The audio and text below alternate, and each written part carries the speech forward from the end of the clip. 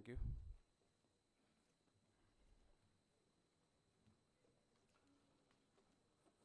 I seek the permission of your ladyships to commence the inaugural ceremony. Thank you, my lord. A trained counsel can change a case. An aware counsel can change a life. With this quote, we will begin this inaugural ceremony.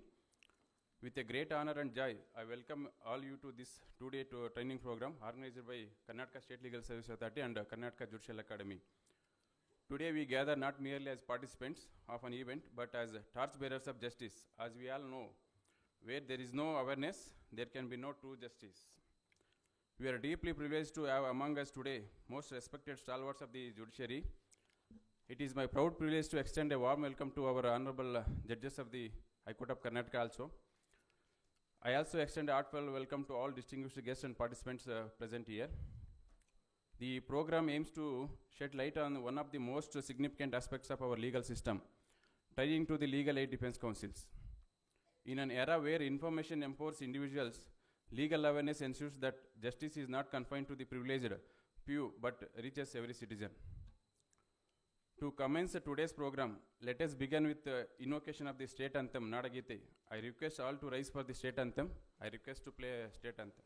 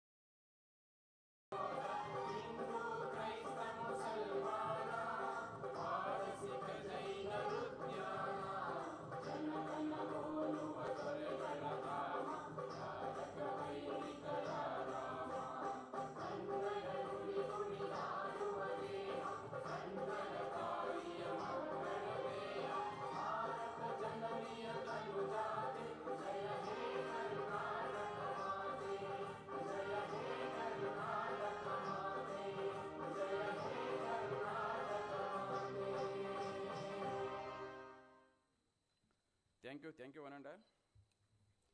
It is our immense pleasure to play a KSLSA theme song, which spreads awareness about legal services activities. Now I request to play KSLSA theme song.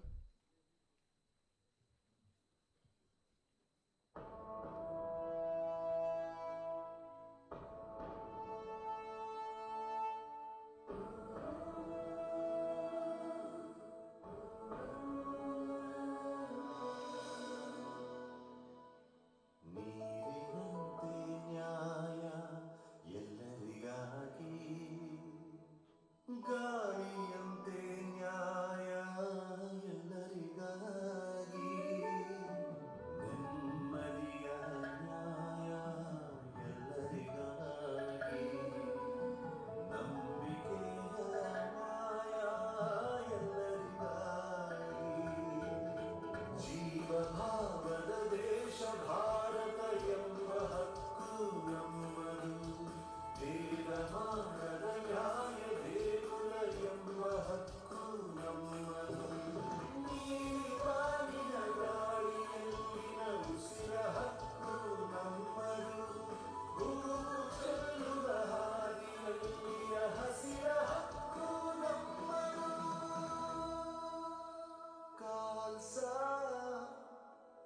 Karnataka State Legal Services Authority. KSLSA, KSLSA. ನಮ್ಮ ಅಳಲನ್ನು ಎಲ್ಲೂ ಆಲಿಸುವವರಿಲ್ಲ ಎಂಬ ಚಿಂತೆ ಏಕೆ? ಈಗ ನ್ಯಾಯಾಲಯವೇ ನಡೆದು ಬರುವುದು ನಿಮ್ಮ ಅಂಗಳಕ್ಕೆ. ಅಸಹಾಯಕರಿಗೆ ಸಿಗುವುದು ನ್ಯಾಯ, ನೊಂದವರಿಗೆ ಸಿಗುವುದು ನ್ಯಾಯ, ದುರ್ಬಲರಿಗೆ ಸಿಗುವುದು ನ್ಯಾಯ, ಶೋಷಿತರಿಗೆ ಸಿಗುವುದು ನ್ಯಾಯ. ಜೀವಭಾವದ ದೇಶ ಭಾರತ ಎಂಬ ಹಕ್ಕು ನಮ್ಮದು, ಭೇದ ಮಾಡದ ನ್ಯಾಯ ದೇಗುಲ ಎಂಬ ಹಕ್ಕು ನಮ್ಮದು. ನೀರಿನ ಗಾಳಿಯಲ್ಲಿನ ಉಸಿರ ಹಕ್ಕು ನಮ್ಮದು, ಹೂವು ಚೆಲ್ಲುವ ಹಾದಿಯಲ್ಲಿಯ ಹಸಿರ ಹಕ್ಕು ನಮ್ಮದು. ಬಡವರು ಹಾಗೂ ದುರ್ಬಲರಿಗಾಗಿ ಉಚಿತ ಮತ್ತು ಸಕ್ಷಮ ಕಾನೂನು ಸಲಹೆಗೆ ಪ್ರತಿಬದ್ಧ ಕಾನೂನು ಸೇವಾ ಪ್ರಾಧಿಕಾರ ಕಾಲ್ಸಾ, ನ್ಯಾಯ ಎಲ್ಲರಿಗಾಗಿ. ಕಾಲ್ಸಾ, ಕಾಲ್ಸಾ.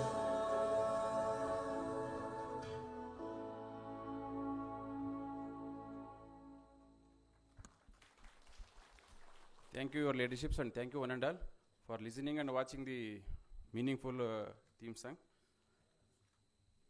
To formally welcome the dignitaries on the dais, I now invite Sri H. Shashidhar Shetty, Member Secretary KSLSA, to welcome, deliver welcome address, sir, please.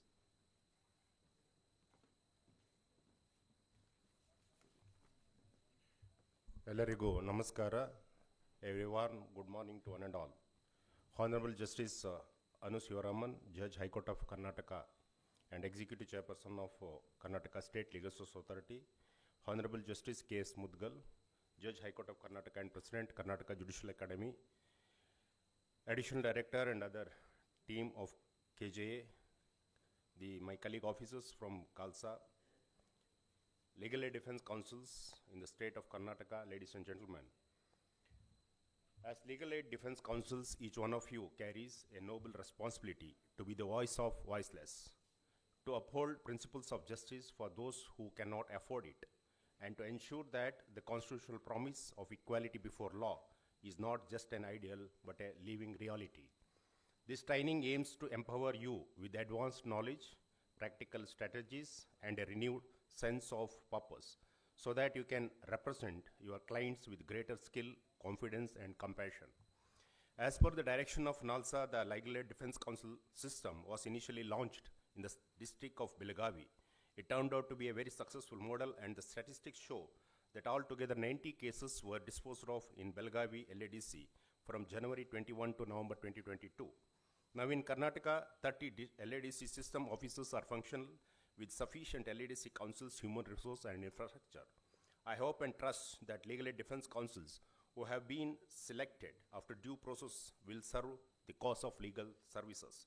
Karnataka State Legal Services Authority has conducted this 2 days training for all LADC counsels to strengthen their ability, knowledge, and work efficiency.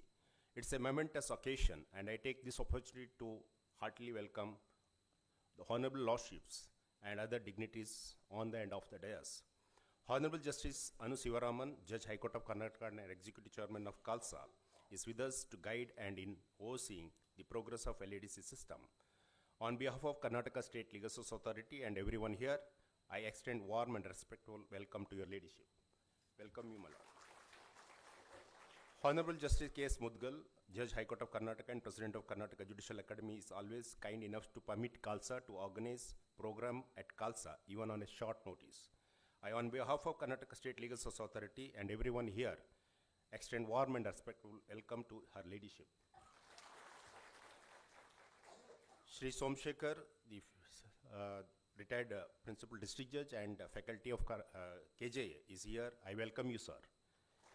I welcome Narayan Prasad, Additional Director and other team of KJA, and my colleague, Deputy Secretary and PRO from KSLSA, and the staff of KJ and KSLSA, and I extend heartily welcome to all the officers, staff of KSLSA, and last but not least, the Legal Aid Defence Counsels who are here, including Chief, Deputy, and Assistant Legal Aid Counsels. And I request all of you to best utilize the benefit of this 2 days training and sharpen your knowledge and apply while conducting the cases. Thank you one and all.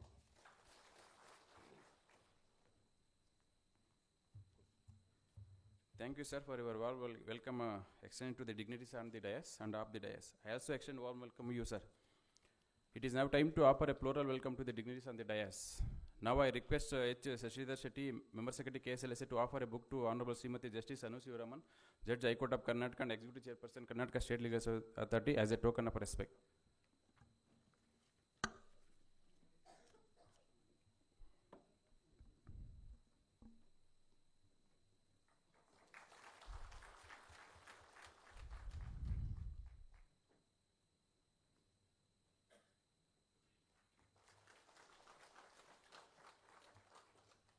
Thank you, sir. Now I request Sri K. Narayan Prasad, Additional Director KJA, to offer a book to Honorable Srimati Justice K.S. Mudugal, Judge High Court of Karnataka and President Karnataka Judicial Academy, as a token of respect and gratitude.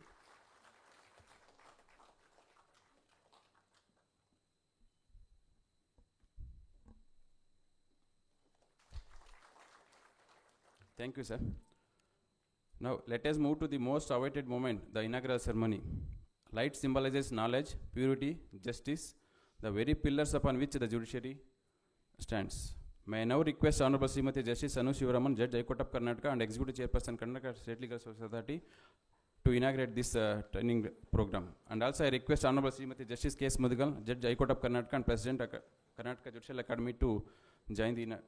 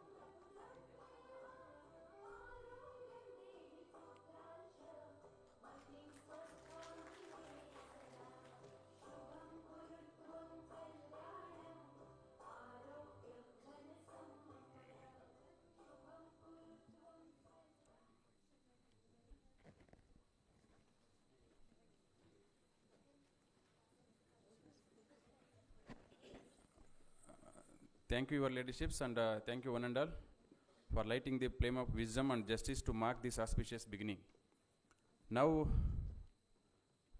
We now have the honor of hearing from Honorable Srimati Justice K.S. Mudigal, Judge High Court of Karnataka and President Karnataka Judicial Academy. I request her ladyship to deliver the keynote address. Please.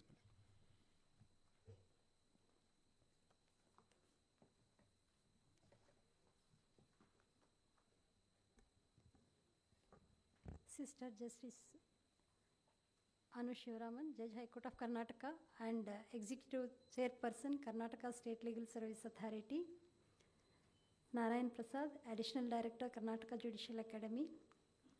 Shri H. Shashidhar Shetty, Member Secretary, Karnataka State Legal Service Authority. Resource persons, Legal Aid Defence Counsel in the state of Karnataka. Ladies and gentlemen, Shubha Suprabhata, Ellargu Namaskara. It is a profound privilege for me and a matter of pride to be part of this 2 days training program for Legal Aid Defence Counsels, a gathering that reaffirms our shared commitment to the cause of justice for all and not merely justice for the privileged few. I'd like to recount a story which captures the relevance of mission of your service. Even before I became an advocate, I had heard this story. It is about a man who had finally won a partition suit after several years. Overjoyed, he shared the news with his friend, detailing how the ancestral shares were finally divided amongst the family members. He went on giving some particulars. This property went to this share, his share, her share, sister, brother, etc. And he didn't tell about his share at all. Then the friend asked, "That's wonderful, but what about one property he had not mentioned? What about that property and your share?" He said, "That property has gone to the share of my advocate." It is not meaning anything against anybody. ಕನ್ನಡದಲ್ಲಿ ತುಂಬ ಚೆನ್ನಾಗಿ ಹೇಳ್ತಾರೆ, because for the benefit of sister I was telling us. ಈ property ಯಾರ ಭಾಗಕ್ಕೆ ಹೋಯ್ತು ಅಂತ ಕೇಳ್ತಾರೆ ಅವರು. ಅದು ನನ್ನ ಲಾಯರ್ ಶೇರ್ಗೆ ಹೋಯ್ತು ಅಂತ ಹೇಳ್ತಾರೆ ಅವರು. He asked why, what is the meaning of that? He said that had come to my share, but I couldn't afford to pay the fees of my lawyer, so I gave it to him. So it's without meaning anything against it. Nowadays, this was, in those days it was being said, this story. Legal services, medical services, education, all these things have become so expensive. Common people, even the middle class people cannot afford many times. So here lies the theme of your conference, this training program. At the very foundation of our legal system lies a simple, profound truth. The rule of law is meaningful only when justice is accessible to every citizen, irrespective of their means. Therefore, legal aid is not an act of kindness. It is constitutional promise of equality before law. There is a philosophical quote, Manava Seveye, Madhava Seveye. Service to humanity is service to God. You are not just performing the legal work, but an enormous service, that is Madhava Seveye, that is upholding the cherished value under Article 21 of the Constitution of India by protecting the right to life and liberty of the voiceless, by accelerating broader dispute resolution in civil cases, by actively implementing Lok Adalats, mediation and conciliation efforts, securing swift, amicable relief to the citizens. You are reducing the undue burden on the adjudicatory system. As you are all aware, as per the directions, just now it was mentioned, as per the direction of the National Legal Service Authority, the Legal Aid Defence Counsel system was established in the districts in Karnataka. This is a comprehensive system involving the full-time engagement of the lawyers, supported by dedicated administrative personnel. You have been chosen through a rigorous process by KSLSA and DLSAs, based not only on legal competence, proven experience, or your communication skills, but also expecting empathy and sensitivity towards marginalized. This appointment places you on most critical front line of justice, making you the living embodiments of Article 14 and 39A of Constitution, that the non-negotiable promise of equality before law and equal protection of law for every citizen. This moment is a testament to your hard-earned success, your profound commitment to public service, and deep faith we repose in your ability to serve. I congratulate all of you for this. When a poor man enters a courtroom, trembling, not knowing the law, it is your voice that speaks for him. When a woman seeks justice after years of silence, it is your courage that stands beside her. When a child faces a world that seems too cruel, it is your compassion that restores faith in humanity. This 2-day training program is designed to empower you further to refine that voice, strengthen that courage, and deepen that compassion. It is a vital investment of technical support staff, administrative team, and especially in you, the Legal Aid Defence Counsel. I congratulate Sister Anu Shivaraman and her team for organizing this meaningful training program. The reputation of the entire Legal Service Authority hinges on your performance and integrity. The code of ethics you observe is not merely a set of rules, it is our professional identity. It reminds us that justice is not just about winning a case, it is about upholding truth, compassion, and dignity. I hope you will adhere to all these values. We are profoundly proud to have you on this mission. I request all of you to participate fully, share your field experiences with each other, and absorb every opportunity to grow. May this training empower you to defend with courage, argue with integrity, and serve with compassion under the noble motto, access to justice to all. Thank you all once again.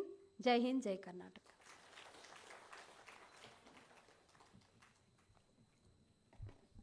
Thank you, your leaderships, for your enlightening words that remind us how awareness and empathy from the essence of the justice.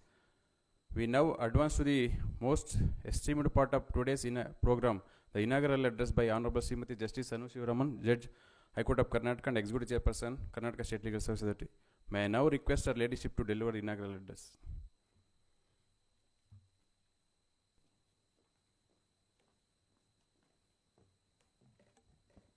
Esteemed Sister Mudgal, the President of the Karnataka Judicial Academy, who has been kind enough to encourage us and to give us these premises for all the programs of the KSLSA. Madam, we cannot tell you just how grateful we are to you, because without these premises for the conduct of our programs, we would have been in a very difficult situation. It is for all the organs of the judiciary to work together, and this cooperation, this very willing cooperation that is being given to us, gives so much of meaning and depth to each and every one of our functions. Thank you very much. Ellarigu namaskara. I'm very happy to be a part of this very meaningful occasion today. Article 39 of our Constitution requires the state to ensure that the legal system promotes justice on the basis of equal opportunity and provides free legal aid to ensure that access to justice is denied to none. It is a very noble ideal, but it is not an ideal which is very easily accessible. We in India are a country where there are so many inequalities and difficulties which are faced by the citizens. The most problematic is, of course, the difficulty that is faced due to poverty. Poverty, ignorance, the lack of education, lack of access, these are issues that the citizenry of this country have to face in their road to progress. So in that sense, to say that access to justice is denied to none is a very grand ideal, but to achieve it is not an easy task at all. It is for this task that you, as Legal Aid Defence Counsel, are now chosen and are given this privilege and this opportunity. It is indeed a responsibility, but of course, I would say that if you see it as a privilege and as an opportunity to do what you can to serve the grand ideal of the Constitution, then you are on the right path. Let me first congratulate each and every one of the Legal Aid Defence Counsel who are here, and let me also remind you that you have been entrusted not just with this responsibility, but with this privilege to see that the constitutional goal is achieved. The training that is being conducted here, you are aware that how the Legal Aid Defence Counsel system has come about. My sister has just spoken about that. I don't want to repeat what has already been said. The training that has been arranged here, it aims to empower you with the required skills and the advanced knowledge, as well as the practical strategies that will hold you in good stead for carrying out the responsibilities which are now assigned to you.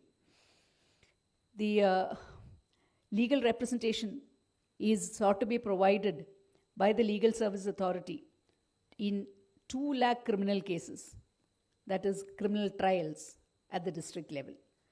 And it is for the conduct of these cases which have been entrusted to Legal Aid Defence, which have to be entrusted to the Legal Aid Defence Counsel also, that this training hopes to equip you. The objective of this training is to ensure that the delivery of qualitative and competent legal services in criminal matters is made available to all eligible persons. It aims to equip the Legal Aid Defence Counsel with advanced skills and knowledge to provide effective, fair, and professional representation to those in need.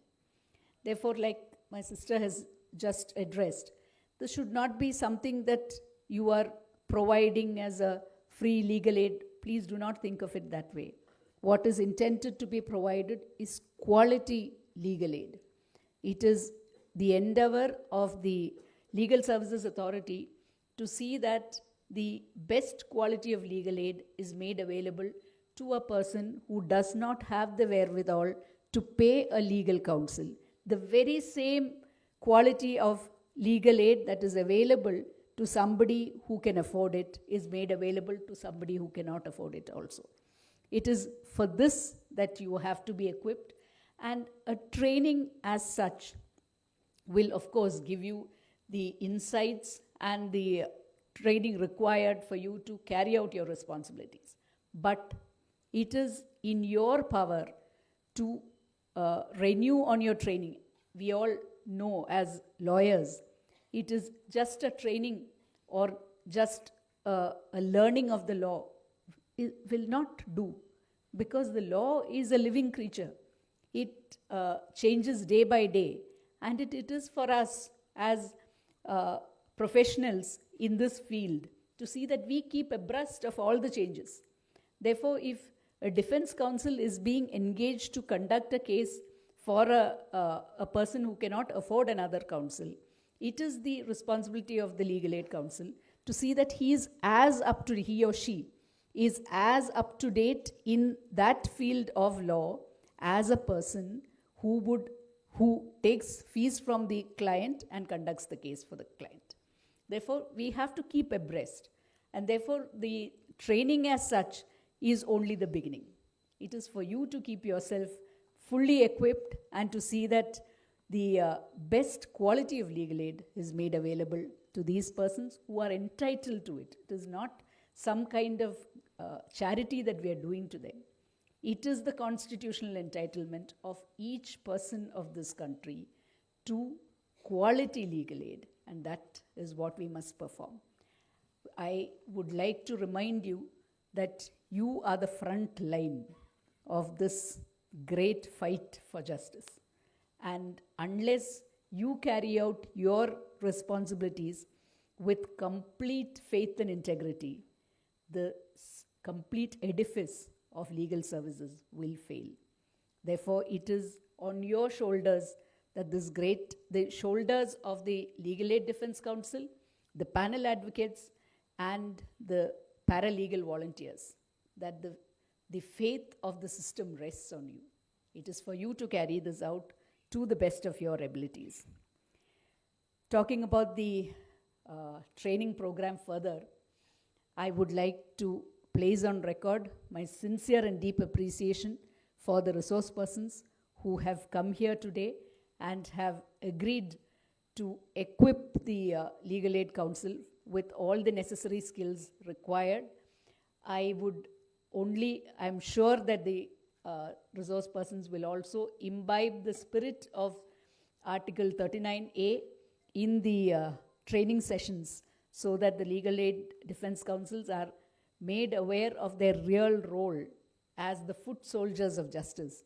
And I thank you very much, each and every one of you, for having come here and made your time available for this noble cause. The scope of the training program encompasses enhancing the effectiveness and professionalism of Legal Aid Defence Counsel. It is mostly in criminal matters. I see from the programs that are provided here that it is mostly in criminal matters that the training is being provided, because most of the matters where legal aid is required in the state of Karnataka are criminal matters. It covers advanced legal knowledge, advocacy skills, case management techniques, ethical responsibilities, etc.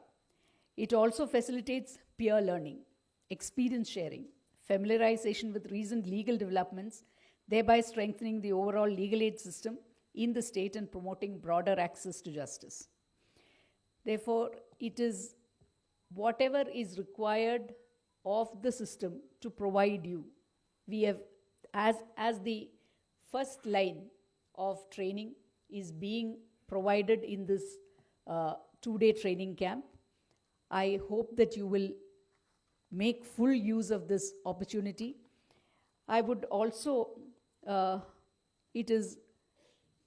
I'd request you to please make full use of the opportunity for the interactions as well, because there are the peer interactions and the interactive sessions.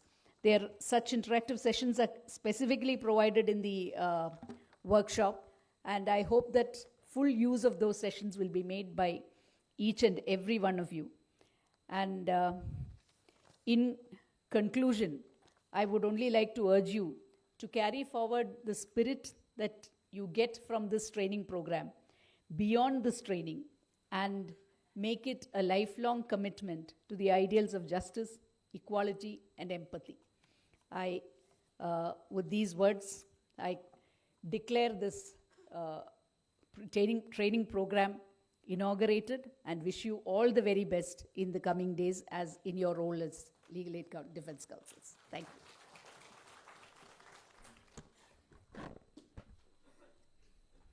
Thank you, Your Leadership, for your inspiring message. Your words truly reaffirm our belief that law, when understood by the people, becomes the strongest shield of democracy. As we conclude this inaugural session, let us remember that legal aid is not an act of mercy, but a mandate of justice, where every voice, however small, deserves to be heard. May I now request Sri K. Narayan Prasad, Additional Director, KSLSA, to deliver the vote of thanks.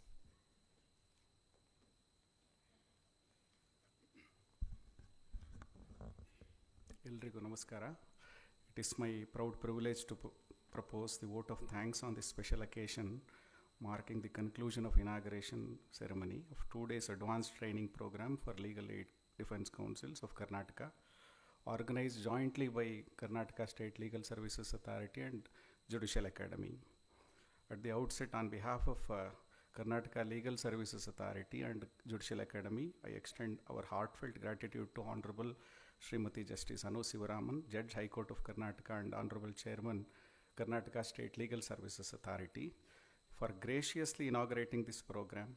My Lord, your inspiring inaugural address has set the tone for this entire training and has reaffirmed our commitment to strengthening the legal aid movement in our state. Thank you, my Lord. Our sincere thanks also due to Honorable Justice Srimati K.S. Mudugal, Judge High Court of Karnataka and President of Karnataka Judicial Academy, who presided over this function. My Lord, your words of wisdom and encouragement have greatly motivated our legal aid counsels and participants to perform their roles with renewed dedication and compassion. Thank you, my Lord.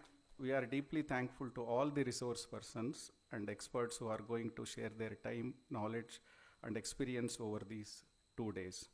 A special word of thanks to Member Secretary, Karnataka State Legal Services Authority, and Director of Karnataka Judicial Academy and their dedicated teams for the meticulous planning and flawless coordination that made this event success. We also thank the Legal Aid Defence Counsel who are present here from across the state for their enthusiastic participation. Your presence and active engagement is required to make this training meaningful and productive. Finally, our gratitude to all staff members, volunteers, and technical teams for smooth conduct of this program. Let us carry forward insights gained here to strengthen access to justice for all, especially the marginalized and underprivileged sections of our society. Thank you very much. Thank you, sir, for expressing deepest gratitude to the dignitaries on the dais. I also convey my thanks to you, sir. We shall now conclude this inaugural ceremony with the national anthem. I request all to rise for the national anthem.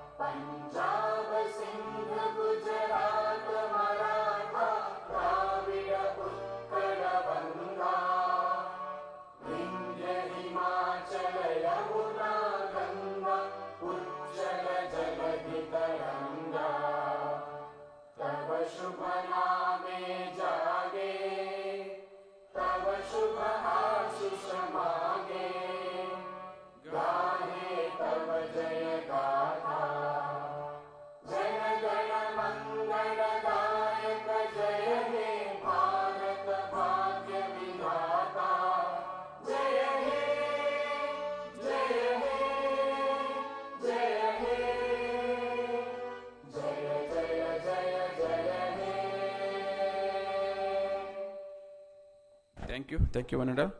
We are closing this inaugural session, and I request all the Legal Aid Defence Counsels to stay back for technical sessions.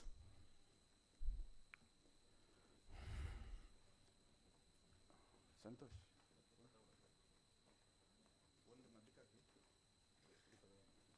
ಇಲ್ಲಿ ಬಿಡಿ ಏನಂತೆ ಆರೋಗ್ಯ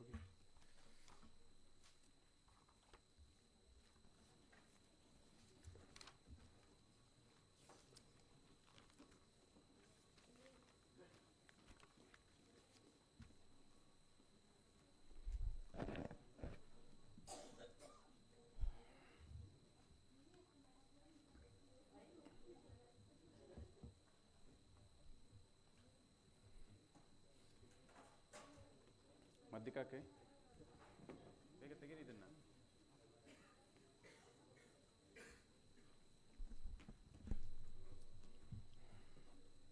ಒಂದು photo ಇಡ್ರಿ.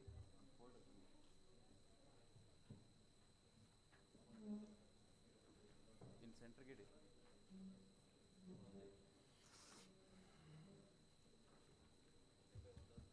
Sir ಒಂದು ನಿಮಿಷ.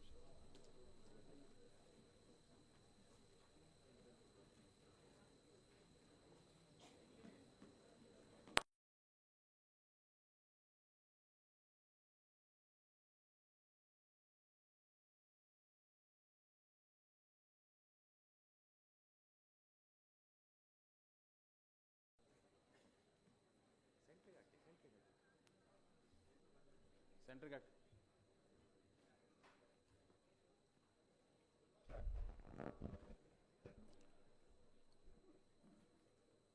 Sir, kindly be seated.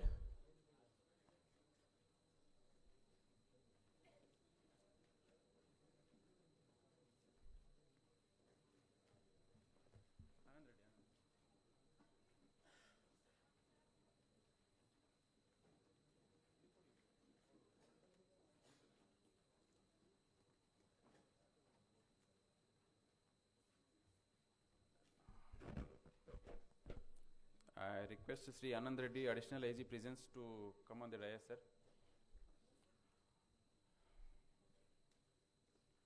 Kindly be informed that the sequences of session number 1 and 4 are interchanged in this. Now we are taking session number 4, and session number 1 will be taken at the time of session number 4.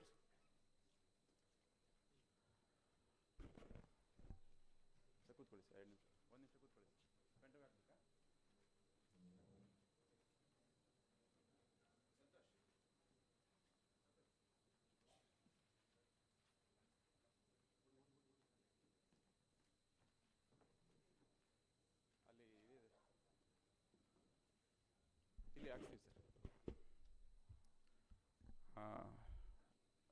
The session number 4 is now session number 1.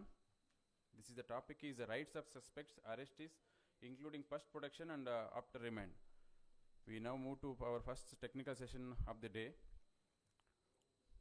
The session will be graced by Sri Anand Reddy, Additional AGP Prisons.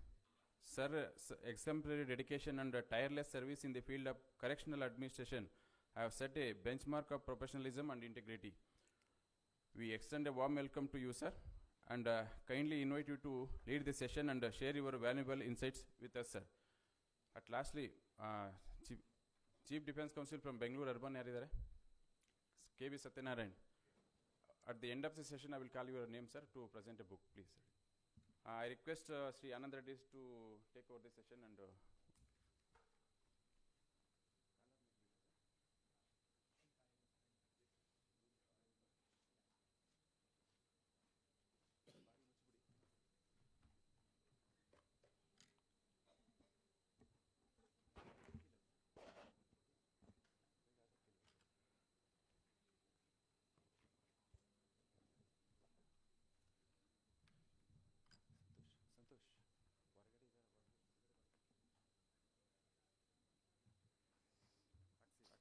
Yes, yes.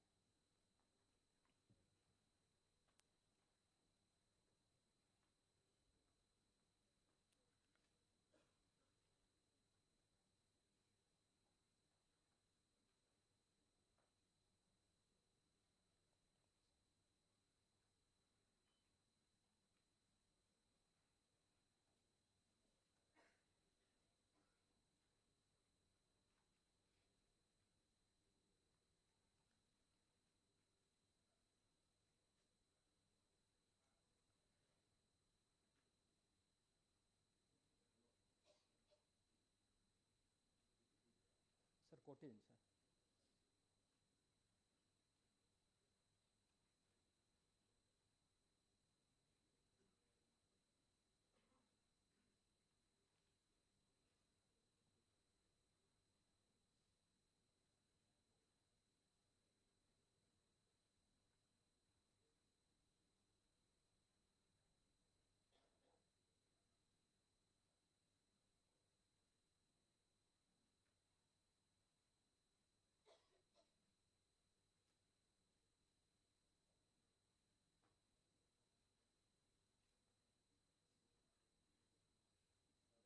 Next one. Second one. Yes.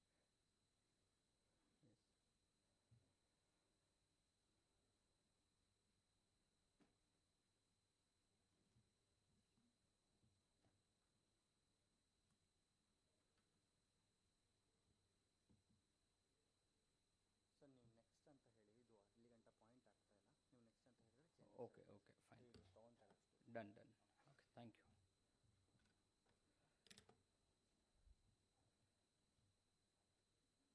ಎಲ್ಲರಿಗೂ ನಮಸ್ಕಾರಗಳು. ಮೊದಲಿಗೆ I thank Shri H Shashidhar Shetty sir, Member Secretary, Karnataka State Legal Services Authority, for giving me an opportunity to take part in this training session by addressing the learned LADCs across the state to share my experiences of working in the prison. Thank you, sir. And I even thank Sri Subramaniam sir, PRO, for giving this opportunity. So, I am not an academician or neither a regular practitioner, because I know law is a very learned profession. Just for preparing a PPT to present and share things, I understand how difficult, I mean, after a gap of 20-25 years of studies, the preparation part. So how you would be undergoing on a day-to-day basis by updating the things, I mean, thoroughly reading the case laws, everything. Not only that, arguing to the point. How, I mean, I was telling my colleagues in the department also, generally people talk very, law profession andre last ge anta. But I told, see, this is a very learned profession. Each and every wing of the society is encompassed with the law, without which a common man or even a rich man, because law and order, everything has to prevail. It is being protected by the law, and you are the guardians of the law. So with this, I would like to finish off my presentation. Afterwards, based on the field experience, I would like to interact with you. You may also have visited prisons or come across under trial prisoners or convict prisoners. Based on that, more of my working experience I will be able to share. So this is just, this PPT only, more or less you will be aware, knowing the things. I'd be more interested to take questions and discuss about the field experience. So, in the today's topic, please go to the next slide. Defending rights of persons in prisons. As you all know, prison is at the fag end of the criminal justice system. So we have police, prosecution, judiciary, forensics, and finally prisons. So here we have two categories, mainly under trials and the convict prisoners. As we all know, under trial prisoners are the remand prisoners. So they undergo the trial before acquittal or conviction. So in most of the cases, in most of the prisons across the country, the population of under trials itself is more. Around 70% of the prison population is under trials, and only 30% are convicted. And convicted, as you know, it is only upon conduct of trial, if proved guilt, then they will be convicted. They have to undergo the sentence part. So now, when we speak about the rights of persons in prisons, so these persons are nothing but the prisoners who are under trials or the convict prisoners. So they are not deprived of, say, just by way of conviction or by way of remand, they will not lose the fundamental rights. To a certain extent, there will be restrictions on their few of their fundamental rights, maybe of right to movement and all. Otherwise, more or less, they also will prevail the fundamental rights, and the Constitution guarantees the fundamental rights for the prisoners also. And of course, when you visit when you come across, you should, you'll be checking into the conditions in the prisons, and also you'll be ensuring whether all these rights are being protected. So that's a very important thing, what I feel, which is a check for you to look into the prisoners in the prison. So they are entitled for human treatment. We cannot treat them inhumanly. Of course, speedy trial, you will facilitate for the speedy trial. Then protection from cruel and degrading punishments. So they should not be subjected to any sort of harassments or punishments. Of course, access to health care, communication, all these things will be ensured. And right to a fair process, even while inside or while in the court, they are entitled for a fair process. So it means to say all their fundamental rights, human rights are protected, and we should see to that they are protected. Coming to the legal and judicial rights,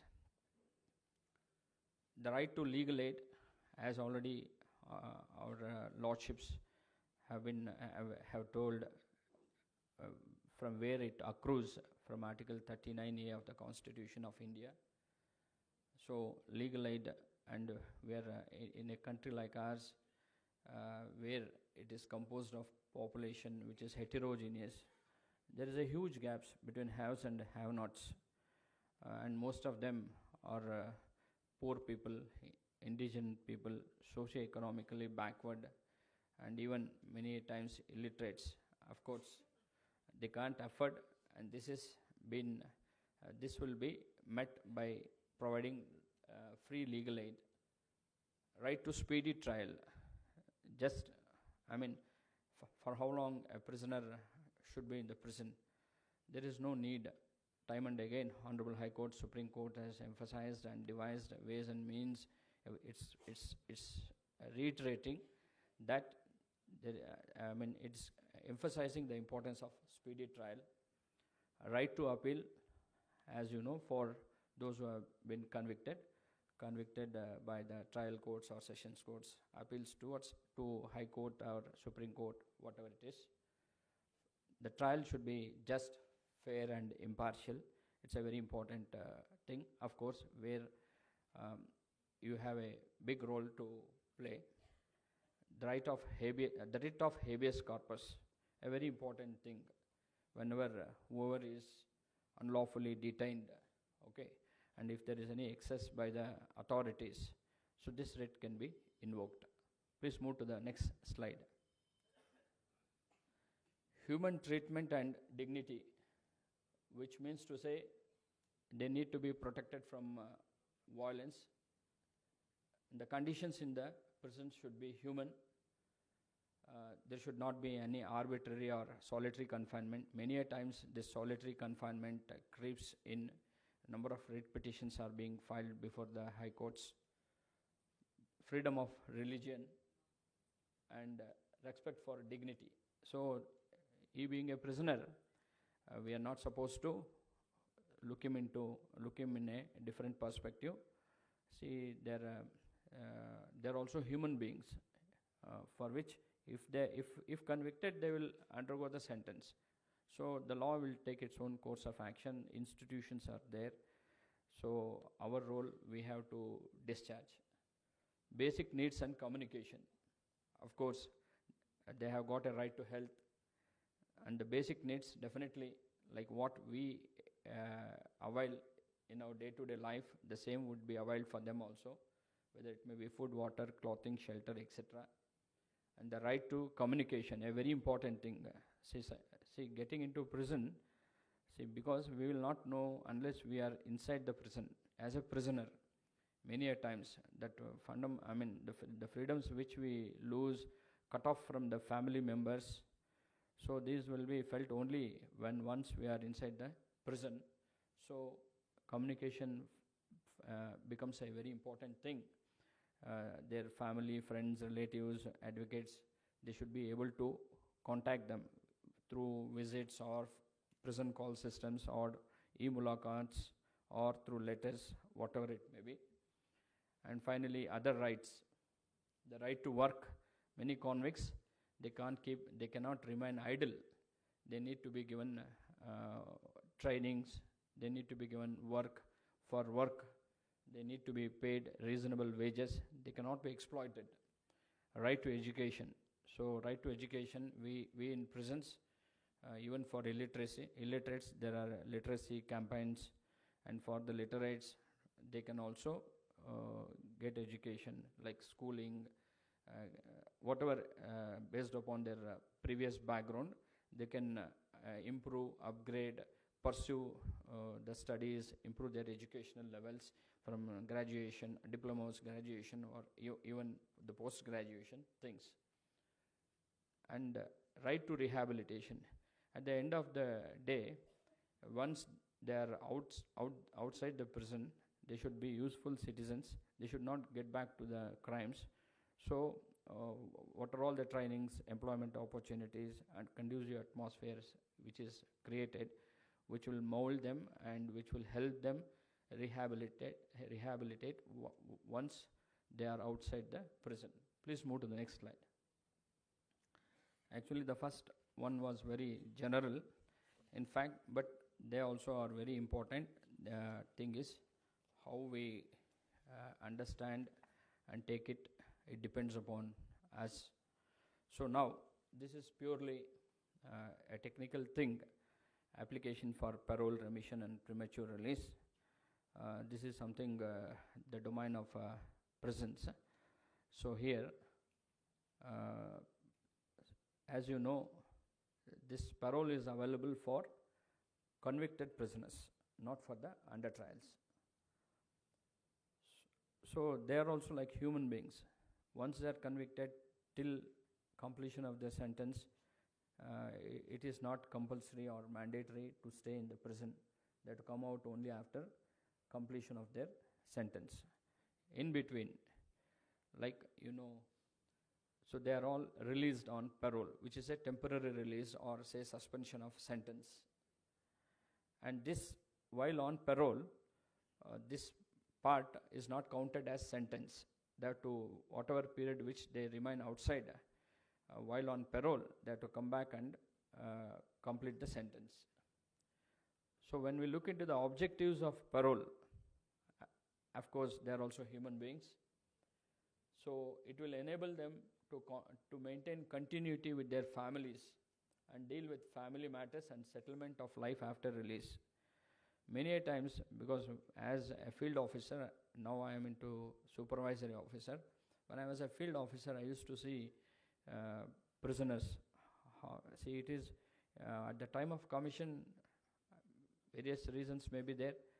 They commit, they get convicted, and more than them, their family members, nearest, dearest, are the sufferers. They are the biggest sufferers once they are in the prison. Imagine if they have aged parents, then children who have reached marriage age, or say school-going children. So we can understand. So because for no fault of the family or friends, they have to also suffer because their nearest and dearest is inside the prison. So this one parole to some extent will bring down the emotional issues, bring in touch with the family members. Then at times to enable him to maintain and develop a self-confidence. Being inside the prison, what will happen? He will lose all hopes.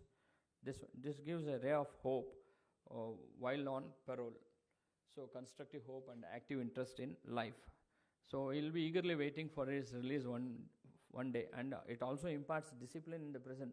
If you say he will not be released, finish. We even cannot control the prisoners. Even the walls cannot control the prisoners. So this is many a times we think and experience these things. So most of them come from agrarian background. For various reasons they can go on parole. It may be for agricultural operations like sowing, harvesting. Not only that, to make arrangements for admission of children in schools and colleges, etc. Please move to next slide. Construction and repair of home, to make arrangement to participate in the family marriage, to save him from the evil effects of continuous long prison life, to help him remain in touch with the developments in the outside world, to enable him to overcome, recover from the stress and evil effects of incarceration, to motivate him to maintain good conduct and discipline in the prison, to provide suitable option to woman prisoner to give birth to child outside the prison if required. And many a times if a woman inmate, whether it is an under trial or a convict, if she is a pregnant woman, a chance has to be afforded through parole to deliver the baby outside the prison. And because of our cultural background, not only that, this is a human touch, okay? Not only these particular reasons, any other reason which the superintendent of a prison thinks it is fit that he need to be, the reason given by the prisoner for parole is just and fair, that can also be considered. So, there are two types of parole. One is ordinary parole, we call it as general parole also. So, some of the eligibility conditions for ordinary parole, he should not have been classified as an habitual criminal and should not have more than 3 convictions, as well as he should not have any pending cases. This is a prerequisite. So, move to the next slide. And while the prisoner is being released, he should have served 1/2 of the sentence or 2 years, whichever is earlier. 1/2 of the sentence or 2 years, whichever is earlier. And how many times a prisoner can avail parole? Number of times he can avail, subject to valid reasons and subject to the police reports. But in between 2 ordinary paroles, there should be a gap of 6 months. And as such, prison is a state subject. Each state will have its own rules and regulations pertaining to prisons. What we have in Karnataka need not be in other states. So this is what we are practicing in Karnataka. Of course, the conduct of prisoners should be good. That's the reason he tries to be good and he abides the discipline. Without which, I think it would not have been possible also. And police report has been made mandatory. Earlier, it was not. May or may not. Suppose within time the police report was not coming. Within some time, it was deemed that there is no adverse report and the parole was being sanctioned. But now, upon parole escapes, it has become, based on the intervention of Honorable High Court of Karnataka, police report has been made mandatory. Police report is only to find out the reason assigned by the prisoner, whether it is genuine or not, and also when he is left on parole, whether any law and order issues will be there or not, and the chances of surrender.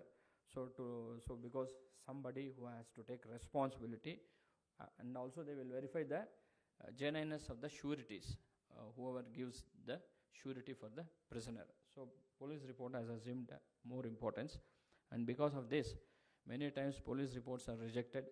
Number of writ petitions are being filed before the Honorable High Court of Karnataka, and you have been reading in newspapers also. High Court has asked for streamlining parole,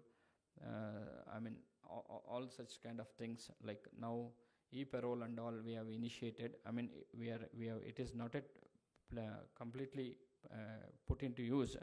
We have initiated e-parole, so that even wherever, like the prison authorities or the police authorities or the judiciary, if they check into the status, they would be able to find out what whether at what stage the parole application is there, whether the rejection is proper or not, what is the status of the police report, reasons assigned by the police is whether it is proper or not, such kind of things.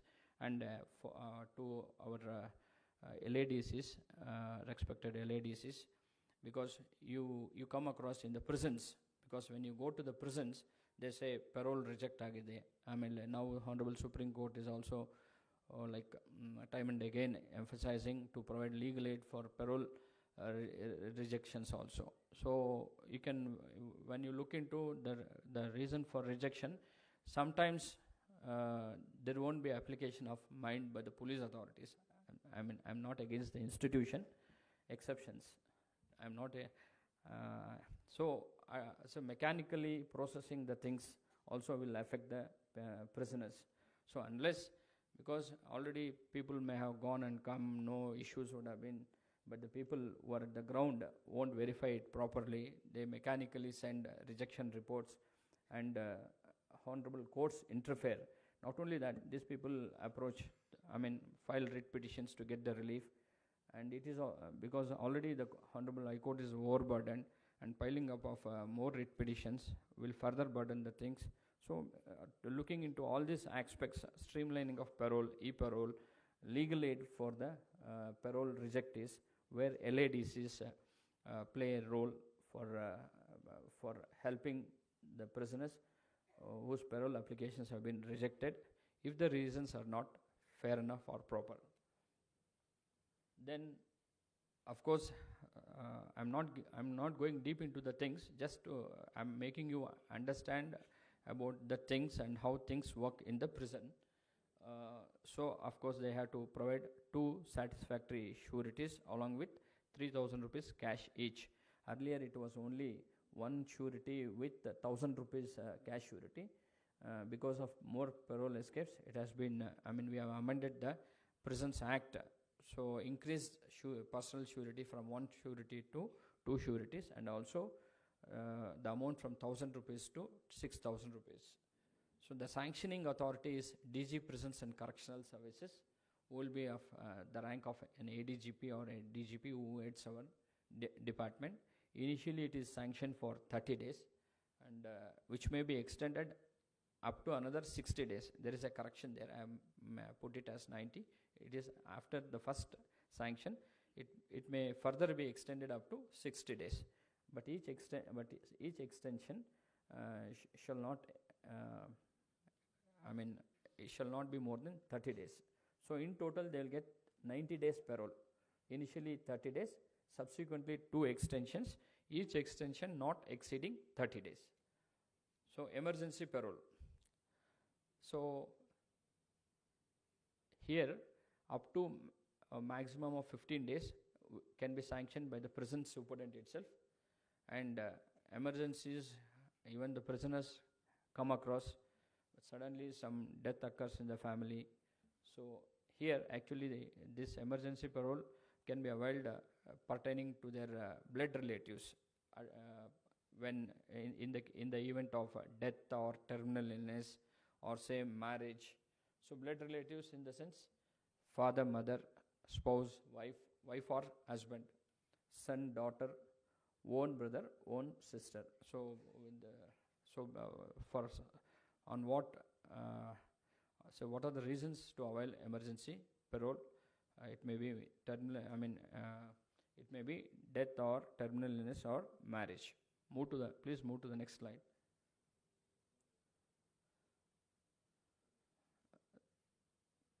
Please move to the next slide.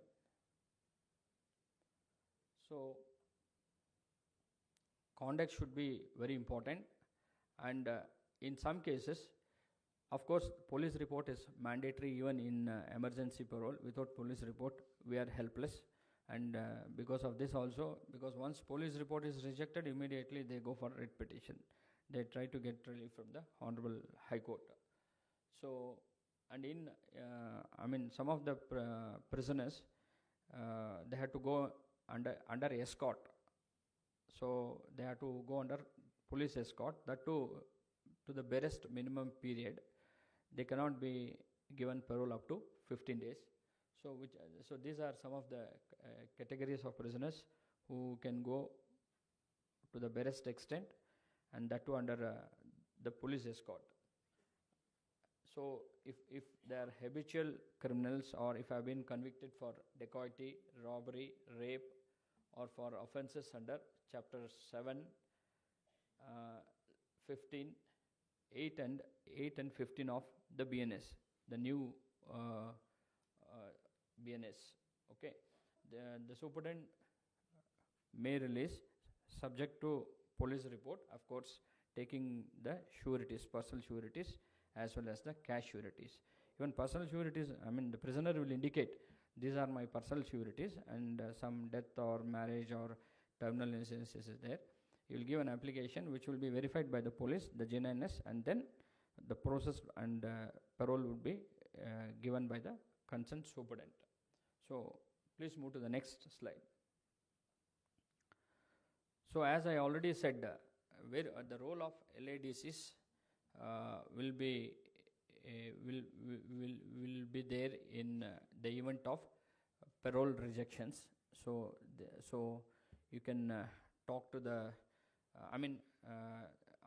everything through DLSs, District Legal Services Authority. The legal aid would be provided through DLSs. So through DLSs, LADCs would be sent or appointed, and the legal aid would be extended. Moving to premature release of life convict prisoners. So here, this premature release in Karnataka, we are doing it only in the case of life convict prisoners, not other categories of prisoners. And that too, this is based on good conduct. So after Honorable Supreme Court, because various states have different mechanisms, there was no uniformity, and many a times it was taking long time, undue delays in the process of release. So Honorable Supreme Court have come up with its directions to do it on a regular basis, thrice in a year, for in every 4 months, for the months of January to April, May to August, and September to December. So thrice in a year, this process has to be initiated, completed, and it is trying to bring in uniformity across the country. So here, in our Karnataka, so one state will have one guidelines pertaining to the premature release. We in Karnataka are releasing them through our guidelines, and the release will be done by Honorable Governor of Karnataka, exercising Article 161 of the Constitution of India. So here, at the central prison level, there is an advisory board. So this advisory board will be headed by a Deputy Commissioner and consists of Honorable Principal District and Sessions Judge, District Superintendent of Police, District Surgeon, and Prison Superintendent as Member Secretary. And of course, non-official visitors will also be there. So they hold advisory board meetings every 4 months. So here the prisoner need not give an application to consider him for premature release. There will be a cut-off date. According to the cut-off date, whoever is automatically eligible will be placed before the advisory board. And we have various guidelines in our state, starting from prison manual, and the latest guideline is in 2020. So what happened, I'll come to that later on. So first, the advisory board meetings are held at the central prisons, and each case will be reviewed, and whether recommended or rejected or deferred the decisions will be made by the advisory board meetings, and these proceedings are sent to the head office. From the head office, they are sent to the government. At the government, there is a life convicts release committee chaired by Principal Secretary Home. It also comprises Principal Secretary from Law Department, Director of Prosecution, ADGP Law and Order, ADGP Crimes, and Honorable Member Secretary KSLSA as the invitee, and the Member Secretary will be the DG Prisons and Correctional Services. So these files will be placed before the Life Convicts Release Committee at the government level, and once again they also review the case, review the cases, review the cases, and finally whether the decision taken by the advisory board is is it okay or not. They can overrule also. So suppose if it is rejected or deferred, if they feel that it has to be recommended, they will assign their reasons and take a decision accordingly. And not only that, even if recommended cases also, if they feel it is to be rejected, but everywhere it is they have to assign the reasons. This is once again a potential area. Parole, premature release rejections is also a serious issue, where they are going for writ petitions. Then even Honorable Supreme Court has told whosoever parole is, whosoever premature release is rejected, legal aid has to be extended. Once again, the legal aid will be extended through DLSAs. Once it is DLSA, it is the LADCs who will be handed over the parole, the premature release rejection cases. And after LCRC goes through the files, they, with their opinions, the files are sent to the cabinet, and the cabinet usually there won't be any, what we have seen, the working experience, the cabinet clears, it will not say no for anything. Whatever the decisions taken by the LCRC, the cabinet clears. From the cabinet, it goes to the Honorable Governor. A submission note is made to the Honorable Governor. Here, once again, they have a team of lawyers in the Governor office. So Governor, with the help of team of lawyers. So lawyers means, once again, from your side, the senior lawyers or a lawyer of Governor office will be there to guide and educate. So the governors exercise their power. So once, they will not assign any reasons. So whatever the files are sent, they may accept or reject. For rejection, there won't be any reasons. So under Article 161, so Governor is going to release the prisoners. Please move to the next slide. What happened? In 2020, we have a recent and latest guideline that was being applied for all the prisoners, whether he was convicted before 2020 or post 2020. Honorable Supreme Court in Uttar Pradesh has come across a case. They thought, so these guidelines which were being applied were affecting the life convict prisoners. Then it has concluded and given a decision. Whichever guideline was prevailing at the date of conviction, that particular guideline has to be considered for premature release. Say post 2020 convictions, it is 2020 guideline. Suppose a prisoner is convicted in 2016, still in prison, so then he need not be applied 2020. 16.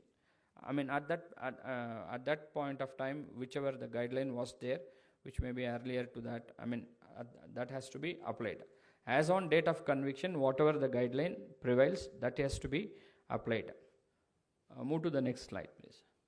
And not only that, it also told subsequently any guideline which has come which is more liberal. So always honorable courts look into the benefit of the common man. Here in this case it is prisoners.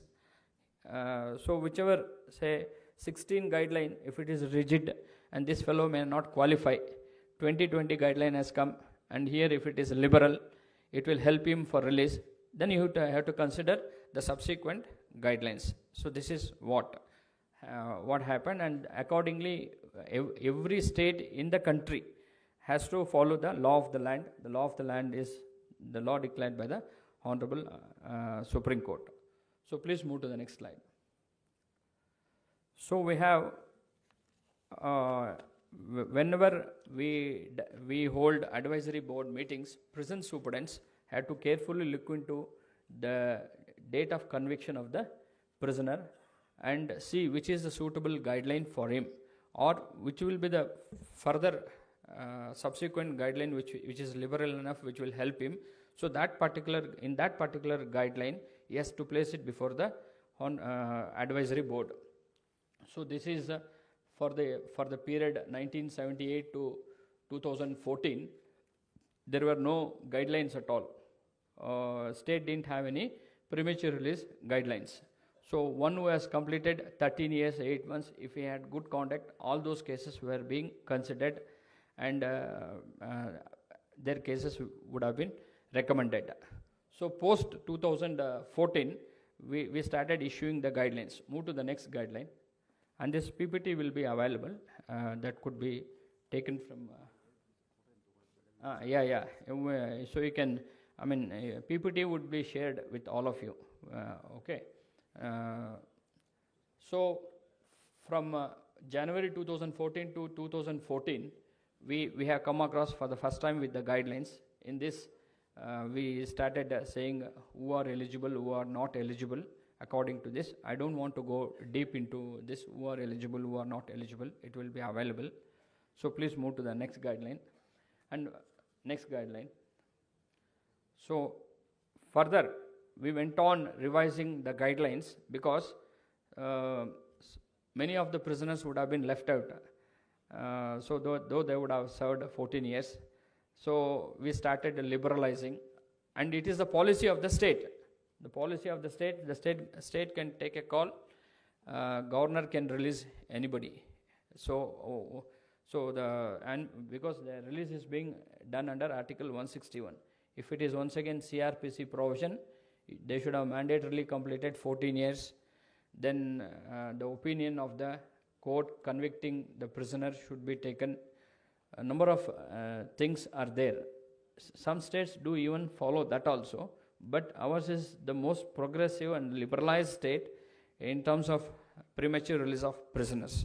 So moving to, please move to the next thing. In the year 2016, once again, we revised the guidelines. Please move to the next slide. From next slide. So this is the latest guideline. As I said you, this is the latest guideline. Those who are convicted from 21st April 2020 onwards, they will be eligible under these guidelines. So those who are convicted. And here we have different sentencing period when we consider the prisoner for premature release. In the first category, they should have completed 14 years substantial sentence, that is without remission, when the offences are heinous, like what has been mentioned under category 2 and 3. For them, they should have mandatorily completed 14 years. Then moving to the next category, 14 years with remission. 14 years with remission for male prisoners, but the substantial part of sentence should be 10 years. And for women prisoners, it should be 10 years with remission and 7 years of substantial sentence. So this material will be there. Completed to be eligible for premature release is given here.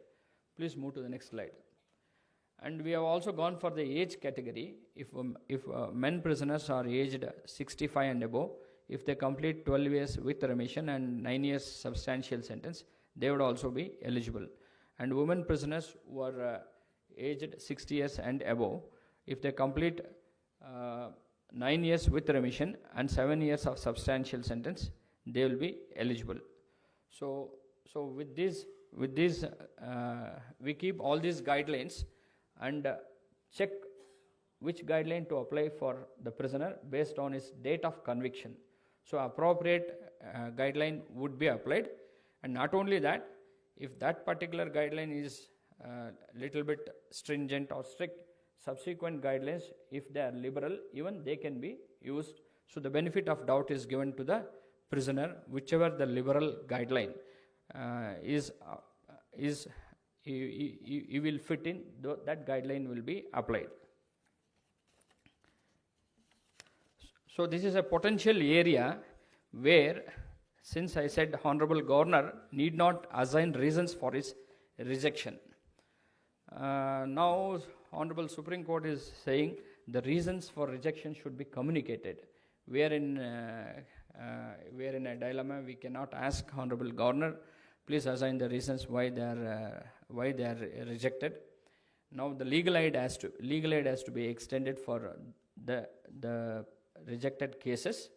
So we have to see in the days ahead what stand will be taken. Honorable Supreme Court has clearly said the reasons for rejection has to be assigned. But right now, not only our state, even any governor will not assign why he is being rejected. Okay. So now, the other important thing is under trial review committee.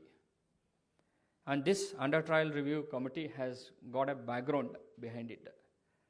So, in the year 2015, when the NCRB, National Crime Records Bureau, came out with prison statistics India, it was found that 67% of the prisoners were under trials and 33%, around 31% were convict prisoners. And not only that, the prisons were overcrowded. It was overcrowded up to, this is the national average, 114%. And some states, it was even exceeding 150%. Say states like Uttar Pradesh, Uttarakhand, Chhattisgarh, Maharashtra, they were exceeding. And at this juncture, Honorable retired Chief Justice of India, R.C. Lahoti sir, addressed a letter to Honorable Supreme Court about various issues in the prisons, issues pertaining to overcrowding in prisons, inadequacy of staff, need of training of prison staff, officers, unnatural deaths. More number of suicides were taking place, unnatural deaths. In this background, Honorable Supreme Court registered the letter as public interest litigation, and it is numbered as WP Writ Petition Civil number 406 of 2013. That is regarding inhuman conditions in 1,382 prisons across the country. This is a very big, series of directions have been issued, and Justice Madan Lakur sir has issued number of directions to various authorities. Because of which I sincerely feel we cannot approach government and say do this. We are shortage of staff, we are shortage of prisons, we are shortage of these things. They will. Government is also overburdened. I don't want to blame the government also, but because of the proactive role of Honorable Supreme Court, we are able to get so many things. New prisons, then additional boarding, recruitments, so trainings, a lot of things. Honorable when Abhay Okar sir was there, Abhay Srinivas Okar sir was there, for unnatural deaths, a compensation policy has also been framed. For any unnatural death, 5 lakhs compensation has to be paid. So this is so based on number of directions issued by Honorable Supreme Court regarding these issues and even many more issues, NALSA at the national level, National Legal Services Authority, has come out with an SOP for review of cases of the under trials. Though it says under trial review committee, majority of it is the under trial prisoners. Apart from that, even the convicts are also there. So because as I know, you have already been working, visiting and attending the under trial review committee meetings more frequently. I think every week it will be held, but every 3 months under the chairmanship of Honorable Principal District and Session Judge sir, in detailed thorough review would be made. Apart from that, as and when, starting from weekly, 2 weeks or monthly, subject to how it is convenient at the district courts level, it is being held. And every quarter, the cases are being reviewed. So please move to the next slide. And the composition, district and sessions judge is the chairperson of the committee, district magistrate, superintendent of police, and secretary DLSA, who is the key coordinator, public prosecutor from district and sessions court, Legal Aid Defence Counsels, you are also a part of this under trial review committee meeting, and officer in charge of prisons who shares the list of the prisoners to the DLSA member secretary. Please move to the next slide. And as per NALSA SOP, there are 5 stages in processing of the cases of the eligible prisoners. So in the first instance, the reports of the under trial prisoners and the convict prisoners has to be provided to the DLSA member secretary by the concerned prison superintendents. Concerned prison superintendents, you have a format. I came to know that there is a format in and it is known as Annexure A, Annexure B in this SOP. Annexure A contains 20 columns which need to be provided by the prison superintendent, and the rest 21 to 26 will be processed by the UTRC, and those are to be provided by the UTRC. Coming to, in case of under trials. Moving to convict prisoners, there are 20 columns in Annexure B. So the first 14 columns need to be shared by the prison superintendent, and the next 6 will be processed by the UTRC. So in Annexure A, the first 20 columns which are to be provided by the prison superintendent, these are the things. So these are very general. I need not, I hope I need not read out, because you have been working over this. Move to the next slide. And coming to convicts, these are the columns which the prison superintendent need to provide the information. Please move to the next slide.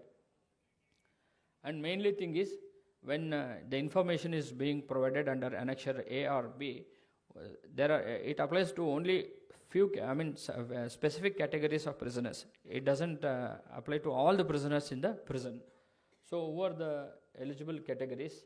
So there are 16 categories. Our Honorable DLSA, KSLSA member secretary sir keeps telling us that there is no proper identification of prisoners. Though there are 16 categories, the list which will be, the recommended people will be very less, whether all categories are being looked into or not. So this is a very important thing for the prison superintendent, prison staff also. At the same time, because you are an integral part of UTRC, you also keep attending.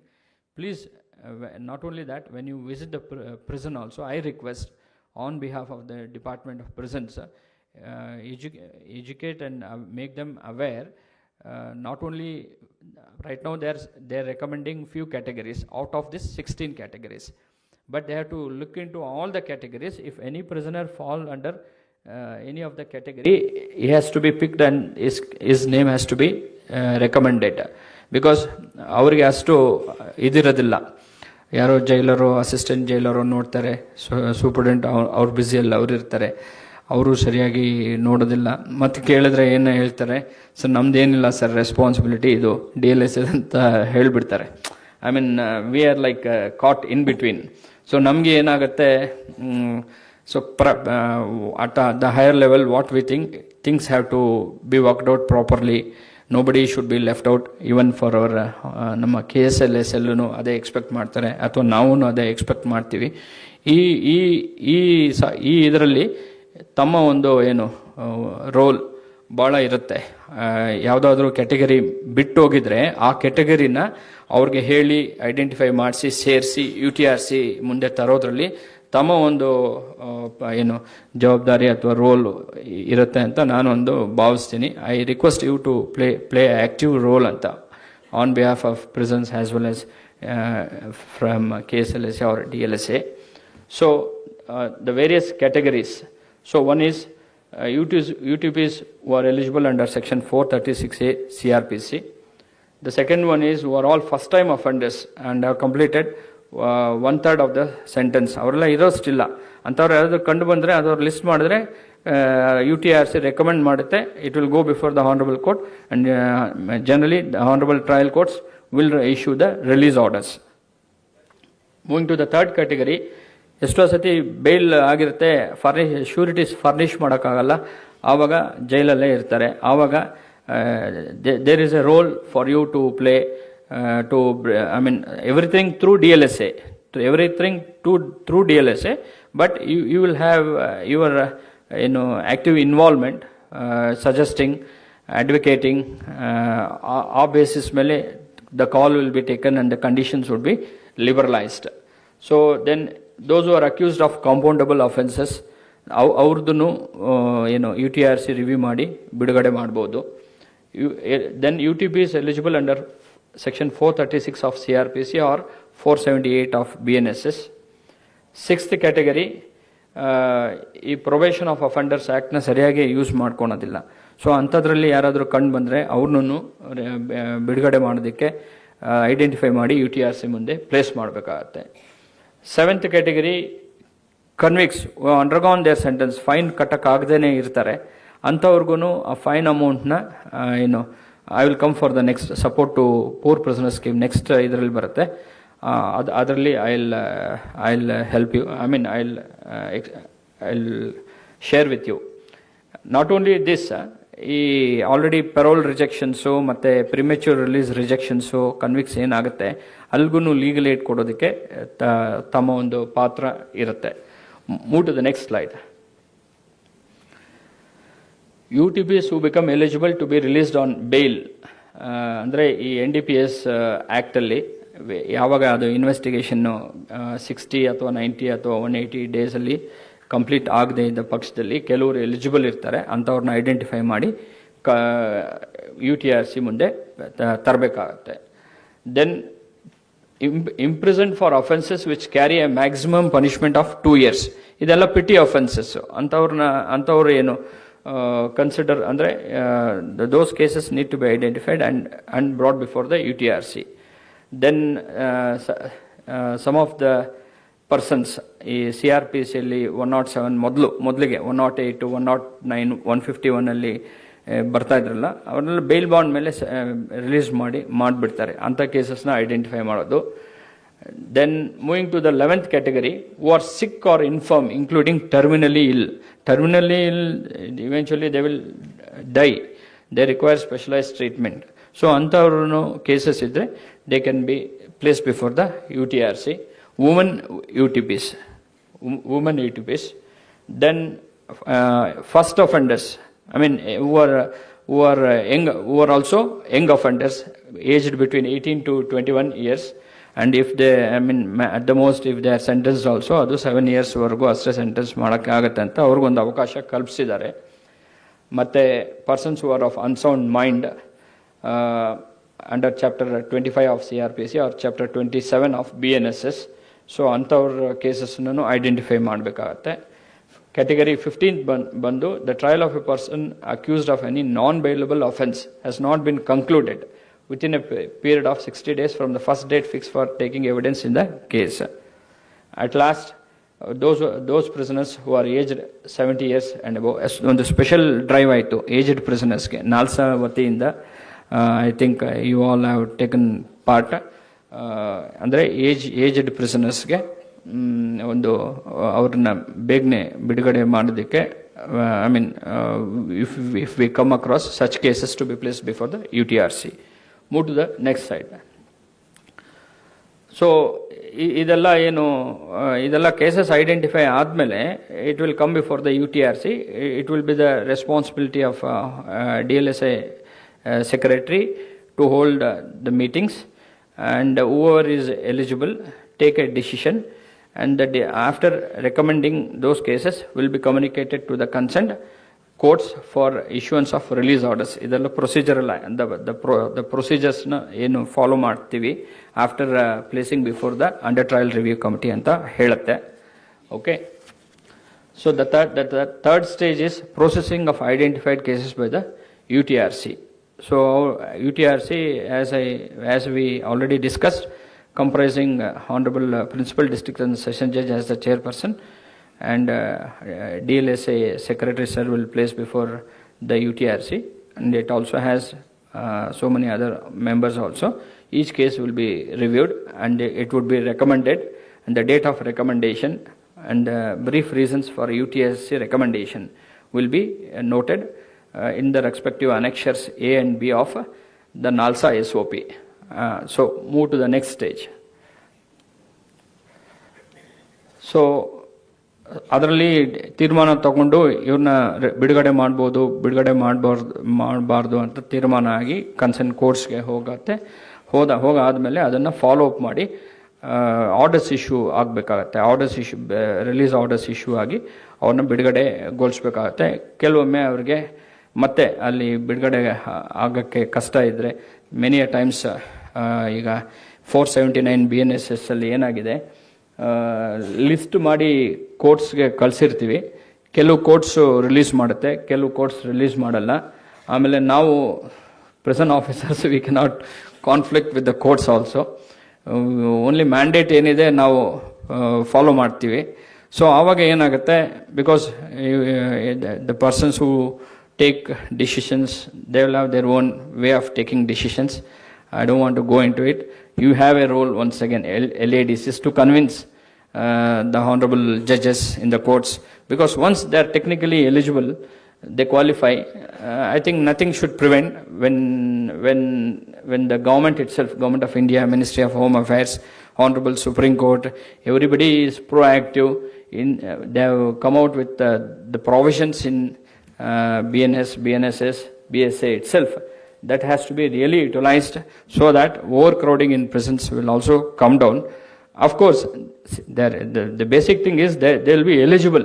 Only the eligible prisoners will be recommended, and among the eligible prisoners, they should not be left out. And if there is any drawback also, it won't be proper. So I request you to pursue it, convince, and whoever is eligible, let them be released. So of course, every quarter there will be collation of data by the secretaries of DLSS submitted to the KSLSA, and a review takes place how the system is working and all. And ಇದು ಬರೀ 16 categories ಅಂತ ಹೇಳಿ ಅಲ್ಲಿಗೆ ಅವರು stop ಮಾಡಿಲ್ಲ. ನಾಲ್ಸಾಗೆ ಏನಂತಂದರೆ it is up to the UTRC. ಇನ್ನೂ ಅವರು based on case to case with valid reasons, ಜಸ್ಟಿಫಿಕೇಷನ್ನು, ಯಾರಾದರೂ ಎಲಿಜಿಬಲ್ ಇದ್ದರೆ by recording the reasons they can also recommend. The scope of UTRC is much more also. It is need not ಈ 16 ಕ್ಯಾಟಗರೀಸ್ಗೆ ಅಷ್ಟೇ stick on ಆಗಬೇಕಂತನೂ ಏನೂ ಇಲ್ಲ ಅಂತ ನನ್ನ ಒಂದು ಇದು. And above all, because I come out the prison long back 2019, now it is 2025. So there is a huge gap, 6 years. As law is very dynamic, ಎಷ್ಟೋ ಒಂದು ವಿಷಯಗಳು UTRC ನಾವು ಇದ್ದಾಗ ಬರೀ 436A ಅಂತ ಇತ್ತು ಅಷ್ಟೇ. ಅದು ಈ ಪ್ರೆಸೆನ್ಸಲ್ಲಿ ರಿಫ್ಲೆಕ್ಟ್ ಆಗ್ತಾ ಇತ್ತು. ಪ್ರೆಸೆನ್ಸ್ ಸೂಪರ್ಡೆಂಟ್ ನಾವು ಇದ್ದಾಗ ಅದನ್ನು ತೆಗೆದು ಕೊಟ್ಬಿಡ್ತಾ ಇದ್ದೀವಿ ಅಷ್ಟೇ. ಈಗ ಏನಾಗ್ತಾ ಇದೆ, ಈ ಪ್ರೆಸೆನ್ಸಲ್ಲೂ ಇನ್ನೂ ಅವರು ಫಿಲ್ಟರ್ಸ್ನ ಅಡಾಪ್ಟ್ ಮಾಡಿಲ್ಲ. We have return to NIC to adapt the filters. ಈ ಏನು 16 ಕ್ಯಾಟಗರೀಸ್ ನಾಲ್ಸಲ್ಲಿದೆ ಅದಾಗ ಅದೇ ಜನ್ರೇಟ್ ಮಾಡಬೇಕು ಏನು ಈ ಪ್ರೆಸೆನ್ಸು. ಆವಾಗ ಇನ್ನು ಆ್ಯಕ್ಯುರೇಟ್ ಆಗಿರುತ್ತೆ. ಆಮೇಲೆ ಆ ಒಂದು ರೆಕಾರ್ಡ್ನ ನಾವು ಸಬ್ಮಿಟ್ ಮಾಡಬೇಕು. ಈಗ ಮ್ಯಾನ್ಯುವಲಲ್ಲಿ ಮಾಡ್ತಾ ಇದ್ದೀವಿ. ಮ್ಯಾನ್ಯುವಲಲ್ಲಿ ಮಾಡಿದಾಗ ಎರರ್ಸ್ ಆಗುತ್ತೆ. ಯಾಕಂದರೆ ಈಗ ಕೆಲವು ಕಡೆ ಜಾಸ್ತಿ ಪ್ರಿಸನರ್ಸ್ ಇರ್ತಾರೆ, central prisons like Bangalore, Mysuru, Belgaum, Kalaburagi, ಇದ್ರ ಕಡೆ ಥೌಸಂಡ್ಸ್ ಟುಗೆದರ್ ಇರ್ತಾರೆ. ಅವಾಗ ಏನಾಗುತ್ತೆ, ರೆಕಾರ್ಡ್ಸ್ ಪ್ರೊಸೆಸ್ ಮಾಡಿದಾಗ some may even be missed. So because whenever you visit, ಅಲ್ಲಿ ಪ್ಯಾರಾಲೀಗಲ್ ವಾಲಂಟಿಯರ್ಸು ಇರ್ತಾರೆ, ಅವ್ರಿಗೂ ಒಂದು ಅವೇರ್ನೆಸ್ ಇರುತ್ತೆ. You should interact and you should get the feedback. Is anybody left out, whether it is being properly searched or not.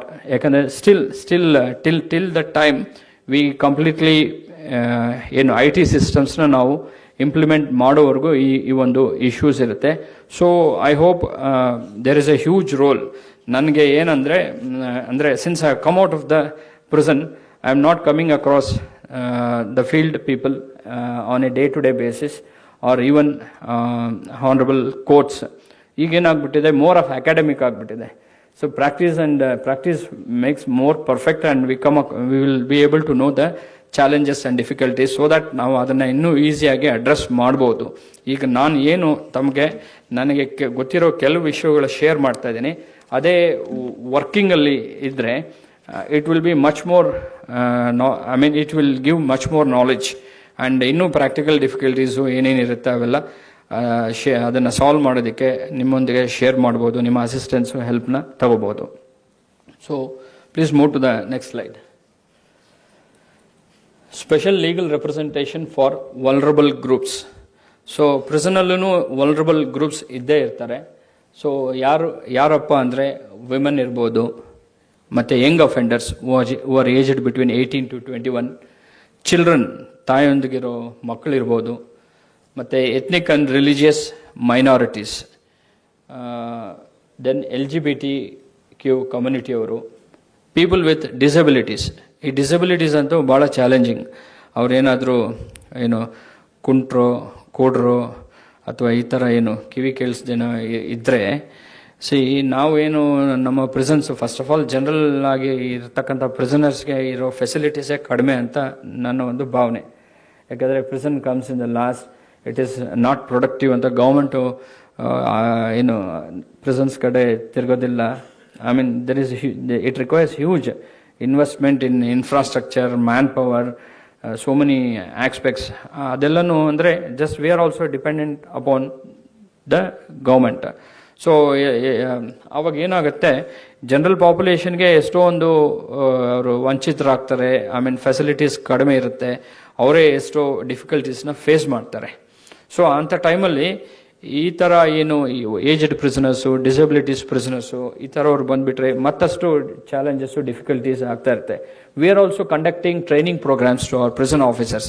ನೀವು ವೈಯಕ್ತಿಕ ಗಮನ ಹರಿಸಿ, ನಾವು ಇದಿಲ್ಲ ಅಂತ ಬ್ಲೇಮ್ ಮಾಡೋದಕ್ಕಿಂತ ನಮ್ಮ ಕಡೆ ಇರೋದ್ರಲ್ಲಿ ಏನು ಮಾಡ್ಬೋದು, ಅವ್ರಿಗೊಂದು ಮಾನವೀಯತೆಯಿಂದ ಯಾವ ಥರ ನೋಡ್ಕೋಬೋದು ಅದು ಮಾಡಿ ಅಂತ ಹೇಳಿ we are holding regular awareness programmes, training programmes, educating them, making them more empathetic. So please move to the next slide. Mentally ill prisoners, and lastly elderly prisoners.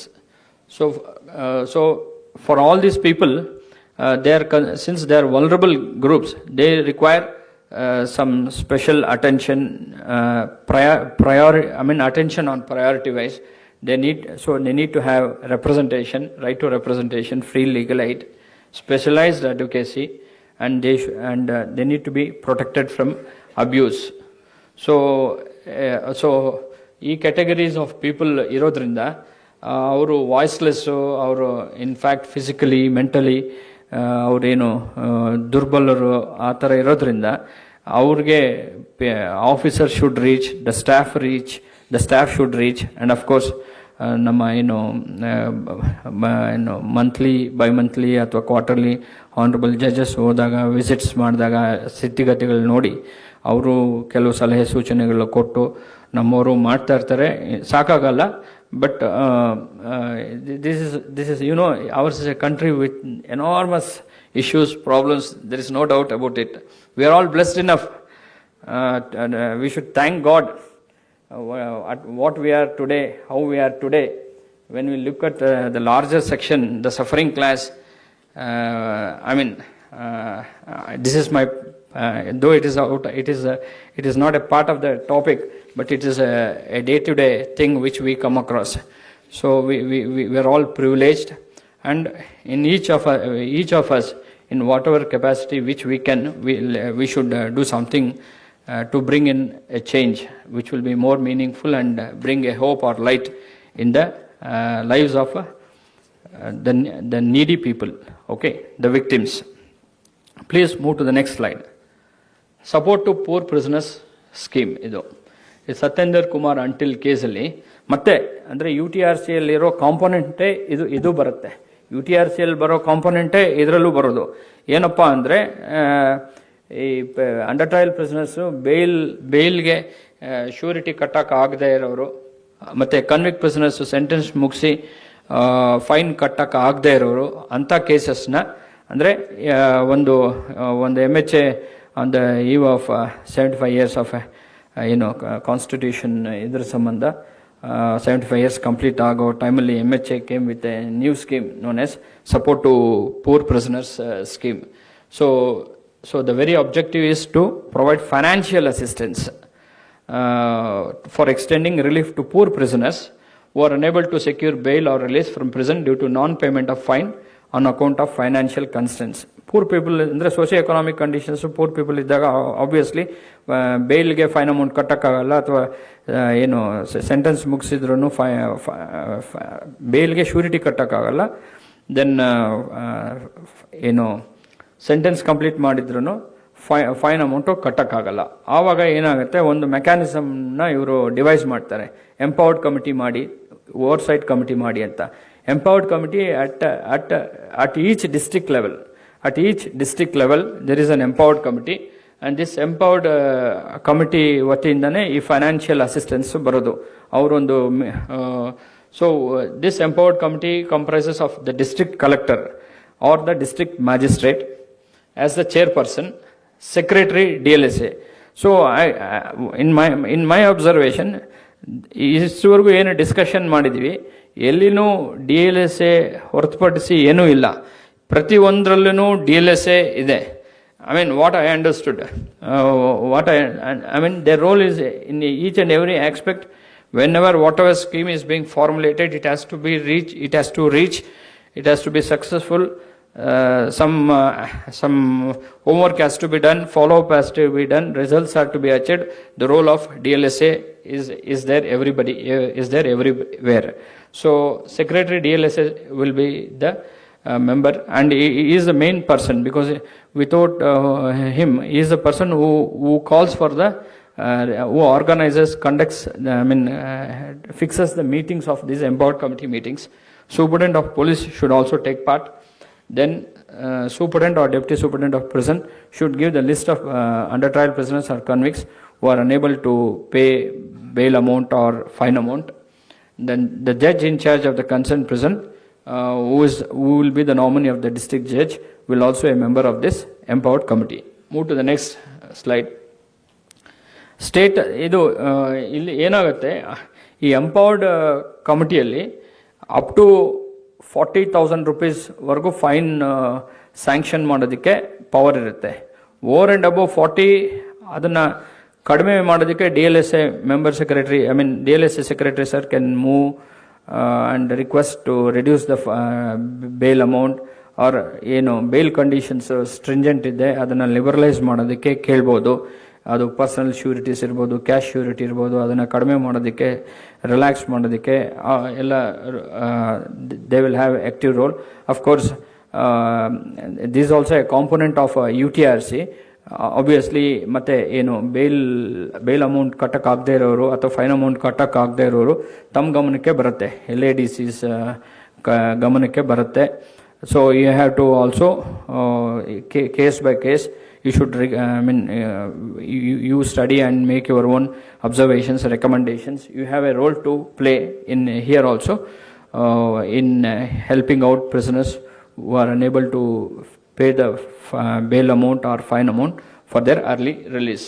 So and idu procedural aspects on the SOP.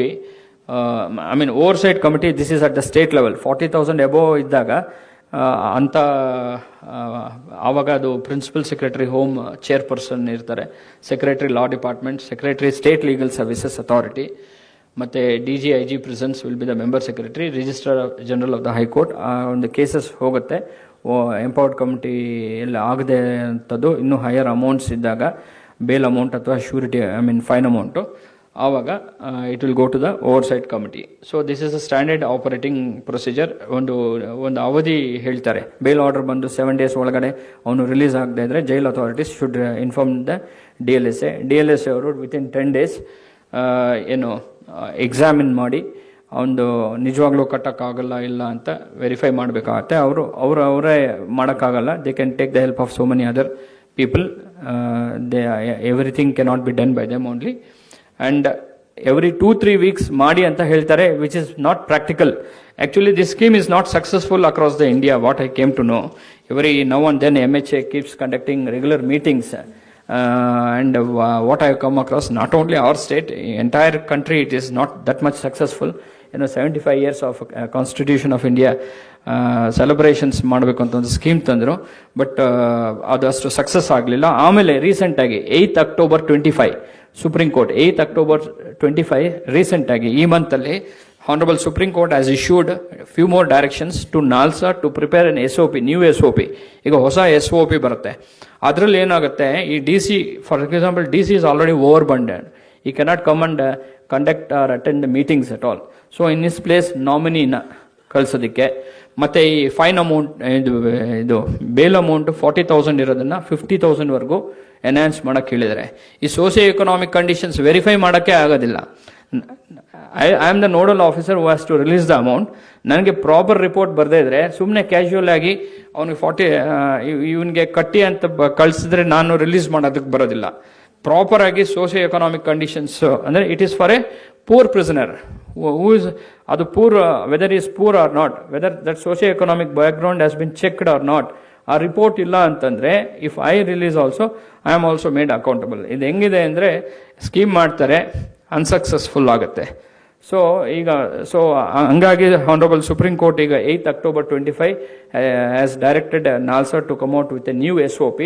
In this SOP, in place of DC, is nominee can also be there. ಮತ್ತು up to 50,000 DLS ಅವ್ರು ಬಂದು verify ಮಾಡಿ ಇವ್ರ ಅಕೌಂಟಲ್ಲಿ 50,000 amount ಇದೆಯಾ ಇಲ್ಲ ಅಂದರೆ ಅವ್ರು ರಿಪೋರ್ಟ್ ಕೊಡ್ತಾರೆ ಬೇಸ್ಡ್ ಆನ್ ದಟ್. ಸೊ ಈಗ it will be much more liberalised. So ಆವಾಗ ಏನಾಗುತ್ತೆ, ನಿಮಗೆ ಕೇಸಸ್ ಜಾಸ್ತಿ ಆಗುತ್ತೆ. ಇನ್ಮೇಲೆ ಈ ನ್ಯೂ SOP ಬಂದಮೇಲೆ support to poor prisoner scheme implementation ಜಾಸ್ತಿ ಆಗುತ್ತೆ. ಸೊ ಆವಾಗ ಏನು ಅಪ್ ಟು 50,000 ಎಂಪವರ್ಡ್ ಕಮಿಟಿ ಮುಂದೆ ಹೋಗುತ್ತೆ, ಅವರು ರೆಕಮೆಂಡ್ ಮಾಡಿ ಕಳಿಸ್ತಾರೆ. We will release. ಆಮೇಲೆ ಇಲ್ಲಿ ಏನಾಗುತ್ತೆ,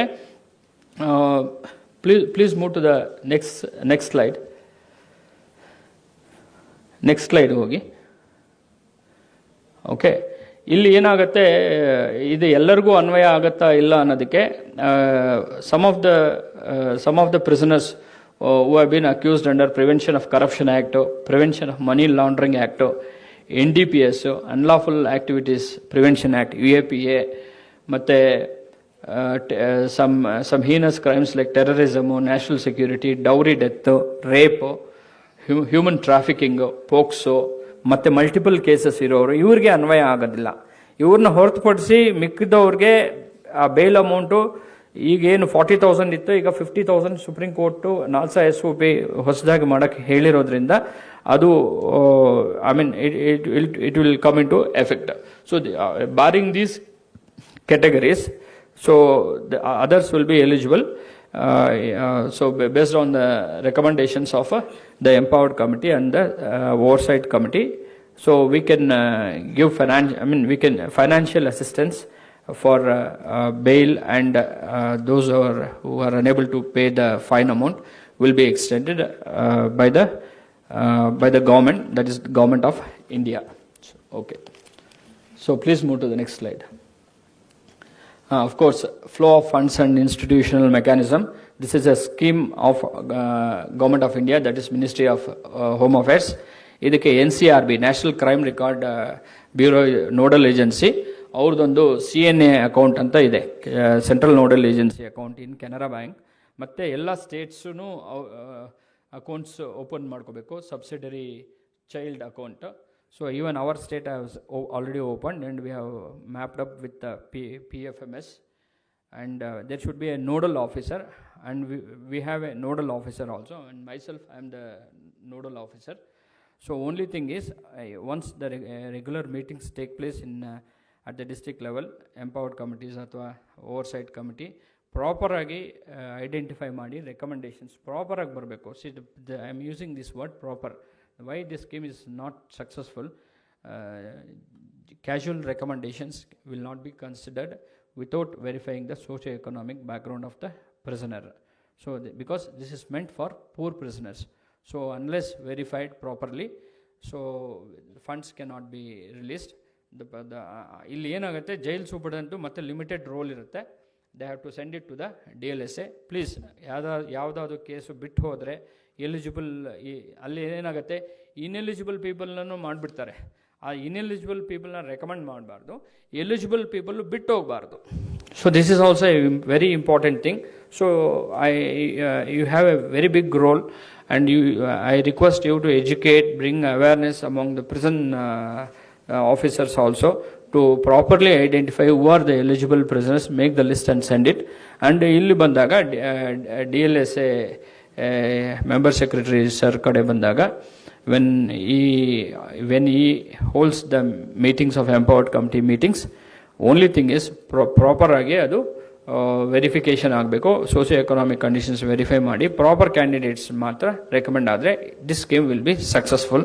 will see when the NALSA scheme, NALSA new SOP comes, I think that would be much more liberal then the existing scheme ಅಂತ. So this is from our side. More of I've been into more of academic and theoretical aspects. Now I would request if you have anything to share your doubts. Thank you. Okay, right. If you have anything, you can. If you have any doubts, you can ask.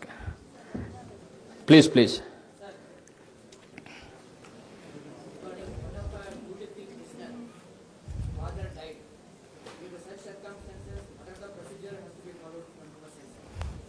No, because see, under trial is remanded by a remand court.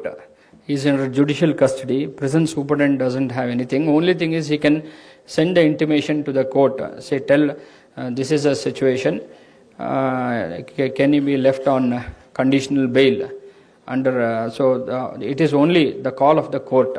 We can only facilitate by bringing to the notice of the honorable court when we come to know through the prisoner or his nearest and dearest.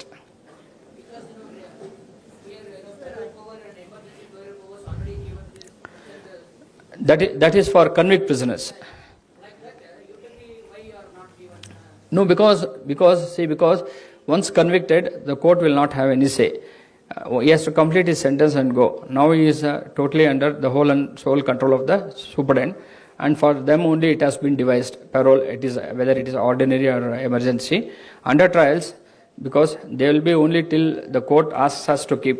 Once the court asks us to release, we don't have any power to keep them even a minute. Just we have to release them. So it is through the courts only. Only we can facilitate, we can bring to the notice of the honorable courts to help out with the prisoner, to help the prisoner. The honorable court has to take a call.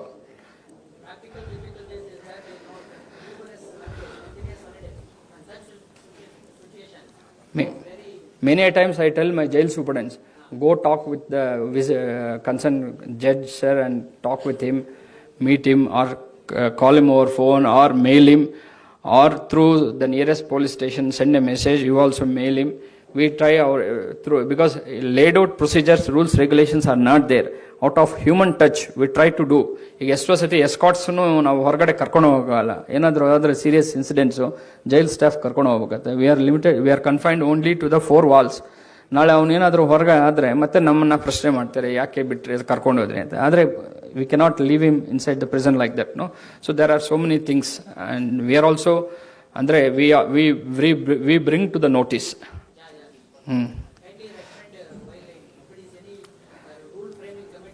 Yes. Sure, definitely. Yes, thank you. Madam.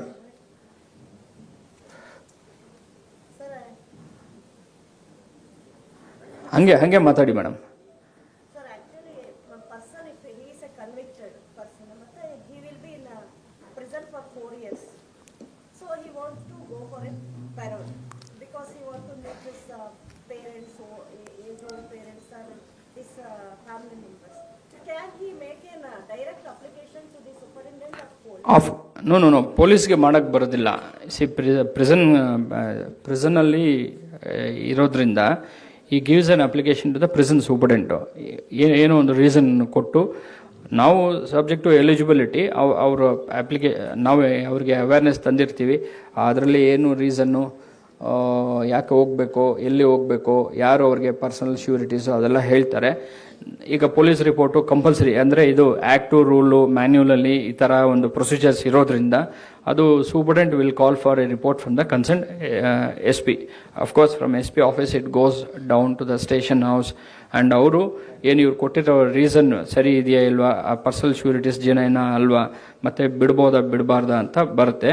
ಈ cannot directly because ಅದು ಏನಾಗುತ್ತೆ, parole sanction power ಇರೋದೇ DG prisons and correctional services. From ಎಲ್ಲ verify ಆದಮೇಲೆ ಮತ್ತೆ superintendent will send it to the DG prisons and correctional services. Order for release of parole should be passed by DG prisons and correctional services. ನೇರವಾಗಿ ಏನು prisoner superintendent of ಪೊಲೀಸ್ಗೆ ಬರೆಯೋಕ್ಕೆ ಬರೋದಿಲ್ಲ. Mediation ಅಂದರೆ ಏನಾಗುತ್ತೆ, ಈಗ ಈ ಕೆಲವೊಮ್ಮೆ ಮೆಕ್ಯಾನಿಕಲ್ ಆಗಿ ರಿಜೆಕ್ಟ್ ಮಾಡಿಬಿಡ್ತಾರೆ, ಅವ್ನು ಹೋದ್ರೂ ಏನೋ ಹಾರ್ಮ್ ಇರೋದಿಲ್ಲ. ಇವ್ರು ಸುಮ್ಮನೆ ಏನೋ ಅಲ್ಲಿ ಯಾರೋ ಈಗ ಹೋಗಿರ್ತಾರೆ ವೆರಿಫೈ ಮಾಡೋದಕ್ಕೆ, ಯಾರೋ ಹೆಡ್ ಕಾನ್ಸ್ಟೇಬಲ್ ಯಾರೋ ಊರಲ್ಲಿ ಆಗದೆ ಇರೋರು ಇರ್ತಾರೆ, ಅವ್ರೇನೋ ಹೇಳ್ತಾರೆ, ಇವ್ರು ಅದನ್ನೇ ನೋಟ್ ಮಾಡ್ಕೊಬರ್ತಾರೆ, ರಿಜೆಕ್ಟ್ ಮಾಡಿಬಿಡ್ತಾರೆ. ಕೆಲವೊಮ್ಮೆ ಮೆಕ್ಯಾನಿಕಲ್ ಆಗಿ ರಿಜೆಕ್ಷನ್ಸ್ ಆಗುತ್ತೆ. ರಿಜೆಕ್ಷನ್ ಪ್ರಾಪರಾಗಿ ರಿಜೆಕ್ಷನ್ ಆದರೆ, ಈಗ ಫಾರ್ ಎಕ್ಸಾಂಪಲ್ ಮನೆ ರಿಪೇರಿ ಅಂತ ಹೇಳ್ತಾನೆ, ಅವ್ನಿಗೆ ಮನೆಯೇ ಇರಲ್ಲ, ಅದರಲ್ಲಿ ರಿಜೆಕ್ಷನ್ ಮಾಡೋದ್ರಲ್ಲಿ ಅರ್ಥ ಇದೆ. You understand? ಆ ಕಾರಣಕ್ಕೂ ಅದು ಅವನು ಏನು ರೀಸನ್ ಕೊಡ್ತಾನೆ ಅದು ಪ್ರಾಪರಾಗಿ ವೆರಿಫೈ ಮಾಡಿ ಅದು ಕರೆಕ್ಟಾ ಇಲ್ಲ ಅಂತ ಅವರು ಅಸರ್ಟೈನ್ ಮಾಡಬೇಕು. ಮೆಕ್ಯಾನಿಕಲ್ ಆಗಿ they should not be influenced, they should not get succumb to the pressures and influence. They should give their report, factual report. If I am convicted and if I want to go for a parole because I am staying in jail for a longer time, yes, whom should I approach in the first instance? Prison superintendent. Prison superintendent itself. Now what has happened, ಅಲ್ಲಿ ಏನಾಗಿದೆ, ನಾವು 2021 ಹೊಸ manual ತಂದಿದ್ದೀವಿ. First 2 ಪ್ಯಾರಾಗ್ರಾಫ್ಸು ಭಾಳ beautiful ಆಗಿ ಹೇಳುತ್ತೆ, ಅಂದರೆ ಈ payroll ಅನ್ನೋದು ಭಾಳ ಲಿಬರಲ್ಲು ಅನ್ನೋ ಥರ. ಅದು ಏನಾಗ್ತಾ ಇದೆ, ಹಾನರಬಲ್ ಹೈಕೋರ್ಟ್ ಮುಂದೆ 2 ಪ್ಯಾರಾ ಹೇಳ್ತಾ ಇದ್ದಾರೆ, ಅಂದರೆ ಪೆರೋಲ್ ಇವ್ರಿಗೆ ರೈಟು ಬಿಟ್ಬಿಡ್ಬೇಕು ಅನ್ನೋ ಥರ. ಆಮೇಲೆ ಅದೇನಾಗುತ್ತೆ, ಹಿಂದೆ ಒಂದು 4-5 ಪೆರೋಲ್ ಹೈಕೋರ್ಟಿಂದ ಆಗಿರುತ್ತೆ, ಈ ಹಿಂದೆನೂ ಈ ಥರ ಬಿಟ್ಟಿದ್ದಾರೆ, ಇದನ್ನೇ ಕೋರ್ಟ್ ಮಾಡಿಬಿಟ್ಟು ಬಿಟ್ಬಿಡಿ ಅಂತ ಅಲ್ಲಿ ಪ್ರೆಷರ್ ಇರುತ್ತೆ. ಅವರು ಹ್ಯುಮ್ಯಾನಿಟೇರಿಯನ್ ಗ್ರೌಂಡ್ಸ್ ಮೇಲೆ ಪೆರೋಲ್ ಅವನು ಎಲಿಜಿಬಲ್ ಇಲ್ಲ ಅಂದ್ರೂ ಪೆರೋಲ್ ಹೋಗ್ತಾ ಇದ್ದಾನೆ. Don't mistake me. ಅಂದರೆ even if police report is rejected, ಅಥವಾ ಅವನು ಈಗ ಇನ್ ಬಿಟ್ವೀನ್ 2 ಪೆರೋಲ್ 6 ಮಂತ್ಸ್ ಅಂತಿದೆ, 6 ಮಂತ್ಸ್ ಇಲ್ಲ ಅಂದ್ರೂ ಕೆಲವರು ಈ ಥರ ಎಲ್ಲ ಕೆಲವರು ಪ್ರಿಮೆಚ್ಯೂರ್ ರಿಲೀಸ್ಗೆ ಪ್ರೋಸೆಸ್ಸಲ್ಲಿರುತ್ತೆ. ನಮ್ಮದು ರಿಲೀಸ್ಗೆ ಪ್ರೋಸೆಸ್ಸಲ್ಲಿದೆ, ಪೆರೋಲ್ ಬಿಟ್ಬಿಡಿ, ಅದು ಡಿಸಿಷನ್ ಆಗೋವರೆಗೂ ಅಂತ ಹೇಳ್ತಾರೆ. ಗವರ್ನರು ಅವ್ರನ್ನ ಬಿಡ್ತಾರೋ ಇಲ್ವೋ ನಮಗೆ ಗೊತ್ತಿಲ್ಲ.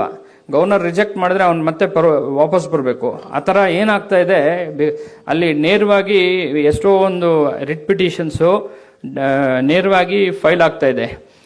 ಆಮೇಲೆ ಅವಾಗ ಏನಾಗುತ್ತೆ, ಅಲ್ಲಿ ಹ್ಯುಮ್ಯಾನಿಟೇರಿಯನ್ ಗ್ರೌಂಡ್ಸ್ ಮೇಲೆ ಜಡ್ಜಸ್ಸು ಏನು ರಿಲೀಫ್ ಕೊಡ್ತಾ ಇದ್ದಾರೆ. ಈಗ ಅದೇ ಒಂದು ಇಶ್ಯೂ ಆಗಿಬಿಟ್ಟು ಈಗ ಮತ್ತೆ ಇದನ್ನು ಸ್ಟ್ರೀಮ್ ಲೈನ್ ಮಾಡಬೇಕು ಅಂತಲೇ ಮತ್ತೆ ಇದಕ್ಕೆ ಏನು ಈ ಥರ ಇದಾಗಬಾರ್ದು. ಮತ್ತು it should go to the notice of DG prisons and correctional services ಅಂತ ಇತ್ತೀಚೆಗೆ ಮಾಧ್ಯಮಗಳಲ್ಲಿ, ಪತ್ರಿಕಾ ಪ್ರಕಟಣೆಗಳಲ್ಲಿ ಇತ್ತೀಚಿನ ಕೆಲವು ಡೈರೆಕ್ಷನ್ಸ್ ಬಂದಿದೆ. ಸೊ ನಾವು ಒನ್ಸ್ ಅಗೈನ್ ಏನು ಮೊದಲಿಗೆ ಇತ್ತು ಅದು ಪೆರೋಲ್ ಅಪ್ಲಿಕೇಶನ್ ಪ್ರಿಸನ್ ಸೂಪರ್ಡೆಂಟ್ಗೆ ಕೊಡಬೇಕು ಅಂತ ಪ್ರಾಪರ್ ಚಾನಲಲ್ಲಿ ಬರಬೇಕು, ವೆರಿಫೈ ಆಗಬೇಕು, ಡಿಸಿಷನ್ ತಗೋಬೇಕು. ಮತ್ತು ಎಂಡಾರ್ಸ್ಮೆಂಟು ದ ಪವರ್ ಆಫ್ ಸ್ಯಾಂಕ್ಷನಿಂಗ್ ಅವ್ರ ರಿಜೆಕ್ಷನ್ ಪವರ್ ಬಂದು DGಗೆ ಇರೋದ್ರಿಂದ ಅವ್ರ ಕಡೆಯಿಂದನೇ ಆಗಬೇಕು ಅಂತ ಹೇಳಿ ನಾವು ಕೋವಿಡ್ ಟೈಮಲ್ಲಿ ಇಲ್ಲಿ ಡೆಲಿಗೇಟ್ ಮಾಡಿದ್ವಿ ಪೆರೋಲ್ನ ಸೂಪರ್ಡೆಂಟ್ಸ್ಗೆ. ಅದು ಈಗ ಕೋವಿಡ್ ಹೋಗಿದೆ, ಸೊ ಇಲ್ಲಿವರೆಗೂ ಅವರೇ ಬಿಡ್ತಾ ಇದ್ರು. ಅದೊಂದು ಇಶ್ಯೂ ಬಂತು, ನಾವು ಅದನ್ನು ಏನು ಆರ್ಡರ್ ಇಶ್ಯೂ ಮಾಡಿದ್ದನ್ನು we didn't take it back.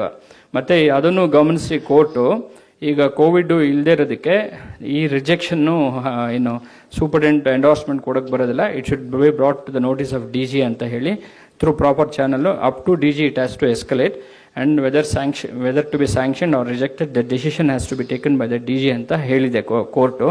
So we have also told the prison superintendents not to give any endorsement. It has to come to to the DG.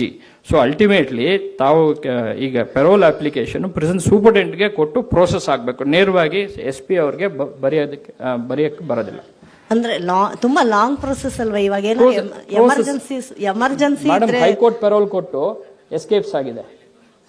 ನಾವಿನ್ನ high court, don't mistake me, we can't go to the high court and say my lordship, you people have given parole and these people have escaped. ಅಂತ ನಾವು ಇನ್ನು we can't see, don't mistake this, so we cannot confront. So ಅದಕ್ಕೂ court ಏನಂದರೆ at last it has also thought ಇದೊಂದು ಪ್ರಾಪರಾಗಿ ಏನು ಒಂದು streamline ಆಗಲಿ, ಪ್ರಾಪರ್ ಪ್ರೊಸೀಜರ್ಸ್ ಅಲ್ಲಿ ಬರಲಿ ಅಂತ ತೀರ್ಮಾನ ತೊಗೊಂಡಿದೆ.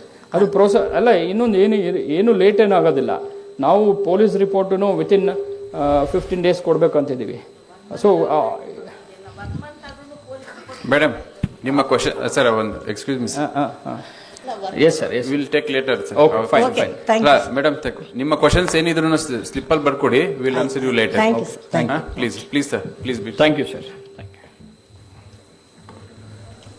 ನಿಮ್ದೇನೇ ಕ್ವಶನ್ಸ್ ಇದ್ರು ಸ್ಲಿಪ್ಪಲ್ಲಿ ಬರ್ಕೊಡಿ, ಸಾಹೇಬರ್ ಕಡೆಯಿಂದನೇ ಮತ್ತೆ ನಾವು ನಿಮ್ಗೆ ಆನ್ಸರ್ ಏನು ಬೇಕೋ ಅದನ್ನು ನಾವು ಕೊಡಿಸ್ತೀವಿ.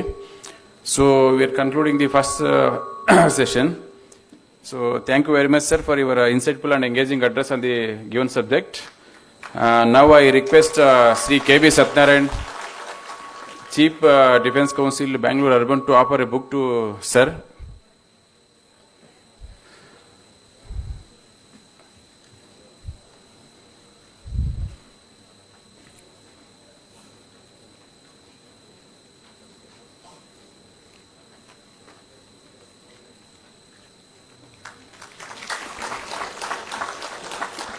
Thank you, sir. Thank you. And 2 more announcements, please. No need to take any photographs of the PPT. We will circulate all PPTs to you. And one more. For the materials, we have placed a QR code at the outside of the venue and near the corridor. Please scan it and download and take the printout of the documents, and please keep it in your office, LADC office. All the documents regarding judgments and other materials also, compilation of the judgments. And next, the tea break is near. You please assemble at exactly 11:55. Other next topic session speaker is ready. Please first pour tea is arranged. Please come early. ಮತ್ತೆ ಒಂದಿದು ಅಲ್ಲಿ photo ತಗೊಳ್ತಾ ನಿಲ್ಬೇಡಿ. Photo session last ಅಲ್ಲಿ ಇದೆ, ಅದನ್ನ ಮಾಡೋಣ ನಾವು, ದಯವಿಟ್ಟು.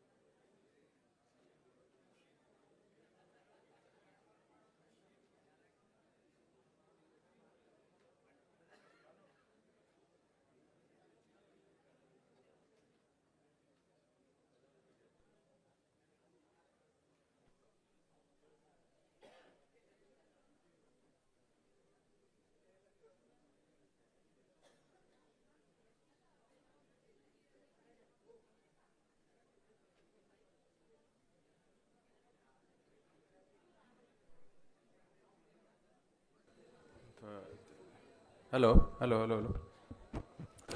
Ah.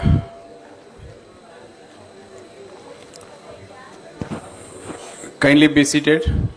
Now we are moving to the second session. The topic is bail applications, appeal and revisions.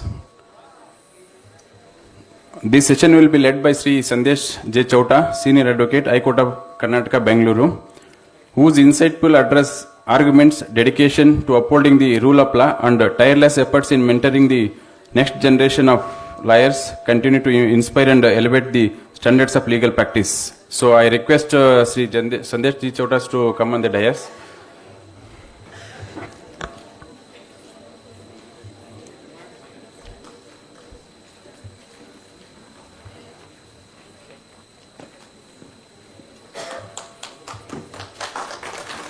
Please.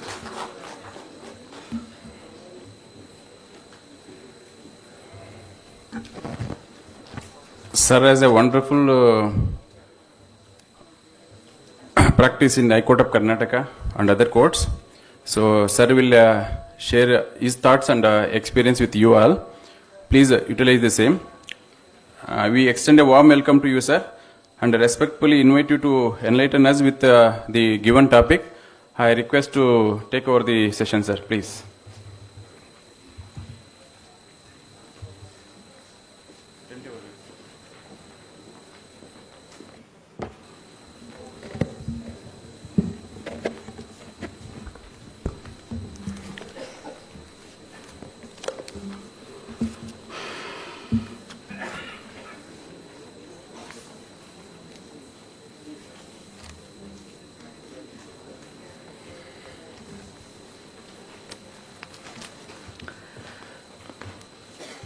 Good afternoon to one and all. A warm gratitude to the Karnataka State Legal Services Authority,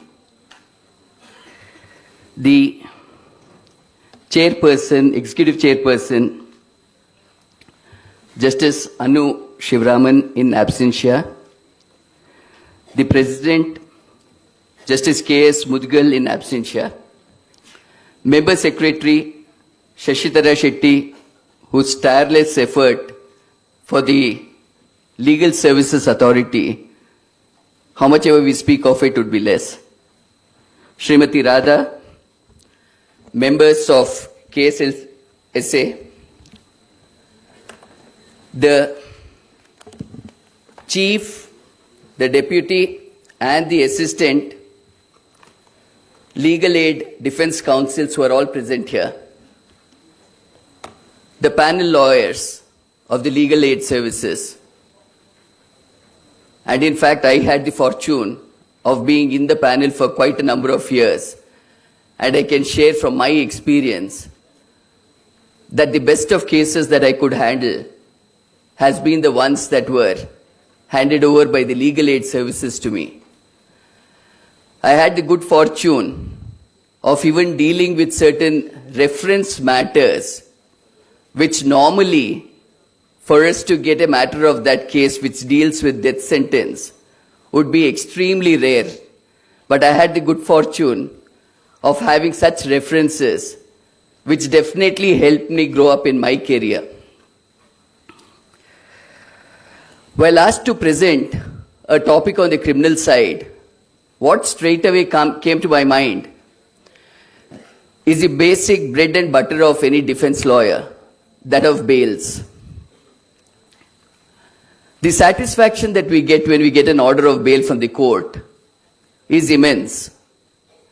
Irrespective of the lawyer being a senior lawyer, whether by age or profession, or designated as one, or as a raw junior, the pleasure we get when the court pronounces that your bail application has been allowed is immense.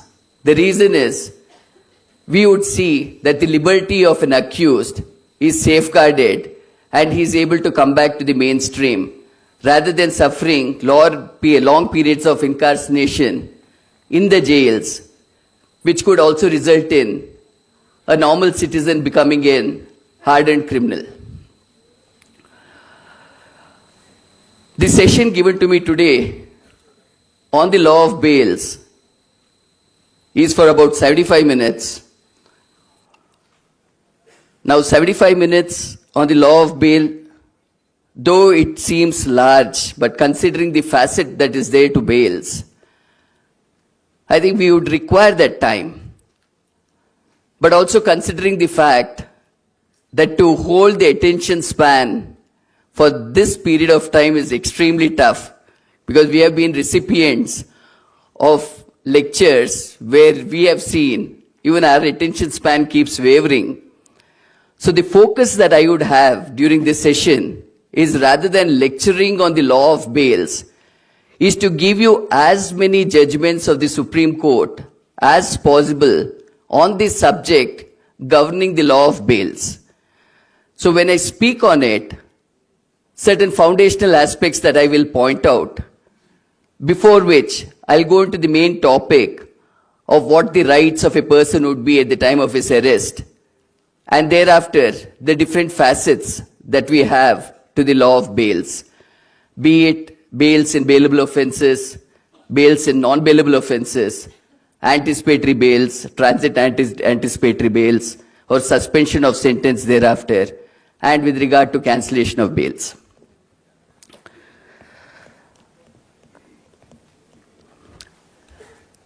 Although I don't have to labor much on certain fundamental aspects regarding bails, but just as a backdrop, when we say bails, what exactly does bail mean?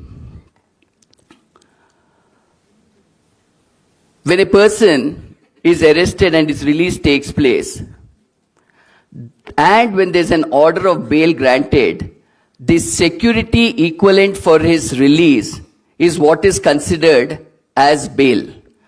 Now, under the CRPC, we did not have any definition which defines bail.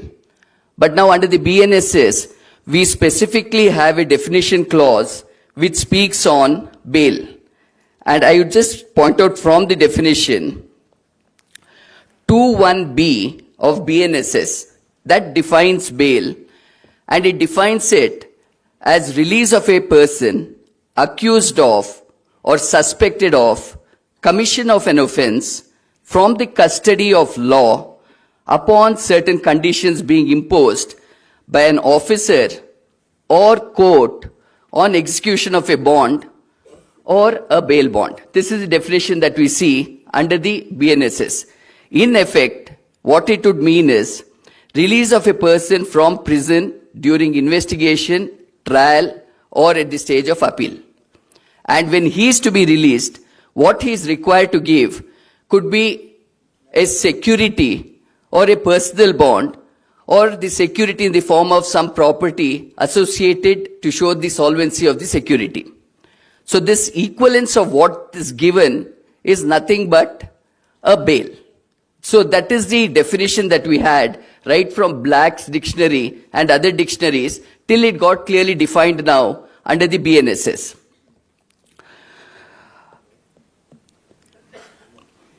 Now, when can a person apply for bail? Prior to getting into this question, again, certain aspects that need to be noticed. Right in our CRPC BNSS, the categorization of offences, as you all know, gets categorized in two forms: cognizable offences and non-cognizable offences. The definition that we get of cognizable and non-cognizable is in section 2(1)(g) and O of BNSS. Earlier it used to be 2(c) and L of CRPC, but now it is under 2(1)(g) and O of BNSS. The only subtle difference between the two, when it comes to non-cognizable offences, they can't be an arrest without a warrant. But when it comes to cognizable offences, the arrestor has the power to arrest without the aid of a warrant. So non-cognizable, you need a warrant. For cognizable, they may not need a warrant. This is the subtle difference between the two. So by just looking at the definition, it becomes very easy to understand Non-cognizable offenses are offenses which are pretty simple in nature. It is not serious offenses at all. Therefore, the requisite that we see in non-cognizable offenses, even for the registration of a first information report, we would require an order to be passed by the learned magistrate. Now that power, even for the registration of an FIR needing an order from the magistrate, stems out of section 155(2) of the CRPC. I'll just give you the equivalence of that. That is now 174 of BNSS. So because in a non-cognizable offense, we find that arrest is seldom done. Because the offenses are simple in nature, they don't really need a person to be arrested for a non-cognizable offense. Though they have the power, but it is seldom done. So more often than not, when it comes to the law of bails would be considering offenses that are cognizable in nature. When we say cognizable offenses, again there's two categories to it. Cognizable offenses that are bailable in nature, cognizable offenses that are non-bailable in nature. Now, what would be the difference between bailable and non-bailable in terms of the definition? All that the definition says is, please look at Schedule 1. Now, Schedule 1 of the CRPC, when it shows all the offenses, has a column which discloses which are the offenses that are bailable and which are the offenses that are non-bailable. This is all that we have to see when it comes to the schedule to understand whether the cognizable offense is a bailable offense or a non-bailable offense.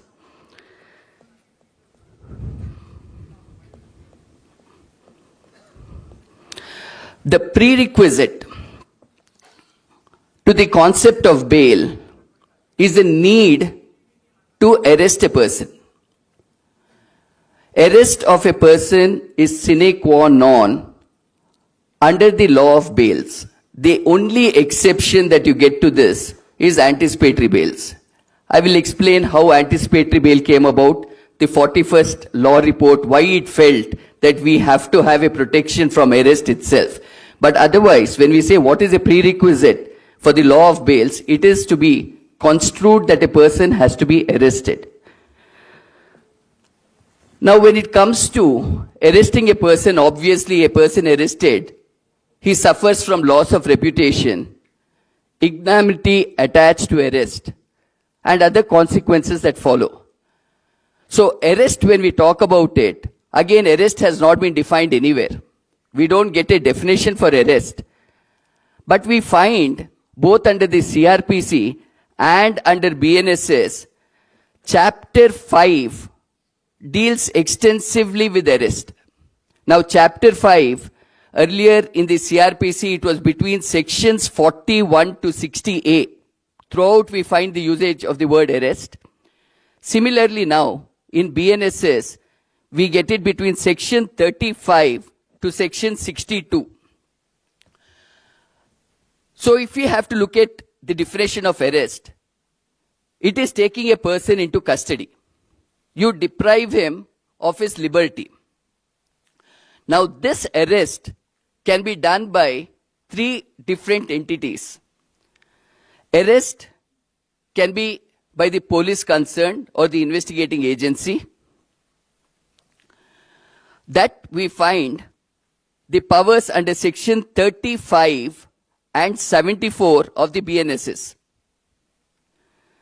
The second form of arrest is by a judicial or executive magistrate, which we will get under section 41 of the BNSS. The third form of arrest which is recognized is one done by a private person recognized by law to have the power to arrest. Now this third category is section 40 of the BNSS. So merely because any of the three authorities have the power to arrest, would it be justified for causing arrest in any kind of cognizable cases? Now this is precisely the point that came up for consideration before the Supreme Court in the case of Jogendra Kumar versus State of Uttar Pradesh. The citation to this is 1994, 4 SEC 260.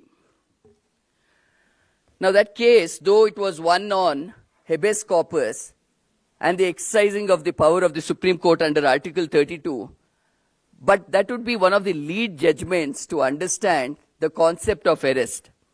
Now what Supreme Court felt is, the quote given by Supreme Court is this. I'll just read the quote because it's so well worded. They would say, no arrest can be made because it is lawful for the police officer to do so. The existence of the power to arrest is one thing. The justification for the exercise of it is quite another. The police officer must be able to justify the arrest apart from his power to do so. And these are so beautifully worded, and this is so apt to the present scenario that we have. If we look at our prison system, I'm sure there would be someone speaking on the prison system. We would find the most of the prisoners who are there are under trials. And in many cases we find that in the first place there was no need for arrest. Now all right, there was an arrest. Was there a need to have sent that person to custody, whether it is police custody or judicial custody? If there would have been more application of mind on the nature of the offense, probably the magistrate would have felt it's not even a case to remand them. Now, after remanding them also, would it be a case of denial of bail? So this is the context in which Supreme Court in Jogendra Kumar would say, look, a police officer, you may have the power to arrest. But please ask yourself this question. Do you use that power? If you are using it, use it in a manner where it is appropriate. Don't misuse your power of arrest. So it was in that judgment we would find that Supreme Court would again go back to certain fundamental rights of an accused, and most important fundamental right we would find under Article 21 and Article 22 when it comes to causing arrest or letting a person go. So this judgment, I am quite certain when it comes to law of bails, we should be using it as much as possible for us to explain the concept of arrest, need of arrest.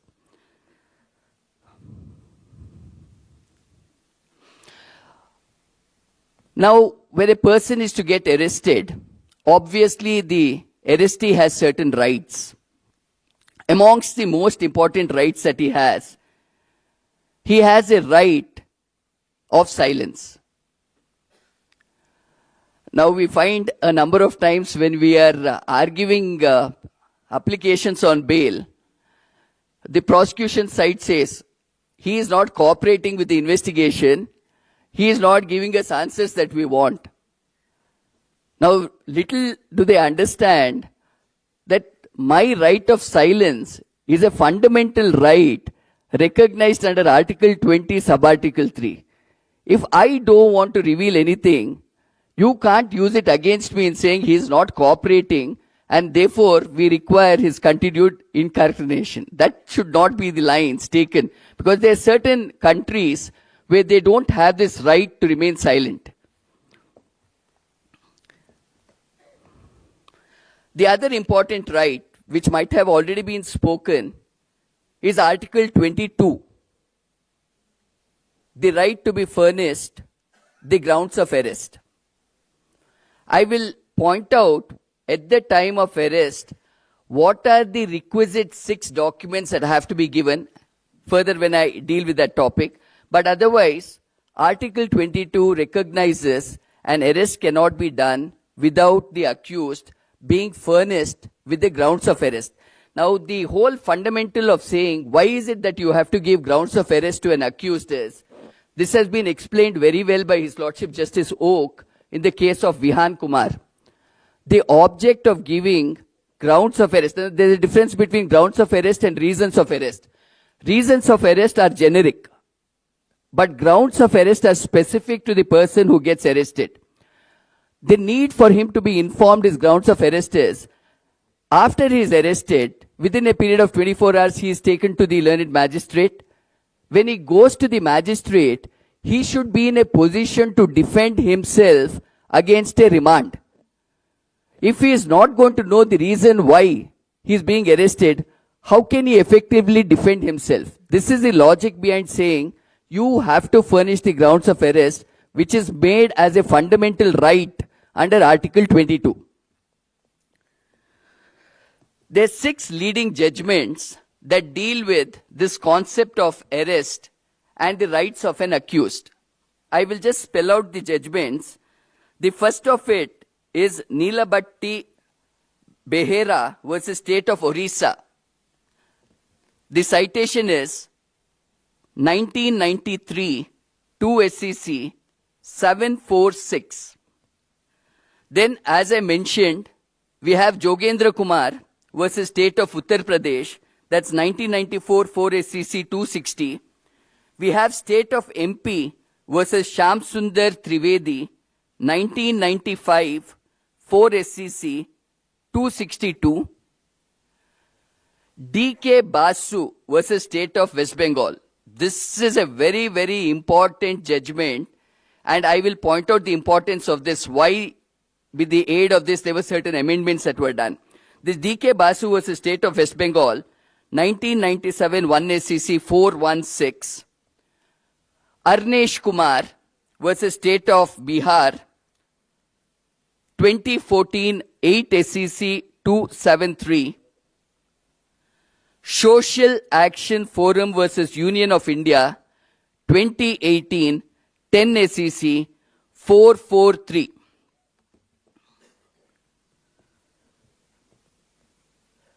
The other important right that we see is that on an arrest being done, within a span of 24 hours, the production of the arrestee before a magistrate.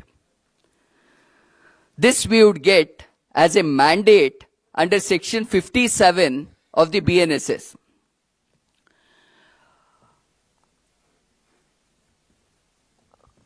The exception to this is the travel time is excluded. Now, by travel time, if it exceeds 24 hours, it's all right. But minus the travel time, still if it is crossing this 24 hours, then it becomes a right for an accused to be released immediately. But while he's to be considered to be released immediately, how is it that you would able to get his release? Very technically, after the period of 24 hours, him being kept by the arrestor will amount to an illegal detention. If it amounts to an illegal detention, the difference between detention and arrest has to be noticed. Normally, detention is used for a short span of time. You stop a person, is you're detaining that person. But when you're formally arresting that person, avoiding him from going anywhere, it is arrest. So when it becomes an illegal detention, the correct mode of release of that person would be in the form of an habeas corpus under 226, or it could be under 32, so far as the Supreme Court is concerned.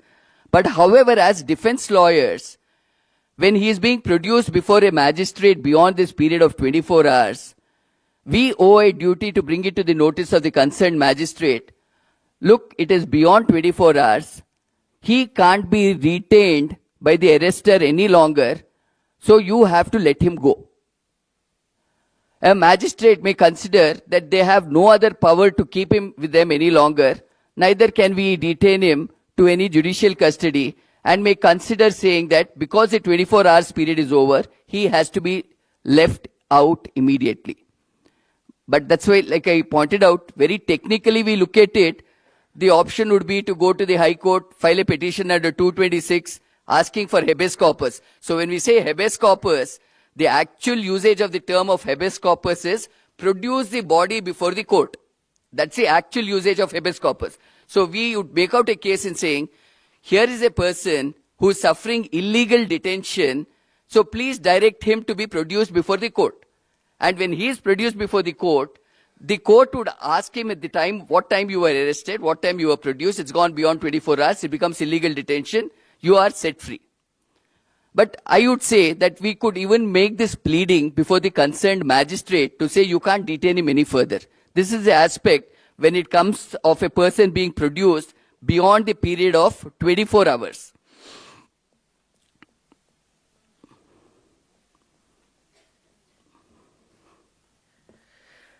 So when you're a defense lawyer and you're entrusted with any of the cases to defend an accused by the Legal Services Committee, you should first consider the possibility of seeing, can we get bail to the person who is arrested? Arguing his case later on trial is different, but first question you would ask is there a possibility of obtaining bail in this case? Now, when that comes to picture, there are three important questions for us to ask ourselves as defense lawyers. First question that we ask ourselves is, was there a need for this arrest? Second question we ask is, if yes, there was a need for the arrest, has this arrest been done legally?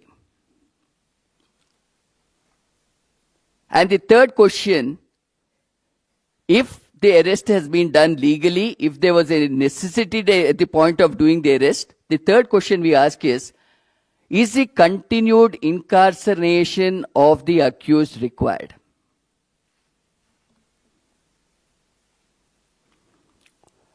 Now, for the first question, was there a need for the arrest? The lead judgment for this would be Satyendra Kumar Antil. Satyendra Kumar Antil versus, I'll give the citation, it's 2021, 10 SEC 773. What in Satyendra Kumar Antil's case was decided, again based on Arnesh Kumar. Arnesh Kumar was a case which would say if offences are punishable with less than 7 years, put them into a different category, and there is no necessity for you to cause an arrest, but you rather can give a notice for their appearance. That was what was held in Arnesh Kumar's case. Though that case was under 498A of the IPC, but in one line they would say it applies to all the cases where the offence is less than 7 years. Now this was taken one step further in Satyendra Kumar Antil's case, where they interpret section 41A of the CRPC, which is equivalent to 35 of the BNSS. So as it stands now, when there's going to be offences which are punishable with less than 7 years, notice whether the police has issued a notice under 35 or not.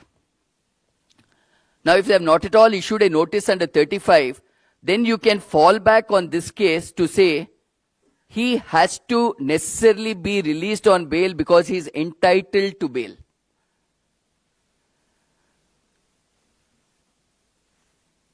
So any time there's an exception to that. Now if the policeman gives you notices under 35, but you have been repeatedly avoiding going to the police officer concerned, then he can cause the arrest. Or the second exception is, even after you have answered, the policeman still feels, for reasons to be specifically recorded in writing, that he still has to cause an arrest, then he can do it. So when he is being questioned by the court, he will have to show what were the special circumstances that were there in that case for him to have caused the arrest. If he is not able to explain it, then it becomes an entitlement for the grant of bail. So this is the first aspect that you have to see. Was there a need to arrest the accused? Now the second aspect, if it is shown that there was a need to have caused the arrest, question will arise, has this arrest been legally done? Now there are certain compliances for the policeman to do at the time of arrest.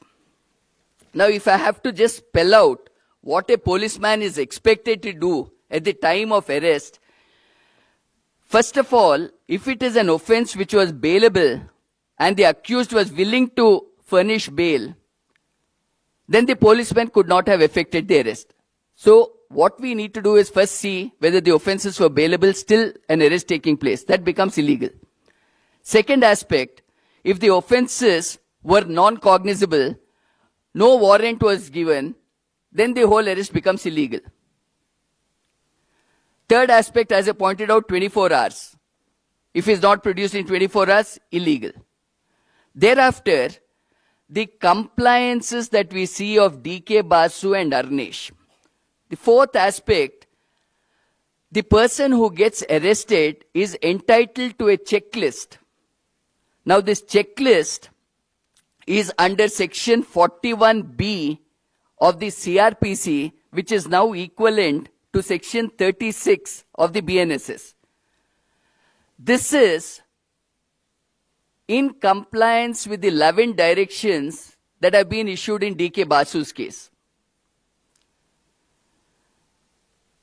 So a checklist will contain the 11 aspects. A copy of it has to be given to the person who is arrested. This is absolutely required. If not, it becomes illegal. Next, arrest intimation to be provided in terms of section 50 capital A, which is equivalent to section 48 of the BNSS. This is as per clause 5 of DK Basu's case.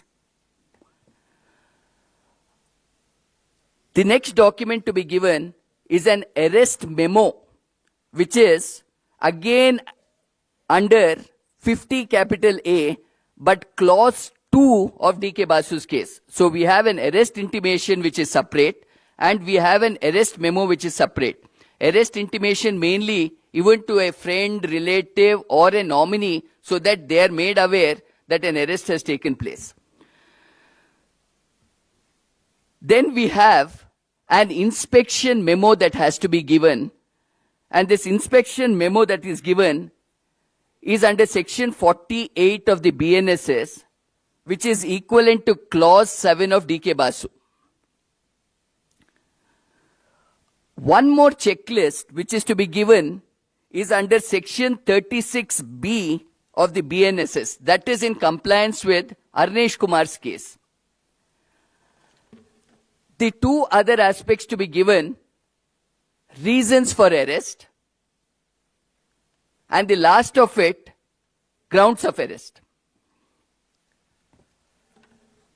Now, grounds of arrest, though it was in the Constitution under Article 22, and though we have seen it under Section 50 of the CRPC, it was not until the Supreme Court noticed this in the case of Pankaj Bansal versus Union of India 2024 7 SEC 576 that this got highlighted. It is in this judgment, and this date of this judgment is very relevant. Date of this judgment is 3/10/2023, because what was held in this judgment was held to be prospective, not retrospective. So any arrest that had taken place prior to this date, if grounds of arrest were not given, then we could not find illegality to that. But post this judgment on 3/10/2023, if at all grounds of arrest has not been furnished to an accused, then the arrest is illegal. This was followed. Now, very interestingly, this Pankaj Bansal was a case under the PMLA Act. So, other than what we find in the CRPC and in the Constitution, in the PMLA Act, specifically under Section 19, there is a mandate that grounds of arrest has to be given. So, when Supreme Court interpreted this and said in PMLA, it has to be done. If it is not given, immediately he has to be released. They released Pankaj Bansal. Immediately after that, another case came up for consideration before Supreme Court. That was in the case of Prabir Purkayastra versus State 2024 8 SEC 254. Now this was a case under the UAPA. An interesting argument was advanced before the Supreme Court. They said, look, you can't rely on Pankaj Bansal to say there has to be grounds of arrest to be given, because Pankaj Bansal was under PMLA, Section 19 covered it. It can't apply to any other enactments. The enactment in question was UAPA. Supreme Court would say no. Grounds of arrest arises out of Article 22. Now, if it arises out of a constitution, then how is it we can confine itself to a special statute under PMLA? It would apply irrespective of any arrest. Now that is a very important interpretation that we need, because most of the cases we deal may be under the penal code.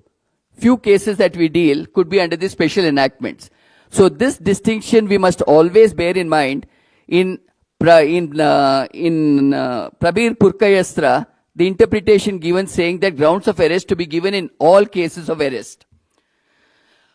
Following this comes one of the most important judgment, which is Vihan Kumar versus State of Haryana. This was authored by His Lordship Justice Oak, and there's a concurring judgment in this by His Lordship Justice N.K. Singh. Vihan reinforced the view of saying grounds of arrest has to be given in all cases, and it should be given in writing. One of the argument was, what if the arresting officer orally has told them the grounds of arrest? Supreme Court would say that would not be sufficient, because it is his statement against the person who is getting arrested. He would say, I was not given. This person says, I have given it orally. So that's why they said it is mandatory for you to give it in writing.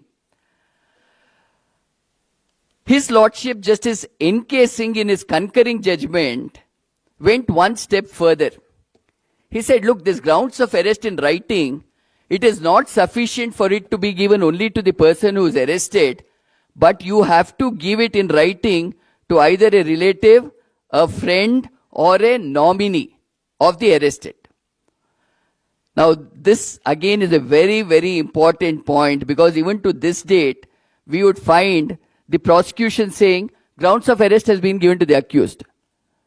And we, as defense counsels, we always come up with this argument, it is not sufficient for you to give it to the arrestee alone. You will have to give it in terms of Vihan's case to a relative. And Justice N.K. Singh explains why he says relatives. He says, a person who is getting arrested, after he is arrested, what can he do to defend himself? Who are the people who have to go behind to get some legal practitioners to help? Is it not the relatives and friends who go to lawyers to engage their services? Should they not be in a position to explain to them, so that the lawyer concerned can come and oppose an application for remand?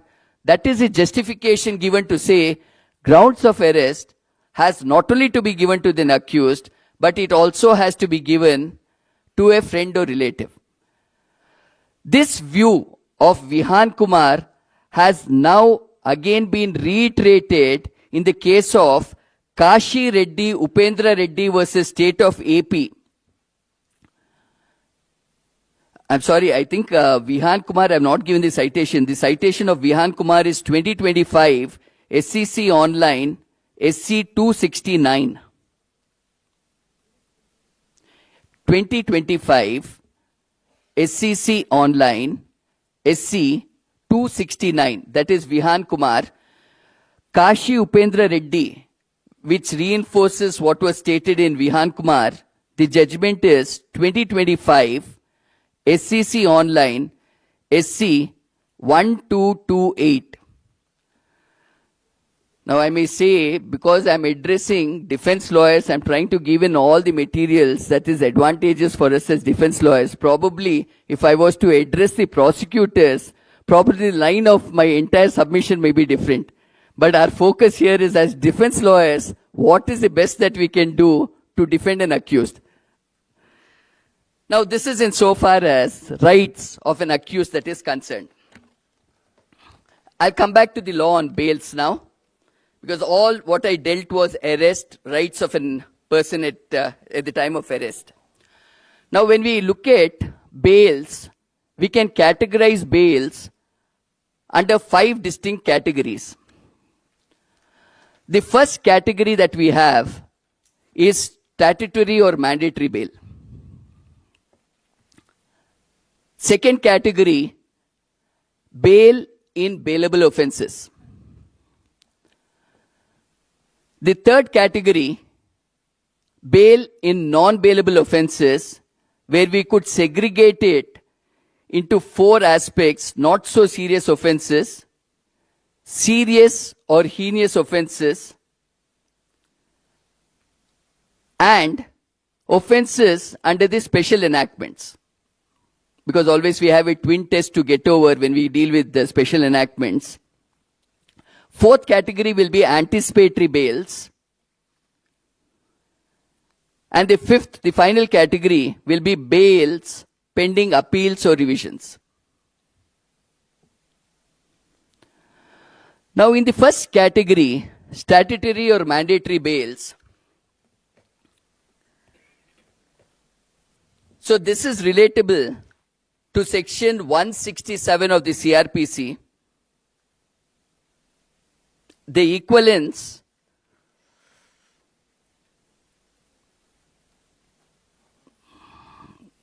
sorry, I've just not made a note of the equivalence. I'll give the equivalence. So 167 of CRPC, offenses which are punishable with less than 10 years and offenses which are punishable with more than 10 years. Now, if it is going to be offenses punishable with less than 10 years, and if an accused has been arrested, within a span of 60 days, if the charge sheet is not filed, he is entitled to what we call as statutory bails or mandatory bails. For offenses more than 10 years, the period becomes 90 days. The 91st day is when the right accrues to an accused to say, I am entitled to be released on bail. Now, there's been 5 different views of the Supreme Court while interpreting the statutory bails. Initially, the view of the Supreme Court was, as soon as the 60th or 90th day is over, it is the learned magistrate who should immediately grant statutory bail and release the accused. That was the first view. There was no need of an application to be filed by an accused, nothing. The period of 60-90 days over, he is being released because the final report or charge sheet is not filed. Subsequently, the view was slightly modified. What Supreme Court felt was, there may be instances when an accused person may not want to come out. Now, he may not want to come out for various reasons. Now, one such reason could be, there could be threat to his life. Now, if he's going to be accused for murder and he's been sitting inside, his fear may be, as soon as I come out, there may be an attack on me. That could be one reason. The economic reasons could be another reason. He feeling that he's going to be a misfit when he comes out could be another reason. So he may not want to come out. So Supreme Court felt it is not merely the period getting over of 60 or 90 days. The accused should show an inclination to say he wants to come out on bail. So let him file an application. So the second view we get is, upon the completion of this period, an application is necessary to be done. Third view which arose from Supreme Court was, before the application is filed, and if the statutory period is over, but before that application, if the final report is filed, then you are not entitled to statutory bail. So the vigilance of an accused was considered very important. As soon as a right accrued, he should have filed it. If he has not filed it, before his application filed, final report filed, you are not entitled to. This was the third view which the Supreme Court took on it. Subsequently, a fourth view which was taken is, after this period was over and an application was filed, before the application is considered by the court, if the final report is filed, then your right is gone. However, fortunately, the present view that we have of the Supreme Court seems to be so much more realistic. The Supreme Court now would hold, upon the period being over, your filing an application would be sufficient, irrespective of whether the charge sheet has been filed at the time of consideration or filed before your application. And the reasoning given by Supreme Court is, the right to the accused had accrued. At the end of 60 days, 90 days, his right had accrued. Once that right is accrued and he shows his willingness to come out on bail, then nothing should prevent him from coming out.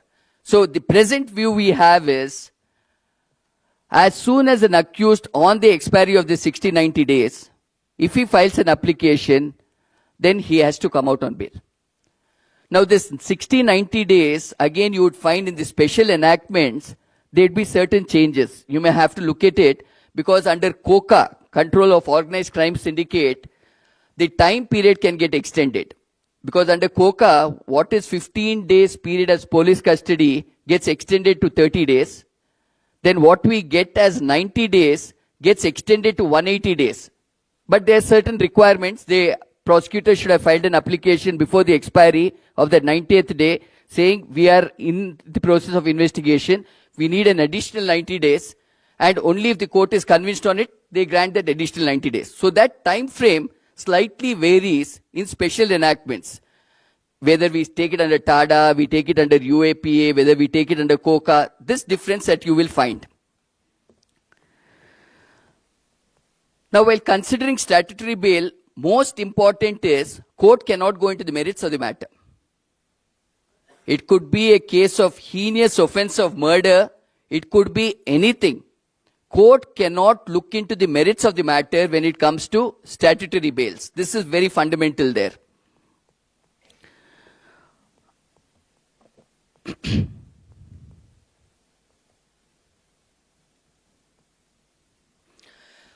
Incidentally, I'll point out one of the very important aspects that we find both under the CRPC and BNSS is, quite strangely, there is no time limit fixed for completion of an investigation. Time limit which we get is after arrest, if charge sheet is not filed, you will be entitled to bail. But nowhere we find that in any given case, the investigation should be over within a certain time. Why we see this is, because if you really look at CRPC from 1870 odd, 1898 was the second CRPC, that time they felt any crime that is committed within 24 hours it will get resolved. So that's why the essence of 24 hours, to say within 24 hours investigation will be over. That subsequently, probably the legislators have never considered, even when we had our CRPC of 73 or now under BNSS, they have not considered that aspect to say, let us fix a time limit for completion of investigation. So throughout CRPC and BNSS, we don't have a time limit for an investigation to be done, but quite recently, 2022, our High Court made an attempt to say, let us issue some guidelines by which we can fix some time limit for an investigation to be done. Now, this was done by His Lordship Justice Sunil Dutt Yadav, and the case in which he gives guidelines is in the case of Sujit versus State of Karnataka, which is reported in 2022 SCC Online, Karnataka 912. What the court has attempted to do is, offenses which are not very serious in nature, 60 days time limit to complete the investigation. Heinous offenses, 90 days. This is guidelines issued, but probably not very well circulated. So even now, an accused does not know that there is some guidelines which has fixed time limits. Now, if they don't do it within that time, what is your remedy? That is also spelled out in the guidelines, where you can go to the magistrate, file an application under 156(3), because 156(3) is not just a power to refer a matter to the police station, but it is also a power for superintendents. So a magistrate, once an application is filed, will have to call upon the investigating officer and ask him, why is this investigation not completed? So this is something which we as defense lawyers also should know, to see to it that investigations get over early, especially if our client is still in jail. Now, the second category of bails. Bails in bailable offenses. Chapter 33 of the code, which now is chapter 35 of BNSS. In BNSS, sections 478 to 496, it deals with bails and bonds. Now today I'm not going to touch upon bonds, but I'm only confining it to bails.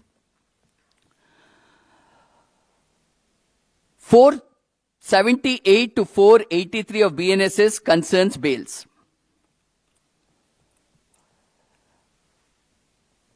Now, bails in bailable offences. 438 of the BNSS, the right to claim bail for a bailable offence is an absolute and indefeasible right. There is no question of any discretion to be exercised by the court when the offences are bailable in nature. So all that will be seen is, by the person arresting, they will ask, are you willing to furnish bail bonds? And if he says, I'm willing to furnish it, then as a matter of right, it has to be given to him. Now, this particular aspect, the judgment that deals with it is Rasika Lal versus Kishore. 2009, 4 SEC 446. They say it is an indefeasible right, bails in bailable cases. Next comes 436A CRPC, which is equivalent to 439 of the BNSS. This was introduced by an amendment. It was seen that in number of cases, they were having accused as under trials beyond even the period what the section stipulates as punishment. So if the punishment is 2 years, you have had people staying inside for 2.5 years. Now, considering all this, they felt the need of introduction of 436A, which is now as 479 BNSS. Here they would say, if an under trial has spent more than half the period of the maximum punishment that can be given, then he is entitled to bail. Now we find that under BNSS, something more has been added. Along with half the period that has been spent, they have also introduced 1/3 the period when it comes to first-time offenders. So we have to be wary when we deal with accused to find out if he is a first-time offender, then 1/3 the period. As soon as this 1/3 period is over, please look at filing the application under this clause where it becomes a right for him to be granted.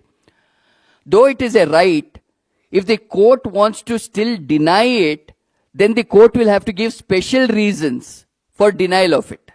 This is a power that has been given to the court in this. And if he is going to have been involved in other offenses, then the court can say you are not going to come under this category at all. So these are aspects that we may have to consider to see the period they have been inside at the time when we are going to be filing our bail applications. Now, third category, bail in non-bailable offenses. Always categorize them under 4 headings. First will be not so serious offenses. That is, offenses which are punishable with less than 7 years. We consider them as not so serious offenses. Second category will be serious offenses, 7 years up to life imprisonment. Third category, heinous offenses, life imprisonment and death sentence. Fourth category, special offenses such as economic offenses, be it under the NDPS Act, Unlawful Activities Act, COCA, NIA Act. So that would be the fourth category when we consider bails in non-bailable offenses. For the first 2 categories, normally, we would find that it is a lot easier for the court to consider the grant of bail. Offenses up to 7 years, or the second category also, which may extend up till probable life. It is much easier. So here, the authority that can grant bail, what we used to see as 437 of CRPC or 480 of BNSS, 2 authorities are recognized. One, a court other than the Court of Sessions or High Court, in other words, Magistrate Court, when it comes to 480 of BNSS. And second, that power can also be exercised by an officer in charge of police station who has arrested or detained without a warrant. But we find that the policemen, more often than not, do not want to indulge in this. They say, no, ನೀವು ಬೇಕಿದ್ರೆ ಹೋಗಿ ಕೋರ್ಟಲ್ಲಿ ತಗೊಂಡು ಬನ್ನಿ, ನಾವಂತೂ ಇದನ್ನು exercise ಮಾಡಲ್ಲ ಅಂತ. I have not come across too many instances where we have had an officer in charge being such bold enough to say, I'm exercising this power and I'm granting bail. So invariably, we go to the courts and look for bail applications. But otherwise, this power is there with them. And I think many of the investigating officers would not even know that they have this power with them. Maybe we may have to tell them, look, please look at this clause. Then he may ask us a question, please tell me how many before investigating officers have released. This is the problem that we would have when we are going to be facing with the investigation team.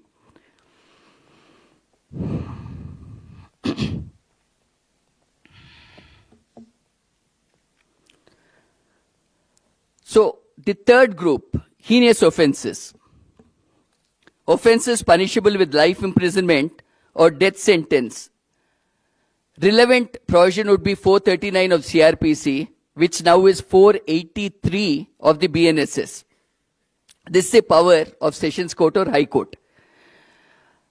And this is after giving an opportunity to the public prosecutor to have a say, generally because it's a heinous offense.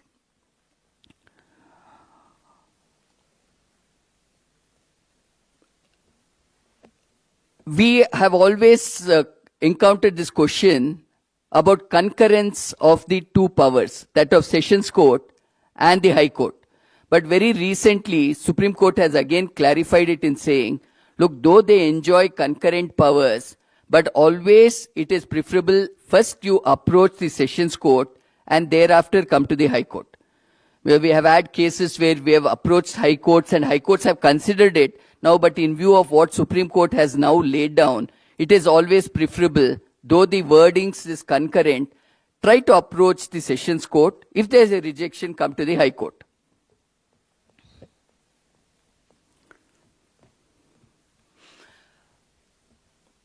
Now, what are the considerations I'll come to when you're filing a bail application? What is it that the court has to look into? I will come to that in considerations. But one other important aspect, which is also part of what has been shown today for me to talk about, is about interim bail.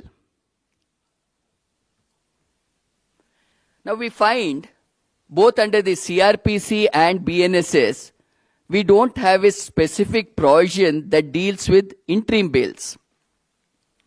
So we have to fall back on various apex court rulings as to what they have looked at while dealing with interim bails. Now, Supreme Court says, if the court has powers to grant bail, the power to grant interim bail is inherently in it.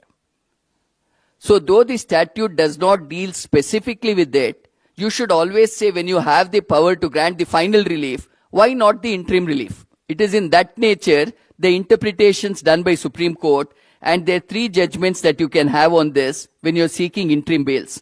One is Lal Kamlendra versus State, 2009, 4 SEC, 437. Second judgment, Sukhwant Singh versus State, again 2009, 7 SEC, 559. And the third, a very important one, is Arnab Goswami versus Union of India, 2021, 2 SEC, 427. Now, this was a judgment delivered by His Lordship Justice Chandrachud. This covers a lot of issues. Even with regard to the concept of bails, we have various paragraphs covering it. And also this concept of granting an interim protection to an extent of saying that interim protection can be granted even by the High Court while exercising powers under 226. It need not be specifically under what we see as whether 439. It can be done while exercising powers under 226. That's why the importance of Arnish. And in that judgment itself, they've placed the Sessions Court on a very high pedestal. Paragraph 70 of that judgment may be very important for us to know. How they say the first interface for a person who is arrested is the interface before what we call as a trial court. They say the term of saying lower judiciary is a misnomer. It should be more in the nature of trial court, because there's nothing called a superior court, inferior court. So this judgment, please, whenever you have an occasion, paragraph 70 is of great importance in this. The fourth group of cases are special offences under special enactments.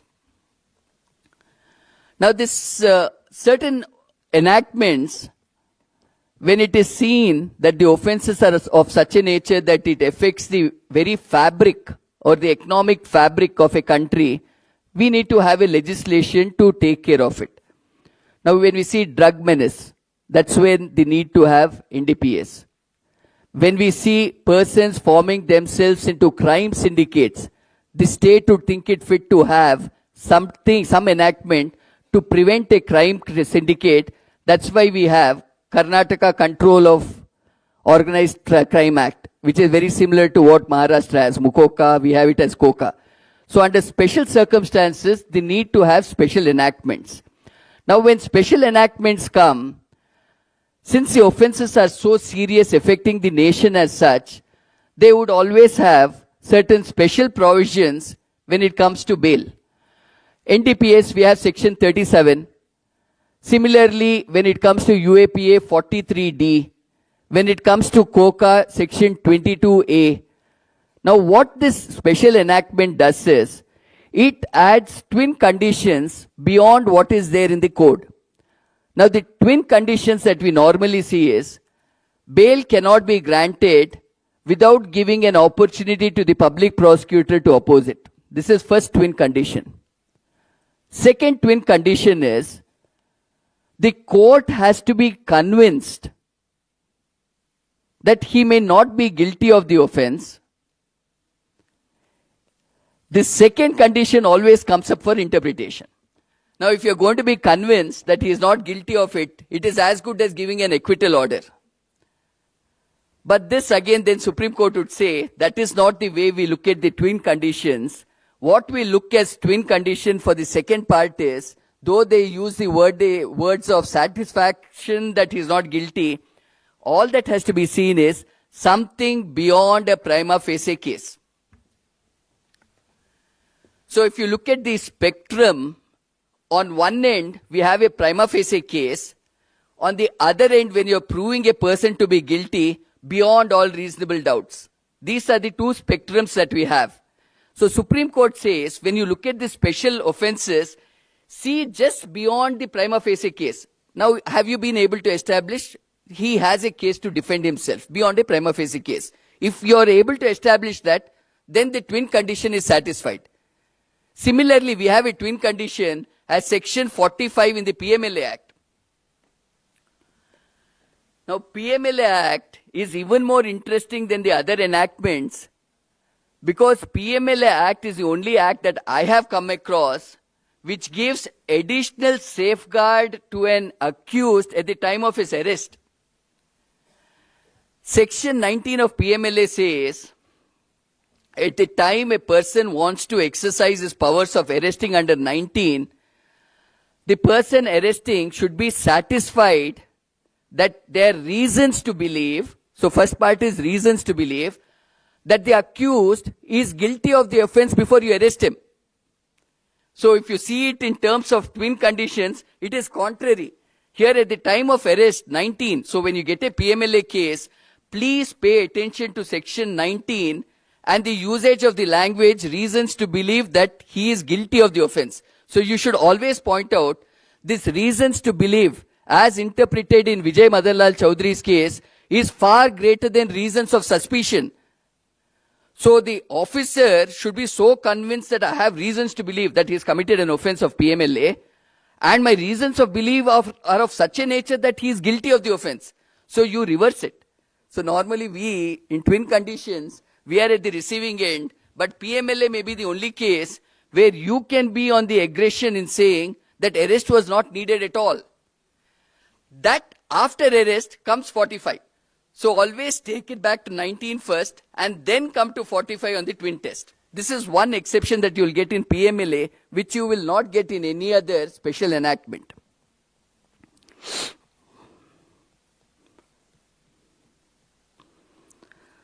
Now the next aspect, section 437A.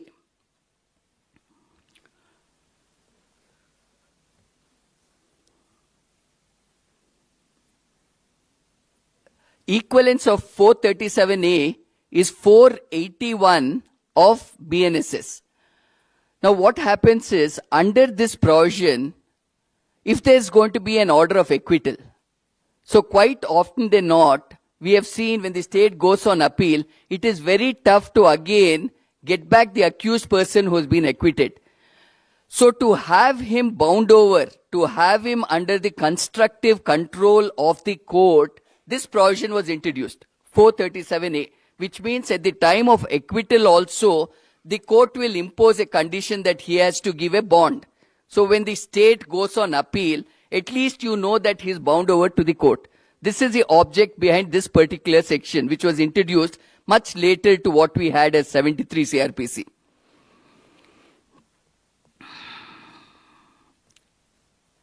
Now comes anticipatory bail.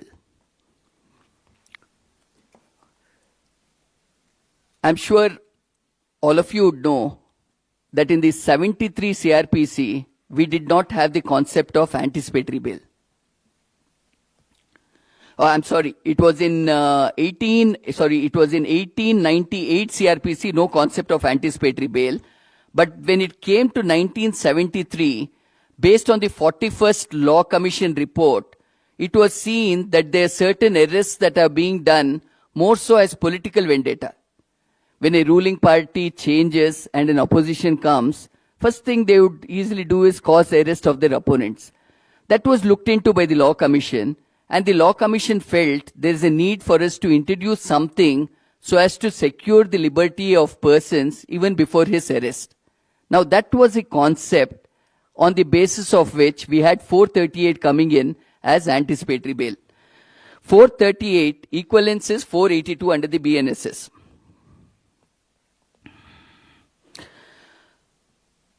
Though when we argue in court, the prosecution always says, my lords, this is a case of anticipatory bail, not that of bail.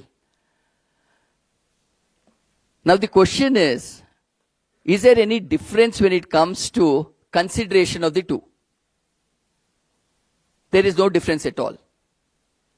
We will have to point out, you can always fall back on the constitutional bench ruling in Gurbakh Singh Sibya, which has later been followed in Sushila Agarwal, to say there is no difference when it comes to consideration of an anticipatory bail or bail. This would be the reply that we have to give to point out that all what is required, the requirements are one and the same. And also I'm quite certain, now it's well established, that to seek anticipatory bail you don't need the registration of an FIR. Mere apprehension of arrest without there being an FIR is sufficient for you to approach the court and seek anticipatory bail.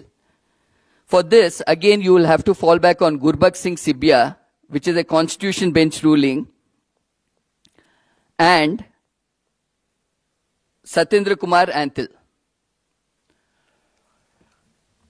One very interesting thing has happened in BNSS. CRPC 438, if you see, specifically recognizes interim anticipatory bail. So you will see in 430 of Chaugule and Company versus State of Goa, 2024, SCC Online 2501. Their point number 3, this was precisely the point which was argued. Point number 3 says, no, it has to be read into the power of granting anticipatory bail. Interim anticipatory bail can be granted and has to be read into it. This will be transit anticipatory bail, is also called extraterritorial anticipatory bail. When does this apply? The allegation of a crime in Delhi, FIR getting registered in Delhi, the accused residing in Bengaluru. So how does he protect himself? That is where the concept of this transit anticipatory bail comes into play. You approach the court here, file for a transit anticipatory bail, and the transit anticipatory bail can be given only for a short period of time, so as to enable you to go to the jurisdictional place to apply for regular anticipatory bail. Now the lead judgment, quite recently Supreme Court recognized this. The lead judgment is Priya Indoria versus State of Karnataka 2024 4 SEC 749.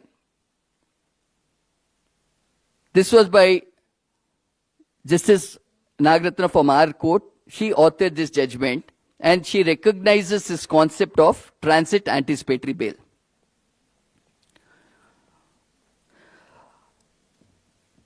Anticipatory bail can be granted only till a person is not recognized as a proclaimed offender. Now, if he gets recognized as a proclaimed offender, then you can't file an anticipatory bail. This aspect of it has been dealt with in the state of Madhya Pradesh versus Pradeep Sharma, 2014, 2 SEC 104. So when you have the client, please make sure whether he is a proclaimed offender or not. If he is a proclaimed offender, then your anticipatory bail will not lie. So I was telling you the lead judgment, Gurbakh Singh Sibya. The citation is 1980, 2 SEC 565. Sushila Agarwal versus State. That's the other one which follows it. This should be the lead judgments for anticipatory bail. But one other aspect that you have to bear in mind is there's special enactments which takes away your right to seek anticipatory bail. Now we have under the SCST Act, Section 18 and Section 18A.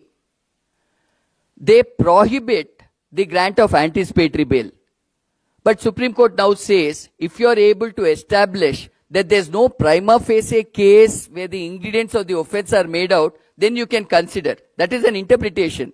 But as a statute, it is a bar from filing anticipatory bail. Similarly, under the UAPA, Section 43D prevents anticipatory bail. Section 20, subsection 7 of TADA prevents anticipatory bail. So also, Section 22, subsection 3 of Karnataka Control of Organized Crime Syndicate prevents anticipatory bail. So you will have to see whether they have invoked any of this before you look at filing an application for anticipatory bail. Also in certain states, like in state of UP, they don't have the concept of anticipatory bail. So the question arose, if you don't have the concept of anticipatory bail, will an anticipatory bail application lie? Supreme Court, while interpreting that, says, all right, if they don't recognize 438, you exercise powers under 226 of your constitution and you can consider anticipatory bail. So that recognition by the Supreme Court, even of such of these states which does not recognize anticipatory bail, is done by the Supreme Court. So you can file if we are in UP and 438 doesn't apply, I'll file a writ petition asking for anticipatory bail. And that Supreme Court recognizes.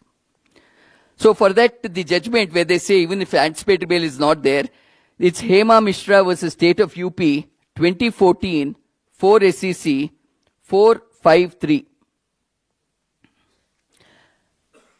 And one last judgment on anticipatory bail which explains the whole concept is this Badresh Bipin Bhai Seth versus State of Gujarat, 2016, 1 SEC, 152.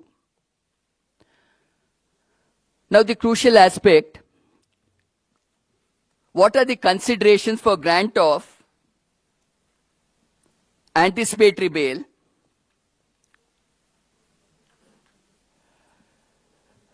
Now before I just point out what are the factors court considers, three important principles that we have to bear in mind as defense lawyers are, we should start by saying, accused is presumed to be innocent unless proven guilty. This is the first aspect that we see.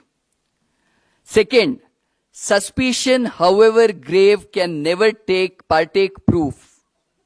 Third, prosecution should stand or fall on the strength of its own case and not on the weakness of the defense. These three things, as defense lawyers, we should always keep in mind.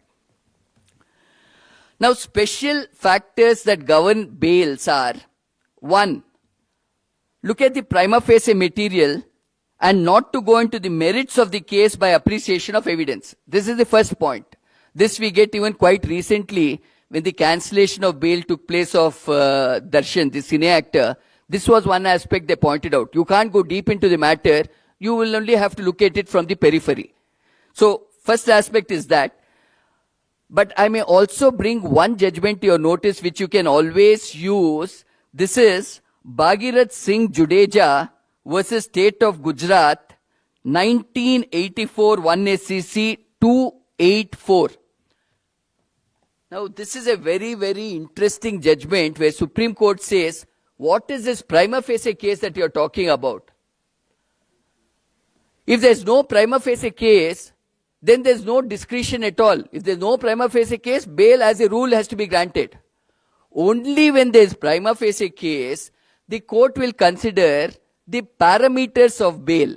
What are the parameters? Now, really, if we go to see, is a tripod test.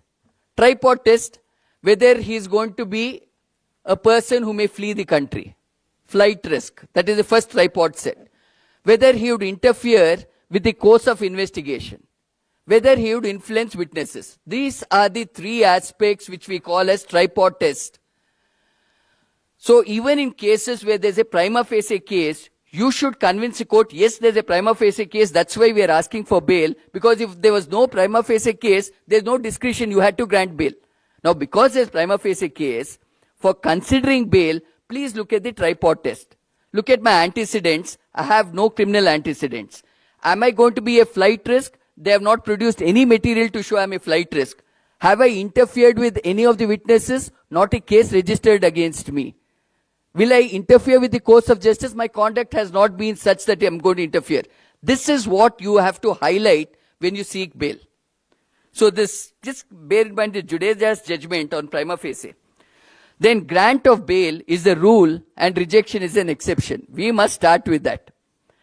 Now His Lordship Justice Krishna Iyer very pithily had stated it in 1970s, bail is a rule, jail is an exception. Always we must also stick with that as defense lawyers. Even to this date, Supreme Court recognizes that principle. Different factor whether we are successful in getting bails or not, but this is one of the very important factor that bail is a rule, jail is an exception.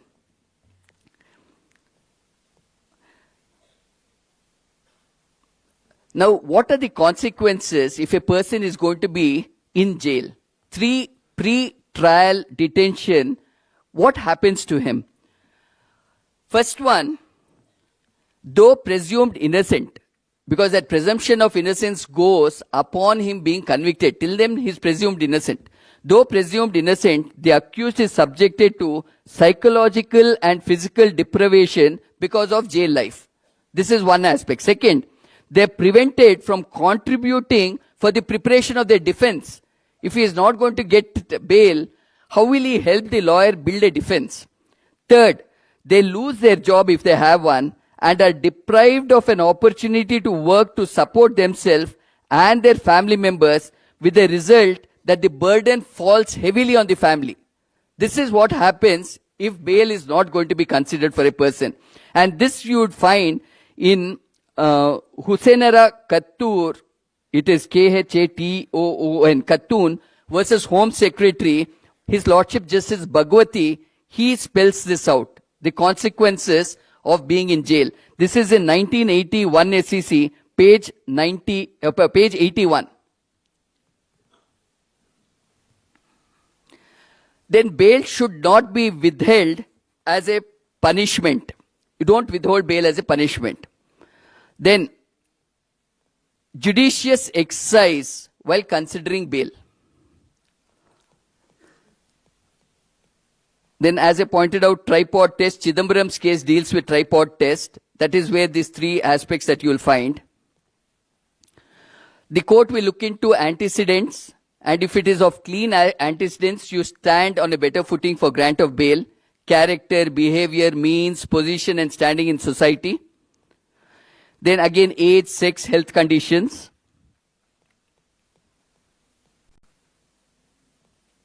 And one very important thing, there are about 2-3 judgments that deal with it. the court should never be swayed by the sentiments of the community at large.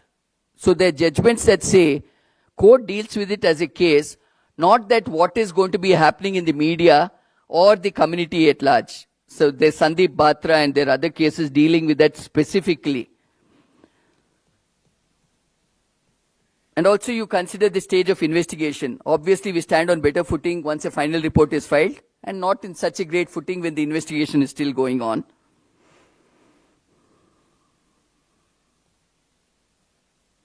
Okay, another aspect is time limit for considering bail applications. I'll give you 3 judgments, including the latest one. The latest one says 2 months for considering any bail or anticipatory bail.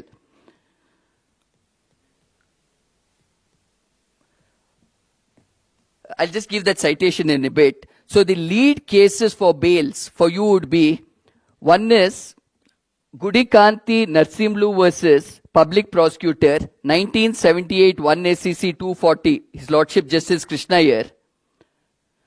Gurbakh Singh Sibya, as I pointed out, 1980. Sanjay Chandra versus CBI, 2012, 1 SCC, page 40. This is the 2G scam where bail was granted. Sanjay Chandra is 2012, 1 SCC, page 40, 2G scam. Ash Mohammed versus Shivraj Singh, 2022, 9 SCC 446. Dattaram Singh versus State of UP, 2018, 3 SCC, page 22, paragraph 126, very well written on the concept of bail. Sushila Agarwal, which I pointed out, is 2025 SCC, page 1. Arnab Goswami, 2021, 2 SCC, page 427. Satendra Kumar Antil, 2022, 10 SCC, page 51. Now, these are the lead judgments on bail. Cancellation of bail. Cancellation of bail, we get 3 provisions in the code. First provision is 436(2) of the CRPC, which is equivalent to 478(2) of BNSS. Second provision we get is 480 subsection 5 of BNSS. And the third is 483 subsection 2 of BNSS.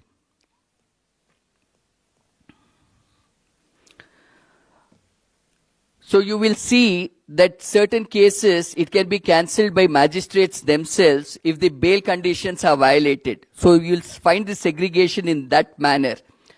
But the last category is the power of the Sessions Court and High Court to cancel a bail. So when you're looking at cancellation of bail, there must be very strong case made out by the prosecution. Now the strong case that they have to make out is breach of conditions. These are the conditions imposed, repeated breach of these conditions. That's why we are seeking for cancellation. Or he is interfering with the course of justice. He is influencing witnesses. He is not allowing the trial to proceed. Very strong circumstances that you would need for seeking cancellation of bail. This Raghubir Singh versus State of Bihar, 1986, 4 SCC, 481 on cancellation of bail.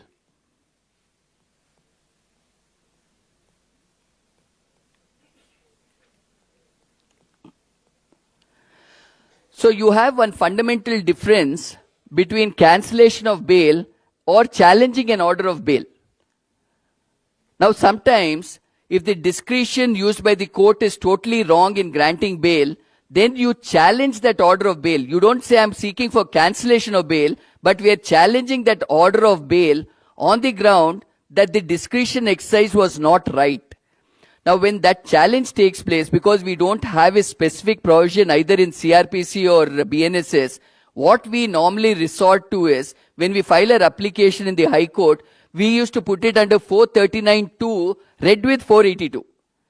Because 439(2) very technically you see is for cancellation of bail. But here you're saying that order of bail was bad because the discretion exercise was wrong. So always we bring it under the inherent powers. Now if we have to file it, it'll be 528, which is equivalent to 482. This is on the point of saying, and this is recognized by Supreme Court. Supreme Court, one big advantage they have is Article 32. Article 32, to meet the ends of justice, they can do anything. No one can question them. Equivalence that we have to search for the High Court is 528, which was 482, inherent powers. When we talk about inherent powers, it is not something which is conferred by the statute, but it is something which is inherently there on the High Court being the original court of record. So it's a very vast power. We can talk a lot about inherent power on that day. One more judgment you may kindly have is this Pradeep Ram versus State of Jharkhand, AAR 2019 SC 3193 on cancellation of bails. Should I repeat that? It is AAR 2019 SC 3193.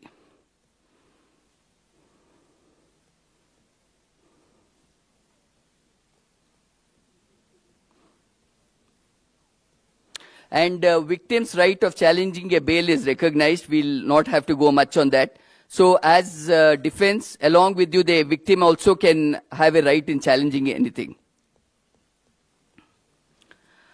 Now I think last aspect I'll just explain it out because this will go too long. Coming to the aspect of suspension of sentence and bail. Suspension of sentence 389, which we earlier had. I'll give you the equivalence. It is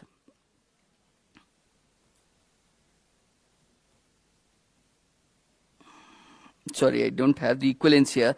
But anyway, offenses which are less than 10 years, when it goes for a suspension, or even if it's an offense for a term, normally suspension of sentence is viewed more liberally.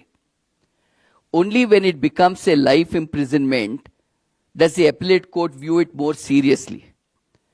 Even in such cases where it is going to be life imprisonment, as defense lawyers, we try to portray what was lacking in the evidence, number one, and the possibility of the appeal not being taken up early as another ground. If the court is to be convinced on those aspects, then the court can definitely consider the suspension of sentence, and has been done by the division bench repeatedly.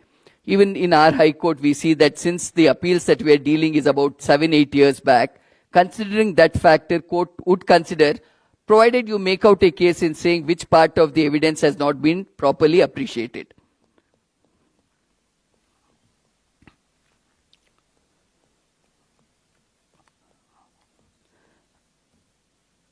Okay, so paucity of time, I will. One judgment, if you want to know about this whole history of how the bail concept came about, His Lordship Justice S. Ravindra Bhatt, concisely in paragraph 38, this was in the case of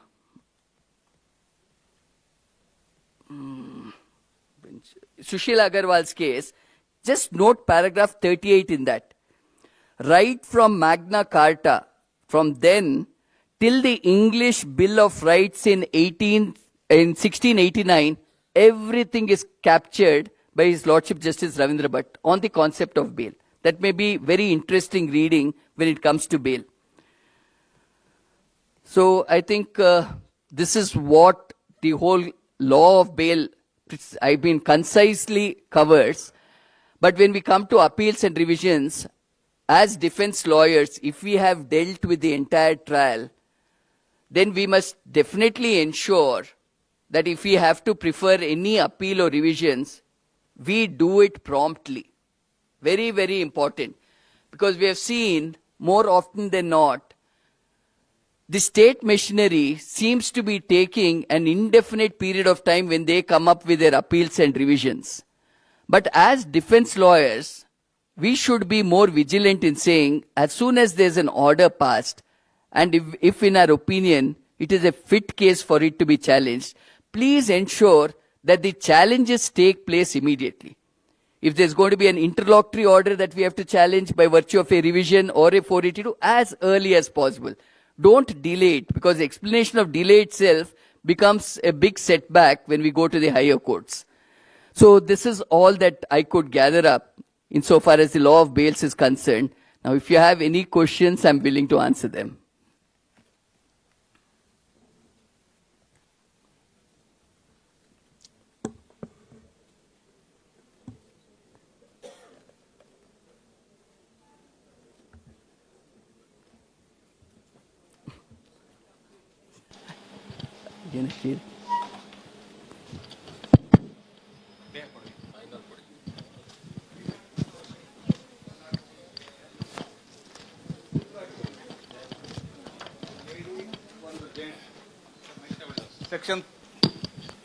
Section 35, as per BNSS, investigating officer given notice ಅಂತಂದೇಳಿ 41 ಕೆಳಗೆ ಒಂದು 35 ನಲ್ಲಿ ಕೊಟ್ಟರು. ಅದರಲ್ಲಿ reasonings for the arrest, grounds for the arrest ಅಂತಂದೇಳಿ ಅದನ್ನು formal ಏನೋ printed format ನಲ್ಲಿ ಕೊಟ್ಬಿಟ್ರು. ನಮ್ಮ ಇದ್ರ ಪ್ರಕಾರ ರೈಟಿಂಗ್ ನಾಗ ಕೊಡಬೇಕು ಅನ್ನೋದ್ರ ಬಗ್ಗೆ ಒಂದಿದು ಕಾನ್ಸೆಪ್ಟ್. ಆ ಎರಡೂ ಅಕ್ಯೂಸ್ಡ್ ಪರ್ಸನ್ಸ್ಗೆ ಒಂದೇ ಫಾರ್ಮೆಟ್ ನಲ್ಲಿ ಫಾರ್ಮ್ ನಂಬರ್ 5 ಅಂತಂದ ಹೇಳಿ ಕೊಟ್ಟಿದ್ದಾರೆ. ಅದೇ ಒಂದೇ ಫಾರ್ಮೆಟ್ ನಲ್ಲಿ ಅಕ್ಯೂಸ್ ನಂಬರ್ 1 ಸಹಿ ತಗೊಂಡ್ರ, ಅಕ್ಯೂಸ್ ನಂಬರ್ 2 ಸಹಿ ತಗೊಂಡ್ರ. ನನ್ನ ಕ್ವಶನ್ ಏನಂದ್ರ, ಈಚ್ ಪರ್ಸನ್ಸ್ಗೆ ಸಪರೇಟ್ ಫಾರ್ಮ್ ನಂಬರ್ 5 ಕೊಡಬೇಕು ಅಥವಾ ಒಂದೇ ಫಾರ್ಮ್ ನಂಬರ್ 5 ನಲ್ಲಿ ಎರಡು ಅಕ್ಯೂಸ್ಡ್ ಸಹಿ ತಗೊಂಡ್ರೆ ನಡೀತಿತ್ತು? I think the answer is Vihan Kumar. Now, there's a difference between, actually it could not have been a notice under 35 because grounds of arrest is separate. They can't include it in the notice. Yes. When they give it, it has to be given distinctly, separately. Alli, they would explain the difference between reasons for arrest and grounds for arrest. Reason is common. Yes. Ground should be specific. Yes. So you can always fall back on Vihan Kumar and Kashi Reddy to say the arrest becomes illegal. Not only, you're not just saying bail, but you say arrest is illegal because they have not followed this. Yes. Specifically, it has not been given to them. You'll have a case there. Moreover, Parveer Purkayast case nalli kuda ide ಒಂದು discussion grounds for arrest ಅನ್ನೋದ್ರ ಬಗ್ಗೆನೂ ಬಹಳ detail in depth ಆಗಿ ಇದನ್ನ Prabir Purkayastra. Purkayastra. Starting Bans, see, Pankaj Bansal, Prabir Purkayastra, Vihan, Yes. Kashi Reddy. If you have these four, Yes. you can show how an arrest becomes illegal. Thank you, sir. Yeah.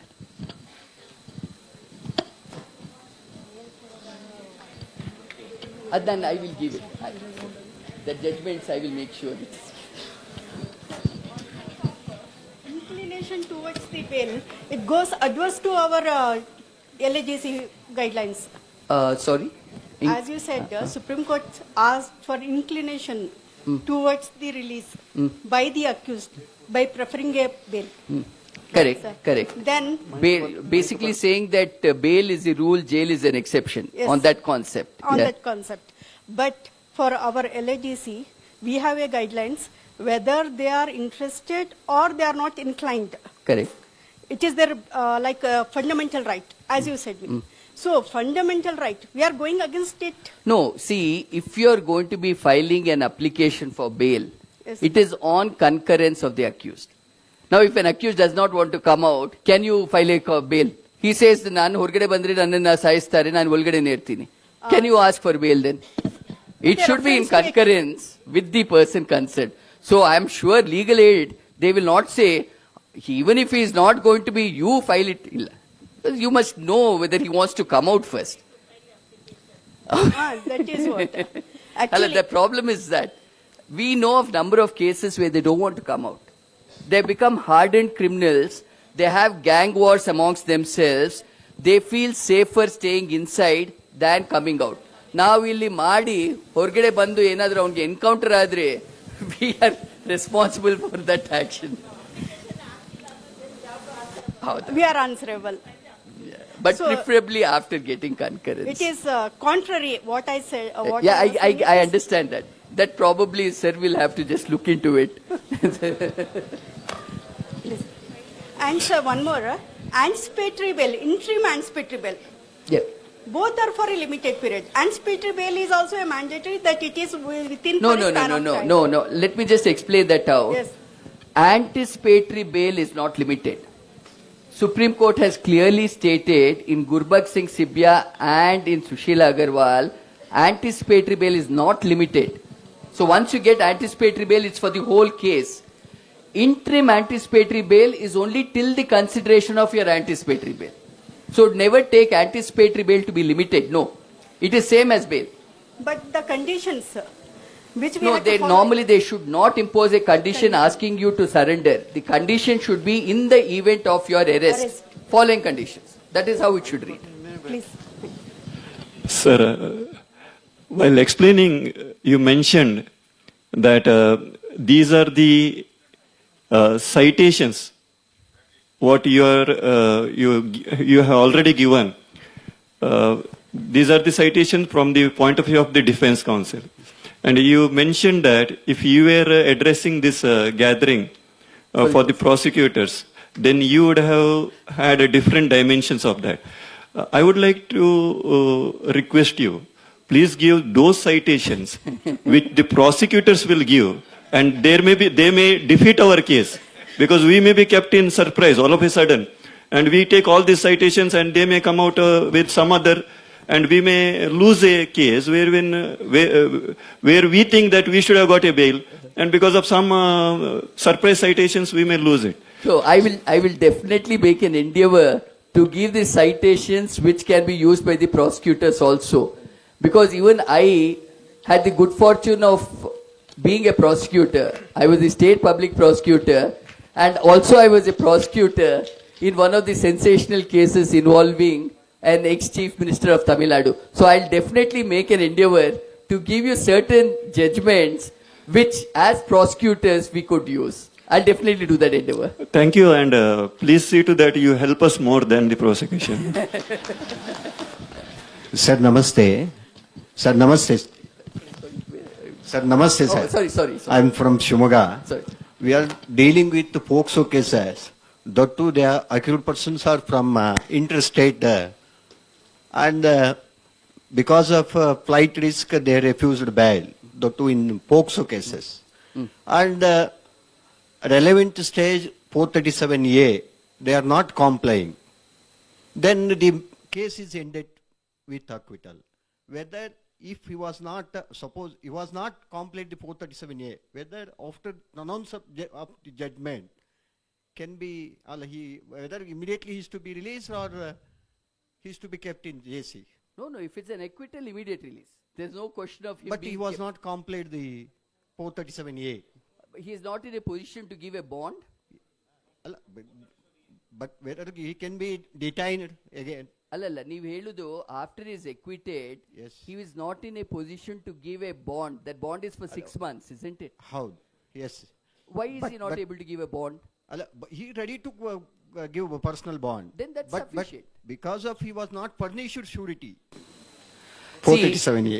Now Supreme Court even that one incident has taken place. the Supreme Court has even dealt with that issues. When the accused are going to be from outside the station and they're not in a position to get local sureties, then Supreme Court deals with that situation in saying, don't make the conditions so harsh that you're defeating the very object for which bails are being granted. So you may have to fall back on those decisions to say, look, he's not from here, he's willing to give a personal bond, release him forthwith. Now if the court doesn't agree with it, you can always challenge that order, bring it up to the higher courts. In this regard, in his citation, only on personal bond he can be. I will just check Please, and I will please, give please, it. I'll do that. Dhanyavad. Thank you, sir. Other questions will be taken later, sir. Madam, we will take later. Okay. Please, sir. Please be seated, sir. We will take a question and answer by slip and we will answer it later. Sorry. Sir, please seated, sir. Please. Just.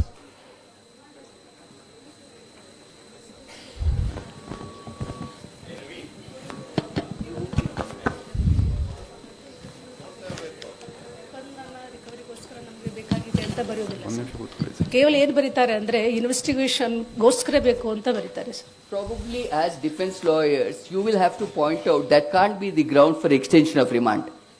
Sir ಅದು ಬೇಲಿಗೆ ಏನಾದರೂ grounds ಆಗುತ್ತಾ? ರಿಮಾಂಡಲ್ಲಿ ಹೇಳಿದ್ದ? ಹಾಂ. You can use it. When you're filing for your bail, you're going to see when you're filing for bail, you're also going to be pointing out what is it that the prosecution has arrayed in the remand. If they're not very specific in saying for what purpose they require, you can bring it as your point in saying the remand does not contain the reasons for which he should be Sir, in incarcerated. the almost all cases, they will not mention about of that what purpose they required. Adhu ನೀವು use ಮಾಡಬೇಕು for your bail. When you're arguing your bail, please look at the remand. The remand does not specifically say the need of him to be in jail for the purpose of investigation. Adhannu you highlight ಮಾಡಬೇಕು. And when it comes there, they'll already be in JC.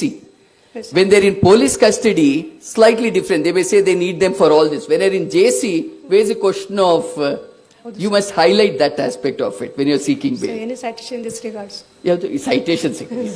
This is factually, it has to be pointed out. Thank you, sir. Sir, thank you, sir. Thank you. Sir, this session is very useful and enlightening. At the interest of you, it is most useful for you all. Please make use the rulings cited by the speaker and utilize at the time of trial and all. I request Anand, Deputy LADC from Mysore, to offer a book as a token of respect to our distinguished speaker.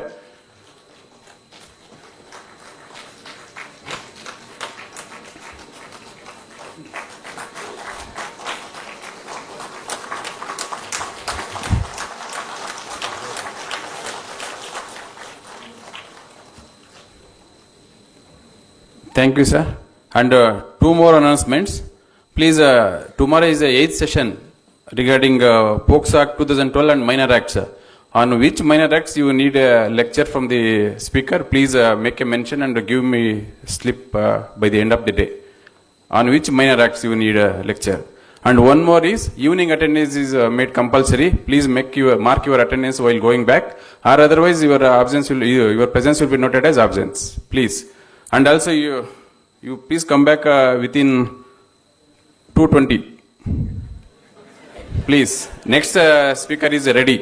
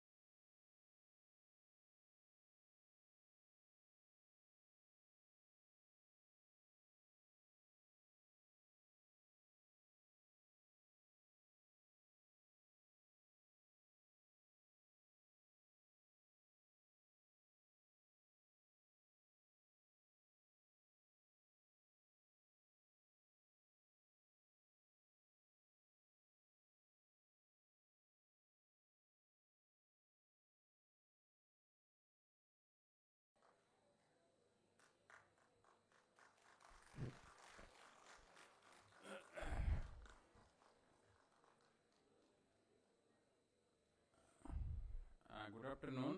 Now we are moving on to session number 3, BNSS.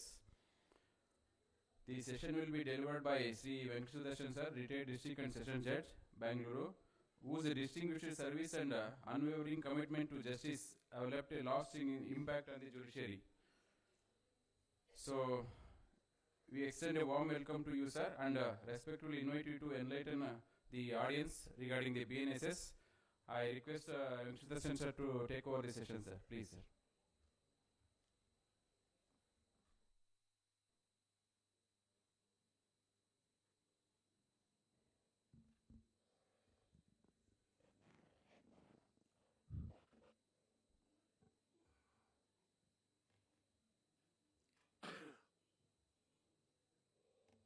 ಎಲ್ಲರಿಗೂ ನಮಸ್ಕಾರ.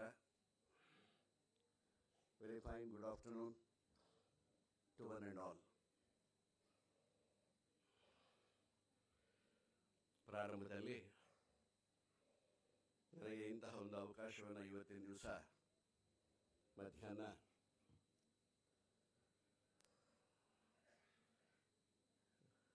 ವಕೀಲಗಳನ್ನು ಉದ್ದೇಶಿಸಿ ಈಗ ಬದಲಾಗಿರ್ತಕ್ಕಂತಹ criminal procedure code, ಮುಂಚೆ ಏನಿತ್ತು ಈಗ ಬದಲಾಗಿರ್ತಕ್ಕಂತಹ ಭಾರತೀಯ ನಾಗರಿಕ ಸುರಕ್ಷಾ ಸಂಹಿತೆ ಬಗ್ಗೆ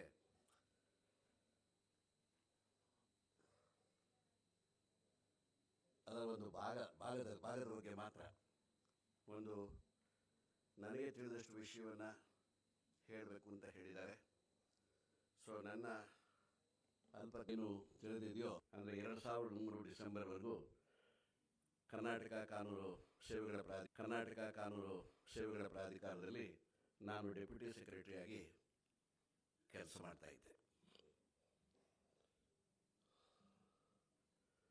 ಆಗ ಕರ್ನಾಟಕ ಉಚ್ಚ ನ್ಯಾಯಾಲಯದ ಹಿರಿಯ ನ್ಯಾಯಮೂರ್ತಿಗಳಾಗಿರ್ತಕ್ಕಂತಹ ಗೌರವಾನ್ವಿತ ಆರ್ ವಿ ರವೀಂದ್ರನ್ ಸಾಹೇಬರು ನಮಗೆ ಎಕ್ಸಿಕ್ಯೂಟಿವ್ ಚೇರ್ಮನ್ ಆಗಿದ್ದರು. ಆರ್ ವಿ ನಾಗರಾಜ್ ಸಾಹೇಬರು ಮೆಂಬರ್ ಸೆಕ್ರೆಟರಿ ಆಗಿದ್ದರು. ಅವರ ಇಬ್ಬರ ಕೈ ಕೆಳಗೆ ನಾನು 2 ವರ್ಷಗಳ ಕಾಲ ಡೆಪ್ಯೂಟಿ ಸೆಕ್ರೆಟರಿಯಾಗಿ ಕೆಲಸ ಮಾಡಿದ್ದೀನಿ ಅಂತ ಹೇಳ್ಕೊಳ್ಳೋಕ್ಕೆ ಸಂತೋಷವಾಗುತ್ತೆ ಮತ್ತು ಹೆಮ್ಮೆನೂ ಆಗುತ್ತೆ. ಆ 2 ವರ್ಷಗಳಲ್ಲಿ ನಿಜ ಹೇಳಬೇಕು ಅಂದರೆ ನಾನು ಅಪಾರವಾದ ಒಂದು ವಿದ್ಯೆಯನ್ನು ಕಲಿತೆ, ಜ್ಞಾನವನ್ನು ಸಂಪಾದಿಸಿದೆ.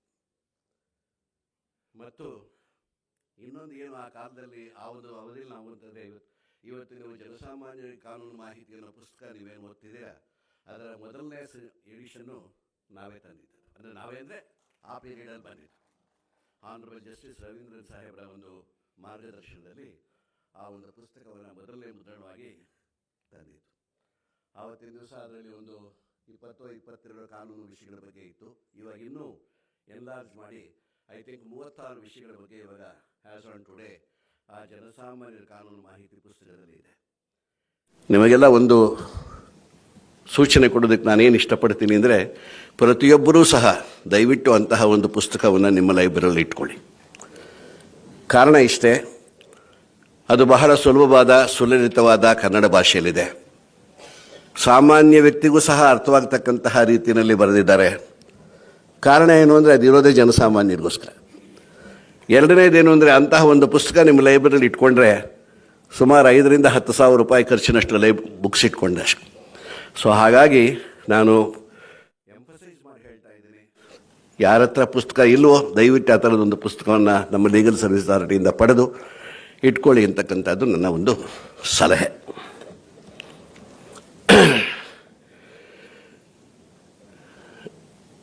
ಬಹಳ ಸಂತೋಷ, ನೀವೆಲ್ಲ ನಮ್ಮ ಕರ್ನಾಟಕ ಕಾನೂನು ಸೇವೆಗಳ ಪ್ರಾಧಿಕಾರದಿಂದ ಡಿಫೆನ್ಸ್ ಕೌನ್ಸಿಲ್ಸ್ ಆಗಿ ನೇಮಕಗೊಂಡಿದ್ದೀರ.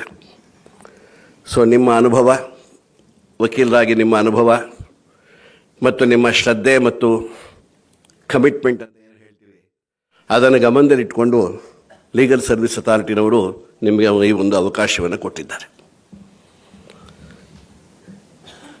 ಈ ಒಂದು 2 ವರ್ಷಗಳ ಕಾಲ ಇರತಕ್ಕಂತಹ ಒಂದು ಅವಕಾಶವನ್ನು ನೀವು ಎಷ್ಟು ಪ್ರಾಮಾಣಿಕವಾಗಿ ಶ್ರದ್ಧೆಯಿಂದ ಉಪಯೋಗಿಸ್ಕೋತಿರೋ ಅಷ್ಟು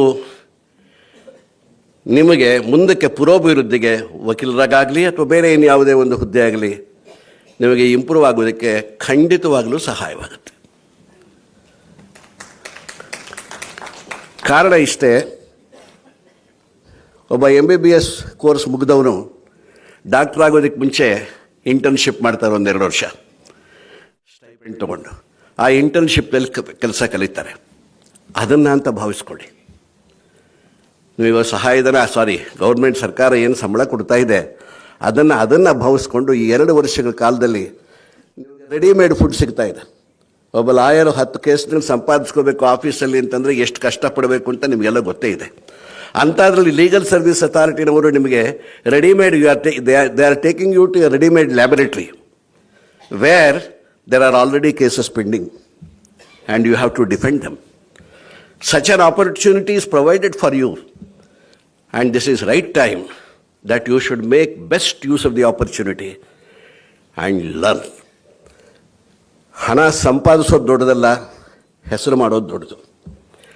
ಎಷ್ಟು ಪ್ರಾಮಾಣಿಕವಾಗಿ ನೀವು ಕೆಲಸ ಮಾಡ್ತೀರಾ, ಎಷ್ಟು ಶ್ರದ್ಧೆಯಿಂದ ಕೆಲಸ ಮಾಡ್ತೀರಾ, ಎಷ್ಟು ತೀವ್ರತೆ ಕಮಿಟ್ಮೆಂಟಿಂದ ಕೆಲಸ ಮಾಡ್ತೀರಾ, ಅಷ್ಟು ಅನುಕೂಲ ಬೆನಿಫಿಟ್ಸು ನಿಮಗೆ ಮುಂದಿನ ದಿವಸಗಳಲ್ಲಿ ಖಂಡಿತ ಆಗುತ್ತೆ.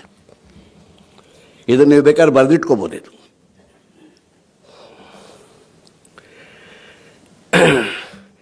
ಅದಕ್ಕೆ ಒಂದು ಕಡೆ ಹೇಳ್ತಾರೆ ಉಪನಿಷತ್ತಲ್ಲಿ, ಯದೇವ ವಿದ್ಯೆಯ ಶ್ರದ್ಧೆಯ ಉಪನಿಷದ ಕರೋತಿ ತದೇವ ವೀರ್ಯವತ್ತರಂ ಭವತಿ. ಏನು ಹಾಗಂದರೆ, ಯಾರು ತನಗೆ ಕೊಟ್ಟ ಕೆಲಸವನ್ನು ಶ್ರದ್ಧೆಯಿಂದ ಆಸಕ್ತಿಯಿಂದ ಕಮಿಟ್ಮೆಂಟ್ ಇಟ್ಕೊಂಡು ಕೆಲಸ ಮಾಡ್ತಾನೆ, he will become an excellent man in the days to come. So my dear friends, please take this as a very good opportunity or a wonderful opportunity in your life. You have an application to serve for 2 years. Of course, ಮುಂದಕ್ಕೂ ನಿಮ್ಗೆ ಆಗ್ಬೋದು. ನಾಳೆ application ಪುನಃ ಹಾಕ್ಕೊಂಡಾಗ ನಿಮ್ಮನ್ನೇ appoint ಮಾಡ್ಕೋಬೋದು, provided your work is satisfactory. There are many parameters. ಆಗ್ಬೋದು. So ಆಗತ್ತೋ ಬಿಡುತ್ತೋ ಪ್ರಶ್ನೆ ಬೇರೆ. ವಿದ್ಯೆಯನ್ನು ಸಂಪಾದನೆ ಆವಾಸ್ತೆ ಮಾಡಿ ಇಟ್ಕೊಂಡಿದ್ರೆ ನಮಗೆ ಯಾವತ್ತಿದ್ರೂ ಪ್ರಯೋಜನಕ್ಕೆ ಬಂದೇ ಬರುತ್ತೆ. ನೀವು ಲಾಯರ್ ಆಗಾದರೂ ಮಾಡ್ಕೊಳ್ಳಿ, ನಾಳೆ ಜಡ್ಜ್ ಆಗಾದರೂ ಆಗಿ, ಒಂದು ಲೀಗಲ್ ಒಬ್ಬ ಲಾ ಆಫೀಸರ್ ಆಗಾದರೂ ಹೋಗಿ, ಏನಾದರೂ ಮಾಡ್ಕೊಳ್ಳಿ, ದಿಸ್ ಅಸೆಟ್ ಯೂನಿ which you have earned will help you a lot. Therefore and ಎರಡನೇದೇನು ಅಂದರೆ, ನಾವು ಪ್ರಾಮಾಣಿಕವಾಗಿರಬೇಕು. ಪ್ರಾಮಾಣಿಕತನ ಬಿಟ್ಟರೆ ಅದು ನಮಗೆಲ್ಲೋ ಹೊಡೆಯುತ್ತದೆ. ಎಲ್ಲಿ ಹೊಡೆಯುತ್ತೆ ಅಂತ ಹೇಳೋಕ್ಕೋಗಲ್ಲ, ಯಾವಾಗ ಹೊಡೆಯುತ್ತೆ ಅಂತ ಹೇಳೋಕ್ಕಾಗಲ್ಲ. ತಾತ್ಕಾಲಿಕವಾಗಿ ನಮಗೆ ಬಹಳ ಚೆನ್ನಾಗಿರುತ್ತೆ, ತಾತ್ಕಾಲಿಕವಾದ ಪರಿಹಾರ ಬಹಳ ಚೆನ್ನಾಗಿರುತ್ತೆ. ಆದರೆ ಕಾಲಾನುಗತದಲ್ಲಿ ಅದು ನಮಗೆ ಏಟು ಬೀಳ್ಬೋದು, ನಮ್ಮ ಮನೆಯವ್ರಿಗೆ ಏಟು ಬೀಳ್ಬೋದು, ನಮ್ಮ ಮಕ್ಕಳಿಗೆ ಏಟು ಬೀಳ್ಬೋದು, ಇನ್ನು ಯಾರಿಗಾದರೂ ಬೀಳ್ಬೋದು. ತಿರುಗಿ ಹೇಳೋಕ್ಕಾಗದೇ ಇರುವಂಥ ಪರಿಸ್ಥಿತಿಗೆ ಭಗವಂತ ನಮ್ಮನ್ನು ತರ್ತಾನೆ. ಇದು ಕರ್ಮ ರಿಟರ್ನ್ಸ್ ಅಂತ ಅದಕ್ಕೆ ಹೇಳೋದು. ನಾವು ಒಳ್ಳೇದು ಮಾಡಿದ್ರೆ ನಮಗೆ ಒಳ್ಳೇದು ಬರುತ್ತೆ, ನಾವು ಕೆಟ್ಟದ್ದು ಮಾಡಿದ್ರೆ ನಮಗೆ ಡಬಲ್ ಅಷ್ಟು ಕೆಟ್ಟದಾಗುತ್ತೆ. This is what is called as karma returns. If you do good to others, you will get best in return. If you do bad to others, you will get worst in return. So ಆದ್ದರಿಂದ ಈ ಒಂದು ಅವಕಾಶ ನಿಮಗೆ ಬಂದಿದೆ. Defence ಕೌನ್ಸಿಲ್ಗಳಾಗಿ ಪ್ರಾಮಾಣಿಕರಾಗಿ ನಿಷ್ಠರಾಗಿರಿ, ಕರ್ತವ್ಯಪೂರ್ವಕವಾಗಿರಿ, ಶ್ರದ್ಧೆಯಿಂದ ಕೆಲಸ ಮಾಡಿ. ಬಂದಿರೋದನ್ನು ಒಂದು ಅವಕಾಶ ಅಂತ ತಿಳ್ಕೊಳ್ಳಿ. ಹೇಗೆ ಅವಕಾಶ ಅಂತ ತಿಳ್ಕೊಳ್ಳೋದು? ಸಪೋಸ್ ನಿಮ್ಗೆ ಯಾವುದೋ ಒಂದು ಕೇಸ್ ಬಂತು, ಸಂತೆ ಹೊತ್ತಿಗೆ 3 ಮೊಳ ಅಂತ ಹೇಳಿ ಆ ಕೇಸ್ಗೋಸ್ಕರ ಮಾತ್ರ ನೀವು ತಯಾರಾದರೆ you are not a good advocate. You can never be a good advocate. ಆಯಿತು, ಆ ಟೈಮ್ ನಾನು what is applicable for advocates is applicable for you also, because you are a defence counsel. ಯಾಕೆ ಆ ಟೈಮ್ಗೆ ಆಯಿತು, ಮುಗಿಸಿದ್ರೆ ಅವನೇನೋ ಫೀಸ್ ಕೊಟ್ಟ, of course ನಿಮಗೆ ಸರ್ಕಾರ ಸಂಬಳ ಕೊಡುತ್ತೆ, ಮುಗೀತು. ನೆಕ್ಸ್ಟ್ ಅದೇ ವಿಷಯ ಬಂದಾಗ ಅವಾಗೇನೋ ಮಾಡಿದ್ನಲ್ಲ, ಏನು ಮಾಡಿದ್ದೆ ಮರ್ತೋಯ್ತು. So you have to take every case as a research.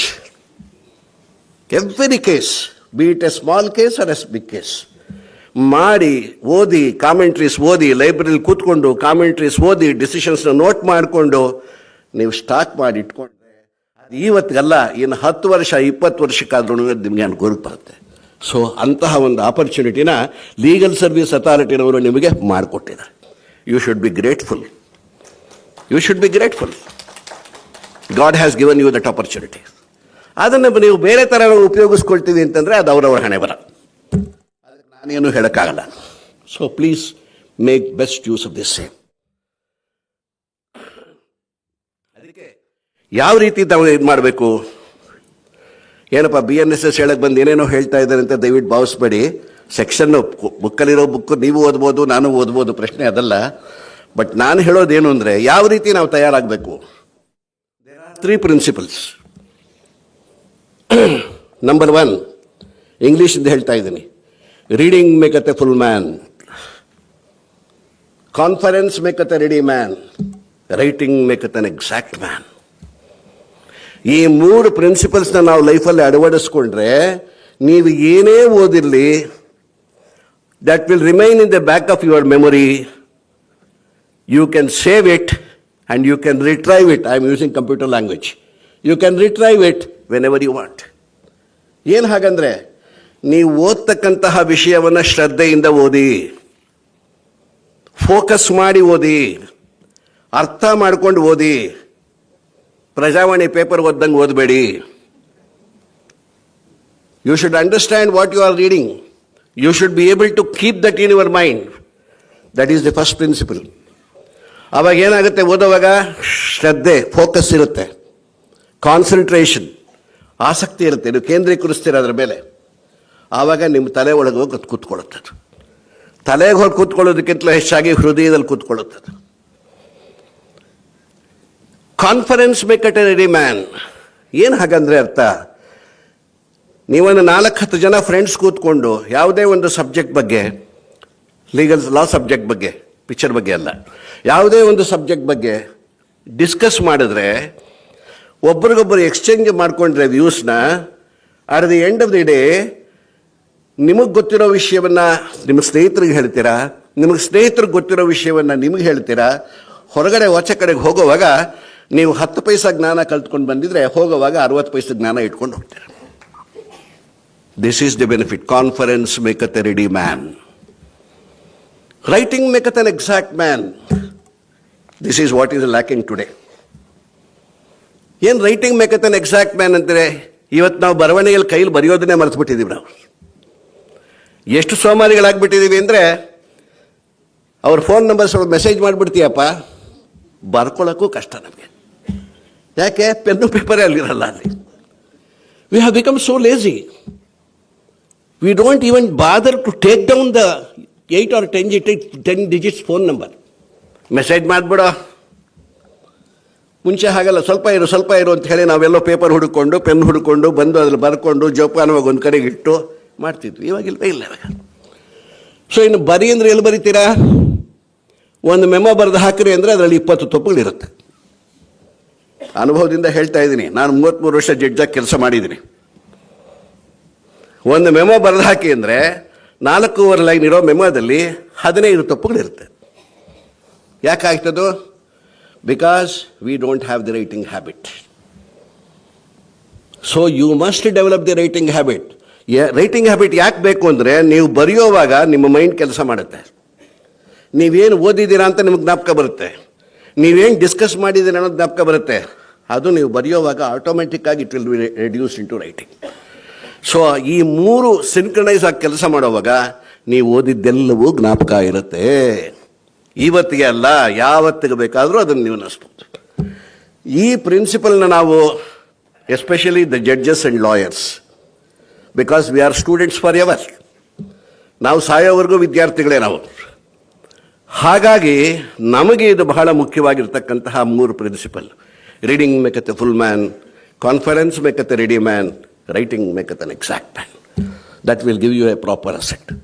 So ಆದ್ದರಿಂದ ಸಾರಿ, ಒಂದು 10 ನಿಮಿಷ ಜಾಸ್ತಿ ಟೈಮ್ ತೊಗೊಂಡ್ಬಿಟ್ಟೆ. ಸಬ್ಜೆಕ್ಟ್ ಬಿಟ್ಟು ದಯವಿಟ್ಟು ತಪ್ಪು ತಿಳ್ಕೊಬೇಡಿ. ನಾವು ವೆಲ್ಕಮ್ ಟು ದಿ ಸಬ್ಜೆಕ್ಟ್. ನನಗೆ ಕೊಟ್ಟಿರೋ ಸಬ್ಜೆಕ್ಟು BNSS ಮೇಲೆ ಹೇಳಿಬಿಡಿ ಸಾರ್ ಅಂದರು. ಇದು ಹೇಗೆ ಅಂದರೆ, ಒಂದು ದೊಡ್ಡ ಸಮುದ್ರದ ಮುಂದೆ ನಿಲ್ಲಿಸಿ ಈ ಸಮುದ್ರ ಈಜುಬಿಡಿ sir ಅಂತಾಗೆ. BNSS is a very vast subject. containing more than 500 sections. How can I complete it within half an hour or 50 minutes? It is not possible. It is impossible. Even ಫಾಸ್ಟಾಗಿ ಹೇಳ್ಕೊಂಡೋದ್ರೂ ಸಾಧ್ಯವೇ ಇಲ್ಲ. ಫಾಸ್ಟಾಗಿ ಹೇಳ್ಕೊಂಡೋದ್ರೂ ಪ್ರಯೋಜನವೇ ಇಲ್ಲ, ರ್ಯಾಶ್ ಆ್ಯಂಡ್ ನೆಗ್ಲಿಜೆಂಟೇ. ಹೇಳಿದವನಿಗೂ ಪ್ರಯೋಜನ ಇಲ್ಲ, ಕೇಳಿದವ್ರಿಗೂ ಪ್ರಯೋಜನ ಇಲ್ಲ. ಆದ್ದರಿಂದ ನಾನು ಹೇಳಿದೆ, ನಾನು ಬರೀ 4 ಟಾಪಿಕ್ ಮಾತ್ರ ಕವರ್ ಮಾಡ್ತೀನಿ ನನಗೆ ಕೊಟ್ಟಿರೋ ಟೈಮಲ್ಲಿ, to the best of my ability. 5ನೇ ಟಾಪಿಕ್ಗೆ ಮೋಸ್ಟ್ಲಿ ಟೈಮ್ ಸಾಲದೇ ಇರ್ಬೋದು, ಟೈಮ್ ಸಿಕ್ಕಿದ್ರೆ ಬೇಕಾದ್ರೆ 5ನೇ ಟಾಪಿಕ್ಕು ಕವರ್ ಮಾಡ್ತೀನಿ. ಹಾಗಾಗಿ ನಾನು ನನ್ನ ಸ್ಲೇಟಲ್ಲಿ ಕಾಗ್ನಿಸೆನ್ಸ್ವರೆಗೂ ಇಟ್ಕೊಂಡಿದ್ದೀನಿ, ಟೇಕಿಂಗ್ ಆಫ್ ಕಾಗ್ನಿಸೆನ್ಸ್ವರೆಗೂ ಇಟ್ಕೊಂಡಿದ್ದೀನಿ. ಸೊ ಅಲ್ಲಿವರೆಗೂ ಎಷ್ಟಾಗುತ್ತೆ ಅಂತ ನೋಡೋಣ, ಅಷ್ಟು ಮಾಡೋಣ. ನಾವೆಲ್ಲ ಡಿಫೆನ್ಸ್ ಕೌನ್ಸಿಲ್ಸು. ಸೊ ನಾವು ಡಿಫೆನ್ಸ್ ಕೌನ್ಸಿಲ್ಸ್ ಅಂತ ಅಂದಮೇಲೆ ಫಸ್ಟ್ ಆಫ್ ಆಲ್ ನಮಗೆ ಅಕ್ಯೂಸ್ಡ್ ರೈಟ್ಸ್ ಏನು ಅಂತ ಗೊತ್ತಿರಬೇಕು. What are the rights that the accused has? I hope all of you must have had the experience at the bar more than 7 years, 5, 6, 7, 8 years. So ಆದರೂ ಏನಪ್ಪ ಇವೆಲ್ಲ ಪ್ರಿಲಿಮಿನರೀಸ್ ಹೇಳ್ತಾ ಇದ್ದಾರೆ ಅಂತ ದಯವಿಟ್ಟು ತಿಳ್ಕೊಬೇಡಿ. ನಾನು ಪುನಃ ಚೆನ್ನಾಗಿ ಅರ್ಥ ಮಾಡ್ಕೊಳ್ಳೋಕೆ ನಾನು ಹೇಳ್ತಾ ಇದ್ದೀನಿ. Accused has got 8 fundamental rights. Article 20 of the Constitution of India provides 4 rights. Article 22 also provides fundamental rights. What do they say? Number 1, no person can be prosecuted for any act which is not an offense on the date on which it was committed. ಯಾವುದೇ ಒಂದು ವ್ಯಕ್ತಿ ಯಾವುದೇ ಒಂದು ಕ್ರಿಯೆಯನ್ನು ಮಾಡಿದಾಗ ಅಥವಾ ಯಾವುದೇ ಒಂದು ಆ್ಯಕ್ಟನ್ನು ಮಾಡಿದಾಗ ಆ ಆ್ಯಕ್ಟು ಆವತ್ತಿನ ದಿವಸ ಅಫೆನ್ಸ್ ಆಗಿರಬೇಕು.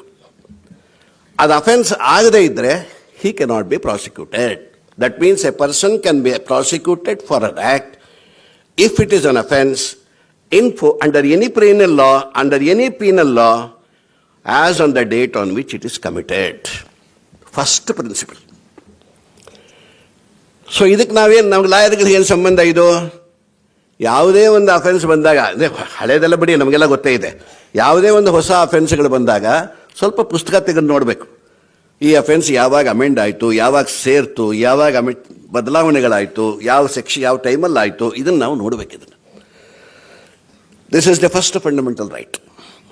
The second fundamental right is no person can be punished for a sentence greater than what is provided at the time of commission of the offense. ಏನು, ಕೋರ್ಟ್ ಯಾವುದೋ ಒಬ್ಬ ವ್ಯಕ್ತಿನ ತಪ್ಪಿತಸ್ಥ ಅಂತ ತೀರ್ಮಾನ ಮಾಡುತ್ತೆ ಯಾವುದೋ ಒಂದು ಅಫೆನ್ಸ್ ಮಾಡಿದ್ದಕ್ಕೆ. ಆ ಅಫೆನ್ಸ್ ಮಾಡಿದಾಗ ಆ ಒಂದು ಸೆಕ್ಷನ್ಗೆ ಎಷ್ಟು ಪನಿಷ್ಮೆಂಟ್ ಇದೆಯೋ ಅದನ್ನು ಮಾತ್ರ ಗಣನೆಗೆ ತಗೋಬೇಕೇ ಹೊರತು not greater than that. Subsequently it may be amended. ಆವತ್ತು 2 years ಇರೋದು ಇವತ್ತು 5 years ಇರಬಹುದು. But the Constitution says no. He has to be punished only in accordance with the punishment sentence prescribed prevailing at that particular date when it was committed. Third one, no person can be prosecuted for any offense more than once, double jeopardy. Very important, right? And the last one, a person who is accused of commission of an offense cannot be compelled to be a witness against him. That is, self-incrimination is prohibited. ಅದಕ್ಕೆ confession before a police officer is inadmissible, is irrelevant ಅಂತ evidence ಆಕ್ಟಲ್ಲಿ ಹೇಳೋದು. These are the 4 rights which the accused has under Article 20. Come to Article 22. Article 22 of the Constitution says, number 1, Whenever a person is arrested, he shall be informed of the grounds of arrest as soon as possible. ಯಾಕೆ arrest ಮಾಡ್ತಾ ಇದ್ದೀವಿ ಅಂತ ಒಂದು ಹೇಳಬೇಕು. ಎರಡನೇದು, a person who has been arrested has a right to have an advocate of his choice. ಮೂರನೇದು, A person who is arrested will have to be produced before the nearest magistrate within 24 hours from the time of arrest, excluding the time taken for journey from the place of arrest to the court. And ನಾಲ್ಕನೇದು, an officer arresting the person cannot keep the accused in detention for a period more than stipulated. Police officer 24 ಗಂಟೆಗಿಂತ ಜಾಸ್ತಿ ಇಟ್ಕೊಂಡ್ರೆ that becomes a wrongful confinement. So these are the 8 fundamental rights that are accused has got, which you defense lawyers are expected to know. Now, coming to BNSS.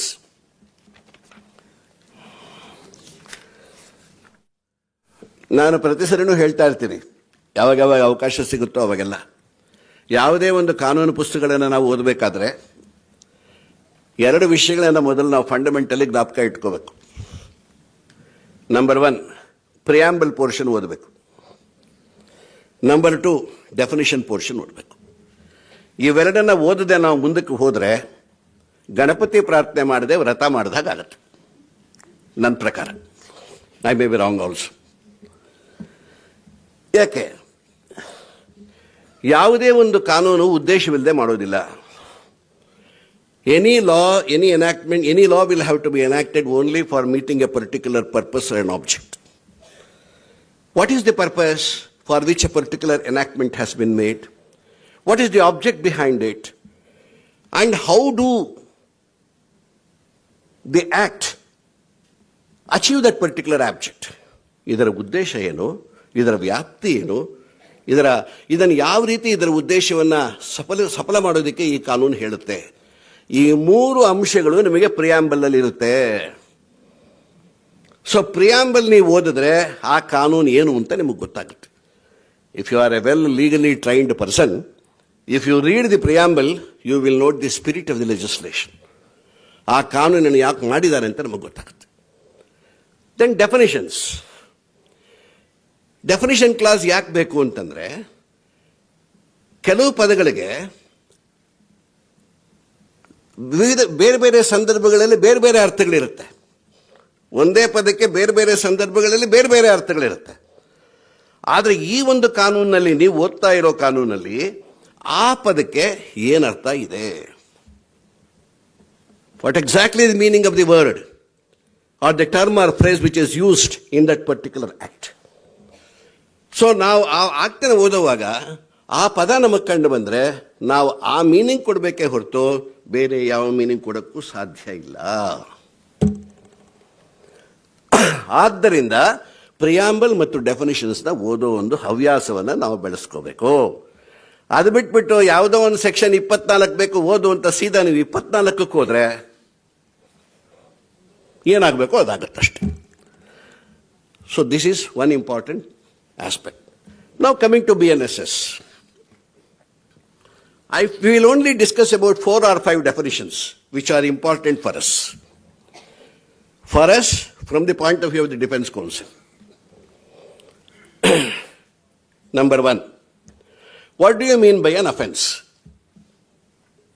Offence ಅಂದ್ರೆ ಏನು? ನಾವೆಲ್ಲ criminal ಲಾಗಳು ಓದಿದ್ದು. ಕೊನೆಗೆ ಇದನ್ನು ನಾನು ಎಷ್ಟೋ ಜನ ಕೇಳಿದ್ದೀನಿ. ಅಫೆನ್ಸ್ ಅಂದ್ರೆ ಏನು ಅಂದರೆ ಸರಿಯಾಗಿ 1 ಲೈನ್ ಡೆಫಿನಿಷನ್ ಹೇಳೋಕೆ ಬರೋಲ್ಲ ನಮಗೆ.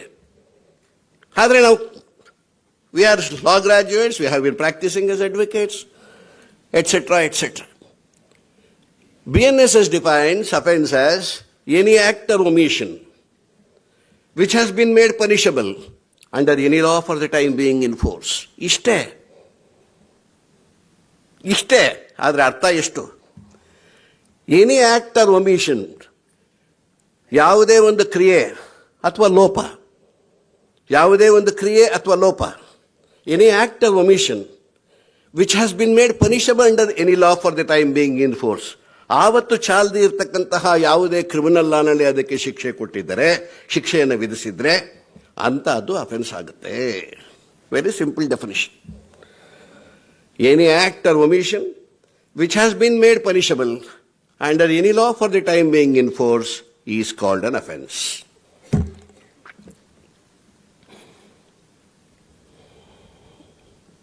Now, offenses can be categorized as a cognizable offense, a non-cognizable offense, a bailable offence, non-bailable offence, offences on the basis of nature of trial. ಒಂದೆರಡು ನಿಮಿಷ ನೋಡ್ಬೋಣ ಇದನ್ನೇನು ಅಂತ. How is cognizable offence defined in BNSS or in CRPC? A cognizable offence is one which has been shown as cognizable in the schedule appended to the code, where a police officer can arrest a person without a warrant. ಬಹಳ ನಿಧಾನವಾಗಿ ಹೇಳ್ತಾ ಇದ್ದೀನಿ, ಅರ್ಥ ಮಾಡ್ಕೊಳ್ಳಿ ಅಂತ. A cognizable offence is one which has been shown as cognizable in the schedule appended to this code, that is Sanhita, where a police officer can arrest a person without a warrant.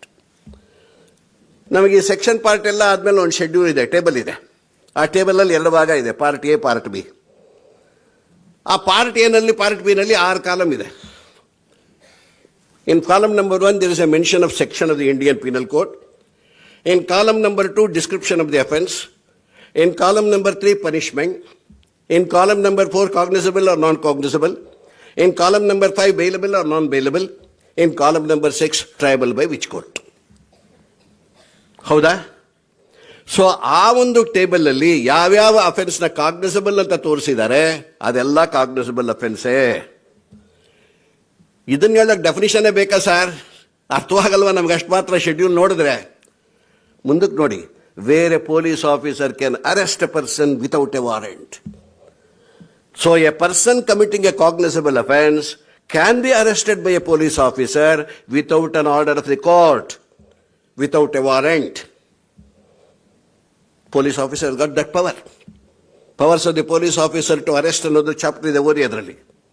Any person who has committed a cognizable offence can be arrested without a warrant.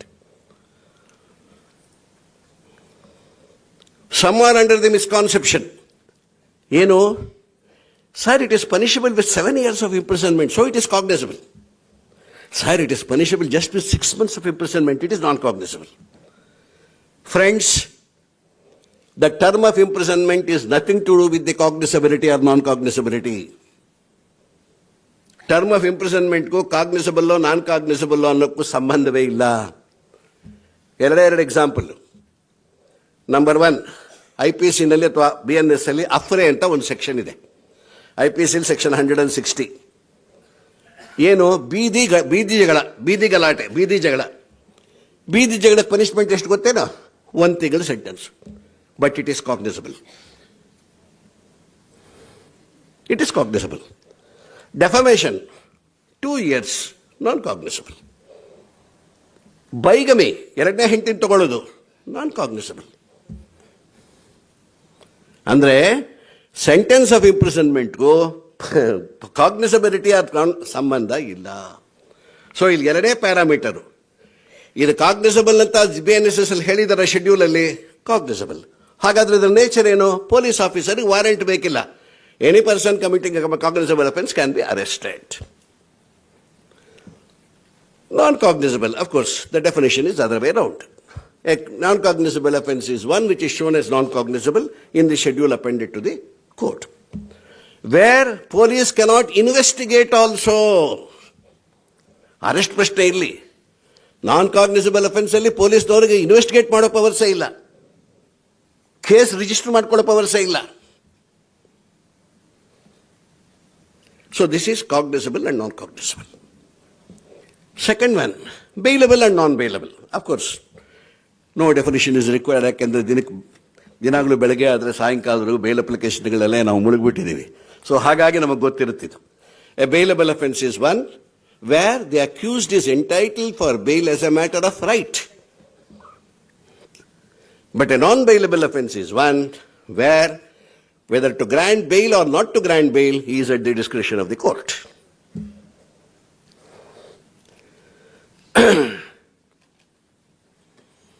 Then summons trial, warrant trial. Summons trial procedure is adopted in a case where the offence alleged is punishable up to 2 years of imprisonment. Up to 2 years of imprisonment. Summons trial. A warrant trial procedure is where the offence alleged is punishable with death, life imprisonment or imprisonment to any term exceeding 2 years. I am reading from the definition only. ಏನು ಹಾಗೆ ಹೇಳ್ತಾ ಇದ್ದಾರಲ್ಲ, ಇದೇನು ಬಂಡ್ಲು ಹೊಡಿತಾ ಇದ್ದಾರಾ ಅಂತ ಅನ್ಕೋಬೇಡಿ. ಬುಕ್ಕಿರೋರು ಬೇಕಾದ್ರೆ ನೋಡ್ಕೋಬಹುದು. Then the next definition, complaint. Police ಸ್ಟೇಷನ್ಗೆ ಕಂಪ್ಲೇಂಟ್ ಕೊಟ್ಟು ಬಂದ್ಬಿಟ್ಟೆ ಸರ್ ಅಂತ ನಾವು ಸಾಮಾನ್ಯ ಭಾಷೆಯಲ್ಲಿ ಮಾತಾಡ್ಕೊಳ್ತೀವಿ. ಆದರೆ ನಾವು ಪೊಲೀಸ್ನವ್ರಿಗೆ ಕೊಡೋದು ಕಂಪ್ಲೇಂಟ್ ಅಲ್ಲ, ಕಾನೂನಿನ ದೃಷ್ಟಿಯಿಂದ ನೋಡಿದಾಗ. ಹಾಗಾದ್ರೆ ಕಂಪ್ಲೇಂಟ್ ಅಂದ್ರೆ ಏನು? Definition: any allegation made orally or in writing to a magistrate with a view of he taking action against a person known or unknown for the offence committed. ಅರ್ಥ ಮಾಡ್ಕೊಳ್ಳಿ. Any allegation made either orally or in writing to a magistrate, not to the police, to a magistrate. What is the purpose? Purpose is with a view to take action against a person known or unknown who has committed the offence. ಅಪರಾಧವನ್ನು ಮಾಡಿರ್ತಕ್ಕಂತಹ ಗೊತ್ತಿರುವ ಅಥವಾ ಗೊತ್ತಿಲ್ಲದೆ ಇರುವ ವ್ಯಕ್ತಿಯ ವಿರುದ್ಧ ಕ್ರಮವನ್ನು ಜರುಗಿಸಿ ಅಂತ ಅಂದುಬಿಟ್ಟು ನ್ಯಾಯಾಧೀಶರ ಮುಂದೆ, ಮ್ಯಾಜಿಸ್ಟ್ರೇಟ್ರ ಮುಂದೆ ನಾವು ಕೊಡ್ತಕ್ಕಂತಹ ಮಾಡ್ತಕ್ಕಂತಹ ಒಂದು ಆರೋಪ, ಆ ಆರೋಪ ಬಾಯ್ದಾರಿಯಾಗಾದರೂ ಇರಬಹುದು ಅಥವಾ ಬರವಣಿಗೆಯಲ್ಲಿ ಬೇಕಾದರೂ ಇರಬಹುದು. So that means A private complaint. That means a private complaint. So these are some of the important definitions which we as advocates are supposed to know when we are reading criminal law. Of course, there are other definitions also. There is one more definition, of course. Investigation. Investigation. What do you mean by investigation? Investigation is a process of collecting evidence by a police officer. ಇದೆಲ್ಲರಿಗೂ ಗೊತ್ತಿರೋದೆ, ಇದರಲ್ಲೇನು ವಿಶೇಷ ಇಲ್ಲ. ಮುಂದಕ್ಕೆ ನೋಡಿ. Or by any person other than a magistrate but authorised by a magistrate. Look at the wordings. ಕಾನೂನು ಓದೋದು ಅಷ್ಟು ಸುಲಭ ಅಲ್ಲ, ಕಾನೂನು ಅರ್ಥ ಮಾಡ್ಕೊಳ್ಳೋದು ಬಹಳ ಕಷ್ಟ. ಪ್ರತಿಯೊಂದು ಪದಕ್ಕೂ ತನ್ನದೇ ಆದ ಅರ್ಥ ಇರುತ್ತೆ. ಅಷ್ಟೇ ಸ್ಲೀಪಿಂಗ್ ಟ್ಯಾಬ್ಲೆಟು ಸಹ ಅದು. ರಾತ್ರಿ ನಿದ್ದೆ ಬರಲಿಲ್ಲ ಅಂದರೆ ಯಾವ್ದಾದ್ರು ಒಂದು IPC ಇಟ್ಕೊಂಡು ಒಂದು 2 ಸೆಕ್ಷನ್ ಓದ್ಬಿಟ್ರೆ ಸಾಕು, you will go into deep sleep. ಗೊತ್ತಾಯ್ತಾ? ಬಟ್ ಇಂಟ್ರೆಸ್ಟ್ ಇದ್ರೆ ಅದರಷ್ಟು ಇಂಟ್ರೆಸ್ಟ್ ಸಬ್ಜೆಕ್ಟ್ ಇನ್ನೊಂದಿಲ್ಲ.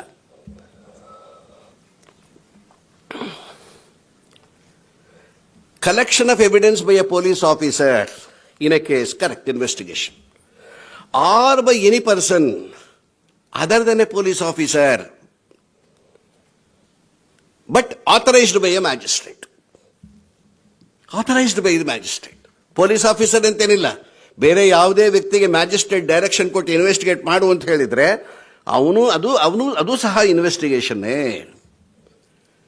ಇದು ಎಲ್ಲಿ ಬರುತ್ತಿದ್ದು? ನಾನು ನಿಮಗೆ ಪ್ರಶ್ನೆ ಹಾಕ್ತಾ ಇದ್ದೀನಿ, ಎಲ್ಲಿ ಬರುತ್ತಿದ್ದು? ಇದು ಎಲ್ಲಿ ಬರುತ್ತೆ ಅಂದರೆ BNSSL ಕರೆಸ್ಪಾಂಡಿಂಗ್ ಸೆಕ್ಷನ್ ನೋಡ್ಕೊಳ್ಳಿ. It comes in section 202 CRPC.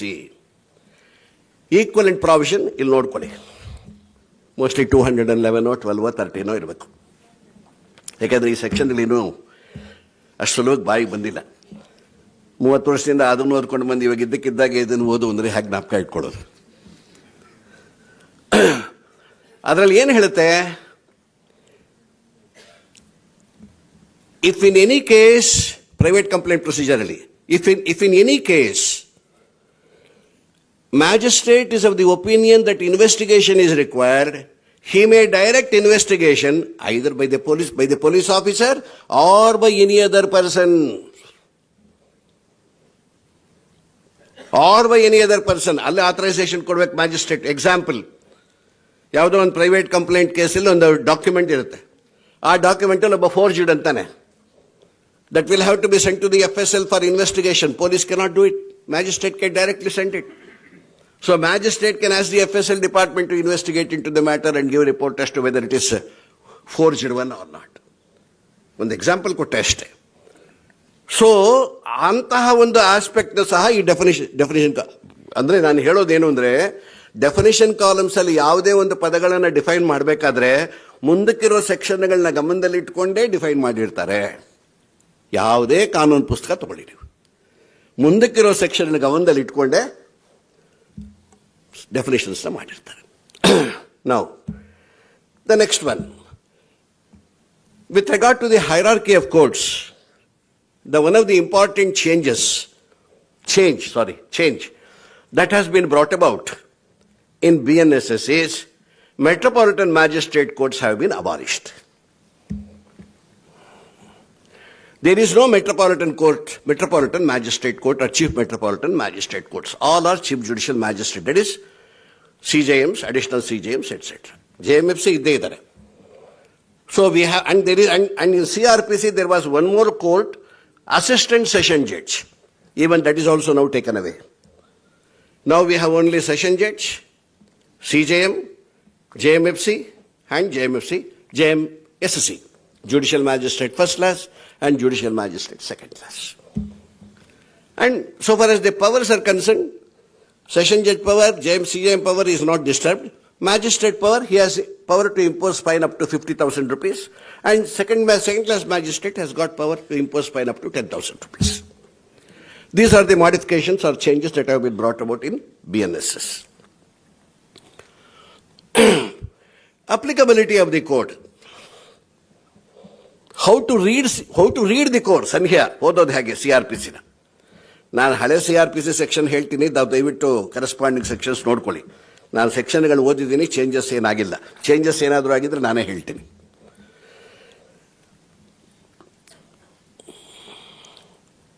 Section 5 of the CRPC, equivalent provision, somewhere section 3 or 4 ಬರುತ್ತೆ, says wherever the word magistrate is used, ನಾವು ಸಂಹಿತೆ ಓದಬೇಕಾದ್ರೆ ಇದನ್ನು ಜ್ಞಾಪಕ ಇಟ್ಕೋಬೇಕು.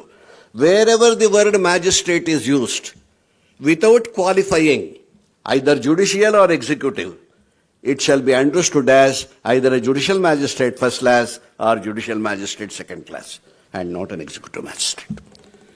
They have made it very clear. ಕೆಲವು ಕಡೆ ಬರೀ ಮ್ಯಾಜಿಸ್ಟ್ರೇಟ್ ಅಂತ ಬರುತ್ತೆ. ಆವಾಗ ನಾವು ಏನು ಜುಡಿಷಿಯಲ್ ಮ್ಯಾಜಿಸ್ಟ್ರೇಟಾ ಎಕ್ಸಿಕ್ಯೂಟಿವ್ ಮ್ಯಾಜಿಸ್ಟ್ರೇಟಾ ಅನ್ನೋ ಅನುಮಾನಕ್ಕೆ ದಾರಿ ಮಾಡಿಕೊಡ್ಬೇಡಿ. ಹಾಗಂತ ಇದ್ರೆ ಅದು ಜುಡಿಷಿಯಲ್ ಮ್ಯಾಜಿಸ್ಟ್ರೇಟೇ. That's how it will have to be understood.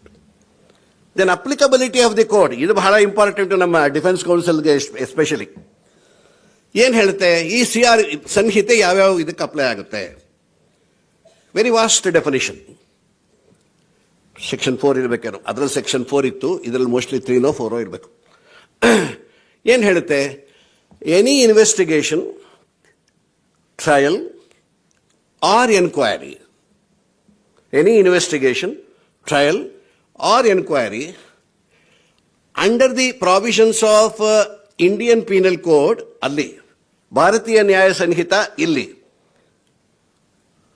it shall be done according to the provisions of this Sanhita only. ಏನು ಹಾಗಂದ್ರೆ ಅರ್ಥ?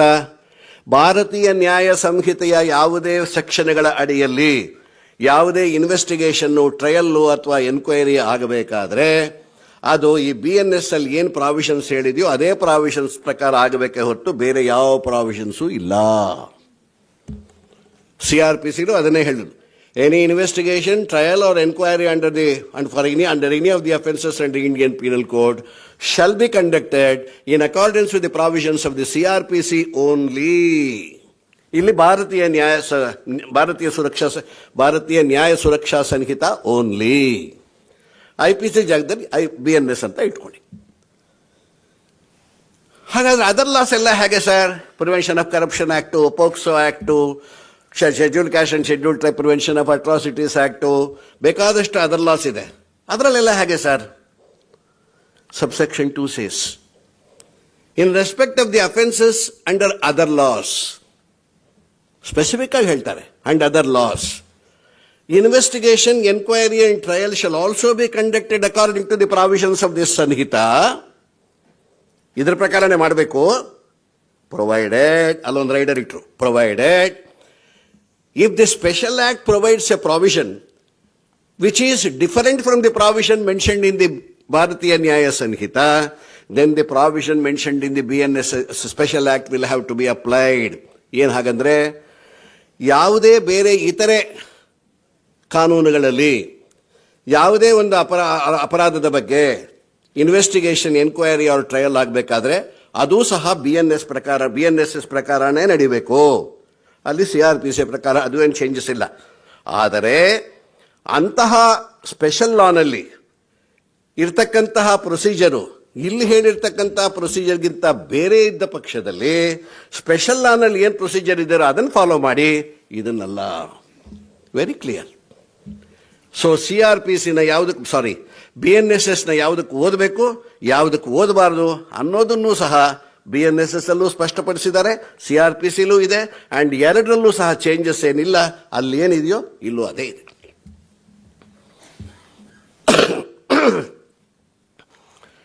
Then we will come to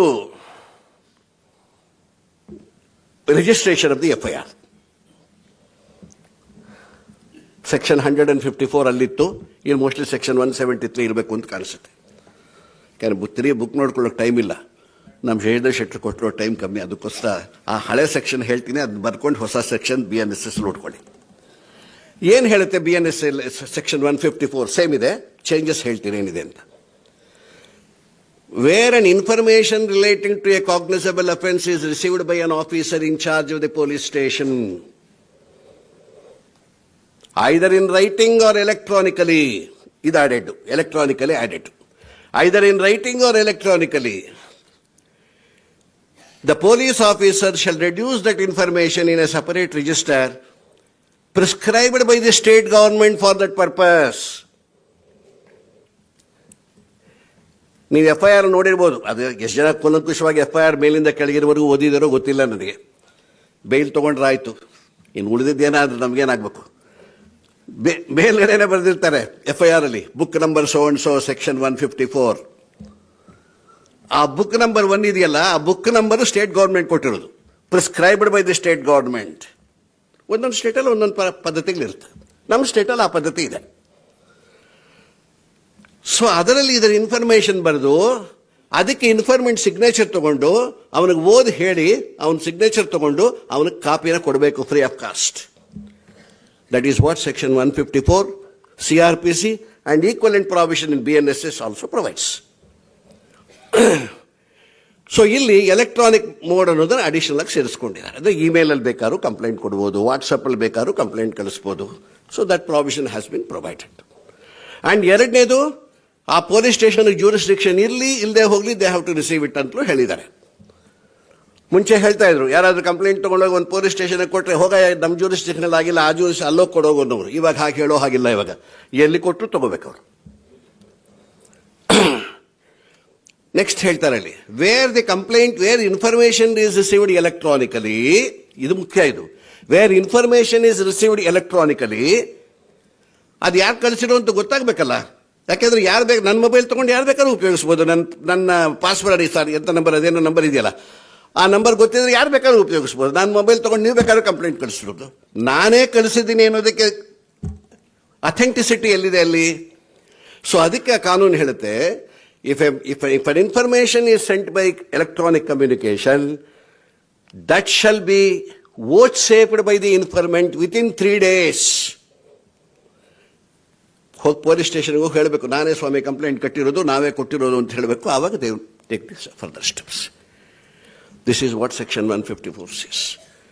154 further says, of course, if an offence is committed, ಆ rape ಗೀಪು ಅದೆಲ್ಲ ಬರುತ್ತೆ.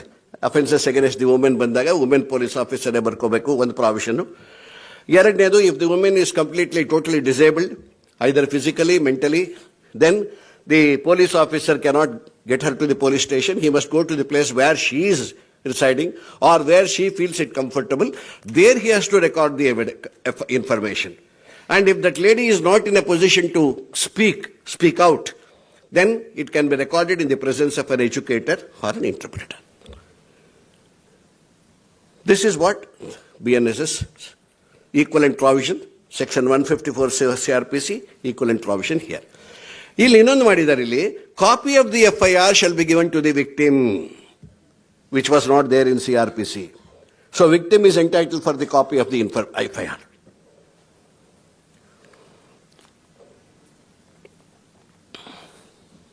Now, then the subsection 2 is retained as it is. Yenadu, if a police officer refuses to receive the complaint, that is information, then the informant can send that particular information by registered post acknowledgement to the jurisdictional superintendent of police, who may either investigate the matter by himself or he may depute any other person subordinate to him to investigate. ಏನು ಹಾಗಂದ್ರೆ police ಸ್ಟೇಷನ್ಗೆ ಹೋದ್ವಿ, complaint ತಗೊಳ್ಳಲ್ಲ ಪೊಲೀಸ್ನವರು, ತಗೊಳ್ಳಲ್ಲ ಹೋಗಿ ಅಂದ್ಬಿಡ್ತಾರೆ. ಆವಾಗ are you helpless? No, you are not helpless. Law says, ಮುಂಚೆನೂ CRPC ಇದೆ, ಇವಾಗಲೂ ಇದೆ, you can send that information by registered post acknowledgement due to the jurisdictional superintendent of police. ಆವಾಗ ಸುಬ್ರಹ್ಮಣ್ಯ ಪೊಲೀಸ್ ಅದನ್ನು ಇನ್ವೆಸ್ಟಿಗೇಟ್ ಮಾಡ್ಬೋದು, ಅವರೇ ಮಾಡ್ಬೋದು, ಅಥವಾ ಅವರ ಕೆಳಗಿನ ಅಧಿಕಾರಿಗಳಿಗೆ ಅದನ್ನು ವಹಿಸಬಹುದು. ಇನ್ನೂ ಮುಂದಕ್ಕೆ ಹೋಗಿದೆ under new BNSS. If superintendent of police also does not take any action, this is a new addition in BNSS, then the aggrieved person can file a complaint before the can file an application before the magistrate. Application, complaint anta helala, application. ಏನಕ್ಕೆ application? Requesting the magistrate to direct the police to register the case. This is a new addition in BNSS. 154, equivalent provision here. Then, section 155, ಇದು ಎಷ್ಟೋ ಕೇಸುಗಳಲ್ಲಿ ನೀವು defence ಕೌನ್ಸಿಲ್ಗೆ ನೀವು ನೋಡಬೇಕಾಗಿರೋದು. Offence ನಾನ್ cognisable ಇರುತ್ತೆ, ಪೊಲೀಸ್ನವ್ರು charge sheet ಹಾಕ್ಬಿಟ್ಟಿರ್ತಾರೆ. ನಾವು evidence ಎಲ್ಲ ಮಾಡ್ತೀವಿ, ಚಾರ್ಜು ಫ್ರೇಮ್ ಮಾಡ್ತೀವಿ, ಎವಿಡೆನ್ಸು ಮಾಡ್ತೀವಿ, whether it is proper. Section 155 CRPC, corresponding provision in BNSS, no amendment, ಅಲ್ಲಿ ಹೇಗಿದೆಯೋ ಇಲ್ಲೂ ಹಾಗೆ ಇದೆ. ಏನು ಹೇಳುತ್ತದೋ? Where an information relating to the commission of the offence received by the police station is in respect of a non-cognizable offence, then police officer may, number one, if the information is writing, he may send it to the magistrate. If the information is oral, he may refer the complaint informant to the magistrate. ನಮ್ಗೆ ಅಧಿಕಾರ ಇಲ್ಲಪ್ಪ, ಇದು non cognizable. ಯಾಕಂದ್ರೆ how do a common man know whether a particular offence is a non cognizable or a cognizable? ಸಾಮಾನ್ಯ ವ್ಯಕ್ತಿಗೆ ಹೇಗೆ ಗೊತ್ತಾಗುತ್ತೆ ಅವನಿಗೆ ಇದು ಕಾಗ್ನಿಸಬಲ್ ನಾನ್ ಕಾಗ್ನಿಸಬಲ್? ಏನು ಗೊತ್ತಿರುತ್ತೆ? ಏನೋ ಒಂದು ಆಯ್ತು, ಅವನ ಮೇಲೆ ಆಗಬಾರ್ದಾಯ್ತು, ಪೊಲೀಸ್ ಸ್ಟೇಷನ್ ಹೋದ, ಅವನಿಗೆ ಗೊತ್ತಿರೋದು ಅದೊಂದೇ, ಹೋದ, ಪೊಲೀಸ್ನವ್ರು ಹೇಳ್ದ, ಅವಾಗ ಪೊಲೀಸ್ನವ್ರು ಬುಕ್ ತೆಗೆದು ನೋಡಬೇಕು, ಈ ಒಂದು ಆ್ಯಕ್ಟ್ ಇದೇನು ಕಾಗ್ನಿಸಬಲ್ಲ ನಾನ್ ಕಾಗ್ನಿಸಬಲ್ಲ ಅಂತ. ಸೊ ನಾನ್ ಕಾಗ್ನಿಸಬಲ್ ಆದರೆ ಬರವಣಿಗೆಯಲ್ಲಿ ಕೊಟ್ಟಿದ್ರೆ ಮ್ಯಾಜಿಸ್ಟ್ರೇಟ್ ಕಳಿಸಿ, ಓರಲ್ ಆಗಿ ಹೇಳಿದ್ರೆ ನನಗೆ ಅಧಿಕಾರ ಇಲ್ಲಪ್ಪ, ಹೋಗಿ ಮ್ಯಾಜಿಸ್ಟ್ರೇಟ್ ಕೋರ್ಟ್ಗೆ ಹೋಗು, ಅಲ್ಲಿ ಸಾಹೇಬ್ರೆ ಏನಾದರೂ ಹೇಳಿದ್ರೆ ನಾನು ಇನ್ವೆಸ್ಟಿಗೇಟ್ ಮಾಡ್ತೀನಿ.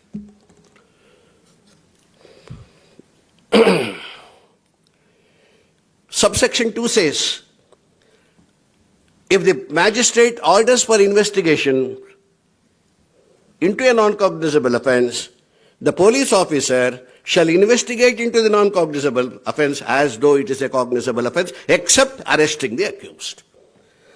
Magistrate court ಏನಾದ್ರೂ non-cognizable offence ನ ಪೊಲೀಸ್ನವ್ರಿಗೆ ಇನ್ವೆಸ್ಟಿಗೇಟ್ ಮಾಡು ಅಂತ ಕಳಿಸ್ಕೊಟ್ರೆ, ಆವಾಗ ಅದು ಕಾಗ್ನಿಸಬಲ್ ಅಫೆನ್ಸ್ ಅಂತಲೇ ಭಾವಿಸಿ ಎಲ್ಲ ಪವರ್ಸ್ ಅದ ತಗೊಂಡು ಪೊಲೀಸ್ ಆಫೀಸರ್ ಇನ್ವೆಸ್ಟಿಗೇಟ್ ಮಾಡಬಹುದು, ಆದರೆ ಅರೆಸ್ಟ್ ಮಾಡೋ ಅಧಿಕಾರ ಮಾತ್ರ ಇಲ್ಲ. Subsection 3 says, where there are multiple offenses, one of them is cognizable. Suppose 4-5 section ಮೇಲೆ ಹಾಕ್ಬಿಡ್ತಾರೆ ಕಂಪ್ಲೇಂಟ್, ಅದ್ರಲ್ಲಿ 4 ಸೆಕ್ಷನ್ ನಾನ್ ಕಾಗ್ನಿಸಬಲ್, ಒಂದೇ ಒಂದು ಸೆಕ್ಷನ್ ಕಾಗ್ನಿಸಬಲ್. ಅವಾಗ ಏನು ಮಾಡಬೇಕು? ಪೊಲೀಸ್ನವ್ರು ಇನ್ವೆಸ್ಟಿಗೇಟ್ ಮಾಡಬೇಕಾ, ಕೋರ್ಟಿಗೆ ಕಳಿಸ್ಬೇಕಾ? Section says the police officer shall treat this as a cognizable offence and proceed with the investigation. ಒಂದು ಸೆಕ್ಷನ್ ಕಾಗ್ನಿಸಬಲ್ ಇದ್ರೂ ಸಾಕು, ಪೊಲೀಸ್ನವರು ಅದನ್ನು ಕಾಗ್ನಿಸಬಲ್ ಅಫೆನ್ಸ್ ಅಂತ ಪರಿಗಣಿಸಿ ಇನ್ವೆಸ್ಟಿಗೇಷನ್ ಶುರು ಮಾಡಬಹುದು. This is section 155.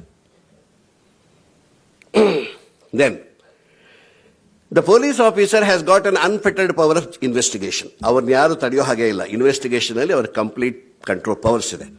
Court cannot interfere. Then 157. This is important from the point of view of the defense counsels. Why? ಹೇಳ್ತಾರೆ 157 CRPC ಇದಕ್ಕೆ ಈಕ್ವಲೆಂಟ್ ಪ್ರಾವಿಷನ್ ಹಳೆ CRPC ಬರ್ಕೊಂಬರಿ ಸೆಕ್ಷನ್, ಆವಾಗ ನಿಮಗೆ ಇಲ್ಲಿ ಸೆಕ್ಷನ್ ನೋಡ್ಕೊಳ್ಳಿ. ಚೇಂಜಸ್ ಇಲ್ಲ, ಅಲ್ಲಿ ಏನಿದೆಯೋ ಇಲ್ಲೋ ಅದೇ ಇದೆ. ಏನು ಹೇಳ್ತದೋ? A police officer before proceeding to the spot for the purpose of investigation shall ensure, important, shall ensure that the FIR has been dispatched to the court. ಏನು ಹಾಗಂದ್ರೆ ಅರ್ಥ? FIR ಪೊಲೀಸ್ ಸ್ಟೇಷನಲ್ಲಿ ಬರೆದ ತಕ್ಷಣ, ರೆಡಿ ಆಗಿದ ತಕ್ಷಣ FIRನ ಕೋರ್ಟ್ ಕಳಿಸ್ಬೇಕು. The original FIR must reach the court, magistrate court. ಆ original FIR reach ಆಗಿದೆ, ಡಿಸ್ಪ್ಯಾಚ್ ಆಗಿದೆ ಅನ್ನೋದನ್ನ ಗ್ಯಾರಂಟಿ ಮಾಡ್ಕೊಂಡು ಇವನು ಸ್ಪಾಟ್ಗೆ ಹೋಗ್ಬೇಕು ಪೊಲೀಸ್ ಆಫೀಸರ್. ಯಾಕೆ ಇದು ಇಂಪಾರ್ಟೆಂಟ್ ನಮಗೆ? From the point of view of the accuse there are two things in every criminal case. Number one, delay in lodging complaint, that is FIR. Delay in transmitting FIR. Both the things are to be accounted by the prosecution. You should be very careful. When did the incident occurred? ಅಪರಾಧ ಅಂತ ಹೇಳ್ಕೊಂಡಿರ್ತಕ್ಕಂತಹ ಕೃತ್ಯ ಯಾವತ್ತಾಯಿತು? When did the information reach the police? ಪೊಲೀಸ್ನವ್ರಿಗೆ information ಯಾವತ್ತು ಕೊಟ್ಟರು? ಅದರಲ್ಲಿ ಏನಾದರೂ ಡಿಲೇ ಇದೆಯಾ? That is a plus point for the accused. ನೀವೆಲ್ಲ ಡಿಫೆನ್ಸ್ ಕೌನ್ಸಿಲ್, ಅದಕ್ಕೋಸ್ಕರ ಅಕ್ಯೂಸ್ಡ್ ಪ್ಲಸ್ ಪಾಯಿಂಟ್ ಹೇಳ್ತಾ ಇದ್ದೀರಿ. ಅದು plus point for the accused. Second one, transmission of FIR from the police station to the court. FIR ಬೆಳಗ್ಗೆ 9:30 ಗಂಟೆಗೆ register ಆಗಿದೆ, ಆದರೆ ಕೋರ್ಟ್ಗೆ ನಾಳೆ ದಿವಸ ಸಾಯಂಕಾಲ 4:15 ಗಂಟೆಗೆ ಹೋಗಿದೆ. ಪೊಲೀಸ್ ಸ್ಟೇಷನ್ನು ಕೋರ್ಟ್ನಿಂದ ಕೇವಲ 1 ಕಿಲೋಮೀಟರ್, 2 ಕಿಲೋಮೀಟರ್ ಅಥವಾ 5 ಕಿಲೋಮೀಟರ್ ದೂರದಲ್ಲಿದೆ. Why there was a delay in transmission of the FIR? ಎರಡನ್ನ ಸರಿಯಾಗಿ ಅರ್ಥ ಮಾಡ್ಕೋಬೇಕು ಅಂದರೆ ಸುಪ್ರೀಂ ಕೋರ್ಟ್ ಜಡ್ಜ್ಮೆಂಟ್ ನೋಡಬೇಕು. ಏನು ಹೇಳುತ್ತೆ supreme court judgement? The FIR has to be transmitted to the court immediately. If it is not transmitted, ಬರೆಯೋದು ಆ ಸೈಟೇಷನ್ ಅನ್ನು ಮರ್ತೋಗಿದ್ದೀನಿ, ತಂದಿಲ್ಲ ನಾನು. ಆನರಬಲ್ ಜಸ್ಟಿಸ್ ಸಂತೋಷ್ ಹೆಗ್ಡೆ ಸಾಹೇಬ್ರದ್ದು. If it is not, because if it is allowed to remain, there is a scope for embellishments, doctoring, altering, tampering. Therefore, the law insists that FIR should reach the magistrate soon after it is registered. ಹಾಕ್ಬೋದು. FIR ಇಟ್ಕೊಂಡ್ಮೇಲೆ complainant ಬರ್ತಾನೆ, ಏನು ಸ್ವಾಮಿ ಯಾರ ಮೇಲೆ ಹಾಕಿದ್ದಾರೆ case? ತಿಮ್ಮಣ್ಣನ ಮೇಲೆ ಹಾಕಿದ್ದಾರೆ. ಸ್ವಾಮಿ ಆ ರಾಮಣ್ಣನ ಬೊಮ್ಮಣ್ಣನ ಸೇರಿಸಿ, ಅವ್ರು ಇರಲಿಲ್ಲ ಕರೆಕ್ಟು, ಬಟ್ ಅವತ್ತಿನ ದಿವಸ ನೋಡಿ ಅವನ್ನ ಅಲ್ಲಿ ಇದ್ದಾಗ ಹಿಂಗೆ ಮಾಡಿಬಿಟ್ಟ, ಅವನು ಸೇರಿಸಿ. FIR ಸ್ಟೇಷನಲ್ಲಿ ಇದ್ದರೆ ಇವೆಲ್ಲ ಆಗೋ ಚಾನ್ಸಸ್ ಇರುತ್ತೆ. ಅಡಿಷನ್ಸ್, ಎಂಬಲಿಷ್ಮೆಂಟ್ಸ್, ಟ್ಯಾಂಪರಿಂಗ್ ಎಲ್ಲ ಆಗುತ್ತೆ. ಆದ್ದರಿಂದ the law insists that FIR, once it is registered, must reach the magistrate immediately. ಅದೇ ಒರಿಜಿನಲ್ FIR ಇಮಿಡಿಯೇಟ್ ಆಗಿ ಬಂದು ಕೋರ್ಟಿಗೆ ಬಿದ್ದುಬಿಟ್ರೆ ಏನು ಚೇಂಜಸ್ ಮಾಡೋಕ್ಕೆ ಸಾಧ್ಯವೇ ಇಲ್ಲ. ಇನ್ವೆಸ್ಟಿಗೇಷನ್ ಮಾಡ್ಕೋಬೇಕಷ್ಟೇ, ಮಾಡ್ಕೊಳ್ಳಿ ಅವರು. But truth will be there. ಸತ್ಯ ಅನ್ನೋದೇನಿದೆ ಅದಲ್ಲಿ ಇರುತ್ತದೆ. ಅದೇನಾದರೂ ತಪ್ಪಾಗಿದ್ರೆ ಇನ್ವೆಸ್ಟಿಗೇಷನಲ್ಲಿ ಗೊತ್ತಾಗುತ್ತದೆ. ಪೊಲೀಸ್ ಆಫೀಸರ್ಗೆ ಸಾಕಷ್ಟು ಪವರ್ಸ್ ಇದೆ ಇನ್ವೆಸ್ಟಿಗೇಷನ್, ಯಾರೂ ತಡೆಯೋ ಹಾಗಿಲ್ಲ ಪೊಲೀಸ್ ಆಫೀಸರ್ನ. He can investigate into the matter, to the case. ಆವಾಗ court we may not believe the FIR. ಅದು ಮುಖ್ಯ. ಎರಡನೇದು, why there was a delay in lodging in complaint. ಅಲ್ಲ ಸ್ವಾಮಿ, ಅಫೆನ್ಸ್ ನಿಮ್ಮ ಮನೆಯಲ್ಲಿ ಇವತ್ತಿನ ದಿವಸ, ಮೊನ್ನೆ ದಿವಸ ಬೆಳಗ್ಗೆ 10 ಗಂಟೆಗೆ ನಡೆದಿದೆ. ಪೊಲೀಸ್ ಸ್ಟೇಷನ್ ನಿಮ್ಮ ಮನೆಯಿಂದ ಇವತ್ತೆಲ್ಲ ಒಂದು 10 ಕಿಲೋಮೀಟರ್ ದೂರದಲ್ಲಿದೆ. ನೀವು 2 ದಿವಸ ಬಿಟ್ಟು ಕಂಪ್ಲೇಂಟ್ ಇನ್ಫಾರ್ಮೇಷನ್ ಕೊಡ್ತಿದ್ದಿರಲ್ಲ, ಯಾಕೆ? Why there is a delay? The burden is on the prosecution to prove, not for you. ನಾನು ನೋಡಿದ್ದೀನಿ ಕೆಲವು ಕ್ರಿಮಿನಲ್ ಕೇಸ್ಗಳಲ್ಲಿ ಅಡ್ವೊಕೇಟ್ ಫಾರ್ ಅಕ್ಯೂಸ್ ಕೇಳೋದನ್ನ, ಯಾಕ್ರಿ ಡಿಲೇ ಆಯಿತು ಕಂಪ್ಲೇಂಟ್ ಕೊಡೋದ್ರಲ್ಲಿ? ನಿಮಗೆ ಯಾಕ್ರಿ ಬೇಕದು? ನಿಮಗೆ ಯಾಕೆ ಬೇಕು? ಎಲೆ ಎತ್ತೋ ಗುಂಡ ಅಂದರೆ ಉಂಡವ್ರು ಎಷ್ಟು ಮಂದಿ ಅಂತ ಕೇಳಬಾರ್ದು. ಎಲೆ ಎತ್ತೋದಷ್ಟು ಅಷ್ಟೇ ನಮ್ಮ ಕೆಲಸ. ಪ್ರಾಸಿಕ್ಯೂಷನ್ಗೆ ಬೇಕು, ಪ್ರಾಸಿಕ್ಯೂಷನ್ ಅಷ್ಟು prove the delay, not your self. ಅವ್ನು ನೀವು ಕೇಳಿಬಿಟ್ರೆ ಉತ್ತರ ಕೊಡ್ತಾನೆ. ಅದು ನೀವು ಚಾಲೆಂಜ್ ಮಾಡೋಕ್ಕಾಗುತ್ತೋ? ಆಗಲ್ಲ. ಅಲ್ಲಿಗೆ ನಿಮ್ಮ ಮೇಲೆ ನೀವೇ ಆನೆ ಸ್ನಾನ ಮಾಡ್ದಂಗೆ ಆಯಿತು. So you are not suppose to put that question. You can argue ಆಮೇಲೆ, ಸ್ವಾಮಿ ನೋಡಿ ಇನ್ಸಿಡೆಂಟು ಮೊನ್ನೆ 1ನೇ ತಾರೀಕು ಆಗಿದೆ, ಕಂಪ್ಲೇಂಟ್ ಪೊಲೀಸ್ ಸ್ಟೇಷನ್ಗೆ ಇನ್ಫಾರ್ಮೇಷನ್ 5 ದಿವಸ ಆದಮೇಲೆ ಕೊಟ್ಟಿದ್ದಾರೆ. ಪ್ಲೇಸ್ ಆಫ್ ಇನ್ಸಿಡೆಂಟ್ ನೋಡಿದ್ರೆ ಬಸ್ 5 ಕಿಲೋಮೀಟರ್ ದೂರದಲ್ಲಿ, ನೋಡಿ FIR ಅಲ್ಲೇ ಬರೆದಿದ್ದಾರೆ 5 ಕಿಲೋಮೀಟರ್ ದೂರದಲ್ಲಿದೆ. ಯಾಕೆ ಸ್ವಾಮಿ 4 ದಿವಸ ಡಿಲೇ ಆಯಿತು? ಅದಕ್ಕೆ ಪ್ರಾಸಿಕ್ಯೂಷನ್ ನೋಡಿ ಎಕ್ಸ್ಪ್ಲನೇಷನ್ನೇ ಕೊಟ್ಟಿಲ್ಲ. Therefore benefit of doubt goes in favour of the accused. That is an argument available to you. You cannot ask as to why there was a delay. It is there that you being the defense counsels will have to take interest. ಅದಕ್ಕೇನು ಮಾಡ್ಬೇಕು ನೀವು? FIR ನ ಬರೆದು ಚೆನ್ನಾಗಿ ಓದಬೇಕು. I don't know how many advocates practicing on criminal side will read the details of the FIR before cross-examining the witness. FIR ಅಲ್ಲಿ ನಿಮಗೆ ಎಲ್ಲ ಇನ್ಫಾರ್ಮೇಷನು ಇರುತ್ತೆ. ಕ್ರೈಮ್ ನಂಬರ್ ಇರುತ್ತೆ, ಸೆಕ್ಷನ್ ಇರುತ್ತೆ, ಆಮೇಲಿಂದ ಎಷ್ಟೊತ್ತಿಗೆ ಪ್ಲೇಸ್ ಆಫ್ ಇನ್ಸಿಡೆಂಟ್ ಎಷ್ಟು ದೂರ ಇದೆ ಸ್ಟೇಷನ್ಗೂ ಅನ್ನೋದು ಇರುತ್ತೆ, ಯಾವಾಗ ಇನ್ಫಾರ್ಮೇಷನ್ ಬಂತು ಅನ್ನೋದು ಇರುತ್ತೆ, ಪೊಲೀಸ್ ಸ್ಟೇಷನಿಂದ ಯಾವಾಗ ಕಳಿಸ್ಕೊಟ್ವಿ FIR ಕೋರ್ಟ್ಗೆ ಅನ್ನೋದು ಇರುತ್ತೆ. ಇಷ್ಟೆಲ್ಲ ಇನ್ಫಾರ್ಮೇಷನ್ ನಿಮಗೆ FIR ಅಲ್ಲೇ ಸಿಗುತ್ತೆ. ಇಷ್ಟನ್ನು ಇಟ್ಕೊಂಡು ನೀವು ಕ್ರಾಸ್ ಎಕ್ಸಾಮಿನ್ ಮಾಡಬೇಕು. So N effective cross examiner, if he reads the FIR properly, he will have minimum 5 to 6 questions to put to the investigating officer. So therefore, the knowledge of the provisions of this 154, 156, 157 CRPC and equivalent provisions in BNS without any amendment, I am telling, is very, very important.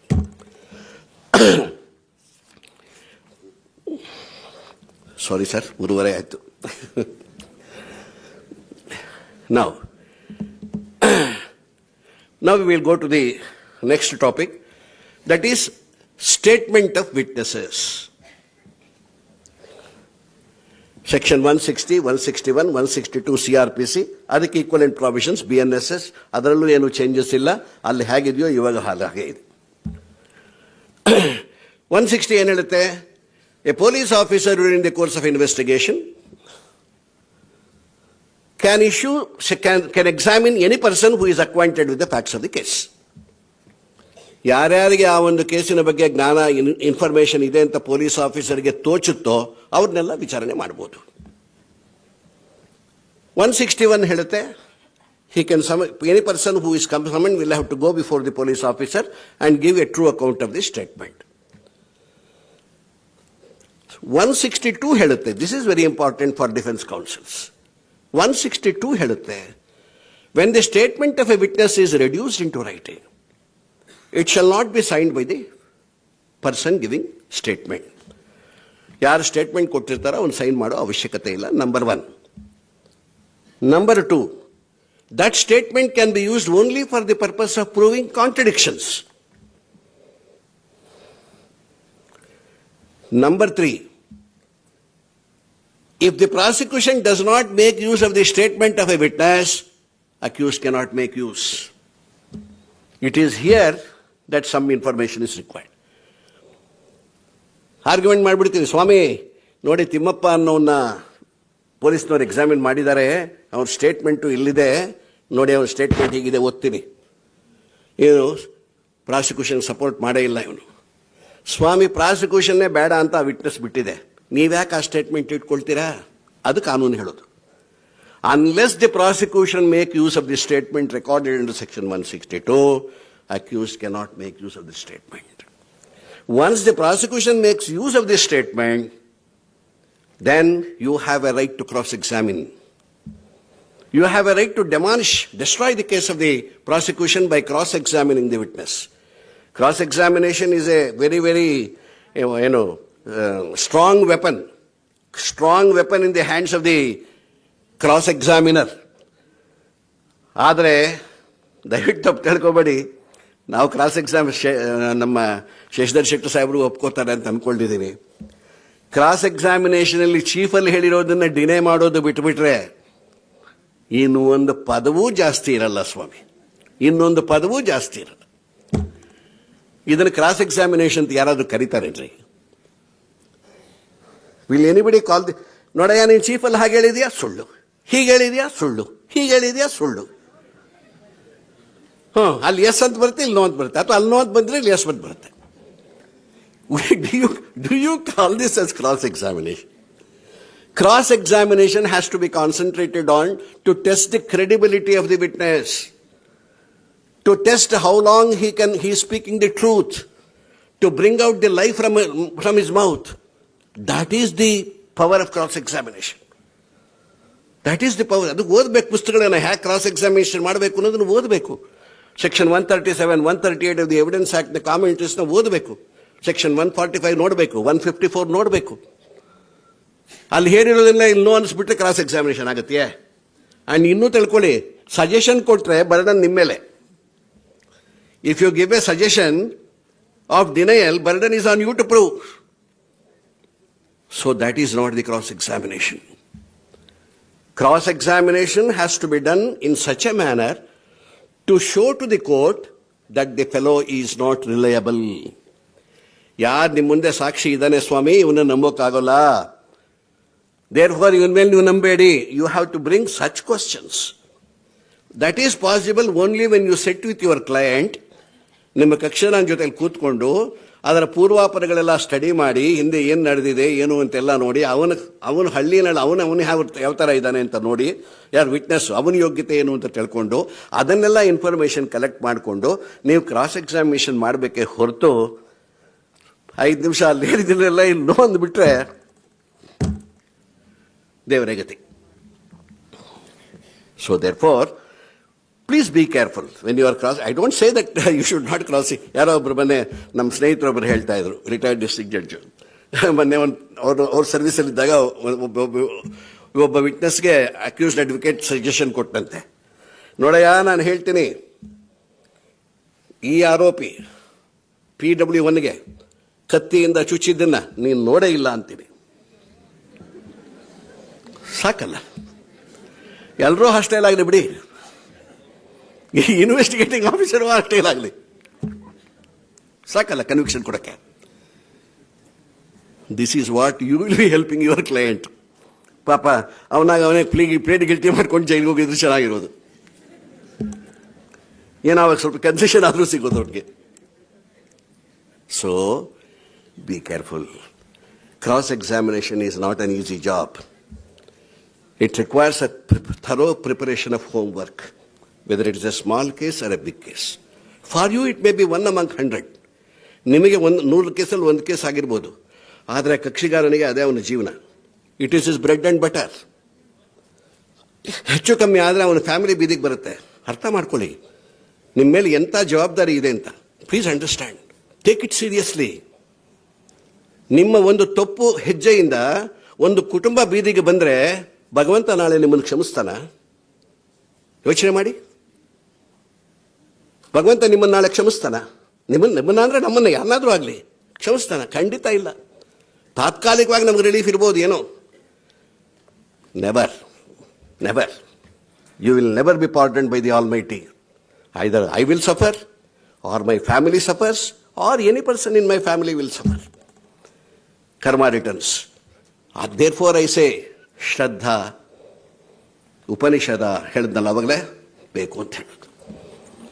ಅದಕ್ಕೆ discussion ಬೇಕು, ಓದಬೇಕು, constant reading ಇಲ್ಲ ಅಂದರೆ one can never become A successful lawyer, one can never become A successful judge.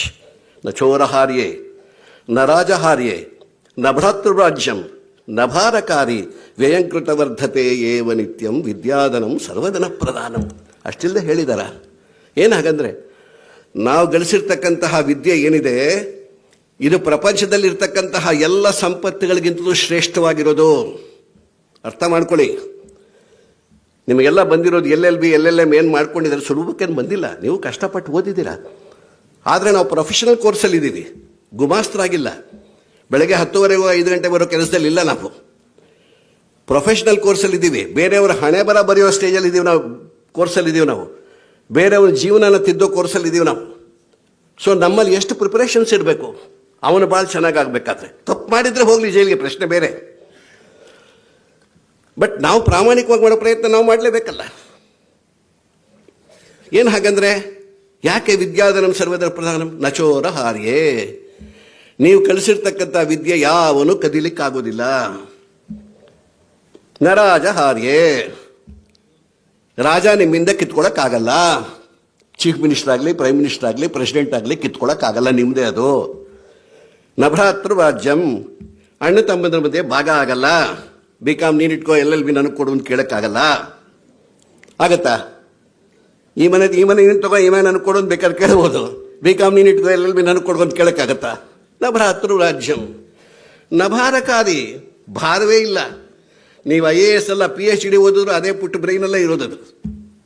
SSLC ಓದಿದ್ರು ಅಲ್ಲೇ ಇರೋದು. ಭಾರವೇ ಇಲ್ಲ. ಅದು ಒಂದರ್ಥ. ಇನ್ನೊಂದರ್ಥ, ಟ್ಯಾಕ್ಸ್ ಇಲ್ಲ. SLC ಮಾಡಿದವನು 5 ರೂಪಾಯಿ ಕೊಡು, PUC ಮಾಡಿದವನು 10 ರೂಪಾಯಿ ಕೊಡು, ಗ್ರಾಜ್ಯುಯೇಷನ್ ಮಾಡಿ ಟ್ಯಾಕ್ಸ್ ಕಟ್ಟಿಸ್ಬಿಡ್ಬೇಕಾಗಿದೆ. ಭಾರಕಾರಿ. ವ್ಯಯಂಕೃತ ವರ್ಧತೆ, ಇದು ಮುಖ್ಯ. ವ್ಯಯಂಕೃತ ವರ್ಧತೆ ಏವ ನಿತ್ಯಂ. ಏನು ಹಾಗಂದ್ರೆ, ನೀವು ಪ್ರತಿನಿತ್ಯ ನಿಮ್ಮ ವಿದ್ಯೆನ ಸಾಣೆಕಲ್ಲಲ್ಲಿ ಹಿಡಿದು ಎಷ್ಟು ತೀಡ್ತೀರಾ, ವ್ಯಯಂಕೃತ ಖರ್ಚು ಮಾಡ್ತೀರಾ.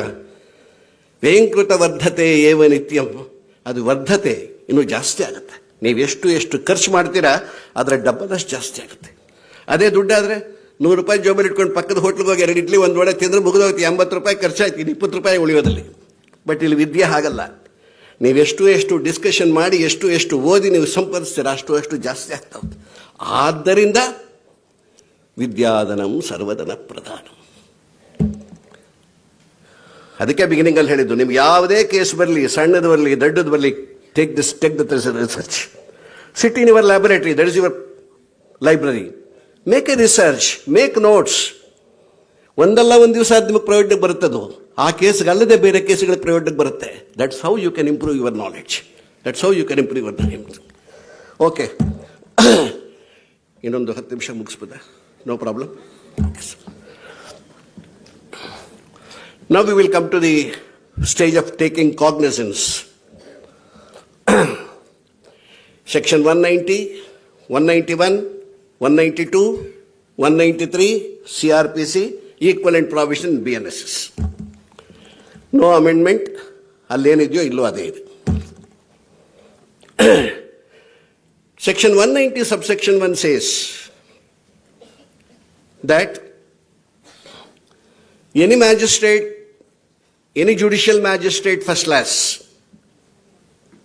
or any judicial magistrate second class who is specifically empowered, ಪದಗಳು ನೋಡಿ ಹೇಗಿದೆ ಅಲ್ಲಿ, who is specifically empowered, may take cognizance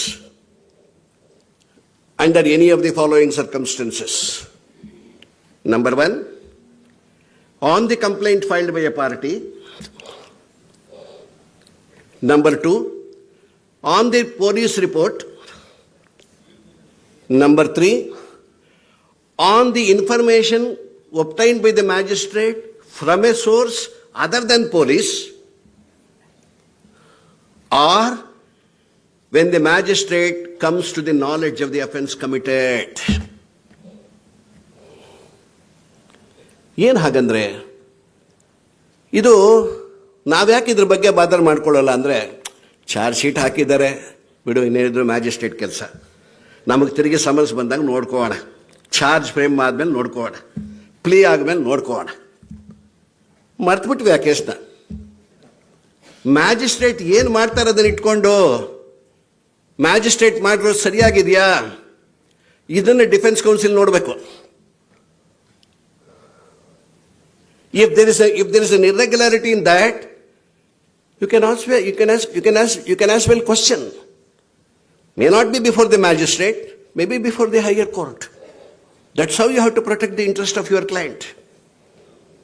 ಏನು ಹಾಗಂದ್ರೆ ಆ ಸೆಕ್ಷನ್ ಏನು ಹೇಳುತ್ತೆ, ಸಬ್ಸೆಕ್ಷನ್ 1 ಅಲ್ಲಿ, any judicial magistrate first class R any judicial magistrate second class who is specifically empowered. ಅಂದ್ರೆ ಅರ್ಥ, ಪ್ರಥಮ ದರ್ಜೆ ನ್ಯಾಯಿಕ ದಂಡಾಧಿಕಾರಿಗೆ ಯಾರಿಂದಲೂ ಅಧಿಕಾರ ಕೊಡಬೇಕಾಗಿಲ್ಲ. CRPCನೇ ಕೊಟ್ಟುಬಿಟ್ಟಿದೆ, ಸಂಹಿತೆನೇ ಕೊಟ್ಟುಬಿಟ್ಟಿದೆ ಕಾಗ್ನಿಸೆನ್ಸ್ ತಗೊಳ್ಳೋದಕ್ಕೆ. ಆದರೆ ಜುಡಿಷಿಯಲ್ ಮ್ಯಾಜಿಸ್ಟ್ರೇಟ್ ಸೆಕೆಂಡ್ ಕ್ಲಾಸ್ ಅವರು ಕಾಗ್ನಿಸೆನ್ಸ್ ತಗೋಬೇಕಾದ್ರೆ ಅವರಿಗೆ ಬೇರೆ ಒಂದು ಪವರ್ ಕೊಡಬೇಕು. ಯಾರು ಪವರ್ ಕೊಡಬೇಕು? ಸಬ್ಸೆಕ್ಷನ್ 2 ಹೇಳ್ತಾರೆ. Chief Judicial Magistrate shall empower the Judicial Magistrate first class. So chief judicial magistrate ತನ್ನ ಏರಿಯಾದಲ್ಲಿರ್ತಕ್ಕಂತಹ ಜುಡಿಷಿಯಲ್ ಮ್ಯಾಜಿಸ್ಟ್ರೇಟ್ ಸೆಕೆಂಡ್ ಕ್ಲಾಸ್ಗೆ ಸ್ಪೆಸಿಫಿಕ್ ಆಗಿ ಪವರ್ ಕೊಟ್ಟರೆ ಆವಾಗ ಮಾತ್ರ ಅವರು ಕಾಗ್ನಿಸೆನ್ಸ್ ತಗೋಬಹುದು. ಇಲ್ಲೇ ಇದ್ರೆ ಸೆಕೆಂಡ್ ಜುಡಿಷಿಯಲ್ ಮ್ಯಾಜಿಸ್ಟ್ರೇಟ್ಗೆ ಕಾಗ್ನಿಸೆನ್ಸ್ ತಗೊಳ್ಳೋ ಅಧಿಕಾರ ಇಲ್ಲ. ಇದು ಫಸ್ಟ್ ಪಾಯಿಂಟ್. ಸೆಕೆಂಡ್ ಪಾಯಿಂಟ್, ಯಾವಾಗ ಕಾಗ್ನಿಸೆನ್ಸ್ ತಗೋಬಹುದು? On the receipt of A complaint by A party. ಒಬ್ಬ ವ್ಯಕ್ತಿಯಿಂದ ಕಂಪ್ಲೇಂಟ್ ಬಂದಾಗ. Number 2, police report. ನಮಗೆ ಗೊತ್ತಿದೆ, ಪೊಲೀಸ್ನವ್ರು ಇನ್ವೆಸ್ಟಿಗೇಟ್ ಮಾಡಿದ ಮೇಲೆ ಎ ರಿಪೋರ್ಟೋ ಬಿ ರಿಪೋರ್ಟೋ ಸಿ ರಿಪೋರ್ಟೋ ಹಾಕ್ತಾರೆ. ಇಲ್ಲಿ ನಮಗೆ ಬಿ ರಿಪೋರ್ಟು ಸಿ ರಿಪೋರ್ಟ್ ಅವಶ್ಯಕತೆ ಇಲ್ಲ, ನಮಗೆ ಬೇಕಾಗಿರೋದು ಎ ರಿಪೋರ್ಟು ಅಂದರೆ charge sheet. So charge sheet ಹಾಕಿದಾಗ ನಂಬರ್ 3, ಮ್ಯಾಜಿಸ್ಟ್ರೇಟ್ಗೆ ಬೇರೆ ಸೋರ್ಸಿಂದ, ಪೊಲೀಸ್ನವರಲ್ಲದೆ ಬೇರೆ ಸೋರ್ಸಿಂದ ಇನ್ಫಾರ್ಮೇಷನ್ ಬರುತ್ತೆ. ಅಫೆನ್ಸ್ ಹ್ಯಾಸ್ ಬಿನ್ ಕಮಿಟೆಡ್, ಅಥವಾ ಮ್ಯಾಜಿಸ್ಟ್ರೇಟ್ ಮುಂದೆನೇ ಅಫೆನ್ಸ್ ಆಗುತ್ತೆ. ಆವಾಗಲೂ ಮ್ಯಾಜಿಸ್ಟ್ರೇಟ್ ಕಾಗ್ನಿಸೆನ್ಸ್ ತಗೋಬಹುದು. ಹಾಗಾದರೆ ಕಾಗ್ನಿಸೆನ್ಸ್ ಅಂದರೆ ಏನು? Next question. ಡಿಫೈನ್ ಮಾಡಿಲ್ಲ. CRPC ಆಗಲಿ BNSS ಆಗಲಿ ಕಾಗ್ನಿಸೆನ್ಸ್ ಅಂದರೆ ಏನು ಅಂತ ಹೇಳಿಲ್ಲ. ಕಾಗ್ನಿಸಬಲ್ ಅಫೆನ್ಸ್ ಅಂದರೆ ಏನು ಅಂತ ಹೇಳ್ಬಿಟ್ರು. ಯಾಕೆ ಕೆಲವು ಪದಗಳಿಗೆ ಡೆಫಿನೇಷನ್ ಕೊಡೋದಿಲ್ಲ? ಇದು ಬಹಳ ಮುಖ್ಯ. ಕೆಲವು ಪದಗಳಿಗೆ ಡೆಫಿನೇಷನ್ಸ್ ಕೊಟ್ಬಿಟ್ರೆ ಅದೇ ಚೌಕಟ್ಟಲ್ಲೇ ಕೂತ್ಕೊಂಡ್ಬಿಡುತ್ತೆ, ಅದು ಮುಂದಕ್ಕೆ ಹೋಗೋ ಆಗಿಲ್ಲ. ಕೆಲವು ಪದಗಳಿಗೆ ಡೆಫಿನೇಷನ್ ಯಾಕೆ ಕೊಡಲ್ಲ ಅಂದರೆ ಅದು depending upon the nature of the situation, facts and circumstances of the case,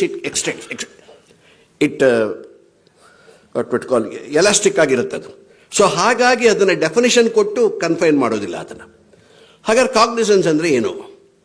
cognisance ಅಂದರೆ ಒಂದೇ ಲೈನಲ್ಲಿ ಹೇಳಬೇಕು ಅಂತಂದರೆ A judicial application of mind by a magistrate into the materials which are placed before him in order to take a decision whether or not an offense has been committed, number 1. Number 2, whether or not the materials are sufficient to show that accused has committed the offense. That is cognizance of an offense, cognizance of an offender.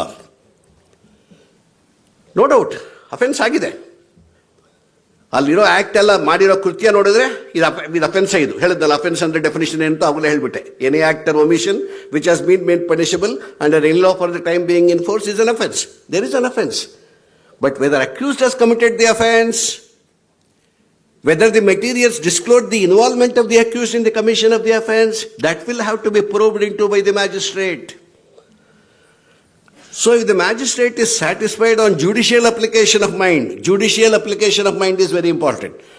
Judicial application of mind that an offense is committed, number 1, and there is prima facie material to show that the involvement of the accused, that is called as an act of taking cognizance.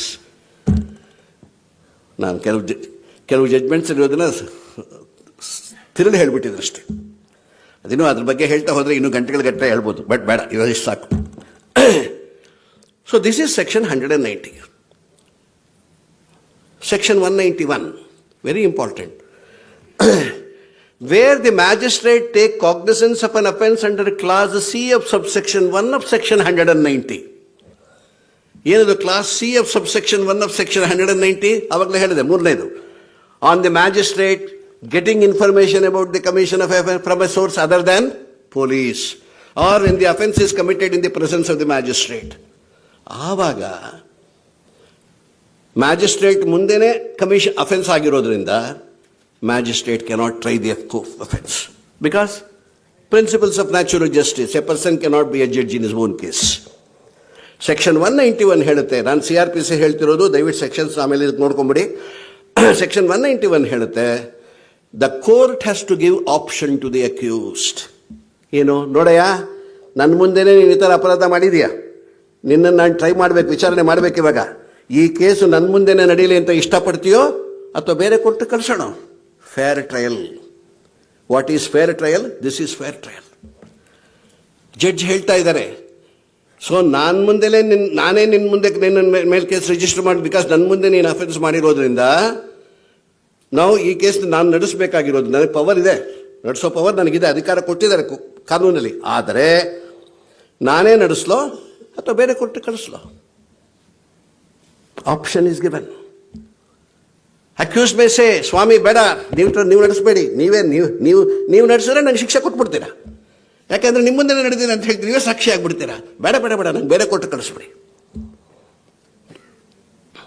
Then magistrate will have to send that case records to Chief Judicial Magistrate, who in turn will make over that case to any other magistrate. This is fair trial. This is fair trial.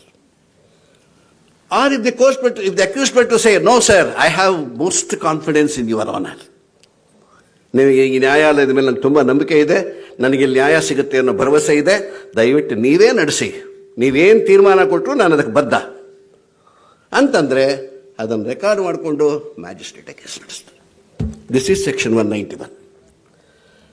Section 192, where the cognizance is taken by a Chief Judicial Magistrate, he may refer the matter to, make over that matter to any other magistrate. Section 193, this is important for us.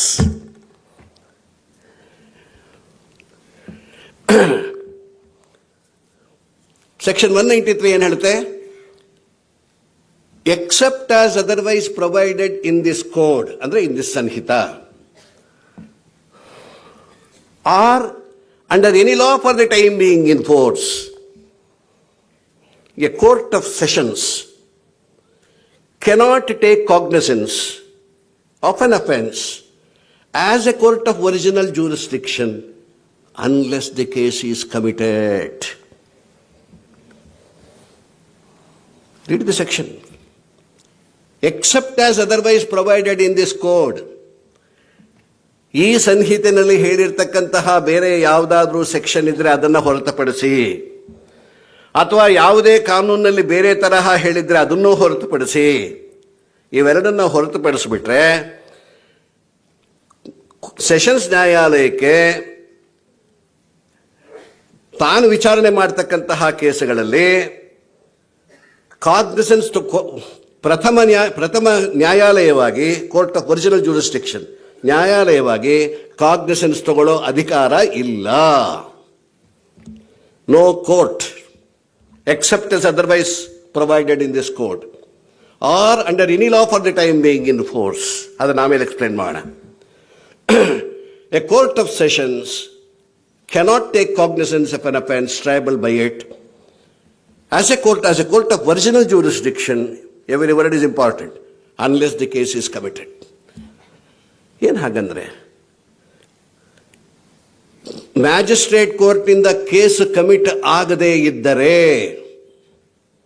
Sessions ಕೋರ್ಟ್ಗೆ ಆ ಒಂದು ಕೇಸ್ನ cognisance ತಗೊಳ್ಳೋದಕ್ಕೆ ಅಧಿಕಾರ ಇಲ್ಲ. ಅಂದರೆ session committal proceedings ಎಲ್ಲ magistrate ಕೋರ್ಟಲ್ಲೇ ನಡೀಬೇಕು. ಇಷ್ಟೇ ಇದರ್ಥ. ಮ್ಯಾಜಿಸ್ಟ್ರೇಟ್ ಕೋರ್ಟಲ್ಲೇ ನಡೀಬೇಕು. That is why all offences, let it be a murder case, let it be a rape case, let it be any other offenses which are triable by the sessions court under BNS or IPC, FIR will be filed before the magistrate, accused will be produced before the magistrate, charge sheet will be filed before the magistrate, bail applications will be filed before the magistrate, and it is the magistrate who thereafter commit the case to the sessions court after complying with the provisions of law. Because sessions court on its own has no original jurisdiction. So sessions court, agar sessions court cognizance ತಗೊಳ್ಬಲ್ವಾ, ಬರುತ್ತೆ ಯಾವಾಗ? Commit ಆದಮೇಲೆ. Commit ಆದ್ಮೇಲೆ ತಗೋಬಹುದು, but commit ಮಾಡ್ಕೊಂಡಿದೆ sessions court. ಆದರೆ ಏನು, ಅಂತಹ FIRಗಳು ಯಾವ್ಯಾವುದು ಟ್ರೈಬಲ್ ಬೈ ಸೆಷನ್ಸ್ ಕೋರ್ಟ್ ಅಂತ ಶೆಡ್ಯೂಲಲ್ಲಿ ಇದೆ, ಅಂತಹ ಅಫೆನ್ಸ್ಗಳಲ್ಲಿ FIR ಸೆಷನ್ಸ್ ಕೋರ್ಟಲ್ಲಿ ಹಾಕುವ ಹಾಗಿಲ್ಲ, ಆರೋಪಿನ ಸೆಷನ್ಸ್ ಕೋರ್ಟ್ ಮುಂದೆ ಹಾಜರುಪಡಿಸೋ ಹಾಗಿಲ್ಲ. That is the meaning of section 193. ಹಾಗಾದ್ರೆ except as otherwise provided elsewhere in this code ಅಂತ ಯಾಕೆ ಸರ್ ಬರೆದ್ರು? ಕಾನೂನು ಪಂಡಿತರೇನು ದಡ್ರಲ್ಲ ಅವರು. ಅದಕ್ಕೊಂದು ಪ್ರಾವಿಷನ್ CRPCಲೇ ಇದೆ. ದಟ್ ಈಸ್ CRPCಲಿ ಹೇಳ್ತೀರಿ, ಅದಕ್ಕೆ ಈಕ್ವಲೆಂಟ್ ಪ್ರಾವಿಷನ್ BNSS ಅಲ್ಲೂ ಇದೆ, ಸೇಮ್ ಅಮೆಂಡ್ಮೆಂಟ್ ಆಗಿಲ್ಲ. Section 199 subsection 2 CRPC. ಆ section 199 deals with defamation. They may taking cognizance in case of offense of defamation. Section 199(2) ಏನು ಹೇಳುತ್ತೆ? Where the offense of defamation is committed by a person against President of India, Vice President, Minister of State, Minister of Union, or Union Territories, or any other officer connected with the affairs of the state government, then Sessions Court can take cognizance of the offense on the complaint filed by the public prosecutor. ಏನು ಹಾಗಂದ್ರೆ ಅರ್ಥ? ಇದು exception. ಇದು ಇಲ್ಲದ್ರೆ defamation magistrate ಮುಂದೆ ಹೋಗ್ಬೇಕಲ್ಲ. ಬೇರೆ ಕೇಸುಗಳೆಲ್ಲ president of India, vice president, minister, prime minister, chief minister, or any other minister of union or state, or any other officer, ಅವ್ರಿಗೆ ಡಿಫೈಮ್ ಮಾಡಿದಾಗ ಅವರು ಕಂಪ್ಲೇಂಟ್ ಹಾಕಬೇಕಾದ್ರೆ ಅವ್ರು ಮ್ಯಾಜಿಸ್ಟ್ರೇಟ್ ಕೋರ್ಟಿಗೆ ಬಂದು ಕಂಪ್ಲೇಂಟ್ ಹಾಕಬೇಕಾಗಿಲ್ಲ. ಅವರು they have to go directly to the Sessions Court and present a complaint there. Who has to file a complaint? In normal course, complainant has to file a complaint. But there, no, public prosecutor can file a complaint. This is the meaning of except as otherwise provided elsewhere in this code. Second part, are under any law for the time being in force. Prevention of Corruption Act, POCSO Act, Scheduled Caste and Scheduled Prevention of Atrocities Act. There are special courts constituted by a judge who shall not be of a rank less than a session judge.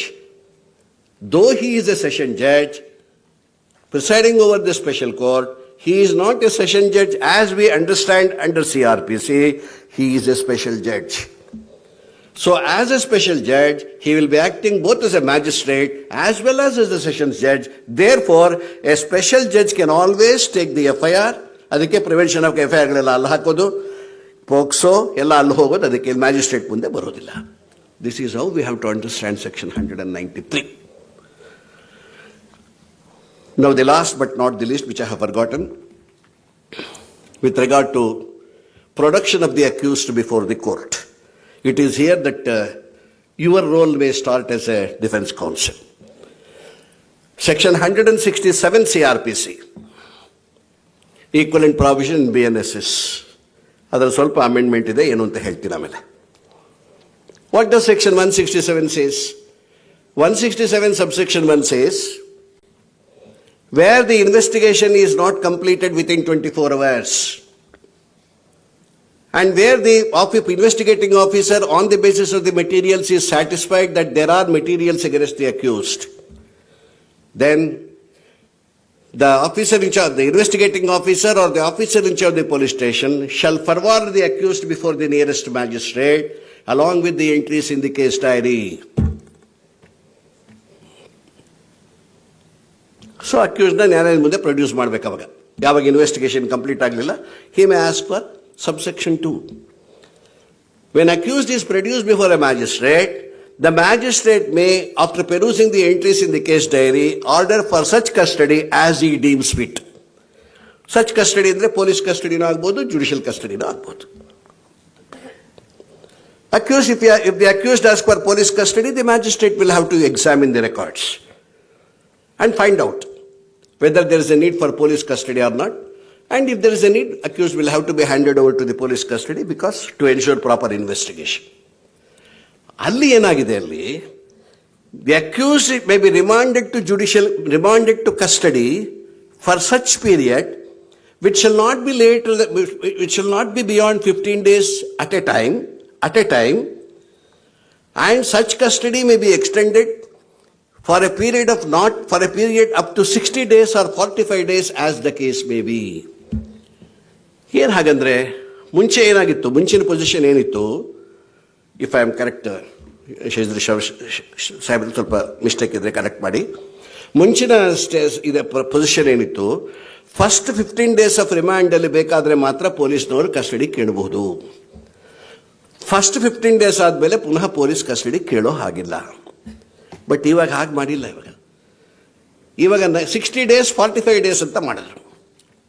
To such custody as the magistrate may deem fit ಅಂದ್ಬಿಟ್ರು. ಅಂದರೆ if the offence is punishable with 10 years and above, within a period of 60 days, the magistrate can give the accused to police custody also.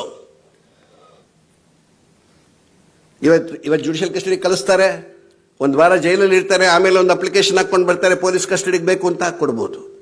3 ವಾರ ಆದರೂ ಕೊಡ್ಬೋದು, 60 days. Suppose the offence is punishable with less than 10 years, 45 days.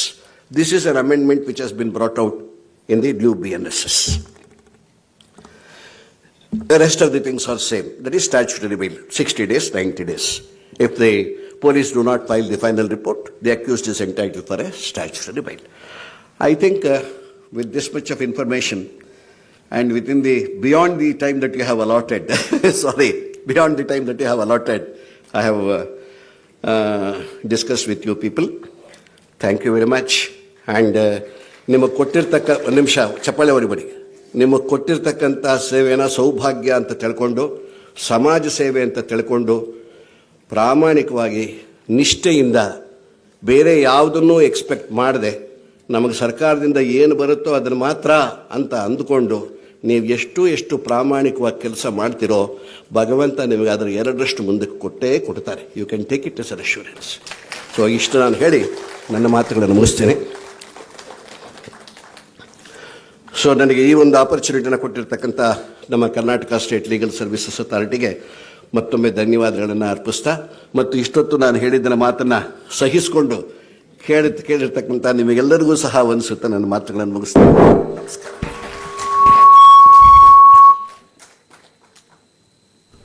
Thank you, sir.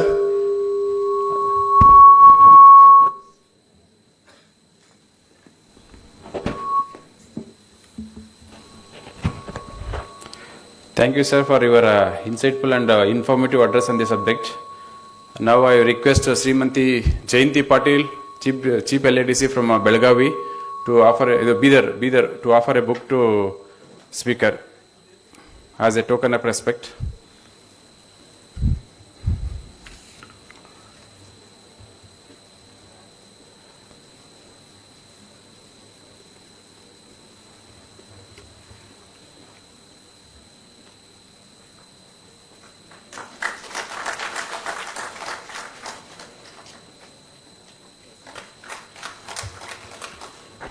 Thank you, sir. Thank you so much, sir. Thank you, sir.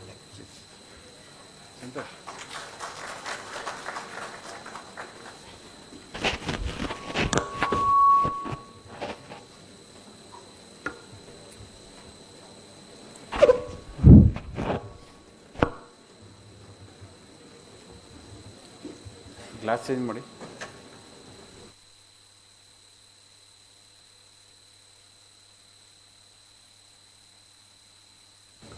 Now we are moving on to session number 4. It is on roles and responsibilities of LAD councils. I request our member secretary sir to address the gathering.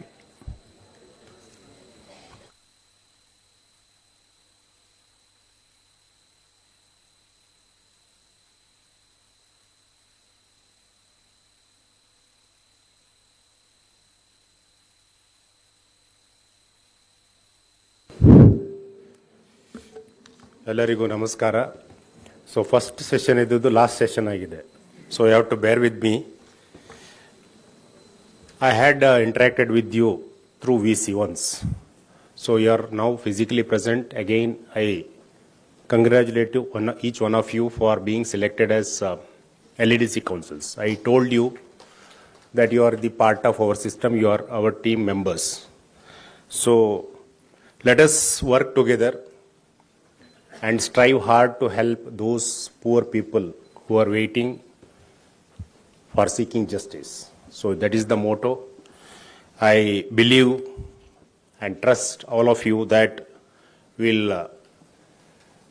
discharge your duties as expected. So from today morning, you heard many good speakers, the honorable leaderships, and each one of them told you what is expected from you as LADC counsels. So leave to the expectation of them, and we should receive, because I told you that the fame and defame of the legal service authority depends upon your shoulder. So how you discharge your duty and how you serve the people, that will reflect in the coming days. So I will rush up because I know the time is the constraint, and I will repeat what I have told earlier also, but it is required. See, as far the work profile is concerned, you all know. So what is expected to do, I think you have gone through the scheme. ಎಲ್ಲರೂ ಓದಿದ್ದೀರಾ scheme, LADC counsel ಸ್ಕೀಮನ್ನು ನೀವು ನೋಡಿದ್ದೀರಾ ಅಂತ ತಿಳ್ಕೊಂಡಿದ್ದೀನಿ. So the chief legal aid defence counsel is the head of your system, Legal Aid Office. He conducts trials, appeals, bail matters in the court along with his deputy and assistant. He assigns duty. So of course I told you, along with the DLSA member secretary, you are expected to assign the duties to deputy legal aid defense counsels and assistant legal defense counsels. Here I want to make one issue which I have heard. ನೀವು ಕೇಸನ್ನು allot ಮಾಡುವಾಗ maybe deputy or the assistant, you should allocate initially. Case ನಿಮ್ಗೆ ಬಂತು, ಇಮಿನಿಷಿಯಲಿ ಕೊಡಬೇಕು. Trial ಸ್ಟೇಜಿಗೆ ಬಂದಾಗ ನೀವು ಹೋಗ್ರಿ, ಆ ಕೇಸಲ್ಲಿ ನೀವು ಮಾಡಿರಿ, ನಾಳೆ ಮತ್ತೊಬ್ಬರಿಗೆ ಕೊಡೋದು, don't do that. One file should be assigned to one advocate, maybe deputy or the assistant as the case may be. If it is a magistrate tribal case, to give it to the assistant, because he will have the whole control, he will read the file, and he will be better equipped to defend the accused before the court. ಯಾವುದಾದ್ರೂ ಕೇಸಲ್ಲಿ ಆ ಥರ ಮಾಡಿದಿದ್ರೆ ಎಲ್ಲಿಯಾದರೂ ಡಿಸ್ಟಿಕಲ್ಲಿ ಎಲ್ಲ interest ಆಗಬೇಕು. ಪ್ರತಿ case ಬಂದ case register ಆದ ನಂತರ ಚಾರ್ಜ್ ಶೀಟ್ ಹಾಕಿದ ಇಮಿಡಿಯೇಟ್ಲಿ ಈ should entrust it to some advocate, deputy or the assistant, and it is entirely his responsibility. You can guide him. You can monitor the performance. You can also tell him what he is expected to do. That is your, because you are the chief. But interesting of the case should be from the beginning. It should not be in the middle. Trial ಅರ್ಧ ನೀವು trial ಮಾಡೋದು, ಒಂದೆರಡು witness ನೀವು exam ಮಾಡೋದು, ಇಲ್ಲಪ್ಪ ಇದು ನೀ ತಗೊಳ್ಳೋ ಅಂತ ಹೇಳೋದು, ಅಲ್ಲಿ ವಿಟ್ನೆಸ್ ಸ್ಟ್ರಾಂಗ್ ವಿಟ್ನೆಸ್ ಬಂದ್ರು ಬೇಡಪ್ಪ ನೀನು ಮಾಡೋ ಅಂತ ಹೇಳೋದು. No, please don't do that. You are the chief, you are the head, so the entire responsibility is on you. So if it is a tough case, you take it, because you are the head, because you are the senior most, you take it. Salpa kadame tondre illa, there is no such seriousness, then you give to the deputy. So I hope you will maintain that. Henceforth, there shall not be any such cases wherein the case is being entrusted subsequently during the trial stage or of the half of trial. No. Assigning duties of assistant legal defense counsel ensure proper legal research planning effective. So ನೀವು ಅವಾಗೆಲ್ಲ judgement ಕೊಡಿ ಅಂತ ಕೇಳ್ತಿದ್ದೀರಾ. Of course that will be handy, I do admit, but you have to research it, because you are all senior advocates and you know that. So for ಎಲ್ಲದಕ್ಕೂ judgement ಬೇಡ, common sense use ಮಾಡಿ. And you know the law, what law says. First you have to know the first principle. ಸಾಹೇಬರಿಗೆ ಹೇಳಿದಾಗೆ section ಓದಿ. Section it is very ಸ್ಟ್ಯಾಟ್ಯೂಟಲ್ಲಿ clear ಇದ್ರೆ ಜಜ್ಮೆಂಟೇ ಬೇಕಾಗುದಿಲ್ಲ. ಜಜ್ಮೆಂಟ್ ಸಪ್ಲಿಮೆಂಟರಿ, ಅದಷ್ಟೇ. ಪ್ರತಿಯೊಂದಕ್ಕೂ ಜಜ್ಮೆಂಟ್ ಬೇಕಾಗಿಲ್ಲ, supplementary. Of course in CRPC, in criminal law there is gaps. Unlike CPC, in CRPC there is some gap. We require judgment, but that is not the whole and soul. Judgment ಇವತ್ತಿದ್ದ judgment ನಾಳೆ change ಆಗ್ಬೋದು, ನಾಳೆ ಇದ್ದು ನಾಳೆ change ಆಗುತ್ತೆ, ನಿಮ್ಗೆ ಗೊತ್ತಿದೆ. So law precedent it always varies. So please stick on to the statute. ಓದಿ, ಸೆಕ್ಷನ್ ಓದಿ. 154 ಅಂದ್ರೆ ಏನು, 155 ಅಂದ್ರೆ ಏನು, 156 ಅಂದ್ರೆ ಏನು, ಅದನ್ನ ಓದ್ಕೊಂಡು you have to argue. And rest the judgement you should be updated daily basis. So research work that is required. And in that regard it's my suggestion, ನಿಮ್ಮ ಜ್ಯೂರಿಸ್ಡಿಕ್ಷನ್ ಇರ್ತಕ್ಕಂಥ ಲಾ ಕಾಲೇಜ್ ಇದ್ರೆ ಲಾ ಸ್ಟೂಡೆಂಟ್ಸ್ಗಳನ್ನು ನಿಮ್ಮ ಆಫೀಸಲ್ಲಿ ಬ್ಯಾಚ್ ವೈಸ್ 4 ಜನ, 3 ಜನ, 5 ಜನ ಇವ್ರನ್ನ ತಗೊಳ್ಳಿ. ಸೊ ಅವರಿಗೂ ಹೆಲ್ಪ್ ಆಗುತ್ತೆ, ನಿಮಗೂ ರಿಸರ್ಚ್ ಆಗುತ್ತೆ. ಯಾವುದೋ ಒಂದು ಸೀರಿಯಸ್ ಸಬ್ಜೆಕ್ಟ್ ಇದೆ, ಅವ್ರಿಗೆ ಕೊಡಿ, ಈ ಟಾಪಿಕ್ ಮೇಲೆ ನಂಗೆ ರಿಸರ್ಚ್ ಮಾಡಿ ಕೊಡಪ್ಪ ಅಂತ ಹೇಳಿ. So they will happy to do that and it will benefit for both sides. So please do that, and it is provided under the scheme also. So engaging the law students of the jurisdictional law colleges, that can be done. Then ensure maintenance of complete files. So please do that, maintain the files. Ensure proper documentation with regard to the legal assistance provided.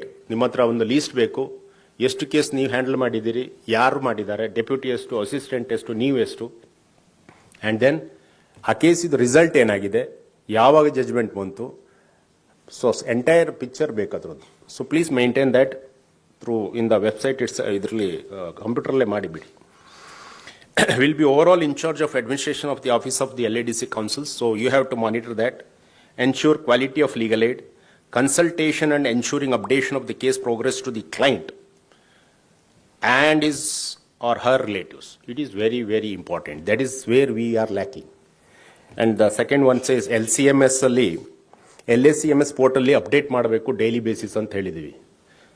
ಎಲ್ಲರೂ ಮಾಡ್ತಾ ಇದ್ದೀರಾ? Is it being done? ದಯವಿಟ್ಟು ಎಲ್ಲರೂ ಮಾಡಬೇಕು. So there is a NALSA direction. I told you other day that if it is not done, please don't make the payment. That is the direction. So it is a serious issue because ಅಲ್ಲಿ monitor ಮಾಡ್ತಾ ಇದ್ದಾರೆ, ನಾಲ್ಸಾದಲ್ಲಿ ನೋಡ್ತಾರೆ ಅವರು. ನೀವು update ಮಾಡಲಿಲ್ಲ ಅಂತಂದರೆ, daily updation ಆಗಲಿಲ್ಲ ಅಂತಂದರೆ, they will come to know that the particular DLSA or the LADC in a particular district is not updating the case details. So please ensure that on daily basis it is being updated. ನಿಮ್ಗಾದ್ರೂ ಗೊತ್ತಿಲ್ಲ ಅಂತಂತಂದರೆ ಅದ್ರ ಬಗ್ಗೆ ತಿಳ್ಕೊಳ್ಳಿ.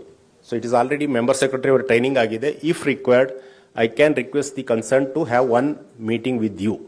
ಒಂದು ದಿವಸ Saturday half day ಒಂದು ಬೇಕಾದರೆ 1 hour ಇದೊಂದು ಯಾವ ಥರ ಮಾಡಬೇಕು ಅಂತ ಹೇಳಿ ನಿಮಗೂ ಸ್ವಲ್ಪ ಸುಲಭ ಆಗುತ್ತೆ. We will arrange for that, but please do that. Any work duty assign to the legal service authority. So ಇದ್ರ ಬಗ್ಗೆನೂ ಎಲ್ಲ ಯಾರೋ ಒಬ್ಬರಿಬ್ಬರ ಡಿಸ್ಟಿಕ್ಕಿಂದ ಕಂಪ್ಲೇಂಟ್ಸ್ ಇತ್ತು. ಲೀಗಲ್ ಸರ್ವಿಸ್ ಅಥಾರಿಟಿ ಅವರು ಇಂಟ್ರೆಸ್ಟ್ ಮಾಡಿದ DLSA ಆರ್ ಸ್ಟೇಟ್ ಅಥಾರಿಟಿ ಯಾವುದೇ ಕೆಲಸ ಇದ್ದರೆ ದಯವಿಟ್ಟು ಅದನ್ನು ಮಾಡಬೇಕು. ಇದೆಲ್ಲ ನನ್ನ ಕೆಲಸ ಅಲ್ಲ, ಹಾಗಲ್ಲ. You are the part. That's why I told you are the part of legal service institution. You are also the team member. So whatever the work, ನಾನು ಎಕ್ಸಾಂಪಲ್ ಕೊಟ್ಟಿದ್ದೆ ಲಾಸ್ಟ್ ಟೈಮ್, ನೆನಪಿದೆಯಾ? ಟ್ರಾನ್ಸ್ಲೇಷನ್ ಇದು. So many advocates, few advocates said that it is not at all my work. Why should I do? Please don't be under that impression. ನೀವು ಈಗ ಸಾಹೇಬ್ರು ಹೇಳಿದ ಹಾಗೆ ಇದು ಒಂದು ನಿಮಗೆ ಸಿಕ್ಕಿದ ಲೈಫಲ್ಲಿ ಸಿಕ್ಕಿದ ಒಂದು ಸೇವೆ ಅಂತ ತಿಳ್ಕೊಳ್ಳಿ. ಇಟ್ ಈಸ್ ಸೇವೆ, ಸರ್ವಿಸ್ ಅಂತ ಹೇಳ್ತಾ ಇರೋದು ನಾವು. ಲೀಗಲ್ ಸರ್ವಿಸ್ ಅಥಾರಿಟಿ ಇರೋದು we call it A service. Duty ಬೇರೆ, ಸರ್ವಿಸ್ ಬೇರೆ. ಸರ್ವಿಸಿಗೆ ಅದಕ್ಕೊಂದು ಲಿಮಿಟ್ ಅಂತ ಇರೋದಿಲ್ಲ. ಸರ್ವಿಸ್ ನೀವು ಯಾವಾಗ ಬೇಕು, ಯಾರಿಗೆ ಅವಶ್ಯಕತೆ ಇದೆ ಅಲ್ಲಿ ಸರ್ವಿಸ್ ಮಾಡಬೇಕಾಗತ್ತೆ. Beyond the time, beyond the area, beyond the region, you have to do that.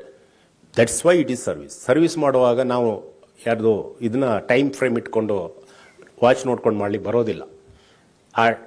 ಆ ಒಂದು ಎಕ್ಸ್ಟ್ರೀಮ್ ಸಿಚುವೇಶನ್ಗೆ ಸಂಬಂಧಪಟ್ಟ ಹಾಗೆ ಕೆಲವೊಂದು ಸಲ we have to do extra work. So please do that. Whenever there is demand, whenever there is a request from the DLSA or the state authority, you should come forward. ನನ್ನ ಪ್ರಕಾರ without request you should come forward. Sir ಇದೆಯಾ, ನಾವು ಮಾಡ್ತೀವಿ sir ಅಂತ ಆ ಥರ ಬರಬೇಕು. So ಆ ಮೈಂಡ್ ಸೆಟ್ ಅನ್ನು ಬೆಳೆಸ್ಕೊಳ್ಳಿ. You have to change your mind set in that respect. One more issue that ಸಾಹೇಬ್ರಿಗೆ ಹೇಳಿದ್ರು, ನಾನು ಮೊನ್ನೆ ನಾವು ಮೀಟಿಂಗಲ್ಲಿ ಹೇಳಿದ್ದೆ, the interaction with the client and his family members, very, very important. Defense ಅಂತಂದ್ರೆ it is not denial of what chief examination or the counsel for the public prosecutor ask in the chief examination. Mere denial is not a cross-examination. Cross-examination is an art. ಅದು ಯಾವಾಗ ನೀವು ಮಾಡ್ಬೋದು, ಒಳ್ಳೆ ರೀತಿಯಲ್ಲಿ cross-examination ಮಾಡಲಿಕ್ಕೆ ಯಾವಾಗ ಸಾಧ್ಯ ಅಂತಂದ್ರೆ you should study the file, you should interact with the client or his relatives.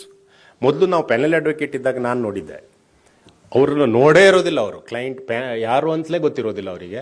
ಅವ್ರ ಹತ್ರ ಒಂದು ವರ್ಡ್ ಮಾತಾಡಿರೋದಿಲ್ಲ. ಸುಮ್ಮನೆ ಒಂದು ಡಿನೈಯಲ್ ಮಾಡಿಕೊಂಡು ಕ್ರಾಸ್ ಎಕ್ಸಾಮಿನೇಷನ್, ಎಲ್ಲೋ ಅವ್ರದ್ದೇ ಫೇಲಿಯರ್, ಪೊಲೀಸ್ ಇದರಲ್ಲಿ ಚಾರ್ಜ್ ಶೀಟಲ್ಲಿ ಏನೋ ಲ್ಯಾಕ್ಯೂನೇ ಇದ್ದರೆ ಅಕ್ವಿಟಲ್ ತಗೊಳ್ಳೋದು ಬಿಟ್ಟರೆ ಇವರೇ ಎಫರ್ಟ್ ಏನೂ ಇರ್ತಿರ್ಲಿಲ್ಲ. ಅಫ್ಕೋರ್ಸ್ LADC ಬಂದ ಮೇಲೆ ಸಮ್ ಇಂಪ್ರೂವ್ಮೆಂಟ್ ಇದೆ, ನಾ ಇಲ್ಲ ಅಂತ ಹೇಳ್ತಾ ಇಲ್ಲ. But please make it A point, in serious offences it is fundamentally required that you should meet the client. ನೀವೇ ಚೀಫೇ ಹೋಗ್ಬೇಕಂತ ನಾ ಹೇಳಲಿಲ್ಲ, ನಿಮ್ಮ ಅಸಿಸ್ಟೆಂಟನ್ನು ಕಳಿಸ್ಬೋದು. ಜೈಲ್ ವಿಸಿಟಿಗೆ ಹೋಗಿರ್ತಾರೆ, ಅವ್ರ ಹತ್ರ ನೋಟ್ ಮಾಡ್ಕೊಳ್ಳಿಕ್ಕೆ ಹೇಳಿ, ಯಾಗಾಯ್ತು ಅವನ ಸ್ಟೋರಿ ಬೇರೆ ಇರ್ಬೋದು. ಎಷ್ಟೋ ಸಲ ಇನ್ಸಿಡೆಂಟ್ ಆಗಿದ್ದನ್ನು ನಾವು ನಂಬಲಿಕ್ಕೆ ಬರೋದಿಲ್ಲ, ಕೆಲವು ಸಲ ಚೇಂಜ್ ಆಗಿರುತ್ತೆ. ನಾನು ನಿಮಗೆ ಅದ್ರದ್ದು ಎಕ್ಸಾಂಪಲ್ ಹೇಳಿದ್ದೆ, ನಾನು ಪುನಃ ಟೈಮ್ ಇಲ್ಲ ಹೇಳೋದಿಲ್ಲ. ಜಸ್ಟಿಸ್ UL ಭಟ್ ಅವರ ಹೇಳಿದ ಒಂದು ಸ್ಟೋರಿನೂ ನಾನು ನಿಮ್ಗೆ ಹೇಳಿದ್ದೆ. ಮರ್ಡರ್ ಕೇಸಲ್ಲಿ ಕನ್ವಿಕ್ಷನ್ನು ಆಗೋ ಕೇಸ್ ಮರ್ಡರ್ ಆಗಿದ್ದಾನೆ ಅಂತ ಹೇಳಿದ ಅವನೇ ವಾಪಸ್ ಬಂದಿದ್ದ 3 ವರ್ಷದ ನಂತರ. ಸೊ ಇಂಥ ಕೇಸು ತುಂಬ ಇದ್ದಾವೆ. So be careful. May be it is 1 case, 100ರಲ್ಲಿ 1 ಇರ್ಬೋದು, ಬಟ್ ಯಾರಿಗೂ ಇಂಜಸ್ಟಿಸ್ ಆಗಬಾರ್ದು. ದಯವಿಟ್ಟು ಅದನ್ನು ನೋಡ್ಕೊಳ್ಳಿ. ಇನ್ನೊಂದು ಕ್ರೈಮ್ ಸೀನ್ ವಿಸಿಟ್ ಬಗ್ಗೆನೂ ನಾನು ಹೇಳಿದ್ದೆ. In some times it is also very important. It will give some insight to you, and you can cross-examine the witness in better way, and also to understand the background of the witnesses. So character of the witness, so that is also very important, to believe him or not to believe. So adanna ನೀವು ಯಾವಾಗ client ಹತ್ರ, ಅಕ್ಯೂಸರ್ ಹತ್ರ ಅವ್ರ relative ಹತ್ರ ಮಾತಾಡಿದಾಗ ನಿಮ್ಗೆ ಗೊತ್ತಾಗುತ್ತೆ weather he is implanted as a witness or he is a true witness. ಅದು ಗೊತ್ತಾಗೋದು ಯಾವಾಗ ಅಂದರೆ ನಿಮ್ಗೇನು ಗೊತ್ತಿರೋದಿಲ್ಲ, because you are third party, don't know who is he. So ಅದು ಯಾವಾಗ ಗೊತ್ತಾಗುತ್ತೆ ಅಂತಂದರೆ ನೀವು ಅವರೊಟ್ಟಿಗೆ ಇಂಟ್ರಾಕ್ಟ್ ಮಾಡಿದಾಗ, ಸರ್ ಅವ ಆ ದಿವಸ ಇರಲೇ ಇಲ್ಲ, ಅವನಿಗೆ ವಿಷಯವೇ ಗೊತ್ತಿಲ್ಲ ಸರ್, ಅವನಿಗೆ ನನ್ನ ಮೇಲೆ ಆಗೋದಿಲ್ಲ, ಅಥವಾ ನನ್ನ ಯಾರು ಇದ್ದಾರೋ ಅವರು ಕಂಪ್ಲೇಂಟ್ ಯಾರಿದ್ದಾರೆ ಅವ್ರ ರಿಲೇಟಿವ್, ನಿಮ್ಗೆ ಗೊತ್ತಿದೆ ಮಾಜರ್ ವಿಟ್ನೆಸ್ ಯಾರು ಇರ್ತಾರೆ, ಅವರಿಗೆ ಯಾರಿಗೂ ಬೇಕಾದವರು ಕರೀತಾರೆ ಪೊಲೀಸರು. ಸೊ ಅದ್ರ ಬಗ್ಗೆ ನೀವು ತಿಳ್ಕೊಳ್ಬೇಕು. ಬೇರೆ ವಿಟ್ನೆಸ್, ಆ ಚಾರ್ಜ್ ಶೀಟಲ್ಲಿದ್ದ ವಿಟ್ನೆಸ್ಗಳು ಇವ ಯಾರು ಅದನ್ನು ಕೇಳಬೇಕು. ಇನ್ಸಿಡೆಂಟ್ ಎಲ್ಲಾಗಿದ್ದು, ಹೇಗಾಗಿದ್ದು, ಅದ್ರ ಬಗ್ಗೆ ಕತೆ ಕೇಳಬೇಕು. So that you have to make a note. That's how you have to set up the defence. It is very very crucial. Deputy is concerned, again it's the same as the chief does. The conducting trials, appeals, remand, bail applications, visit prisons as assigned by the chief, filing and arguing the appeals and bail applications in courts, maintaining complete files, doing legal research, proper client interviews at various stages for quality research work, all or any work of the Chief Defence Counsel as per assignment, and any work assigned by the Legal Service Authority. Then assistant ಇದು big ಇದೆ. So ನೀವೀಗ ಅಸಿಸ್ಟೆಂಟೇ ಜಾಸ್ತಿ ಇದ್ದೀರಿ, so ನಿಮಗೆ ಕೆಲಸ ಜಾಸ್ತಿ ಇದೆ. Filing of cases, conducting trials in magistrate trial cases, remand, bail and other miscellaneous work. So here ನಾನು ಮತ್ತೆ ನೆನಪು ಹೋಗ್ಬೋದು, ನಾನು ಈಗಲೇ ಹೇಳ್ತಾ ಇದ್ದೇನೆ. ಪೋಕ್ಸೋ ರೂಲ್ಸ್ 2022 ಅಲ್ಲಿ ರೂಲ್ 10 ಅಂತಿದೆ.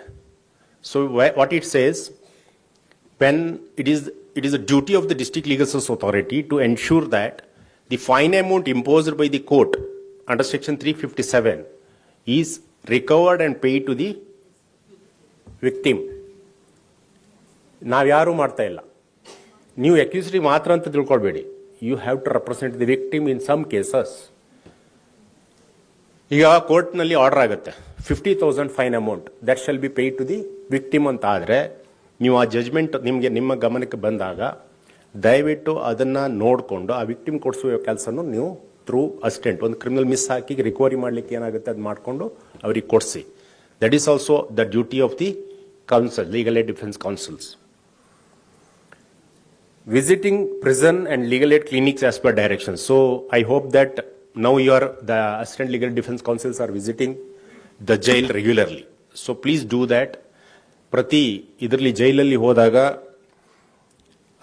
ಜೈಲ್ ವಿಸಿಟ್ ಅನ್ನು ಮಾಡ್ತಕ್ಕಂಥದ್ದು ವೆರಿ ಇಂಪಾರ್ಟೆಂಟ್. ಯಾಕೆ ಮಾಡಬೇಕು? ಸೊ ಬೆಳಿಗ್ಗೆ ನಿಮಗೆ UTRC ಬಗ್ಗೆ ವಿಷಯ ಹೇಳಿದರು. ಸೊ UTRCಯಲ್ಲಿ ನಾವು ನೋಡಿದ ಹಾಗೆ there are around 14,000 prisoners are there in Karnataka. ಹತ್ರ 15,000 ಅಂತ ಇಟ್ಕೊಳ್ಳಿ. ಸೊ 5,000 UTPs ಇದ್ದಾರೆ. ಬಟ್ ನಮ್ಮ UTRC ಮೀಟಿಂಗ್ ಆದಾಗ 4 ಮಂತ್ಸ್ಗೆ ಒಂದು ಆಗುವ UTRC ಮೀಟಿಂಗಲ್ಲಿ ನಾವು ನೋಡ್ತೀವಿ ಬರೀ 335 ಜನರದ್ದು ನಾವು ರೆಕಮೆಂಡೇಶನ್ ಆಗುತ್ತೆ. ಅಂದರೆ ಐಡೆಂಟಿಫಿಕೇಶನ್ ಏನು ಮಾಡಬೇಕು? First step is identification of the prisoners who are coming under that 16 categories. ಅವ್ರನ್ನ ಐಡೆಂಟಿಫೈ ಮಾಡುವಲ್ಲಿ ಮಿಸ್ಟೇಕ್ ಆಗ್ತಾ ಇದ್ದಾವೆ. ಸೊ ಇದನ್ನು ಏನು ಮಾಡಬೇಕು? ಜೈಲ್ ಸೂಪರ್ಡೆಂಟಿಗೆ ಅಥವಾ ಅವರಿಗೆ ಮಿಸ್ಕನ್ಸೆಪ್ಷನ್ ಇರ್ಬೋದು. ಇಲ್ಲಿ ನಮ್ಮ ಆಲೋಚನೆ ಹೇಗಿರ್ಬೇಕಂತಂದರೆ, ಅವರಿಗೆ ಅದು ಸೀರಿಯಸ್ ಆಫೆನ್ಸು, ಬೇಲ್ ಸಿಕ್ಕೋದಿಲ್ಲ, ಮರ್ಡರ್ ಮಾಡಿದ್ದಾನೆ, ಡಬಲ್ ಮರ್ಡರು, ಇದು ಅಲ್ಲಿ ಇಶ್ಯೂ ಅಲ್ಲ. ಅವ್ರೇನು ಹೇಳಿದ್ದು, ಆ 16 ಕ್ಯಾಟಗರಿಯಲ್ಲಿ ಇದ್ದಾರಾ ಇಲ್ವಾ ಅಂತ ನೋಡೋದು. For example, senior the people who R above 70 years, woman prisoners, 16 to the first offenders, ಈ ಥರದಲ್ಲಿ ಇಲ್ಲಿ ದಿ ಸಿಕ್ ಪೀಪಲ್ ಈ ಕ್ಯಾಟಗರಿಯಲ್ಲಿ ಇದ್ದಾನೆ ಇಲ್ವ ಅಂತ ನೋಡೋದಷ್ಟೇ. Identification should be for that purpose. And then recommendation comes and UT has to recommend that in those cases. Insofar as granting of bail is concerned, it is the discretion of the court. ನಿಮ್ಗೆ ಅದ್ರ ಬಗ್ಗೆ ತಲೆ ಬಿಸಿ ಬೇಡ ಅದು. You are not responsible for that. You move an application, if it is rejected, okay, you can challenge it. If it is a fit case, you can challenge it. ನೀವು high court legals committee ಕಳಿಸ್ಕೊಡ್ಬೋದು, DLSAಗೆ ಹೇಳಿ, sir it is a fit case, please prepare a paper book and send it to the high court legals committee. That is different thing. But identification ಮಾಡುವಲ್ಲಿ choosy ಆಗೋದು ಬೇಡ, ನೀವೇ judge ಆಗಿ think ಮಾಡೋಕೆ ಹೋಗೋದು ಬೇಡ. ಇದು ಭಾರಿ ದೊಡ್ಡ ಆಫೆನ್ಸ್. ಇಫ್ ಈಸ್ ಅ ಸಿಕ್, ಮೊನ್ನೆ ಯಾವುದು ನಾನು ನೋಡಿದೆ, HIV ಪೇಷಂಟ್, ಹಿ ರಿಕ್ವೆಸ್ಟ್ ಮೆಡಿಕಲ್ ಟ್ರೀಟ್ಮೆಂಟ್, ಅವ ಆಲ್ರೆಡಿ 5-6 ವರ್ಷ ಜೈಲಲ್ಲಿ ಇದ್ದಾನೆ. It is a fit case under that category. Just mention it, recommend ಮಾಡಲಿಕ್ಕೆ ಏನು ತೊಂದರೆ ಇದೆ? ಕೋರ್ಟ್ನವ್ರು ರಿಜೆಕ್ಟ್ ಮಾಡಿದಾರೆ, ಅದು ಬೇರೆ. That is the different, entirely different. It is not in your this one. So ನೀವು ಜೈಲಿಗೆ ಹೋದಾಗ ಇದನ್ನ ಅವರಿಗೆ ಹೇಳಬೇಕು. ಜೈಲ್ ಸೂಪರಿಂಟೆಂಡೆಂಟ್ ಡಿಸ್ಕಷನ್ ಮಾಡಬೇಕು. ಸರ್ ಆ ಲೀಸ್ಟ್ ಕೊಡಿ, ಎಷ್ಟು ಜನ UTPs ಇದ್ದಾರೆ ಅಂತ ಹೇಳಿ ತಗೊಳ್ಳಿ, ಆ ಕ್ಯಾಟಗರಿಲಿ ಬರೋರು ಎಷ್ಟು ಅಂತ ನೋಡಿ ಚೆಕ್ ಮಾಡಿ. Of course at the higher level we will make. ಆಗ ನಿನ್ನೆ ಬೆಳಿಗ್ಗೆ ಆನಂದ್ ರೆಡ್ಡಿ ಅವರು ಹೇಳಿದ ಹಾಗೆ ಆ ಸಿಸ್ಟಮಲ್ಲಿ ಅದು ಗೊತ್ತಾಗಿದ್ದರೆ ಭಾರಿ ಒಳ್ಳೆಯದು. ಸೊ 16 ಕ್ಯಾಟಗರಿಲಿ ಅವರೇ ಅದೇ ಸಿಸ್ಟಮಲ್ಲಿ ಐಡೆಂಟಿಫೈ ಆಗಿ ಅದು ಲೀಸ್ಟ್ ಮಾಡಿ ಕೊಟ್ಟರೆ ತುಂಬ ಒಳ್ಳೆಯದು. ಈಗ ನಾವು ಮ್ಯಾನ್ಯುವಲಿ ಮಾಡಬೇಕಾಗಿದ್ದರಿಂದ you have to guide them properly and tell them that you have to identify as per the direction. So WP 406/13 ಏನು ಹೇಳಿದೆ, ಆ 16 ಕ್ಯಾಟಗರಿನ ಏನು ಮಾಡಿದ್ದಾರೆ ಅದ್ರ ಪ್ರಕಾರ is a court direction. You have to identify it. Whether bail has to be granted or not, it is not your lookout. Jail superintendent ಕೆಲಸ ಅಲ್ಲ, UTRC committee ಕೆಲಸ ಅಲ್ಲ. ನೀವು ಐಡೆಂಟಿಫೈ ಮಾಡೋದು, ರೆಕಮೆಂಡ್ ಮಾಡೋದು ನಿಮ್ಮ ಕೆಲಸ. ಬೇಲ್ ಕೊಡೋದು ಬಿಡೋದು ಬೇರೆ. ಇನ್ನೊಂದು, ಬೇಲ್ ಗ್ರ್ಯಾಂಟ್ ಆಯಿತು, ಬೇಲ್ ಗ್ರ್ಯಾಂಟ್ ಆದಮೇಲೆ ಅವರಿಗೆ ಇಮಿಡಿಯೇಟ್ ಆಗಿ ರೆಕಮೆಂಡೇಶನ್ ಆಯಿತು. ರೆಕಮೆಂಡೇಶನ್ ಆದ್ದನ್ನು ನೀವು ಬೇಲ್ ಅಪ್ಲಿಕೇಶನ್ ಇಮಿಡಿಯೇಟ್ಲಿ, ಕೆಲವು ಕೇಸು ಪ್ರೈವೇಟ್ ಇದಿರ್ಬೋದು, ಪ್ರೈವೇಟ್ ಅಡ್ವೊಕೇಟಿಗೆ ಕಳಿಸ್ಕೊಡ್ತಾರೆ, ಅದು ಅವ್ರ ಹತ್ರ ಇದು ಮಾಡ್ತಾರೆ. ನಿಮಗೆ ಯಾವುದು ಲೀಗಲ್ ಏಡ್ ಕೇಸಸ್ ಇದ್ದಾವೆ, ಆ ಕೇಸಲ್ಲಿ ಬೇಲ್ ಅಪ್ಲಿಕೇಶನ್ ಹಾಕುವಂಥದ್ದು ನಿಮ್ಮ ಕೆಲಸ. ನೆಕ್ಸ್ಟ್ ಸ್ಟೆಪ್, ಬೇಲ್ ಅಪ್ಲಿಕೇಶನ್ ಹಾಕಿದ್ರಿ, ಎಲ್ಲೋ ಆಯಿತು, ಕೆಲವು ರಿಜೆಕ್ಟ್ ಆಯಿತು, ಕೆಲವು ಎಲ್ಲೋ ಆಯಿತು. ಎಲ್ಲೋ ಅದರಲ್ಲಿ ಕಂಡೀಷನ್ಸ್, ಸ್ಟ್ರಿಂಜೆಂಟ್ ಕಂಡೀಷನ್ಸ್ ಇರ್ತವೆ. ದೆನ್ ಸತ್ಯೇಂದ್ರ ಆ್ಯಂಟಿಲ್ ಕೇಸ್ ಇದೆ. So then you have to give list to the DLSA to, ನೀವು ಅದನ್ನ ಜೈಲ್ ವಿಸಿಟ್ ಮಾಡಿದಾಗ ಗೊತ್ತಾಗುತ್ತೆ, ಅವನ ಬ್ಯಾಕ್ಗ್ರೌಂಡ್ ನಿಮ್ಗೊಂದು ಎಸಂಪ್ಷನ್ ಗೊತ್ತಾಗುತ್ತೆ. ಮೋಸ್ಟ್ಲಿ ಇವ ತುಂಬ ಈ ಕಂಡೀಷನಲ್ಲಿ ಇದ್ದಾನೆ, ದ ಪೂವರ್ ಪ್ರಿಸ್ನರ್ ಸ್ಕೀಮಲ್ಲಿ ಇವನು ಕವರ್ ಆಗೋ ಚಾನ್ಸಸ್ ಇದೆ ಅಂತ ಗೊತ್ತಾದರೆ DLSAಗೆ ಹೇಳಿ ಅವರಿಂದ ರಿಪೋರ್ಟ್ ತರಿಸ್ಕೊಳ್ಳಿ, ಸೋಷಿಯೋ ಎಕನಾಮಿಕ್ ರಿಪೋರ್ಟನ್ನು ತರಿಸ್ಕೊಂಡು ಅವರು ಪಾಸಿಟಿವ್ ರಿಪೋರ್ಟ್ ಕೊಟ್ಟರೆ immediately file an application for modification of the bail conditions. That is your duty. So that should be done. ಅಲ್ಲಿ ನಿಮಗೆ ಆ ಒಂದು ಸ್ಕೀಮ್ ಪ್ರಕಾರ if it is the surety amount 40,000 below ಇದ್ದರೆ DLSA committee ಇದೆ, district ಕಮಿಟಿಯವರೇ order ಮಾಡ್ಬೋದು. ಅದೇ convict prisoners ಆದರೆ 25,000ಕ್ಕಿಂತ ಒಳಗೆ ಇದ್ದರೆ ಫೈನ್ ಅಮೌಂಟ್ ನೀವೇ ಮಾಡ್ಬೋದು. ಎಬೋ ಇದ್ದರೆ ಸ್ಟೇಟ್ ಕಮಿಟಿ ಕಳಿಸ್ಕೊಡ್ಬೇಕು.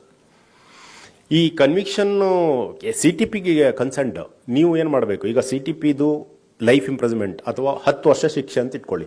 10 ವರ್ಷ ಶಿಕ್ಷೆ ನೆಕ್ಸ್ಟ್ ನವೆಂಬರ್ 30ಕ್ಕೆ ಕಂಪ್ಲೀಟ್ ಆಗುತ್ತೆ ಅಂತಿದ್ರೆ ಅದನ್ನ ಐಡೆಂಟಿಫಿಕೇಶನ್ ಈಗಲೇ ಮಾಡಬೇಕು. ಯಾಕಂದರೆ ನಿಮ್ಮದು ಸೋಷಿಯೋ ಎಕಾನಮಿಕ್ ರಿಪೋರ್ಟು ಅದು ಇದು ತಗೊಳ್ಳುವಾಗ, ಮೀಟಿಂಗ್ ಆಗುವಾಗ, ಅಥವಾ ಅದು 40,000ಕ್ಕಿಂತ ಮೇಲಿದ್ರೆ ಸ್ಟೇಟ್ ಕಮಿಟಿ ಬರಬೇಕು.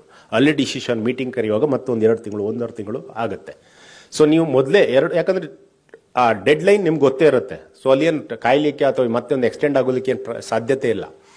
ಇಲ್ಲಾಂದ್ರೆ ಏನಾಗುತ್ತೆ, ನೀವು ಲಾಸ್ಟ್ ಡೇಟಿಗೆ ಸ್ಟಾರ್ಟ್ ಮಾಡಿದರೆ by that time the period ಏನೋ 3 ತಿಂಗಳು 4 ತಿಂಗಳು ಕೊಟ್ಟಿರ್ತಾರೆ default sentence. If fine is not paid he shall be undergo imprisonment for 3 months or 4 months. ಆ 4 months ಅಲ್ಲೇ ಜೈಲಲ್ಲಿ ಹೋಗ್ಬಿಡುತ್ತೆ. ಮತ್ತು ನೀವು ಮಾಡೋ ಆರ್ಡರ್ ಏನು ಬೆಲೆ ಇಲ್ಲ, ಅದೇನು ಪ್ರಯೋಜನ ಇಲ್ಲ ಆಗುತ್ತೆ. ಸೊ ದಯವಿಟ್ಟು ಇದನ್ನ 2 ತಿಂಗಳು ಅಡ್ವಾನ್ಸ್ ಆಗಿ ಮಾಡಿಬಿಡಿ. ಜೈಲ್ ಸೂಪರಿಂಟೆಂಡೆಂಟ್ಗೆ ಹೇಳಬೇಕು, ಆ ಲಿಸ್ಟಲ್ಲಿ ಕಳಿಸ್ಕೊಡಿ. So that the process shall start. So ಇದನ್ನ ದಯವಿಟ್ಟು ಮಾಡಿ. UTRC ಏನು ನಾವು ಮಾಡ್ತಿದ್ದೀವಿ ಅದನ್ನು ಇದು ಮಾಡೋದು. ಇನ್ನೊಂದು ಅಪೀಲ್ ಬಗ್ಗೆ ನಾವೊಂದು letter ಕಳಿಸಿದ್ವಿ. So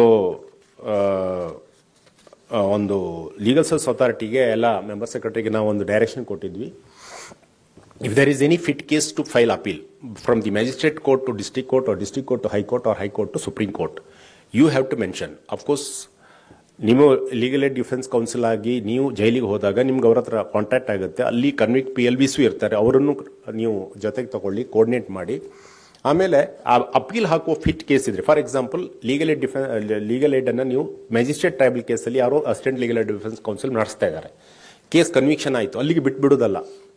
so immediately you have to prefer an appeal before the district court. ನಿಮ್ಮಲ್ಲೇ ಇರುತ್ತೆ, ನಿಮ್ಮ ಚೀಫೇ ಇರ್ತಾರೆ, ನಿಮ್ಮ ಡೆಪ್ಯೂಟಿ ಇರ್ತಾರೆ, ಅವ್ರಿಗೆ ಹೇಳಿ ರೆಡಿ ಅಪೀಲ್ ಇದನ್ನು. ಅದಕ್ಕೆ ಹೇಳಿದ್ದು ನಾನು, ಅಪೀಲ್ ಆ್ಯಂಡ್ ರಿವಿಷನ್ ಅನ್ನು ನೋಡಿದರೆ 000, ನನ್ನ ಹತ್ರ ಸ್ಟ್ಯಾಟಿಸ್ಟಿಕ್ಸ್ ಇದೆ, ಟೈಮ್ ಇಲ್ಲ, ನಾನು ಹೇಳಲಿಕ್ಕೆ ಹೋಗಲ್ಲ ಹೆಚ್ಚು. ಎಲ್ಲ ಹೆಚ್ಚಿನ ಡಿಸ್ಟಿಕ್ಕಲ್ಲಿ 0 ಇದೆ, because you are not concentrating on that. So if bail application rejected before the magistrate court, immediately you can file it before the session court. Or some application is filed for recall of a witness. It is rejected by the magistrate. You can file a revision before the sessions court. So ಆ ಥರದ್ದು revisions ಇರ್ಬೋದು, appeals ಇರ್ಬೋದು, ಜಾಸ್ತಿ ಹಾಕಬೇಕಾಗತ್ತೆ. Then ಪ್ರಿಯರ್ stage, remand ಸ್ಟೇಜಲ್ಲಿ ನಾವು ವಕಾಲತ್ತನ್ನು ಹಾಕುವಂಥದ್ದು, ಅಂದರೆ ಅಪಿಯರೆನ್ಸ್ ಮಾಡುವುದು, ಅದು ವೆರಿ ಇಂಪಾರ್ಟೆಂಟ್. ನಾನು ನಿಮಗೆ ಹೇಳಿದ್ದೇನೆ, ಇನ್ನೊಂದು ಸಲ ರಿಪೀಟ್ ಮಾಡ್ತಾ ಇದ್ದೇನೆ, ಕೆಲವೊಂದು ಸಲ ನಿಮ್ಮ ಆರ್ಡರ್ ಶೀಟಲ್ಲಿ ಯಾರೋ ರೆಪ್ರೆಸೆಂಟ್ ಮಾಡ್ತಾ ಇರ್ತಾರೆ, but they are not representing properly. ಅವ್ರು ಬರ್ತಾನೆ ಇಲ್ಲ, ಅವ್ರದ್ದು ಯಾವುದೋ ಒಂದು ಫಸ್ಟ್ ಒಂದು ಎಂಗೇಜ್ ಮಾಡಿರ್ತಾರೆ, ಅವ್ರ ರಿಲೇಟಿವ್ಗಾರಿಗೆ ಹೇಳಿ ಅವರಿಗೆ ದುಡ್ಡು ಕೊಟ್ಟಿರ್ತಾರೆ, ಅವರೊಂದು ಬೇಲ್ ಅಪ್ಲಿಕೇಶನ್ ಹಾಕ್ತಾರೆ, ಬೇಲ್ ಅಪ್ಲಿಕೇಶನ್ ರಿಜೆಕ್ಟ್ ಆಯಿತು, ಮತ್ತೆ ಕೋರ್ಟಿಗೆ ಅವ್ರು ಬರೋದಿಲ್ಲ. So on paper it shows that he is represented, but actually he is not at all represented for years together. I have seen in my court. 1.5 ವರ್ಷದವರೆಗೆ ಆ ವಕೀಲರು ಪತ್ತೆ ಇಲ್ಲ, ಅವನಿಗೆ ಗೊತ್ತೇ ಇಲ್ಲ, ಹಿ ಈಸ್ ಫ್ರಮ್ ಒರಿಸ್ಸಾ. ಸುಮ್ಮನೆ ಬಂದು ನಿಂತ್ಕೊಳ್ತಾ ಇದ್ದ, ಅವನು ಮುಂದೆ ಕೋರ್ಟಲ್ಲಿ ಬರ್ತಾನೆ, ಇದು ವಿಸಿಲ್ ಬರ್ತಾ ಇದ್ರು, ನಿಂತ್ಕೊಳ್ತಾ ಇದ್ರು, ವಿಷಯ ಗೊತ್ತಿಲ್ಲ ಅವನಿಗೆ. ಕೇಳಿದ್ರೆ ಇದ್ದಾರೆ ಸರ್, ವಕೀಲರು ಇದ್ದಾರೆ, ಮೇರಾ ವಕೀಲ್ ಹೇ, ಮೇ ವಕೀಲ್ ಎಂಗೇಜ್ ಕಿಯಾ ಕರ್, ಅದನ್ನೇ ಹೇಳ್ತಾ ಇದ್ದ. ಆ್ಯಕ್ಚುಲಿ ಅವ್ರು ವಕೀಲರೇ ಇಲ್ಲ. ಆಮೇಲೆ ನಾನು DLSಗೆ ಲೆಟರ್ ಬರೆದು ಅವ್ರಿಗೆ ವಕೀಲ್ ಕೊಡಿ ಅಂತ ಹೇಳಿದ್ರ ಮೇಲೆ 15 ದಿವಸದಲ್ಲಿ ಒಬ್ಬರು ವಕೀಲರು ಕೊಟ್ಟರು, ಟ್ರಯಲ್ ಸ್ಟಾರ್ಟ್ ಮಾಡಿ 1 ತಿಂಗಳಲ್ಲಿ ನಾವು 7-8-9 ಜನ ವಿಟ್ನೆಸ್ದು ಎಕ್ಸಾಮ್ ಆಯಿತು. 1.5 ವರ್ಷ ಚಾರ್ಜ್ ಆದಮೇಲೆ 1.5 ವರ್ಷ ಅವನು ಸುಮ್ಮನೆ ಕೂತ್ಕೊಂಡಿದ್ದೆ. ಸಾರಿ, ಚಾರ್ಜು ಆಗಿಲ್ಲ, 1.5 ವರ್ಷ ಚಾರ್ಜ್ ಶೀಟ್ ಹಾಕಿ 1.5 ವರ್ಷ ಸುಮ್ಮನೆ ಇದ್ದೆ ಕಮಿಟಲ್ ಆದಮೇಲೆ. ಸೊ ದಯವಿಟ್ಟು ಇದಕ್ಕೆ ನೀವು ನೋಡ್ಕೊಳ್ಬೇಕು. ಇಂಥ ಕೇಸ್ಗಳಿದ್ದಾಗ ಕೋರ್ಟ್ನಲ್ಲಿ ಹೇಳಿದರೆ ಇಮಿಡಿಯೇಟ್ಲಿ ನೀವು ಮೆಮೋ ಆಫ್ ಅಪಿಯರೆನ್ಸನ್ನು ಹಾಕಿಬಿಡಿ, ಮತ್ತು ನಿಮ್ಮ DLSಗೆ ಅದು ಇನ್ಫಾರ್ಮ್ ಮಾಡಿ, ಬಿಕಾಸ್ ಕೌಂಟಿಗೆ ಬರಬೇಕು ಅದು. ಸೊ ಅವರಿಗೆ ನೀವು ಹೇಳಬೇಕಾಗತ್ತೆ. ಆಮೇಲೆ assistant legal aid defence counsel developing a defence strategy, ನಾ ಹೇಳಿದ್ದೇನೆ what you have to do after sifting through all the evidence collected by the prosecution after hearing. So assistant legal defence counsel has to research on that, collect all the materials whatever they required, and assist the deputy or the chief. Visiting location, area of alleged crime, na helide scene of crime ಗೆ ಹೋಗುವಂಥದ್ದು. Having discussion with family members etc. for effective and meaningful input for defense strategy. Handling queries of legal aid seekers, updating legal aid seekers about the progress of their case. That is also very important. Our family members ಯಾರಾದರೂ ಬಂದರೆ ಅಥವಾ ಕಾಲ್ ಮಾಡಿದರೆ ಅವರಿಗೆ response ಮಾಡಬೇಕು, ಈ ಸ್ಟೇಜಲ್ಲಿದೆ, ಈ ಥರ ಆಗ್ತಾ ಇದೆ ಅಂತ. And it is their right also. Assisting in maintaining complete files of legal aid cases, handling legal queries relating to criminal matters on telephone, any other work related to legal aid assigned by chief or chief defense counsel, and work assigned by the legal society. This is the work profile in brief. In bail petitions also, ನಾನು ನೋಡಿದ ಹಾಗೆ ಕೆಲವು ಡಿಸ್ಟಿಕ್ಕಲ್ಲಿ the bail petitions are very, very less. So, for example, Chikkaballapur ಜನವರಿಯಿಂದ ಆಗಸ್ಟ್ವರೆಗೆ ಬರೀ 7 ಇದೆ, 29, 7 ಮಾತ್ರ dispose ಆಗಿದೆ. ಆಮೇಲೆ ಬೇಲ್ ಪಿಟಿಷನ್ಸು ಇಮಿಡಿಯೇಟ್ ಡಿಸ್ಪೋಸ್ ಮಾಡಿಸ್ಬೇಕು, ನಿಮ್ಗೆ ಗೊತ್ತಿದೆ. So it is a mandate of law that it should be immediately disposed of. If not disposed of, you should press for that.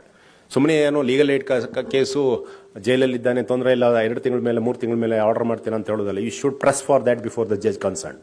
So it is his duty as anybody, even it may be me. So it is my duty as a judge to dispose of the bail petitions as early as possible. For example, ಕೋಲಾರದಲ್ಲಿ 80 bail petition ಹಾಕಿದೆ, disposal ಆಗಿದ್ದು 57. So ನೋಡಿ, ಅಂದರೆ last ಮೊಮೆಂಟಿಗೆ ಹಾಕಿರ್ಬೋದು, ನನಗೆ ಗೊತ್ತಿಲ್ಲ, but ನಾನು ಹೇಳ್ತಿರೋದು the number should not be vary.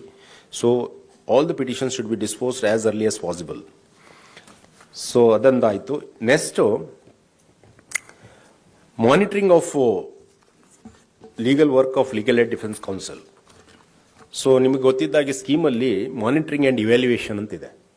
So work of the Legal Aid Defence Counsel is expected to be monitored by the District Legal Service Authority on a monthly review meeting, will be organized under the chairmanship of chairman of DLSA. The minutes of the meeting shall be sent to SLSA. A quarterly review meeting with every LADC office and the secretary DLSA will be organized by the member secretary state authority, and minutes shall be sent to NALSA. One on half-yearly basis, review meeting shall be organized by NALSA. The monitoring shall be continuous process, and at the end of 6 months, the performance of every human resource shall be evaluated by state authority under the guidance of Honorable Executive Chairman of SALSA.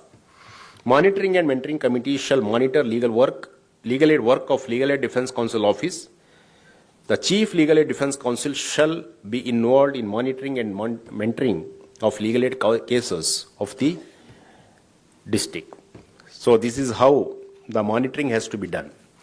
And few issues that need to be addressed. All LADC shall regularly conduct the monthly meeting. Ella kada aagta idya monthly meeting marta idara in all districts. And the attendance of LADC councils in all meetings is very much required. So, and they should not. Nimage training ಏನು ಮಾಡಿದಾರಾ district ಅಲ್ಲಿ? Any training? No. And while submitting reports, state submit case-wise performance report as to effectively participating in the court proceedings. And to see that none of the cases NOC has been given by the LADC councils. So ನಾನು ನಿಮಗೆ ಹೇಳಿದ್ದೆ ಮೊನ್ನೆ ನಾವು ಕೆಲವೊಂದು district ಅಲ್ಲಿ that too particularly POCSO cases, ಯಾಕಂದ್ರೆ ನಮ್ಮ ಹತ್ರ ಜಾಸ್ತಿ ಇರುವುದೇ POCSO cases. So after the material witnesses turned hostile, the brief is taken back by the party or the prisoner and handed over to the private counsel. So the allegation is that it is in hand in glove with the LADC counsel. ಯಾವ district ಏನು ನಾನು ಅದನ್ನ ಹೇಳ್ತಾ ಇಲ್ಲ, ನಾನು post mortem ಮಾಡ್ಲಿಕ್ಕೆ ಹೋಗ್ತಾ ಇಲ್ಲ, but in future it should not happen. It is our duty to see that the poor prisoner should not be harassed further. ಅಂಥದ್ದಾದರೂ ನಾನು DLSA ಸೆಕ್ರೆಟರಿಗೆ ಹೇಳಿದ್ದೇನೆ, ಅಂಥ ಪ್ರಿಸನರ್ ಹತ್ರ ಹೋಗಿ ಮಾತಾಡಿ ಅವ್ರ ಸ್ಟೇಟ್ಮೆಂಟ್ ರೆಕಾರ್ಡ್ ಮಾಡಿ, if the concern counsel, the private counsel who took the file, ಅವರು amount ತೊಗೊಂಡಿದ್ದಿದ್ರೆ ಎಷ್ಟು ತೊಗೊಂಡೆ, ಯಾವಾಗ ತೊಗೊಂಡು ಅದ್ರ ಸ್ಟೇಟ್ಮೆಂಟ್ ರೆಕಾರ್ಡ್ ಮಾಡಿ, and it will be taken seriously. Definitely we will write to bar council. It is a professional misconduct according to me. ನೀವು LADC council ನಾಳೆ ನೀವು 2 ವರ್ಷ ಬಿಟ್ಟು ಕೆಲಸ ಬಿಟ್ಟು ನೀವು ಪುನಃ ಸಿಲೆಕ್ಟ್ ಆಗಿಲ್ಲ ಅಥವಾ ನೀವು ಬೇಡ ಅಂತ ಬಿಟ್ರಿ, ಹೋಗುವಾಗ ಫೈಲ್ ಇಟ್ಕೊಂಡು ಹೋಗೋದಲ್ಲ. That is totally you are doing, it's not a professional ethics. You have been given legal aid cases of a poor person. ಅವನಿಗೆ ಕೇಸ್ ನಡೆಸಲಿಕ್ಕೆ ಆಗೋದಿಲ್ಲ ಅಂತ ಹೇಳಿ ಕೊಟ್ಟಿದ್ದು, ಲೀಗಲ್ ಏಡ್ ಥ್ರೂ ಕೊಟ್ಟಿದ್ದು. It is not your file, it is not your personal file, it is a legal aid office file. You have no control, you have no authority to retain those files. By misguiding the system, if you ಅವ್ರನ್ನ ಪಾರ್ಟಿನ convince ಮಾಡಿ, ಇಲ್ಲ file ಕೊಡಪ್ಪ ನಾನೇ ನಡೆಸ್ತೀನಿ, ಅಥವಾ ನೀವು ಮಾಡೋದಿಲ್ಲ, directly indirectly ಮತ್ತೊಬ್ಬ ಅಡ್ವೊಕೇಟಿಗೆ ಹೇಳಿ, ನಿಮ್ಮ ಫ್ರೆಂಡಿಗೆ ಹೇಳಿ, ಆ ಕೇಸ್ ನೀನು ನಡೆಸು ಆಮೇಲೆ ಇದು ಮಾಡು ಅಂತ ಹೇಳಿ ಮಾಡಿದ್ದಿದ್ರೆ, ನಮ್ಮ ಗಮನಕ್ಕೆ ಬಂದರೆ it will be viewed very seriously. And we have to write to ಇದು. ನಾನು ಮಾಡ್ತೀರಂತ ಹೇಳಿದಲ್ಲ, ಇದು ನನಗೆ ಬಂದ complaint.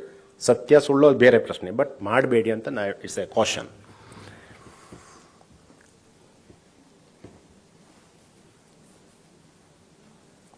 And the infrastructure is concerned, ನಿಮ್ಮ ಎಲ್ಲ ಆಫೀಸಲ್ಲಿ ವೈಫೈ ಫೆಸಿಲಿಟಿ ಕೊಟ್ಟಿದ್ದಾರಾ? LADC ಆಫೀಸಲ್ಲಿ ಎಲ್ಲ ಕಡೆ ಇದೆಯಲ್ಲ?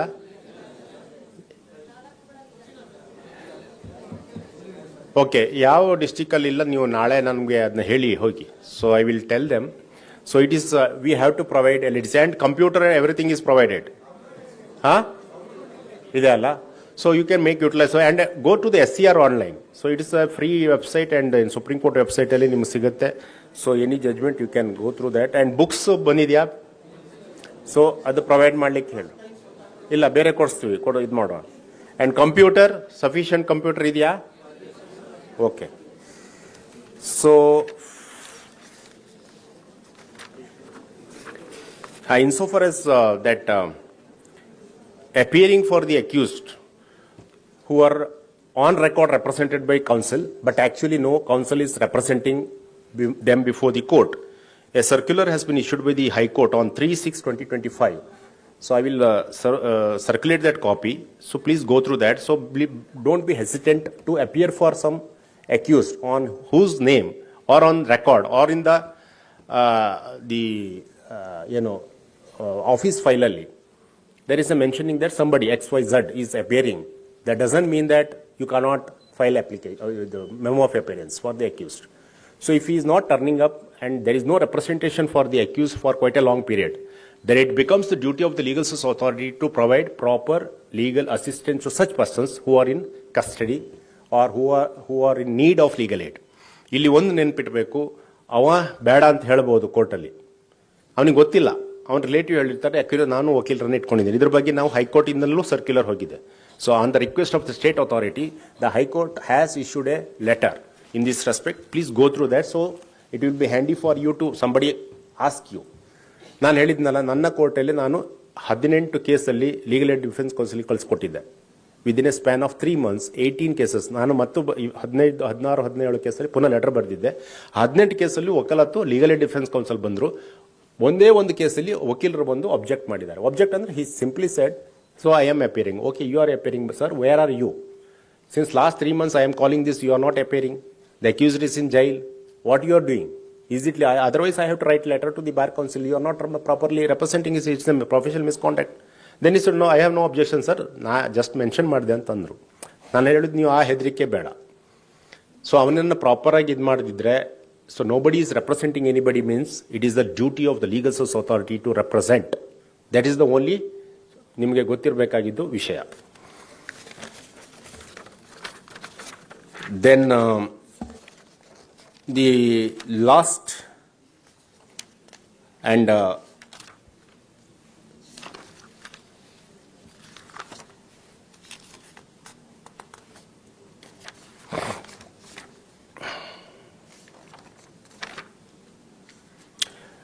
code of ethics ಬಗ್ಗೆ, since you are all advocates, you know that, but I'll just rush through that just to make you know of what is the code of ethics mentioned in the Legal Aid LADC Council scheme. No person shall act in any manner, any matter in which she has a direct or indirect personal or financial interest. So please ensure that. No person shall willfully disclose or use, whether or not for the purpose of pecuniary gain, any information that she obtained, received or acquired during the fulfillment of his official duty. No person within the office of LADC shall make use of his or her office or employment for the purpose of promoting or advertising any outside activity. No person within the office of legal LADC shall engage in any outside activity or act as an independent practitioner. I believe that you all know that you can't practice or take in independent cases. No person within the office of Legal Aid Defence Counsels shall solicit, agree to accept or accept, whether directly or indirectly, any gift, favor, service or other thing of value under the circumstances from which it might be reasonably inferred that such gift, service or other thing of value was given or offered for the purpose of influencing him or her, rewarding him or her for the discharge of his or her official duties. Legal Aid Defence Counsel shall devote his or her full time for his duties for the office of Legal Aid Defence Counsel and shall not engage in private practice. Legal Aid Defence Counsel shall follow Code of Ethics prescribed by Bar Council of India for lawyers. So these are all in broad, the ethics, Code of Ethics, which even otherwise, as an advocate, we have to follow. And last speaker, Sundaresh Venkata Sudarshan ಸಾಹೇಬರು ಹೇಳಿದಾಗೆ, ನಾವು ಎಷ್ಟು ಒಳ್ಳೆಯ ರೀತಿಯಲ್ಲಿ ಕೆಲಸ ಮಾಡ್ತೇವೆ ನಮ್ಗೆ ಅಷ್ಟು ಒಳ್ಳೇದಾಗತ್ತೆ. ಖಂಡಿತ ನಾವು ಯಾವುದೋ ಒಂದು ಆಸೆಗೆ ಬಿದ್ದು ಖಂಡಿತ ನಮ್ಮ ಲೈಫು ಅದರಲ್ಲಿ ಏನು ಒಳ್ಳೇದಾಗತ್ತೆ ಅಂತ ಹೇಳ್ಕೊಳ್ಳೋದು ಬೇಡ. 100ಕ್ಕೆ 100 ಅದು ನನ್ನ ಪ್ರಕಾರ ಅದು ಶತಸಿದ್ಧ. ನೀವು ಎಷ್ಟು ರೈಟ್ ಪಾತಲ್ಲಿದ್ದೀರಿ ಅಷ್ಟು ಒಳ್ಳೇದಾಗೋದಕ್ಕೆ, ಅಷ್ಟು ಬೆಳೆಯೋದಕ್ಕೆ, ಅಷ್ಟು ಮುಂದೆ ಹೋಗೋದಕ್ಕೆ ದಾರಿ ಸುಗಮ ಆಗುತ್ತೆ. ಸೊ ಏನೊಂದು ಕಂಟೆಂಟ್ಮೆಂಟ್ ಅಂತಿರಲಿ, ನಮ್ಗೇನು ಸಿಗುತ್ತೆ ಅದನ್ನೇ ಮಾಡ್ಬೋದು. ನಾನು ಹೇಳಿದ್ದೆ, ಇದನ್ನು may be you are more competent, 10 lakh ತಿಂಗಳಿಗೆ ದುಡಿಯೋಷ್ಟು ನೀವು ಕಾಂಪಿಟೆಂಟ್ ಇರ್ಬೋದು, ಬಟ್ ಇದು ಒಂದು service.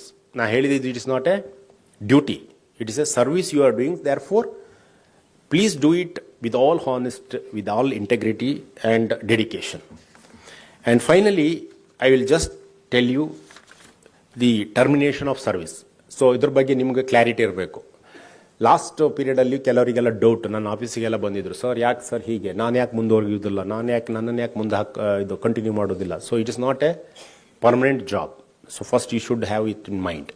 It is not a permanent job. It is a contract for 2 years. It may be extended on satisfactory work performed by you. So it all depends upon you. It may be extended. There is no problem. If not extended, you should be least bothered about it, because you have learned so much experience here in the office. You have handled so many cases. So it will not be a problem for you to conduct future cases. So in that mindset, you should go. So ಇದನ್ನು ನಂಬ್ಕೊಂಡು ಏನಿರಬೇಕಾಗಿಲ್ಲ. But ಇದೊಂದು systematic existing ಒಂದು office ನಿಮ್ಗೆ ಸಿಕ್ಕಿದ್ದು ಏನೋ, ಇದರಿಂದ ನೀವು ಕಲ್ತಿದ್ದೀರಿ. ನೀವು ಎಷ್ಟೋ ಕೇಸ್ ನಡೆಸಿರ್ತೀರಿ. ನಿಮ್ಗೆ ಹೇಳಿದ ಹಾಗೆ ಆ ಕ್ರಾಸ್ ಎಕ್ಸಾಮಿನೇಷನ್ ಅಂದ್ರೆ ಏನು, ಡ್ರಾಫ್ಟಿಂಗ್ ಮಾಡೋದು ಹೇಗೆ, ಆ ಡ್ರಾಫ್ಟಿಂಗ್ ಸ್ಕಿಲ್ ಏನು, ಕ್ಲೈಂಟ್ ಇಂಟರ್ವ್ಯೂ ಮಾಡೋದು ಹೇಗೆ, ರಿಸರ್ಚ್ ಅಂದ್ರೆ ಏನು, ಇವೆಲ್ಲ ಕಲ್ತ್ಕೊಂಡಿರ್ತೀರಿ. These are all the plus points, good will that you will earn in legal aid defence counsel. That's is enough. Life is, so it's not like that you should be in the Legal Aid Defence Council forever, or it is a system that will be forever. ನಮ್ಗೆ ಗೊತ್ತಿಲ್ಲ, ನಾಲ್ಸದವ್ರು ತೆಗಿದ್ರು ತೆಗಿಬೋದು. So you should be very careful about that. So termination of service ಅಂದ್ರೆ ಹೇಗೆ ಅಂತಂದ್ರೆ, the scheme says Legal Aid Defence Council can be terminated at any time without any prior notice in the following cases: on the recommendation of the Secretary DLSA, by the Chairman of DLSA, or on directions by state authority. So it is very simple. ನಿಮ್ಮ work ನಾ ಅದು ಕೇಳಿದ್ದು, ಏನು monitoring committee meeting ಆಗುತ್ತೆ, monthly monitoring review meeting ಆಗುತ್ತೆ, ಅಲ್ಲಿ ನಿಮ್ಮ work ಪರ್ಫಾರ್ಮೆನ್ಸನ್ನು ಅವ್ರು ಜಡ್ಜ್ ಮಾಡ್ತಾರೆ, ಇವ್ಯಾಲ್ಯೂಯೇಟ್ ಮಾಡ್ತಾರೆ. So if it is properly qualitative work ಇದೆ ಅಂತಂದರೆ definitely they will continue that. Otherwise ಇಂಟ್ರೆಸ್ಟೇ ಇಲ್ಲ, ಕೆಲಸನೇ ಮಾಡೋಕ್ಕಾಗಲ್ಲ, ಸುಮ್ಮನೆ ನಾವು ಬರ್ತೀವಿ ಅಂತಂದರೆ ದಯವಿಟ್ಟು ಇದು ಆ ಆಫೀಸ್ ಅಲ್ಲ. It is purely service basis and we have no time. So if you see the number of cases with us, more than 8,274 cases in all throughout the state is with us. It may increase also, and it will, not only may, it will increase, because our service is good. If service is good, definitely, and the demand will be more. ಅಲ್ವಾ? ಯಾವಾಗ service quality ಚೆನ್ನಾಗಿರುತ್ತೆ, demand ಚೆನ್ನಾಗಾಗುತ್ತೆ. So the people will come more on. Actually in Jharkhand 60 to 70% of the people are offer, means they are coming on this, because Jharkhand is a tribal area, so backward this area. So 60 to 70% of sessions cases are tried by the LADC office. So ಇದರಲ್ಲಿ ಖಂಡಿತ ಜಾಸ್ತಿ ಆಗುತ್ತೆ.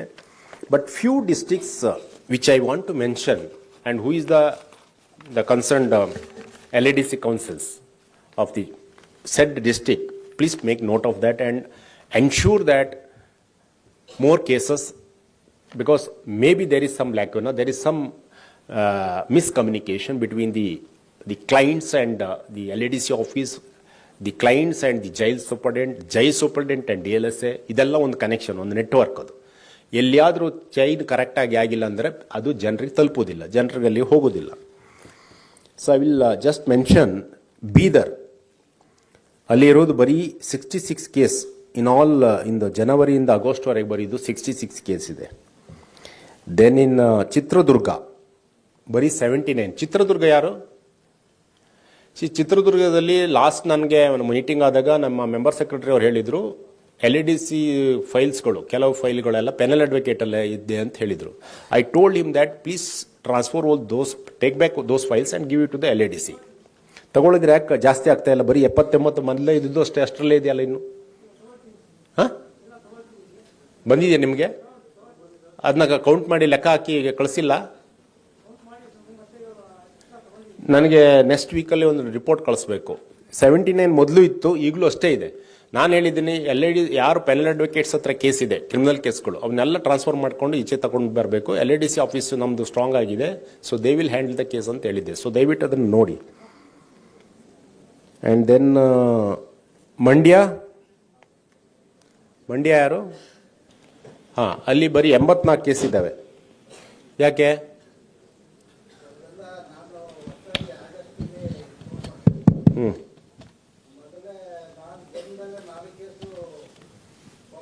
ಇರಲಿ sir, ಅದು ನೋಡ್ಕೊಳ್ಳಿ. ಯಾವುದಾದ್ರೂ case panel advocates ಹತ್ರ criminal ಕೇಸ್ಗಳಿದ್ರೆ ದಯವಿಟ್ಟು ಅದನ್ನು ಹ್ಯಾಂಡ್ ಓವರ್ ಮಾಡಿಕೊಂಡು ನಿಮ್ಮ ಆಫೀಸಿಗೆ ತಗೊಳ್ಬೇಕು. ನಿಮ್ಮ ಮೆಂಬರ್ ಸೆಕ್ರೆಟರಿಗೆ ಮಾತಾಡಿ. ನಾನು I will tell the member secretaries also in the next meeting. So these are all the districts where in very few cases are filed. ಅಲ್ಲಿ ಜೈಲ್ ವಿಸಿಟಿಂಗ್ ಹೋದಾಗ ನಾವು ಗೊತ್ತಾದ್ದೇನು ಅಂದರೆ, ಅಲ್ಲಿ ಬೇರೆ ಅಡ್ವೊಕೇಟ್ ಹೋಗ್ತಾರೆ, ಹೋದಾಗ ಅವರು ಇದು ಸರ್ ನಿಮ್ಮಲ್ಲೆಲ್ಲ ಮಂಡ್ಯ ಅಲ್ಲ, ಎಲ್ಲ ಕಡೆ ಇದೆ, ಎಲ್ಲ ಕಡೆ ಇದೆ. ಹೇಳ್ತೀನಿ ಕೇಳಿ, ನಾವು ವಕೀಲರಾಗಿ ಪ್ರಾಕ್ಟೀಸ್ ಮಾಡಿದ್ದು, ನಮ್ಗೆ ಗೊತ್ತಿದೆ ಅಲ್ಲ ಸಿಸ್ಟಮ್ ಹೇಗಿದೆ ಅಂತ ಗೊತ್ತಿದೆ. ನಾನು ಏನು ಹೇಳ್ತಾ ಇರೋದು, ಇದು ನಿಮ್ಮ ಕೆಲಸ. ಅದಕ್ಕೆ ಜೈಲ್ ವಿಸಿಟಿಗೆ ಯಾಕೆ ಹೋಗ್ಬೇಕು ನೀವು? You have to educate the UTPs, you have to educate the jail superintendent, you have to keep a eye on the jail superintendent. They are the connecting masters. ಯಾಕಂದ್ರೆ ಇಂಟ್ರಾಕ್ಷನ್ ಸಲುವಾಗಿ ಹೋಗಿದ್ದು. ಬರೀ ಇಂಟ್ರಾಕ್ಷನ್ ಮಾಡಿದ್ರೆ ಸಾಕಾಗಲ್ಲ, ಅವ್ರ ಹತ್ರ ಮೀಟಿಂಗ್ ಕರೀರಿ, ಕರೆದು ಹೇಳಬೇಕು ಇದು ನಿಮ್ಮ ರೈಟು. ನಾನು ನಿಮ್ಗೆ ಹೇಳಿದ್ದೆ, ನಾನು ಪರಪ್ಪನ ಅಗ್ರಹಾರ ಇದಕ್ಕೆ ಜೈಲಿಗೆ ಮೊನ್ನೆ 1-2 ತಿಂಗಳ ಹಿಂದೆ ಹೋಗಿದ್ದೆ. ಎಲ್ಲ ಕನ್ವಿಕ್ಟ್ PLVC ಮೀಟಿಂಗ್ ಮಾಡಿ ಒಂದು 60 ಜನ ಇದ್ರು. ಒಬ್ಬ ಕನ್ವಿಕ್ಟ್ PLV ಅವ ಎಷ್ಟೋ ವರ್ಷ, 4-5 ವರ್ಷ, I think he has been there for 10 years imprisonment ಆಗಿದೆ ಒಂದು already. So he has been convicted for life imprisonment. ಅವನು ಹೇಳ್ತಾನೆ, ಸುಪ್ರೀಂ ಕೋರ್ಟಿಗೆ ಅಪೀಲ್ ಹಾಕುವಾಗ ಅವನೇ 5 ಲಕ್ಷ ರೂಪಾಯಿ ಖರ್ಚು ಮಾಡಿ ಒಬ್ಬ ಅಡ್ವೊಕೇಟ್ ಇಟ್ಕೊಂಡಿದ್ದಾನೆ. He is PLV, he knows everything. ಆದರೂ ಅಂಥವ್ರು ಸಹ ಅವ್ರಿಗೆ ಗೊತ್ತಾಗದೆ ಮಾಡ್ತಾರೆ. ಸೊ ಅಲ್ಟಿಮೇಟ್ಲಿ ಏನು ಆಗುತ್ತೆ, ಇದು ಅವೇರ್ನೆಸ್ ಪ್ರಾಬ್ಲಮ್. ಒಂದು, ನಾವು ಅವರಿಗೆ ಕಮ್ಯುನಿಕೇಟ್ ಮಾಡಲಿಕ್ಕೆ ನಮ್ಮ failure, may be you take it as a DLSA or LADC, ನಮ್ಮ ಫೇಲಿಯರ್, ಅವ್ರಿಗೆ ಕಮ್ಯುನಿಕೇಟ್ ಆಗ್ತಾ ಇಲ್ಲ. ಖಂಡಿತವಾಗಿ ಫ್ರೀಯಾಗಿ LADC ಕೌನ್ಸಿಲ್ಸ್ ನೀವು ವಕೀಲರಿಗೆ ಕೊಡ್ತೀರಂತ ಹೇಳಿದ್ರ ಮೇಲೆ ಆ ಮನುಷ್ಯ ಖಂಡಿತ ಒಬ್ಬ ವಕೀಲರನ್ನ ಇಟ್ಕೊಂಡು ದುಡ್ಡು ಕೊಟ್ಟು ಹೋಗ್ಲಿಕ್ಕೆ ಅವನಿಗೇನು ಯಾರಿಗೂ ಇದು ಮಾಡೋದಿಲ್ಲ, ಆಪ್ಟ್ ಮಾಡ್ಲಿಕ್ಕೆ ಸಾಧ್ಯನೇ ಇಲ್ಲ. ಅವರಿಗೆ ಮಿಸ್ಕಮ್ಯುನಿಕೇಶನ್, ಬೇರೆ ಏನು ಹೇಳ್ತಾರೆ ಅವ್ರು, ನಿಮ್ಮ ಲೀಗಲ್ ಏಡ್ ಕೌನ್ಸಿಲ್ ಏನು ಪ್ರಯೋಜನ ಇಲ್ಲ ರೀ, ಏನು ಕೇಸ್ ನಡೆಸಲ್ಲ, ನೀವು ಕೊಟ್ಟರು ಹೋದ್ರಿ, ಈ ಥರದಲ್ಲಿ ಹೆದರ್ಸಿದ್ರೆ ಖಂಡಿತ ಅವ ಮಾಡಲ್ಲ. ಅದಕ್ಕೆ ನೀವು ಹೋಗಿ ಅವ್ರ ಹತ್ರ ಇಂಟ್ರಾಕ್ಷನ್ ಮಾಡಬೇಕು. ನೀವು ನಿಮ್ಮ ಮೆಂಬರ್ ಸೆಕ್ರೆಟರಿ ಹೋಗಿ ಇಂಟ್ರಾಕ್ಷನ್ ಮಾಡಿ ಅವರಿಗೆ ಧೈರ್ಯ ತುಂಬಿದ್ರೆ ಅವರಿಗೆ ಖಂಡಿತ ಅದು ಮತ್ತೆಲ್ಲ ಸ್ಪ್ರೆಡ್ ಆಗಿಬಿಡುತ್ತೆ. ನೀವು ಒಬ್ಬ 4 ಜನ ಬರಲಿ ನೋಡಿ, ಅವ್ರ ಹಿಂದೆ ಇಲ್ಲಿ ಬೇರೆ ಡಿಸ್ಟಿಕಲ್ಲಿ ಸಣ್ಣ ಡಿಸ್ಟಿಕಲ್ಲಿ 200-300 ಕೇಸ್ ಇದ್ದಾವೆ. Mandya is a big district, why 84 cases? ಭಾರಿ ಲೆಸ್ ಆಗಿದೆ, ತಪ್ಪ ಅಭಿಪ್ರಾಯ ಬಂದಿದೆ. ಅದಕ್ಕೆ ಹೇಳಿದ್ದು, ಅದನ್ನ ಹೋಗಾಡ್ಸೋದು ನಿಮ್ ಜವಾಬ್ದಾರಿ. ಹೌದು, ನೀವು ಹೋಗಿ ಒಂದ್ಸಲ ಜೈಲಿಗೆ ನೀವೇ ಹೋಗಿ, ನೀವು ಹಿರಿಯರು. ನಾನು 2-3 ಸಲ ಹೋಗಿದ್ದೀನಿ. ಹೋಗಿ ಒಂದು ಮೀಟಿಂಗ್ ಕರೀರಿ, ಜೈಲ್ ಸೂಪರ್ಡೆಂಟ್ ಹತ್ರ ಹೇಳಿ, ಎಲ್ಲರನ್ನು ಕರ್ಸಿ, UTPs ಕರ್ಸಿ ಅಂತ ಅವ್ರಿಗೆ ಹೇಳಿ, ನೀವು ವಿಷಯ ಹೇಳಿ, ಏನ್ ಪ್ರೊವಿಷನ್ ಇದೆ ಕಾನೂನಲ್ಲಿ, ನಿಮ್ಗೆ ಏನ್ ಹಕ್ಕಿದೆ, ಇಟ್ ಇಸ್ ದೇರ್ ರೈಟ್. ನಾವೇನು ಚಾರಿಟಿ ಮಾಡ್ತಿಲ್ಲ. ಮತ್ತೆ quality of legal aid defence counsel ಏನಿದೆ, ನಾವೀಗ 10 ಜನ ವಕೀಲರು ನಿಮ್ಮ ಕೇಸ್ಗಳನ್ನ ನಡೆಸಲಿಕ್ಕೆ ಇರೋದು ನಾವು. ಅದನ್ನೇ ಹೇಳಿ ಅವ್ರಿಗೆ, ಕಾನ್ಸೆಪ್ಟ್ ಇಲ್ಲ. ಗೌರ್ಮೆಂಟ್ ವಕೀಲರು ಅಂತಾರೆ ಅವರು, ಅವರ ಅಂದಾಜಲ್ಲಿ ನಮ್ಮ ಲೀಗಲ್ ಏಡ್ ಡಿಫೆನ್ಸ್ ಕೌನ್ಸಿಲ್ ಏನು ಅಂದ್ರೆ ಅವ್ರಿಗೆ ಗೊತ್ತಿರೋದಿಲ್ಲ. ಅದನ್ನ ಹೇಳು ಜವಾಬ್ದಾರಿ, ಅವರಿಗೆ ಮನವರಿಕೆ ಮಾಡೋ ಜವಾಬ್ದಾರಿ ನಮ್ಮ ಮೇಲೆ ಇರುತ್ತೆ. ಹಿಂದೆ ಕ್ರಾಸ್ ಎಕ್ಸಾಮಿನೇಷನ್ ಮಾಡಿರಲ್ಲ ಡಿಫೆನ್ಸ್ ಕೌನ್ಸಿಲ್, ಮೊದಲಿದ್ದವರು ಆಬ್ಸೆಂಟ್ ಆಗಿಬಿಟ್ಟಿದ್ರು. ರೀಕಾಲ್ ಹಾಕಿದ್ರೆ ಅದು ಕಾಸ್ಟ್ಗೆ ಇನ್ಸಿಸ್ಟ್ ಮಾಡಿ ಕೊನೆಗೆ DLSಗೆ ಬರೆದ್ಬಿಟ್ರು, ಅವ್ರ ಸ್ಯಾಲ್ರಿನ ಕಟ್ ಮಾಡಿ ಅಂತ. ಅವ್ರದ್ದೆಲ್ಲ ಟರ್ಮ್ ಮುಗ್ದೋಗಿ ರಿಸಿಗ್ನೇಷನ್ ಕೊಟ್ಬಿಟ್ಟಿದ್ದಾರೆ. ನಾನು ಪರ್ಸನಲ್ ಆಗಿ ನಾನು ಪೇ ಮಾಡಿ DLSA ಮೆಂಬರ್ ಸೆಕ್ರೆಟರಿ ಹತ್ರ ವಿಷಯ ಹೇಳಿ, ನೀವು ಮಾಡಬೇಕಾಗಿಲ್ಲ. ನಾನು ಪೇ ಮಾಡ್ಬಿಟ್ಟು ಕ್ರಾಸ್ ಮಾಡಿದೆ. ಆಮೇಲೆ ಅಲ್ಲ, ಮಾಡಬೇಕಾಗಿಲ್ಲ ಅಂತ ಹೇಳೋದು ನಾನು. ನಿಮ್ ಪರ್ಸನಲ್ ಕೇಸ್ ಅಲ್ಲ ಅದು, DLSA ಅವರು ಕೊಡ್ಬೇಕದು, ಕೊಡ್ತಾರೆ. ಮತ್ತೆ ಅಂತ ಅಡ್ವೊಕೇಟ್ ನೋಡಿ ಆ ತರ ಕೇಸ್ ನಡೆಸ್ತಾರೆ ಅಂತ. ಇದೊಂದು example, live example, how you are interested, how you are conducting the cases. You can take it as an example. So when you are in the LADC council system, and if you are not concentrating the case and you are leaving the case as it is without cross-examining the witness, what ethics you have? ಅಲ್ವಾ? ಈ ತರ case ನಡೆಸಿದ್ರೆ ಯಾರು ಬರ್ತಾರೆ? ಹಿಂದೆ ಇದ್ದವರದು absent ಆಗಿದ್ದಾರೆ. ಗೊತ್ತಾಯ್ತು ವಕೀಲರೇ, ಕೂತ್ಕೊಳ್ಳಿ, ಗೊತ್ತಾಯ್ತು. ನೀವು ಹೇಳಿದ್ದೆಲ್ಲ ನಂಗೆ ಅರ್ಥ ಆಗಿದೆ. ನಾನು ಜನರಲ್ ಹೇಳ್ತೀನಿ, ನಿಮ್ಗೆ ಹೇಳ್ತಾ ಇಲ್ಲ, ಜನರಲ್ ಹೇಳ್ತಾ ಇರೋದು. ಆದ್ರಿಂದ ಬರ್ತಾ ಇಲ್ಲ. ಈಗ ಸೊಲ್ಯೂಷನ್ ಸಿಕ್ಕಿದೆ. ಯಾಕೆ ಕಡಿಮೆ ಇದೆ ಮಂಡ್ಯದಲ್ಲಿ ಅಂತಂದ್ರೆ ಇದೇ ರೀಸನ್. ನೀವು ಕೇಸ್ ನಡೆಸ್ತಾ ಇಲ್ಲ, ಅವನಿಗೆ ಕನ್ವಿಷನ್ ಆಗುತ್ತೆ. 100ಕ್ಕೆ 100 ಯಾವ ಒಬ್ಬ ಕ್ಲೈಂಟು ಖಂಡಿತ ಬರಲ್ಲ. ಸೊ ನೀವು ಇದರದ್ದು ಈಗ ರೆಪ್ಯುಟೇಷನ್ ಅದನ್ನು ಇಂಪ್ರೂವ್ ಮಾಡುವಂಥದ್ದು ನಿಮ್ಮ ಮೇಲಿದೆ ಜವಾಬ್ದಾರಿ, ಜಾಸ್ತಿ ಜವಾಬ್ದಾರಿ ನಿಮ್ಮ ಮೇಲಿದೆ. ನಾನೀಗ ಓದಿ ಹೇಳಿದ 3-4 ಡಿಸ್ಟ್ರಿಕ್ಟ್, ದಯವಿಟ್ಟು ದ ಚೀಫ್ LADC ಕೌನ್ಸಿಲ್ಸ್, ಬೀದರಲ್ಲಿ ಯಾರಿದ್ದಾರೆ? ಬೀದರ್ ಮೇಡಮ್,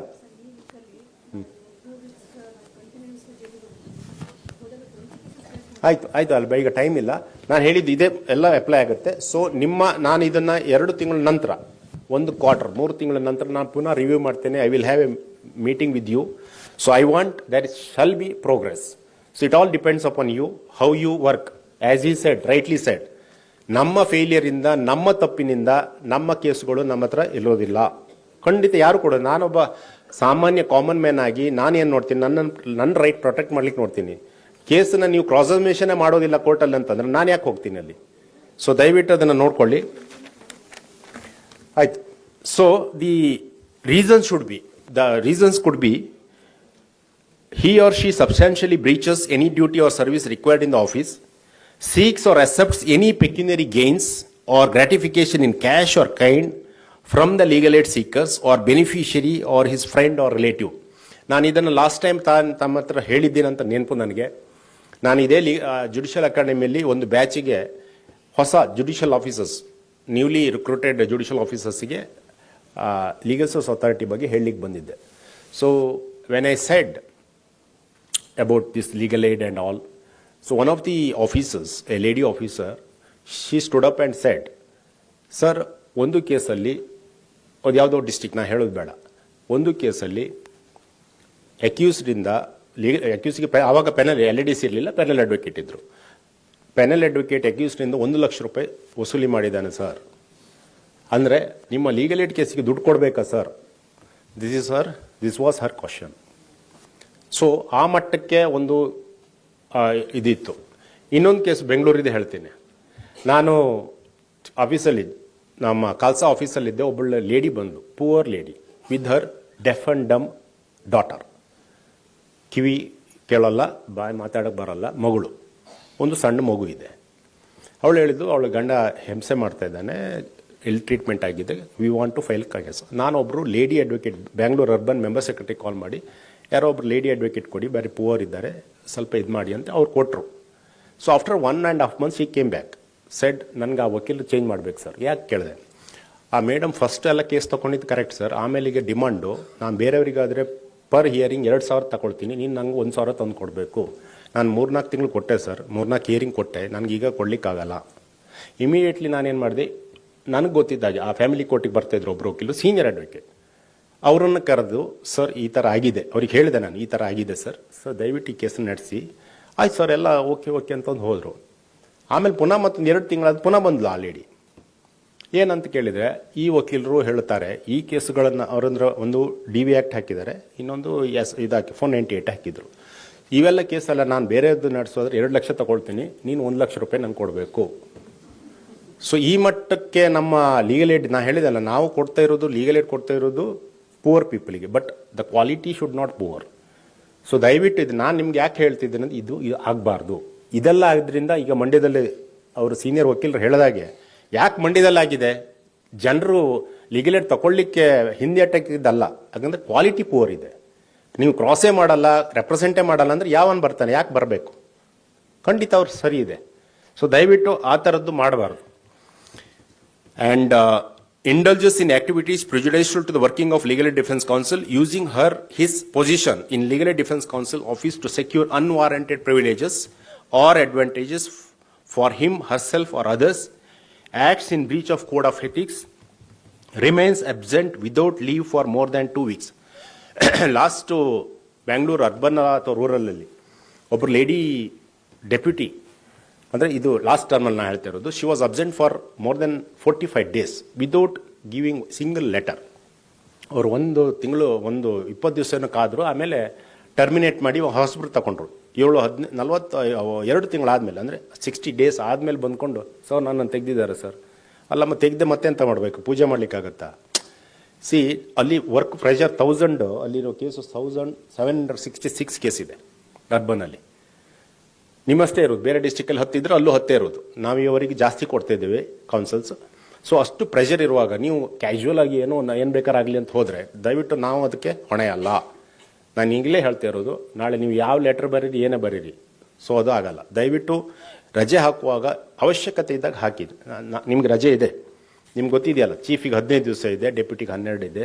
ಸೊ ನಿಮಗೆ ಯಾವಾಗ ರಜೆ ಹಾಕಬೇಕು ದಯವಿಟ್ಟು ಚೀಫ್ ಹತ್ರ ಹೇಳಿ, ಮೆಂಬರ್ ಸೆಕ್ರೆಟರಿ ಹೇಳಿ, ರೀಸನ್ಸು ಈ ಥರ ಇದೆ, ನಾವು ಹೋಗ್ತೀವಿ ಅಂತ ಮೊದಲೇ ಹೇಳಿ. ಸೊ ದ್ಯಾಟ್ ಆಲ್ಟರ್ನೇಟಿವ್ ಅರೇಂಜ್ಮೆಂಟ್ ಬೇರೆ ಆ ಕೇಸನ್ನು ರೆಪ್ರೆಸೆಂಟ್ ಮಾಡಲಿಕ್ಕೆ ಬೇರೆಯವ್ರಿಗೆ ಹೇಳಲಿಕ್ಕಾಗುತ್ತೆ.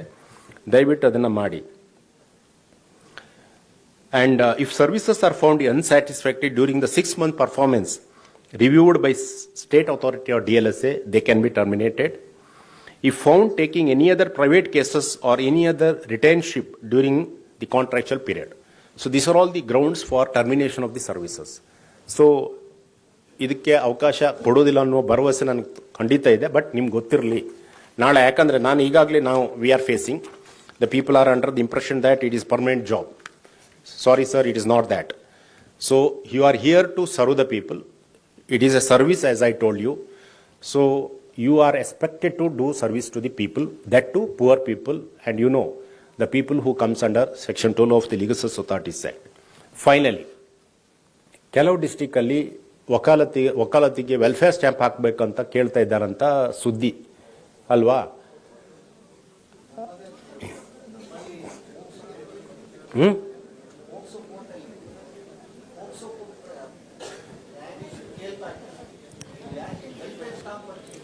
ಏನಾಯ್ತು ಈಗ? ಅದಕ್ಕೇನು ಮಾಡಿದ್ರಿ ನೀವು?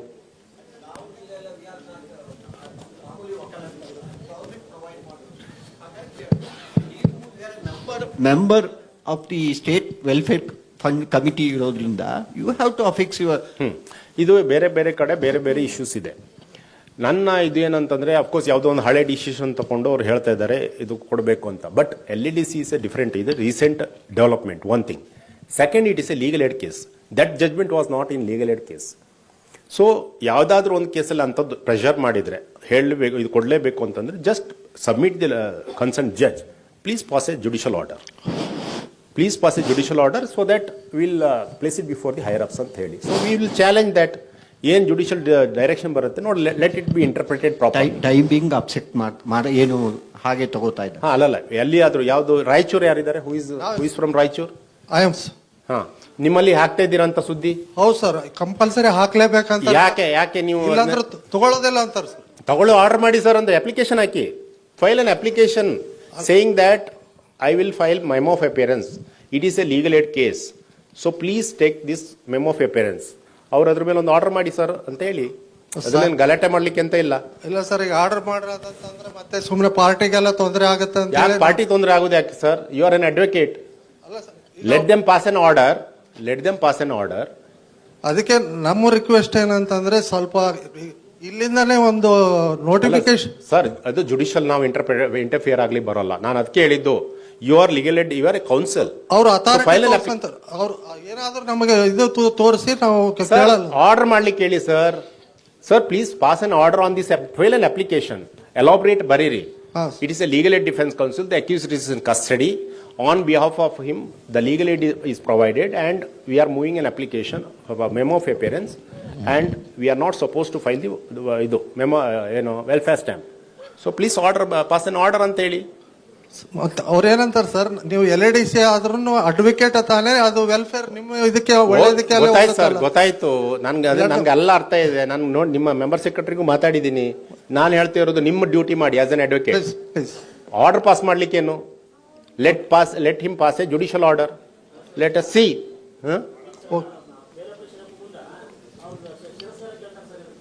ಶಿರಸ್ತರ್ ಬೇಡ, ಕೋರ್ಟಿಗೆ ಕಳಿಸಿ ಅಂತ ಹೇಳಿ. ಶಿರಸ್ತರ್ ಏನು ಕೇಳೋದು? ಕೋರ್ಟಿಗೆ ಅವರಿಗೆ ಆರ್ಡರ್ ಮಾಡ್ಲಿಕ್ಕೆ ಹೇಳಿ ಅದ್ರ ಮೇಲೆ. ಆಮೇಲೆ ನೋಡುವ. We will challenge that order. Let the court pass, interpret it and pass an order.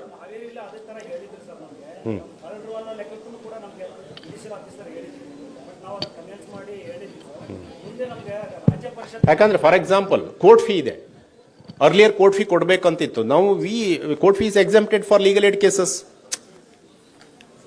Government ಅವರಿಗೆ ನಾವು ರಿಕ್ವೆಸ್ಟ್ ಮಾಡಿ, ಈ ತರ ಇದೆ, this are all poor peoples case and you should not take court fee ಅಂತ ಹೇಳಿದ್ಮೇಲೆ ಕೋರ್ಟ್ ಫೀ ಎಕ್ಸಾಮ್ ಮಾಡಿದ್ದಾರೆ. ಇದ್ರಲ್ಲೂ ಸಹ ಇದು legal aid defence counsel system ಅಲ್ಲಿ ಇರೋದು. ನಾವೆಲ್ಲ ಲೀಗಲ್ ಏಡ್ ಕೊಡ್ತಾ ಇರೋದು poor people who are covered under section 12. Sir, ಇನ್ನೊಂದು, ನಮಗೆ ಈಗ 2 ವರ್ಷ ನಾವು ಇಲ್ಲಿದ್ದೇವೆ ಸರ್. ನೆಕ್ಸ್ಟ್ 2 years ಆದ ನಂತರ ನಾವು ಪ್ರೈವೇಟ್ ಪ್ರಾಕ್ಟೀಸ್ ಮಾಡುವಾಗ ನಮ್ಗೆ ಸೌಲಭ್ಯ ವಂಚಿತ ಆಗ್ಬೋದಲ್ಲ ಸರ್? ನಮ್ಗೆ ನಾವು ಸ್ಟ್ಯಾಂಪ್ ಹಚ್ಚಿಲ್ಲ ಅಂತೇಳಿ ರಾಜ್ಯ ಪರಿಷತ್ನವರು ನಮ್ಗೆ ಇದು ಮಾಡ್ಬೋದಲ್ಲ ಸರ್? ಯಾರು ಹೇಳಿದ್ ನಿಮ್ಗೆ ಅದು ಮಾಡ್ತಾರಂತ? ಅಲ್ಲಿ ಸಮಸ್ಯೆ ಆಗ್ಬೋದಲ್ಲ ಅಂತ ನಮ್ಗೆ ಸರ್. ಅದು ನಂಗೆ ಗೊತ್ತಿಲ್ಲ. I am not responsible for that. ನಾನು ಅದಕ್ಕೆ ಹೇಳ್ತಾ ಇರೋದು, ನೀವು ಎಲ್ಲ ಸೀನಿಯರ್ ಅಡ್ವೊಕೇಟ್ಸ್ ಇದ್ದೀರಿ. As an advocate you challenge that. ನೀವು ಒಂದು ಕ್ಲಾರಿಟಿ ಬೇಕು. ಅಲ್ಲ, ಅದಕ್ಕೆ ನಾನು ಸಮಸ್ಯೆನ ಕೇಳ್ತಾ ಸಮಸ್ಯೆ ನಾನು ಹೇಳ್ತೀನಿ, ನಂದು ಸಮಸ್ಯೆನೇ ಅದು. ನಾನು ನಿಮ್ಮೆಲ್ಲರ ಪರವಾಗಿ ಅದನ್ನೇ ವಿಷಯ ನಾನು ಯಾಕೆ ಎತ್ತಿದ್ದಂದ್ರೆ, ನಿಮ್ಮೆಲ್ಲರ ಸಮಸ್ಯೆ ನನ್ನ ಸಮಸ್ಯೆ. ಅದಕ್ಕೋಸ್ಕರ ಹೇಳಿದ್ದು, let A court pass A order. ಹೇಳಿದ್ದೇವೆ ಸರ್, ಅದು ಹೇಳಿದ ಮೇಲೆ ನಮ್ಗೆ ತಗೊಂಡ್ರೆ ಪ್ರಾಬ್ಲಮ್ ಇಲ್ಲ, ಎಲ್ಲೆಲ್ಲಿ ತಗೊಳ್ಳೋದಿಲ್ಲ. ನಾ ಹೇಳ್ತಾ ಇರೋದು, ಅವರು ದಯವಿಟ್ಟು ಒಂದು ಮೂವ್ ಎನ್ ಅಪ್ಲಿಕೇಶನ್, ಪ್ರಾಪರ್ ಆಗಿ ಡ್ರಾಫ್ಟ್ ಮಾಡಿ ಕೋರ್ಟ್ ಮುಂದೆ ಹಾಕಿ, ದಯವಿಟ್ಟು ಈ ತರ ನಾನು ಅರ್ಜಿ ಹಾಕಿದ್ದೇನೆ, ದಯವಿಟ್ಟು please pass an order on this application, ಅಷ್ಟು ಕೇಳಿಬಿಡಿ. Let the court pass order. ಅದು ಏನಾಗುತ್ತೆ ನೋಡುವ. If it is not in our favour, will challenge that. ಹೈಕೋರ್ಟ್ನವ್ರು ಒಪ್ಬೇಕಂತಿಲ್ಲ, ಹೈಕೋರ್ಟ್ನವ್ರು ಅದನ್ನ ನಮ್ದು ತಪ್ಪು ಅಂತ ಹೇಳ್ಬೋದು, ಬಟ್ ಒಂದು ಜುಡಿಷಿಯಲ್ ಆರ್ಡರ್ ಇರಲಿ, because there is no clarity about that. So ಒಂದು ಆರ್ಡರ್ ಆಗದಿದ್ರೆ, if there is no judicial pronouncement, there will be no clarity till then. So please allow this. ಒಂದು ಯಾರು ಅದು ಮುಂದೆ ಹೋಗಬೇಕು ಅಲ್ವಾ? ಹೇಗೆ ಜಜ್ಮೆಂಟು ಪ್ರೆಸಿಡೆಂಟ್ ಹೇಗೆ ಬಂತು, ಈ ಥರದ್ದು ಆರ್ಡರ್ ಆಗಿ, ಈ ಥರದ್ದು ಪ್ರಾಬ್ಲಮ್ ಆಗಿ, ಯಾರೋ ಒಬ್ಬ ಚಾಲೆಂಜ್ ಮಾಡಿ ವಕೀಲರು, ಆ ಆರ್ಡರ್ ಬಂದ ಮೇಲೆ ಆಗುತ್ತೆ. Okay, it is already 5 o'clock. Yes madam.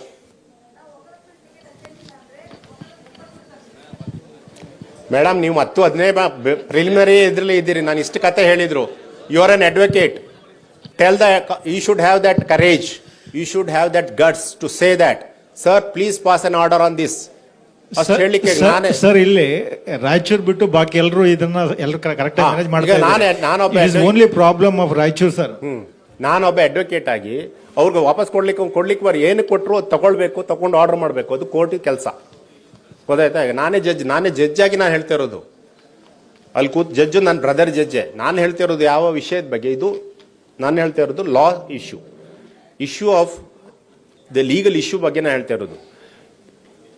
Legal aid ಕೇಸಲ್ಲಿ ಕೋರ್ಟ್ ಫೀ ಹಾಕಬೇಕಾ ಬೇಡ, ಇಷ್ಟೇ ಇಶ್ಯೂ ಇರೋದು. ನೀವು ಅವ್ರೇನು ಜಜ್ಮೆಂಟು ನಿಮ್ಮಲ್ಲಿ ಕೋರ್ಟ್ ಮಾಡ್ತಾ ಇದ್ದಾರೆ, it is a different issue.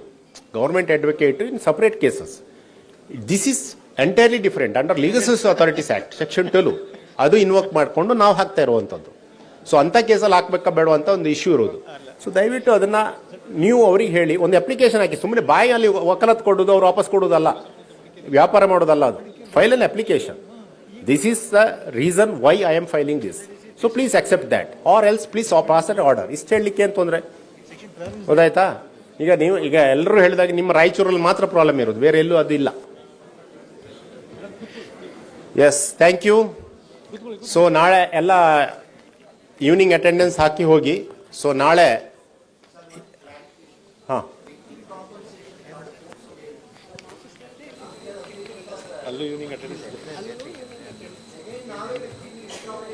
ಹಾಕ್ಲೇಬೇಕು. ನೀವು ಅಂದ್ರೆ ಬೇರೆ ಅಡ್ವೊಕೇಟ್ ನೀವು ಅಸಿಸ್ಟೆಂಟಿಗೆ ಕೊಟ್ರಿ, ಅದ್ರಲ್ಲಿ ಏನಿದೆ? It's an criminal misc case. Recovery ಹಾಕೋದು ಏನು ದೊಡ್ಡ ಕೇಸ್ ಅಂತ ಇಲ್ಲ, just for recovery of that. There is already an order. What you have to ensure, you have to ensure that amount is fine amount is recovered and pay to the victim. ನಿಮ್ಮ deputy ಅಥವಾ assistant ನೀವು ಹಾಕೋದು ಬೇಡ, ಇನ್ನೊಬ್ಬರ ಹತ್ರ ಹಾಕ್ಸ್ಬಿಡಿ. ಆಮೇಲೆ ಇನ್ನೊಂದು sir, UTRC ಕಮಿಟಿಯಲ್ಲಿ recommendation ಆಗುತ್ತೆ. ಅದರಲ್ಲಿ ಸ್ಪೆಸಿಫಿಕ್ ಆಗಿ ಚೇರ್ಮನ್ ಅವರು ಅದರಲ್ಲಿ ಬರೆದಿದ್ರು ಕೂಡ concerned suo motu application put up the file and pass necessary orders ಅಂತ ಇರುತ್ತೆ. ಈ UTRC ರೆಕಮೆಂಡೇಶನ್ಸ್ ಅಂದ್ರೆ ಕೋರ್ಟಿಗೆ ಹೌದು, ಸುಮೋಟೋ ಪವರ್ಸ್ ಅನ್ನು ಕೂಡ ಕೊಟ್ಟಿರ್ತಾರೆ. ಅದನ್ನು ಯಾರು ಕೂಡ ಮಾಡ್ತಾ ಇಲ್ಲ. ನಾನು ಆಲ್ರೆಡಿ ಮಾತಾಡಿ ಆಗಿದೆ, DLSA ಸೆಕ್ರೆಟರಿಗೆ ಹೇಳಿದ್ದೇನೆ. ರಿವ್ಯೂ ಮೀಟಿಂಗ್ ಅಲ್ಲಿ PDJಗೆ ಹೇಳಿ ಎಲ್ಲ ಜಡ್ಜಸ್ಗೂ ಸೆನ್ಸಿಟೈಸ್ ಮಾಡಿ. By the UTRC committee, they should take up those cases seriously and pass order. Order ಮಾಡೋದ್ರ ಬಗ್ಗೆ ನಮ್ದು ಇಂಟರ್ಫಿಯರೆನ್ಸ್ ಅಲ್ಲಿ, ಇಟ್ ಇಸ್ ಜುಡಿಷಿಯಲ್ ಆರ್ಡರ್. ನಾವು ಅಪ್ಲಿಕೇಶನ್ ಹಾಕಿದ್ರು ಎಂಟರ್ಟೈನ್ ಮಾಡೋ ಅಬ್ಜೆಕ್ಷನ್ ನಾವು ಕೂಡ ಮಾಡಿ ಸರ್. ಅಬ್ಜೆಕ್ಷನ್ ತಗೊಳ್ಳೋದು ತಪ್ಪಲ್ಲ. ನಾನು ಹೇಳ್ತಿರೋದು ಆ ಕೇಸ್ ತಗೊಳ್ಬೇಕು ಅವರು. Out of turn they should take up that case. Suo motu ತಗೋತಾ ಇಲ್ಲ. ಸುಮೋಟೋ ಮಾಡಲಿಲ್ಲ, ಅಡ್ವಾನ್ಸ್ ಮಾಡ್ಕೊಳ್ಳಿ, ಒಂದು application hockey for advancement. Nothing wrong in that. Suo motu ಅಂತ ಕಾಯ್ಬೇಡಿ, ಅವ್ರಿಗೆ 1000 ಕೇಸ್ ಇರ್ತವೆ, 100 ಕೇಸ್ ಇರ್ತವೆ ಫೈಲ್ ಅಲ್ಲಿ, ಅವ್ರಿಗೆ ನೆನಪಿರೋದಿಲ್ಲ. ನೀವು ಏನ್ ಮಾಡಿ, ಒಂದು application hockey advancement. In view of the recommendation by the UTRC, please take up this case on board and pass order ಅಂತ ಹಾಕಿ. ಬೋರ್ಡಿ ಬಂದಾಗ ಅಪ್ಲಿಕೇಶನ್ ಹಾಕಿ.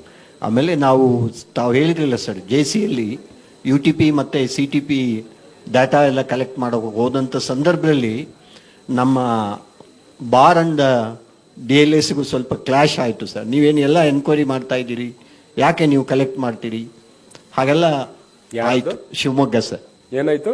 ಈಗ ನಾವು ಈಗ ಐಡೆಂಟಿಫೈ ಮಾಡ್ಲಿಕ್ಕೆ 16 ಕ್ಯಾಟಗರೀಸ್ ಇದೆಯಲ್ಲ, ಆ ಸಂದರ್ಭದಲ್ಲಿ ನೀವ್ ಯಾಕೆ ಹೋಗಿ ನಮ್ಮ ಕ್ಲೈಂಟಿಗೆ ನೀವು ಮಾತಾಡಿಸ್ತೀರಿ?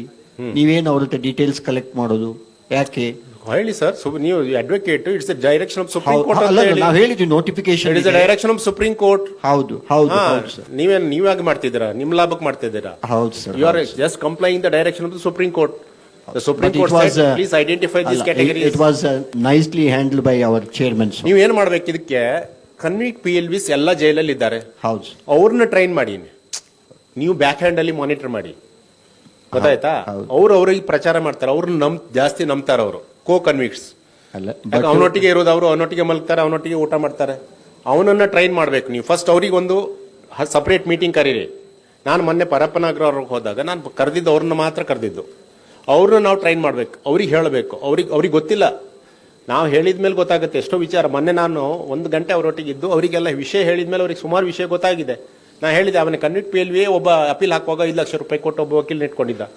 ಸೊ ನೀವು ಅವ್ರನ್ನ ಕರೆ, ಎಲ್ಲ ಜೈಲಲ್ಲಿ, ಎಲ್ಲ LADC ಕೌನ್ಸಿಲ್ಸ್ಗೆ ನಾನು ರಿಕ್ವೆಸ್ಟು, ಜೈಲಿಗೆ ಹೋಗಿ ನೀವು ಅಲ್ಲಿರುವ ಕನ್ವಿಕ್ಟ್ PLVs ಒಂದು ಸಪ್ರೇಟ್ ಕರೆದು ಒಂದು ಮೀಟಿಂಗ್ ಕರೆದು ಅವ್ರನ್ನ ಟ್ರೈನ್ ಮಾಡಿ. ಅಲಾಂಗ್ ವಿತ್ DLSA ಸೆಕ್ರೆಟರಿ ಬೇಕಾದ್ರೂ ಹೋಗಿ, ಇಲ್ಲ ನೀವೇ ಹೋಗಿ, ಚೀಫ್ ಹೋಗಿ. So that you can tell them ಏನು ಮಾಡಬೇಕು, ಹೇಗೆ ಮಾಡ್ಬೋದು, ಏನು ಲಾಭ ನಿಮಗೆ, ಮತ್ತು ಯಾವ ಥರ ಈ ಸಿಸ್ಟಮ್ ನಡೀತೆ ಅದು ಅವ್ರಿಗೆ ಗೊತ್ತಿಲ್ಲ. They are ignorant of that. ಅವ್ರಿಗೆ ನೀವು ಅದನ್ನು ತಿಳಿದು ಹೇಳಿದರೆ ಖಂಡಿತ ಬರ್ತಾರೆ.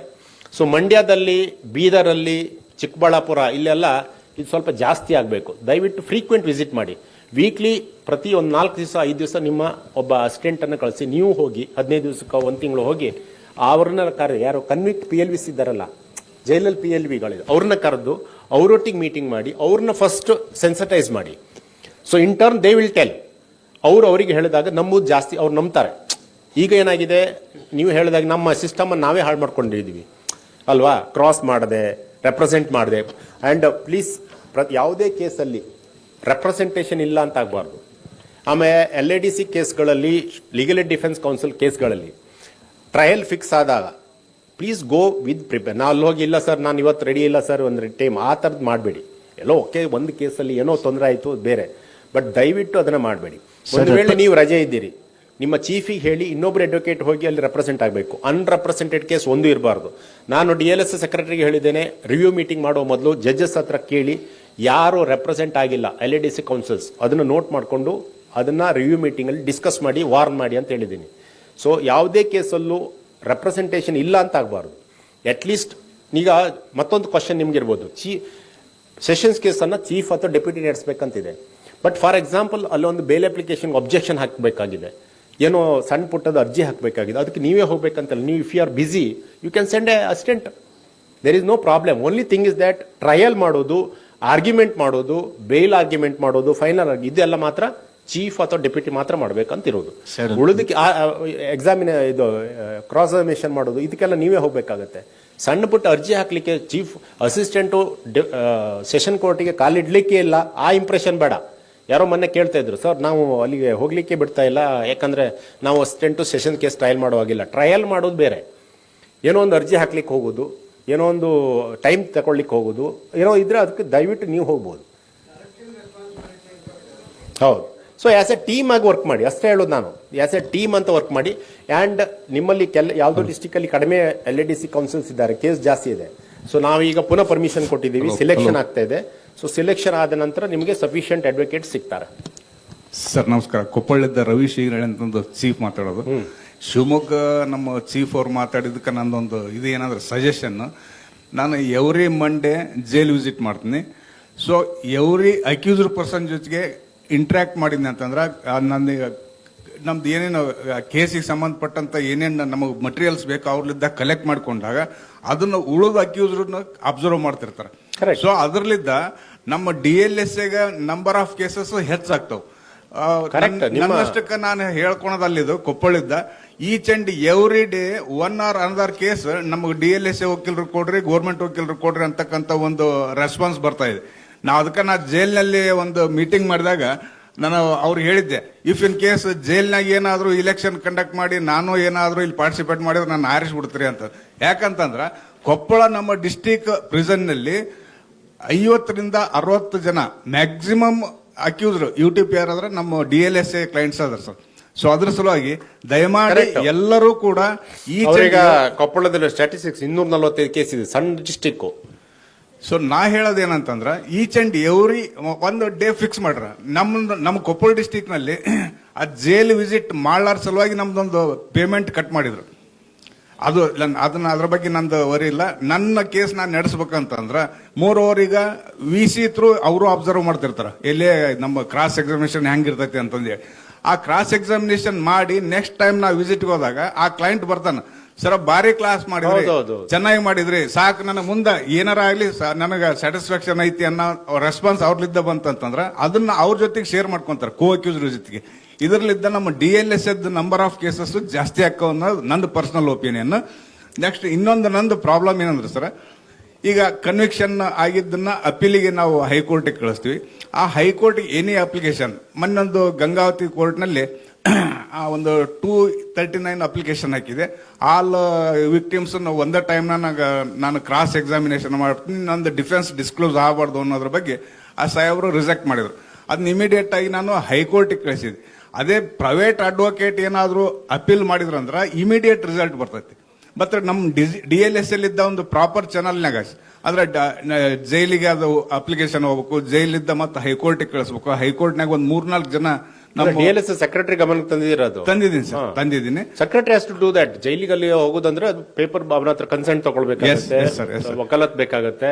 ಅದಕ್ಕೆ ಅವ್ರ ಕ್ಲೈಂಟ್ ಏನಂತಾರೆ ಸಾಹೇಬ್ರೀಗ, ಬೇರೆ ಅಡ್ವೊಕೇಟ್ಸ್ ಮಾಡಿದಾಗ ಇಂಡಿಪೆಂಡೆಂಟ್ ಪ್ರೈವೇಟ್ ಅಡ್ವೊಕೇಟ್ ಇಟ್ಟು ಅಂತಂದ್ರೆ ಇಮಿಡಿಯೇಟ್ ನಮ್ಗೆ ಇದು ಬರ್ತೈತೆ ಅದ್ರಲ್ಲಿದ್ದ ರಿಸಲ್ಟ್. ನಾವು ಎಷ್ಟು ದಿವಸ ಆಯ್ತಲ್ರಿ ನಾವು ಅಪೀಲ್ ಕೊಟ್ಟು ಕನ್ವಿಕ್ಷನ್ ಆದ ಅಡ್ವೊಕೇಟ್ ಇದು ಏನೋ ಅಕ್ಯೂಸ್ಡ್ ಪರ್ಸನ್ಸ್ ಪ್ರಾಬ್ಲಮ್ ಇದೆ. ನನಗೆ ಇವತ್ತಿನವರೆಗೂ ಕಾಂಟ್ಯಾಕ್ಟ್ನಾಗ ಇರ್ತಾರಲ್ಲ, ಸೊ ಅದು ಒಂದು ಪ್ರಾಬ್ಲಮ್ ನಂದು ತಮ್ಮ ಗಮನಕ್ಕೆ ತರಕ ಇಷ್ಟಪಡ್ತೀನಿ. ಅಪೀಲ್ಗಳೆಲ್ಲ ಹಾಕ್ತಾ ಇದೀರಿ ನೀವು, ಅಲ್ಲಿ ಕನ್ವಿಕ್ಷನ್ ಆದಕ್ಕೆ ಇಮಿಡಿಯೇಟ್ಲಿ ಹೈಕೋರ್ಟಿಗೆ ಕಳಿಸ್ತಾ ಇದೀರಲ್ಲ, ಕಳಿಸ್ಕೊಟ್ಬಿಡಿ immediately. It should be within a month. Sir excuse me sir, ಏನಾಗಿದೆ ವಾಪಸ್ಸು? ನಾನು ಅದು ಹೈಕೋರ್ಟ್ ಲೀವ್ಸ್ ಕಮಿಟಿ ಅವರಿಗೆ ಹೇಳ್ತೀನಿ, ಯಾಕಂದ್ರೆ ಅದು it will B handled by the. Okay sir, there is something we need to tell about Mandya district, sir. We have 192 cases, sir. Now 192 ಕೇಸಸ್ನ ನಾವು ನಡೆಸ್ತಾ ಇದ್ದೀವಿ. ಆ್ಯಂಡ್ ಈಗ ನಾವು ಪ್ರಿಸನ್ಗೆ ಹೋದಾಗ ಅವ್ರುಗಳು ಏನು ಮಾಡ್ತಾರೆ, ಹೇಳ್ತಾರೆ ನಮಗೆ ಕೇಸ್ಗಳನ್ನ ತಗೊಳ್ಳಿ ಅಂತ ಹಿಂಸೆ ಮಾಡ್ತಾರೆ. ಆ್ಯಂಡ್ ನಾವು ಕೂಡ ಅದೇ ಪ್ರಯತ್ನದಲ್ಲಿ ಪಟ್ಟಿದ್ದೀವಿ. ಆ್ಯಂಡ್ ಸುಮಾರು ಅಂತ ಹೇಳಿದ್ರೆ ಕೆಲವ್ರು ಏನು ಮಾಡ್ತಾರೆ, ಅಲ್ಲಿ ತುಂಬ ಜನ ಅಡ್ವೊಕೇಟ್ಸ್ ಇಟ್ಕೊಂಡಿದ್ದೀವಿ, ನಮಗೇನು ಅವಶ್ಯಕತೆ ಇಲ್ಲ ಅಂತ ಹೇಳಿದ್ದಾರೆ. ಅವ್ರ ಬಗ್ಗೆ ನಾವು ಓದೋದಾಗ್ಲೆಲ್ಲ, ವೀಕ್ಲಿ ಒನ್ಸ್ ನಾವು ವಿಸಿಟ್ ಮಾಡಿದಾಗಲೆಲ್ಲ ನಾವು ಕೇಳ್ತಾನೆ ಇದ್ದೀವಿ ಸರ್. ಆ್ಯಂಡ್ ಮೋರ್ ಎವರ್ ಇನ್ನೊಂದು ಏನಂತ ಹೇಳಿದ್ರೆ, ನಮಗೆ ಇಲ್ಲಿ ALADC ಇಂದ those are completed 7 years of practice. ಅವ್ರಿಗೆ ನೀವು ಒಂದು ಅಪರ್ಚುನಿಟಿ ಕೊಟ್ರೆ, ಇನ್ನು ಚೀಫ್ ಮಾಡಿಲ್ಲ, ಡಿಫೆನ್ಸ್ ಡೆಪ್ಯೂಟಿ ಮಾಡಿಲ್ಲ ಅಂತ ಹೇಳಿದ್ರೆ ನಾವು ಲೀಡ್ ಮಾಡ್ತೀವಿ, ನಾವು ಕೇಸ್ನ ಕಂಡಕ್ಟ್ ಮಾಡ್ತೀವಿ. ಬಟ್ ನಮಗೆ ಅದು ಅಪರ್ಚುನಿಟಿ ಸಿಗ್ತಾ ಇಲ್ಲ. Session case madam please, you can watch, then next you can become deputy, but don't go for consummation. It is not, consummation is not the silly issue. But ನಮ್ಮ ಹತ್ರ 192 cases ಇದೆ sir. ಅದನ್ನ ನಾನು ಇರ್ಲಿ madam, ನಾವು ಈಗ ಡೆಪ್ಯೂಟಿಗೆ ಜಾಸ್ತಿ ಕೊಡ್ತಿದ್ದೀವಿ, 3 deputy ಕೊಡ್ತಿದ್ದೀವಿ, ಒಬ್ಬರು ಚೀಫ್ ಇರ್ತಾರೆ, 4 ಜನ ಹ್ಯಾಂಡಲ್ ಮಾಡ್ತಾರೆ. ಇಲ್ಲಿ 1200 ಕೇಸ್ ಇದೆ ಬ್ಯಾಂಗ್ಳೂರಲ್ಲಿ, ಅಷ್ಟೇ ಜನ ಮಾಡ್ತಾ ಇದ್ದಾರೆ, ಹ್ಯಾಂಡಲ್ ಮಾಡ್ತಾ ಇದ್ದಾರೆ. ಅದೇ ಹೇಳಿದ್ದು, ನಿಮ್ಗೆ ಕೊಡ್ತಾ ಇದೀವಿ. ನೆಕ್ಸ್ಟ್ ಈಗ ಕಾಲ್ ಫಾರ್ ಮಾಡಿದೀವಿ, ಸೊ ಎಲ್ಲೆಲ್ಲ ಖಾಲಿ ಇದೆ ಅಲ್ಲಿ ಕೊಡ್ತೀವಿ. So please handle that. ಯಾಕೆಂದ್ರೆ ಅದಕ್ಕೆ ಇಟ್ಸ್ ಎ ಸ್ಕೀಮ್ ಡೈರೆಕ್ಷನ್. ಅಸಿಸ್ಟೆಂಟ್ಗಳು ಮಾಡಬಾರ್ದು. ನಿಮಗೆ ಕಾಂಪಿಟೆನ್ಸ್ ಇಲ್ಲ ಅಂತ ನಾ ಹೇಳ್ತಾ ಇಲ್ಲ, ಕಾಂಪಿಟೆನ್ಸ್ ಇರಲೂಬಹುದು, ಬಟ್ ಅನುಭವ ಇಂಪಾರ್ಟೆಂಟ್. ನಾಳೆ ಅಲ್ಲಿ ಏನೋ ಮಿಸ್ಟೇಕ್ ಆಯ್ತು, ಈಗ ಸಾಹೇಬ್ರು ಹೇಳ್ದಾಗೆ ಸಜೆಷನ್ ಮಾಡ್ಕೊಂಡು ಮೈ ಮೇಲೆ ಹಾಕೊಂಡು ನಾಳೆ ಅವನಿಗೆ ಏನಾದ್ರು ಕನ್ವಿಕ್ಷನ್ ಆದ್ರೆ it will B a bad. ಇನ್ನೊಂದು ಒನ್ ಮೋರ್ ರಿಕ್ವೆಸ್ಟ್ ಏನಂದ್ರೆ, ಈಗ ನೀವು 30 ಕೇಸಸ್ ಯಾರ್ದು ವಕಾಲತ್ ವಹಿಸಿದಿರ ಸೆಷನ್ ಮ್ಯಾಟರ್ಸ್ ನಲ್ಲಿ ಅವರಷ್ಟೇನೆ ಹಾಕ್ಬೇಕಂತಿದೆ. ಸೊ ಅದು ಸ್ವಲ್ಪ ರಿಲ್ಯಾಕ್ಸೇಷನ್ ಮಾಡಿದ್ರೆ ನಮ್ಗಳಿಗೂ ಅನುಕೂಲ ಆಗತ್ತೆ ಅಂತ. ಅಲ್ಲ, ಅದಕ್ಕೆ ರೀಸನ್ ಇದೆ ಮೇಡಮ್. ನಾನೊಂದು ಕತೆ ಹೇಳಿ, ನಾನು ಆಗಿದ್ದ ವಿಷಯ ಹೇಳ್ತೇನೆ. ಬ್ಯಾಂಗ್ಳೂರ್ ರೂರಲ್ ಅಲ್ಲಿ ನಮ್ಮ ಲೀಗಲ್ ಏಡ್ ಕೇಸ್ ಅವಾಗ ಪೆನಲ್ ಅಡ್ವೊಕೇಟ್ ಇದ್ರು, 24 ಕೇಸಲ್ಲಿ ಕನ್ವಿಕ್ಷನ್ ಆಯಿತು. ನಾನು ಮೆಂಬರ್ ಸೆಕ್ರೆಟರಿ ಕೇಳಿದೆ, ಎಲ್ಲಪ್ಪ ಒಂದು ಕೇಸು ಎಕ್ವಿಟಲ್ಲಿ ಎಲ್ಲ ಕನ್ವಿಕ್ಷನ್ ಕೇಳಿದೆ. ಯಾರು ಅಡ್ವೊಕೇಟ್ ಕೇಳಿದಾಗ ತೋರಿಸಿದ್ರು, ಒಬ್ಬರು ಹಿ ಈಸ್ ಅಡ್ವೊಕೇಟ್. ನಾನು ನೋಡ್ತೇನೆ ಅವನಿಗೆ 24 ಕೇಸು ಅವನಿಗೆ ಕೊಟ್ಟಿದ್ದಾರೆ. ನಾನು ಆಮೇಲೆ ನಮ್ಮ ಜಡ್ಜ್ ನನ್ನ ಬ್ಯಾಚ್ಮೇಟು ಮೇಡಮ್ ಹತ್ರ ಕೇಳಿದೆ, ಏನು ಮೇಡಮ್ ಪ್ರಾಬ್ಲಮ್ ಏನು? ಸರ್ ಅದು ಅರ್ಧಕ್ಕೆ ಅರ್ಧ ಇವನೇ ಮೈ ಮೇಲೆ ಹಾಕ್ಕೊಳ್ತಾನೆ, ಪ್ರತಿ ಒಂದರಲ್ಲೂ ಸಜೆಷನ್ ಮಾಡ್ತಾನೆ. ನಾನು ಹಿಂಟ್ ಕೊಡ್ತೀನಿ, ಅವನಿಗೆ ಅರ್ಥ ಆಗ್ತಾ ಇಲ್ಲ. ನಾನು ಜಾಸ್ತಿ ಹೇಳಿದರೆ ಆಚೆ ಅಡ್ವೊಕೇಟಿಗೆ ಜೋರು ಮಾಡ್ತಾರೆ. ನನಗೂ ಬರೀ ಉಭಯ ಸಂಕಟ ಆಗಿಬಿಟ್ಟಿದೆ, ನನಗೆ ಬೇಜಾರಾಗ್ತಾ ಇದೆ. ಪ್ರತಿ ಕೇಸಲ್ಲೂ ಮೈ ಮೇಲೆ ಹಾಕ್ಕೊಳ್ತೇವೆ. ಕಾರಣ ಆಮೇಲೆ ಮೆಂಬರ್ ಸೆಕ್ರೆಟರಿ ಕೇಳಿದೆ, ಏನಪ್ಪ ಅವನಿಗೆ ಯಾಕೆ, ಏನು ಎಂತಕ್ಕೆ, ಎಷ್ಟು ವರ್ಷ ಸರ್? 32 ವರ್ಷ ಆಗಿದೆ. ಆಯ್ತು, ಎಷ್ಟು ಕೇಸ್ ಸೆಷನ್ ಕೇಸ್ ನಡೆಸಿದ್ದಾನೆ ಸರ್? ಒಂದು ಕೇಸ್ ನಡೆಸಿಲ್ಲ. ಅವನು ಬಾರಲ್ಲಿ 30 ವರ್ಷ ಇರ್ಬೋದು, ನೀವು ಎಷ್ಟು ಕೇಸ್ ನಡೆಸಿದ್ದೀರಿ ಅಂತ ಇಂಪಾರ್ಟೆಂಟು. ಸೆಷನ್ ಕೇಸ್ ನಡೆಸೋದಂದ್ರೆ ಇಟ್ಸ್ ನಾಟ್ ಈಸಿ. ನೀವು ಆ ಕೇಸ್ ನಡೆಸಿದಾಗ ನಿಮ್ಗೆ ಗೊತ್ತಾಗುತ್ತೆ by day and day by day you will learn many things. Session case is not easy. It is ಮಕ್ಕಳಾಟ ಅಲ್ಲ, ಅದು ಒಬ್ಬೊಂದು ಲೈಫ್ ಆ್ಯಂಡ್ ಡೆತ್ ಇದು ಪ್ರಶ್ನೆ ಇರುತ್ತೆ. So will not go to dilute that. ಅದು ಬೇಕಾದಾಗ ಅದು ಸಿಸ್ಟಮ್ ಮಾಡುವಾಗ ನೋಡೋಣ, ಯಾರು ಸಿಕ್ಲಿಲ್ವಾ ಅವಾಗ ರಿಲ್ಯಾಕ್ಸೇಷನ್.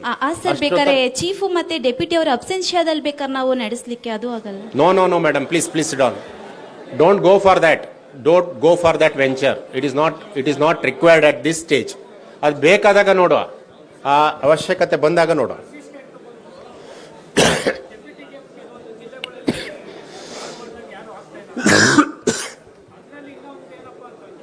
ಅಸಿಸ್ಟೆಂಟ್ಗಳೇ ಕೆಲವೊಂದು ಒಂದು 4 ಕೇಸು 5 ಕೇಸು ನಡೆಸಿರ್ತಾರೆ. ಇವಾಗ ಡೆಪ್ಯೂಟಿಗೆ ಬಂದು 5 ಜಡ್ಜ್ಮೆಂಟ್ ಆಗಿರಬೇಕು, ನಡೆಸಿರ್ಬೇಕು, ಜಡ್ಜ್ಮೆಂಟ್ ಆಗಿರಬೇಕು, ಮತ್ತೆ ಡೆಪೋಸಿಷನ್ ಇರಬೇಕು ಅಂತ ಹೇಳಿ 5 ಕೇಳಿದ್ದೀರ ಸ್ವಾಮಿ. ಅದರಲ್ಲಿ ಅಸಿಸ್ಟೆಂಟ್ಗಳು ಹಿಂದೆ ಪ್ರೈವೇಟ್ ಕೇಸ್ ನಡೆಸೋಂಥ ಟೈಮಲ್ಲಿ ಒಂದು 3-4 ನಡೆಸಿರ್ತಾರೆ ಸ್ವಾಮಿ ಸೆಷನ್ ಕೋರ್ಟಲ್ಲಿ. ಅದೊಂದು ಸ್ವಲ್ಪ ರಿಲ್ಯಾಕ್ಸೇಷನ್ ಕೊಟ್ರೆ. ಸರ್, ನಿಮ್ದು ಆ ಸಿಲೆಕ್ಷನ್ ಬಗ್ಗೆ ಹೋಗ್ಬೇಡಿ. ಈಗ ಯು ಆರ್ ಆಲ್ರೆಡಿ ಸಿಲೆಕ್ಟೆಡ್. ನಿಮ್ಗೆ ಆ ತಲೆ ಇದು ಬೇಡ. ಇನ್ನೊಂದ್ಸಲ ಸಿಲೆಕ್ಷನ್ ಆಗೋ ನೋಡು. ಸಿಲೆಕ್ಷನ್ ಆಗಿದ್ದು ಆ ಸ್ಟೇಜ್ ಬಿಡಿ, ಬೇರೆ ಇಶ್ಯೂಸ್ ಇದ್ರೆ ಮಾತ್ರ ಮಾತಾಡಿ.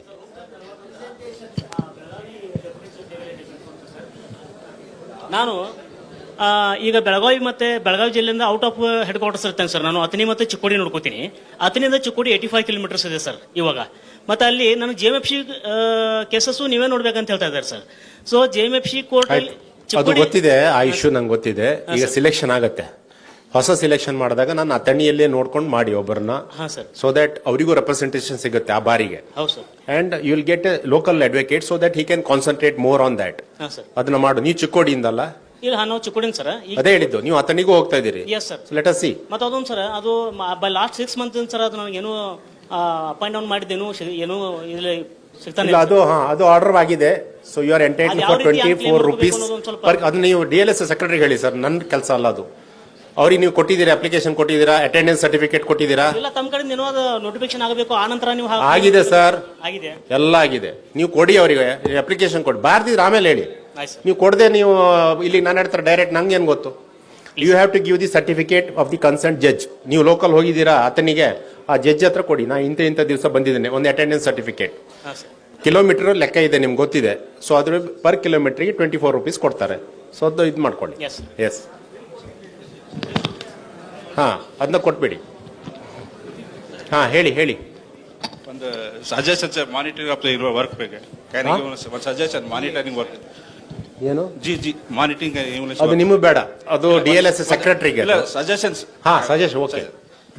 ಡೈಲಿ ಒಂದು list book, chief list book list maintain ಮಾಡಿ, ಯಾರು ಏನು ಕೆಲಸ ಮಾಡ್ತಾರೆ, ಯಾವ ಕೇಸ್ ಅಟೆಂಡ್ ಆಗಿದ್ದಾರೆ ಡೈಲಿ ಬರೆದು ಅವರು ಸಿಗ್ನೇಚರ್ ಹಾಕಿ ಮೆಂಬರ್ ಸೈಡ್ ನೋಟ್ ತೋರಿಸಿದೆ. ಡೇ ಬೈ ಡೇ ಮಾಡಬೇಕು. ಅದು ಮಾಡಿದ್ರೆ ಅನುಕೂಲ ಆಗುತ್ತೆ. 100% ಮಾಡಲೇಬೇಕು. ಕಾಸ್ಟ್ ಲಿಸ್ಟ್ ಎಲ್ಲ ರೆಡಿ ಆಗುತ್ತಾ ನಿಮ್ಮಲ್ಲಿ? ಕಾಸ್ಟ್ ಲಿಸ್ಟ್ ಜನರೇಟ್ ಆಗುತ್ತಾ? ಪ್ರತಿ ಅಡ್ವೊಕೇಟ್, ಡೆಪ್ಯೂಟಿ, ಅಸಿಸ್ಟೆಂಟ್ ಎಲ್ಲರ ಹೆಸರಲ್ಲಿ ಎಷ್ಟು ಅಂತ ಆಗುತ್ತಾ? ಆಮೇಲೆ ಇನ್ನೊಂದು, ಪ್ಲೀಸ್ 1 ನಿಮಿಷ ಸೈಲೆಂಟ್.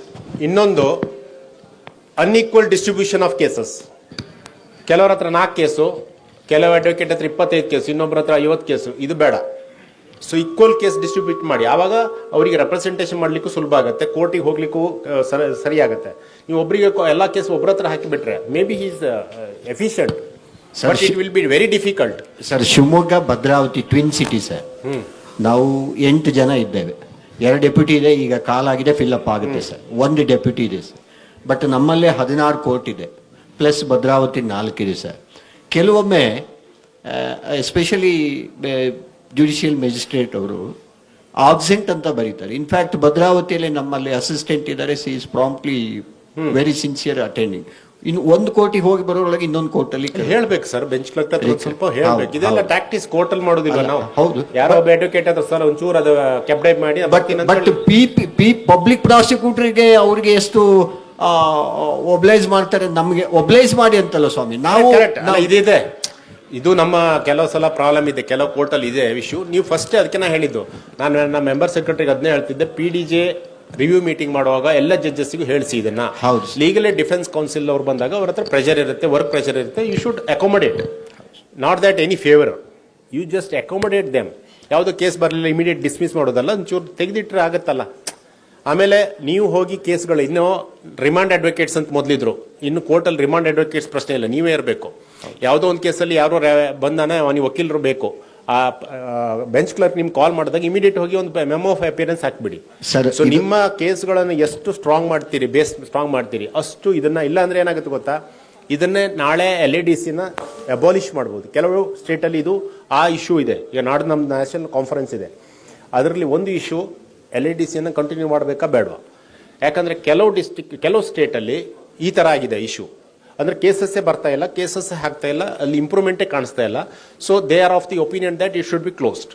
ಬಟ್ ಕೆಲವು ಸ್ಟೇಟಲ್ಲಿ like Karnataka, it is improving. ನಾನು ನಿನ್ನೆ ಜಸ್ಟಿಸ್ JK ಮಹೇಶ್ವರಿ ಸಾಹೇಬರು ಬಂದಿದ್ರು, is a guardian judge of state authority. She was asking me whether the LADC should be continued. I said yes sir, the reason is this. ನಮ್ಮ ಹತ್ರ ಎಷ್ಟು cases, 8,260 case ನಮ್ಮ ಹತ್ರ ಇವತ್ತು ಇದೆ ಅಂತಂದ್ರೆ, ಮೊದಲು ನಮ್ಮ ಹತ್ರ ಇದ್ದದ್ದು ಬೆಳಗಾವಿ ಒಂದು ಡಿಸ್ಟಿಕ್ ಇತ್ತು, and initially we had only 200 cases. ಇವತ್ತು ಇಷ್ಟು ಕೇಸ್ ಜಾಸ್ತಿ ಯಾಕಂದ್ರೆ ಜಾಸ್ತಿ ಜನ ಬರ್ತಾ ಇದ್ದಾರೆ. ಸೊ ದಟ್ ನಿಮ್ಗೊಂದು ವಿಷಯ ಗೊತ್ತಿರಬೇಕು, as per a statistic data, 80% of the people in India are entitled for legal aid. ನಮ್ಮ ಸೆಕ್ಷನ್ 12 ಕೆಳಗೆ ಬರುವಂಥದ್ದು 80% ಜನ ಇದ್ದಾರೆ ನಮ್ಮ ಹತ್ರ. ಬರುವ ಜನ ಎಷ್ಟು ಅಂದ್ರೆ 1.5 ಮಿಲಿಯನ್. So negligible. ಎಷ್ಟೋ ಜನ ಅದಕ್ಕೆ ಎಲಿಜಿಬಿಲಿಟಿ ಇದ್ರೂ ಸಹ ಅವ್ರು ಬರ್ತಾ ಇಲ್ಲ.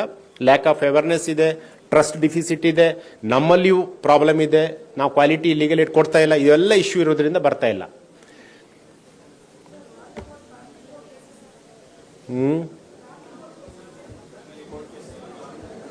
ಯಾವ ಕೇಸು? ಫ್ಯಾಮಿಲಿ ಕೋರ್ಟಲ್ಲಿ ಕ್ರಿಮಿನಲ್ ಕೇಸಸ್ ಮಾತ್ರ. DV ಆಕ್ಟ್ ಕೇಸಸ್ ಹಾಕ್ಬೋದು. DV act is just like a criminal misc case. So ಅಂತ ಕೇಸಲ್ಲಿ you can move an application, and it is also both quasi ಇದಿದೆ, ಕ್ರಿಮಿನಲ್ ಕೇಸು ಆಗುತ್ತೆ if that order is not ಕಂಪ್ಲೈಡ್.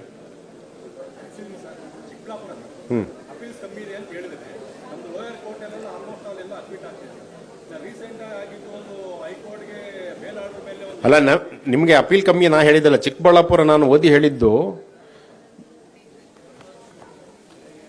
Bale case 8 case ಇದೆ ನಿಮ್ಮ ಹತ್ರ.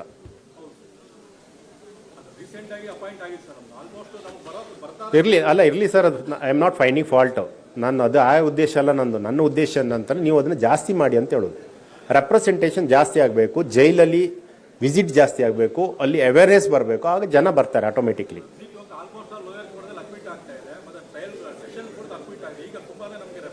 Session ಕೋರ್ಟಲ್ಲಿ conviction ಆಗಿಲ್ವಾ? ಆಗಿದೆಯಾ? ಇರ್ಲಿ ಸರ್, ಆಗಿದೆಯಾ? ಅದ್ರ ಮೇಲೆ ಅಪೀಲ್ ಹಾಕಿದ್ದೀರಾ? Immediate appeal 30 ದಿವಸದೊಳಗೆ. ನಿಮಗೆ 15 ದಿವಸ ಅಂತಿದೆ. ಸೊ ವಿದಿನ್ 6 days, ಮೊನ್ನೆ ಇದ್ರ ಪ್ರಕಾರ ಅವ್ರು ಹೇಳೋದು 6 ದಿವಸದೊಳಗೆ ಹಾಕಬೇಕು, 30 ದಿವಸದೊಳಗೆ ಅಪೀಲ್ ಹೋಗ್ಬೇಕಂತ. ಸೊ ದಯವಿಟ್ಟು ಇಮಿಡಿಯೇಟ್ ಆಗಿ ನಿಮ್ಮ DLSA ಸೆಕ್ರೆಟರಿಗೆ ಹೇಳಿ, ಈ ಕೇಸಲ್ಲಿ ಕನ್ವಿಷನ್ ಆಗಿದೆ ಅಂತ ಇಮಿಡಿಯೇಟ್ ಇನ್ಫಾರ್ಮೇಶನ್ ಹೋಗಬೇಕು. ಅದ್ರ ಮೇಲೆ ಆ ಪೇಪರ್ ಬುಕ್ ರೆಡಿ ಮಾಡಲಿಕ್ಕೆ ನಿಮ್ಮ ಡಿಪೋಸಿಷನ್ ಕಾಪಿ ತೆಗೆಯೋದಿರ್ಬೋದು, ಜಜ್ಮೆಂಟ್ ಕಾಪಿ ಇರ್ಬೋದು, ಡಾಕ್ಯುಮೆಂಟ್ಸ್ ಕಾಪಿ ಇರ್ಬೋದು, ತೆಗೆದು ಅದು DLSA ಸೆಕ್ರೆಟರಿಗೆ ಹೇಳಿ ಅವ್ರು ಮಾಡ್ತಾರೆ. But it should B filed immediately. That should not be any delay.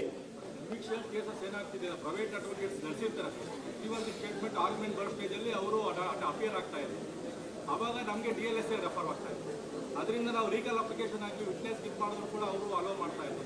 ಆ ಒಂದು ಇನ್ಸಿಡೆಂಟ್ ಇಂದ ಎಲ್ಲ ಕನ್ವಿಕ್ಷನ್ ಆಗೋ ಚಾನ್ಸಸ್ ಜಾಸ್ತಿ ಆಗುತ್ತೆ. Okay, thank you. ನಾಳೆ ಒಂದು ನಿಮಿಷ, ನಾಳೆ ಓಪನ್ ಹೌಸ್ ಡಿಸ್ಕಷನ್ ಇದೆ. ಈಗ ಆಲ್ರೆಡಿ ಡಿಲೇ ಆಗಿದೆ. ಸೊ ನಾಳೆ ನಮ್ಮ ಟೈಮ್ ಇದೆ. ಏನಾದರೂ ಇಶ್ಯೂಸ್ ಇದ್ರೆ ಅದನ್ನ ನಾಳೆ ಡಿಸ್ಕಸ್ ಮಾಡೋ. ನಾಳೆ ಬೇಗ ಬಂದ್ಬಿಡಿ, so that will start on time. Okay, thank you. Go. Sir, you mark your evening attendance at registry counter and go for the IT at the first floor. Okay?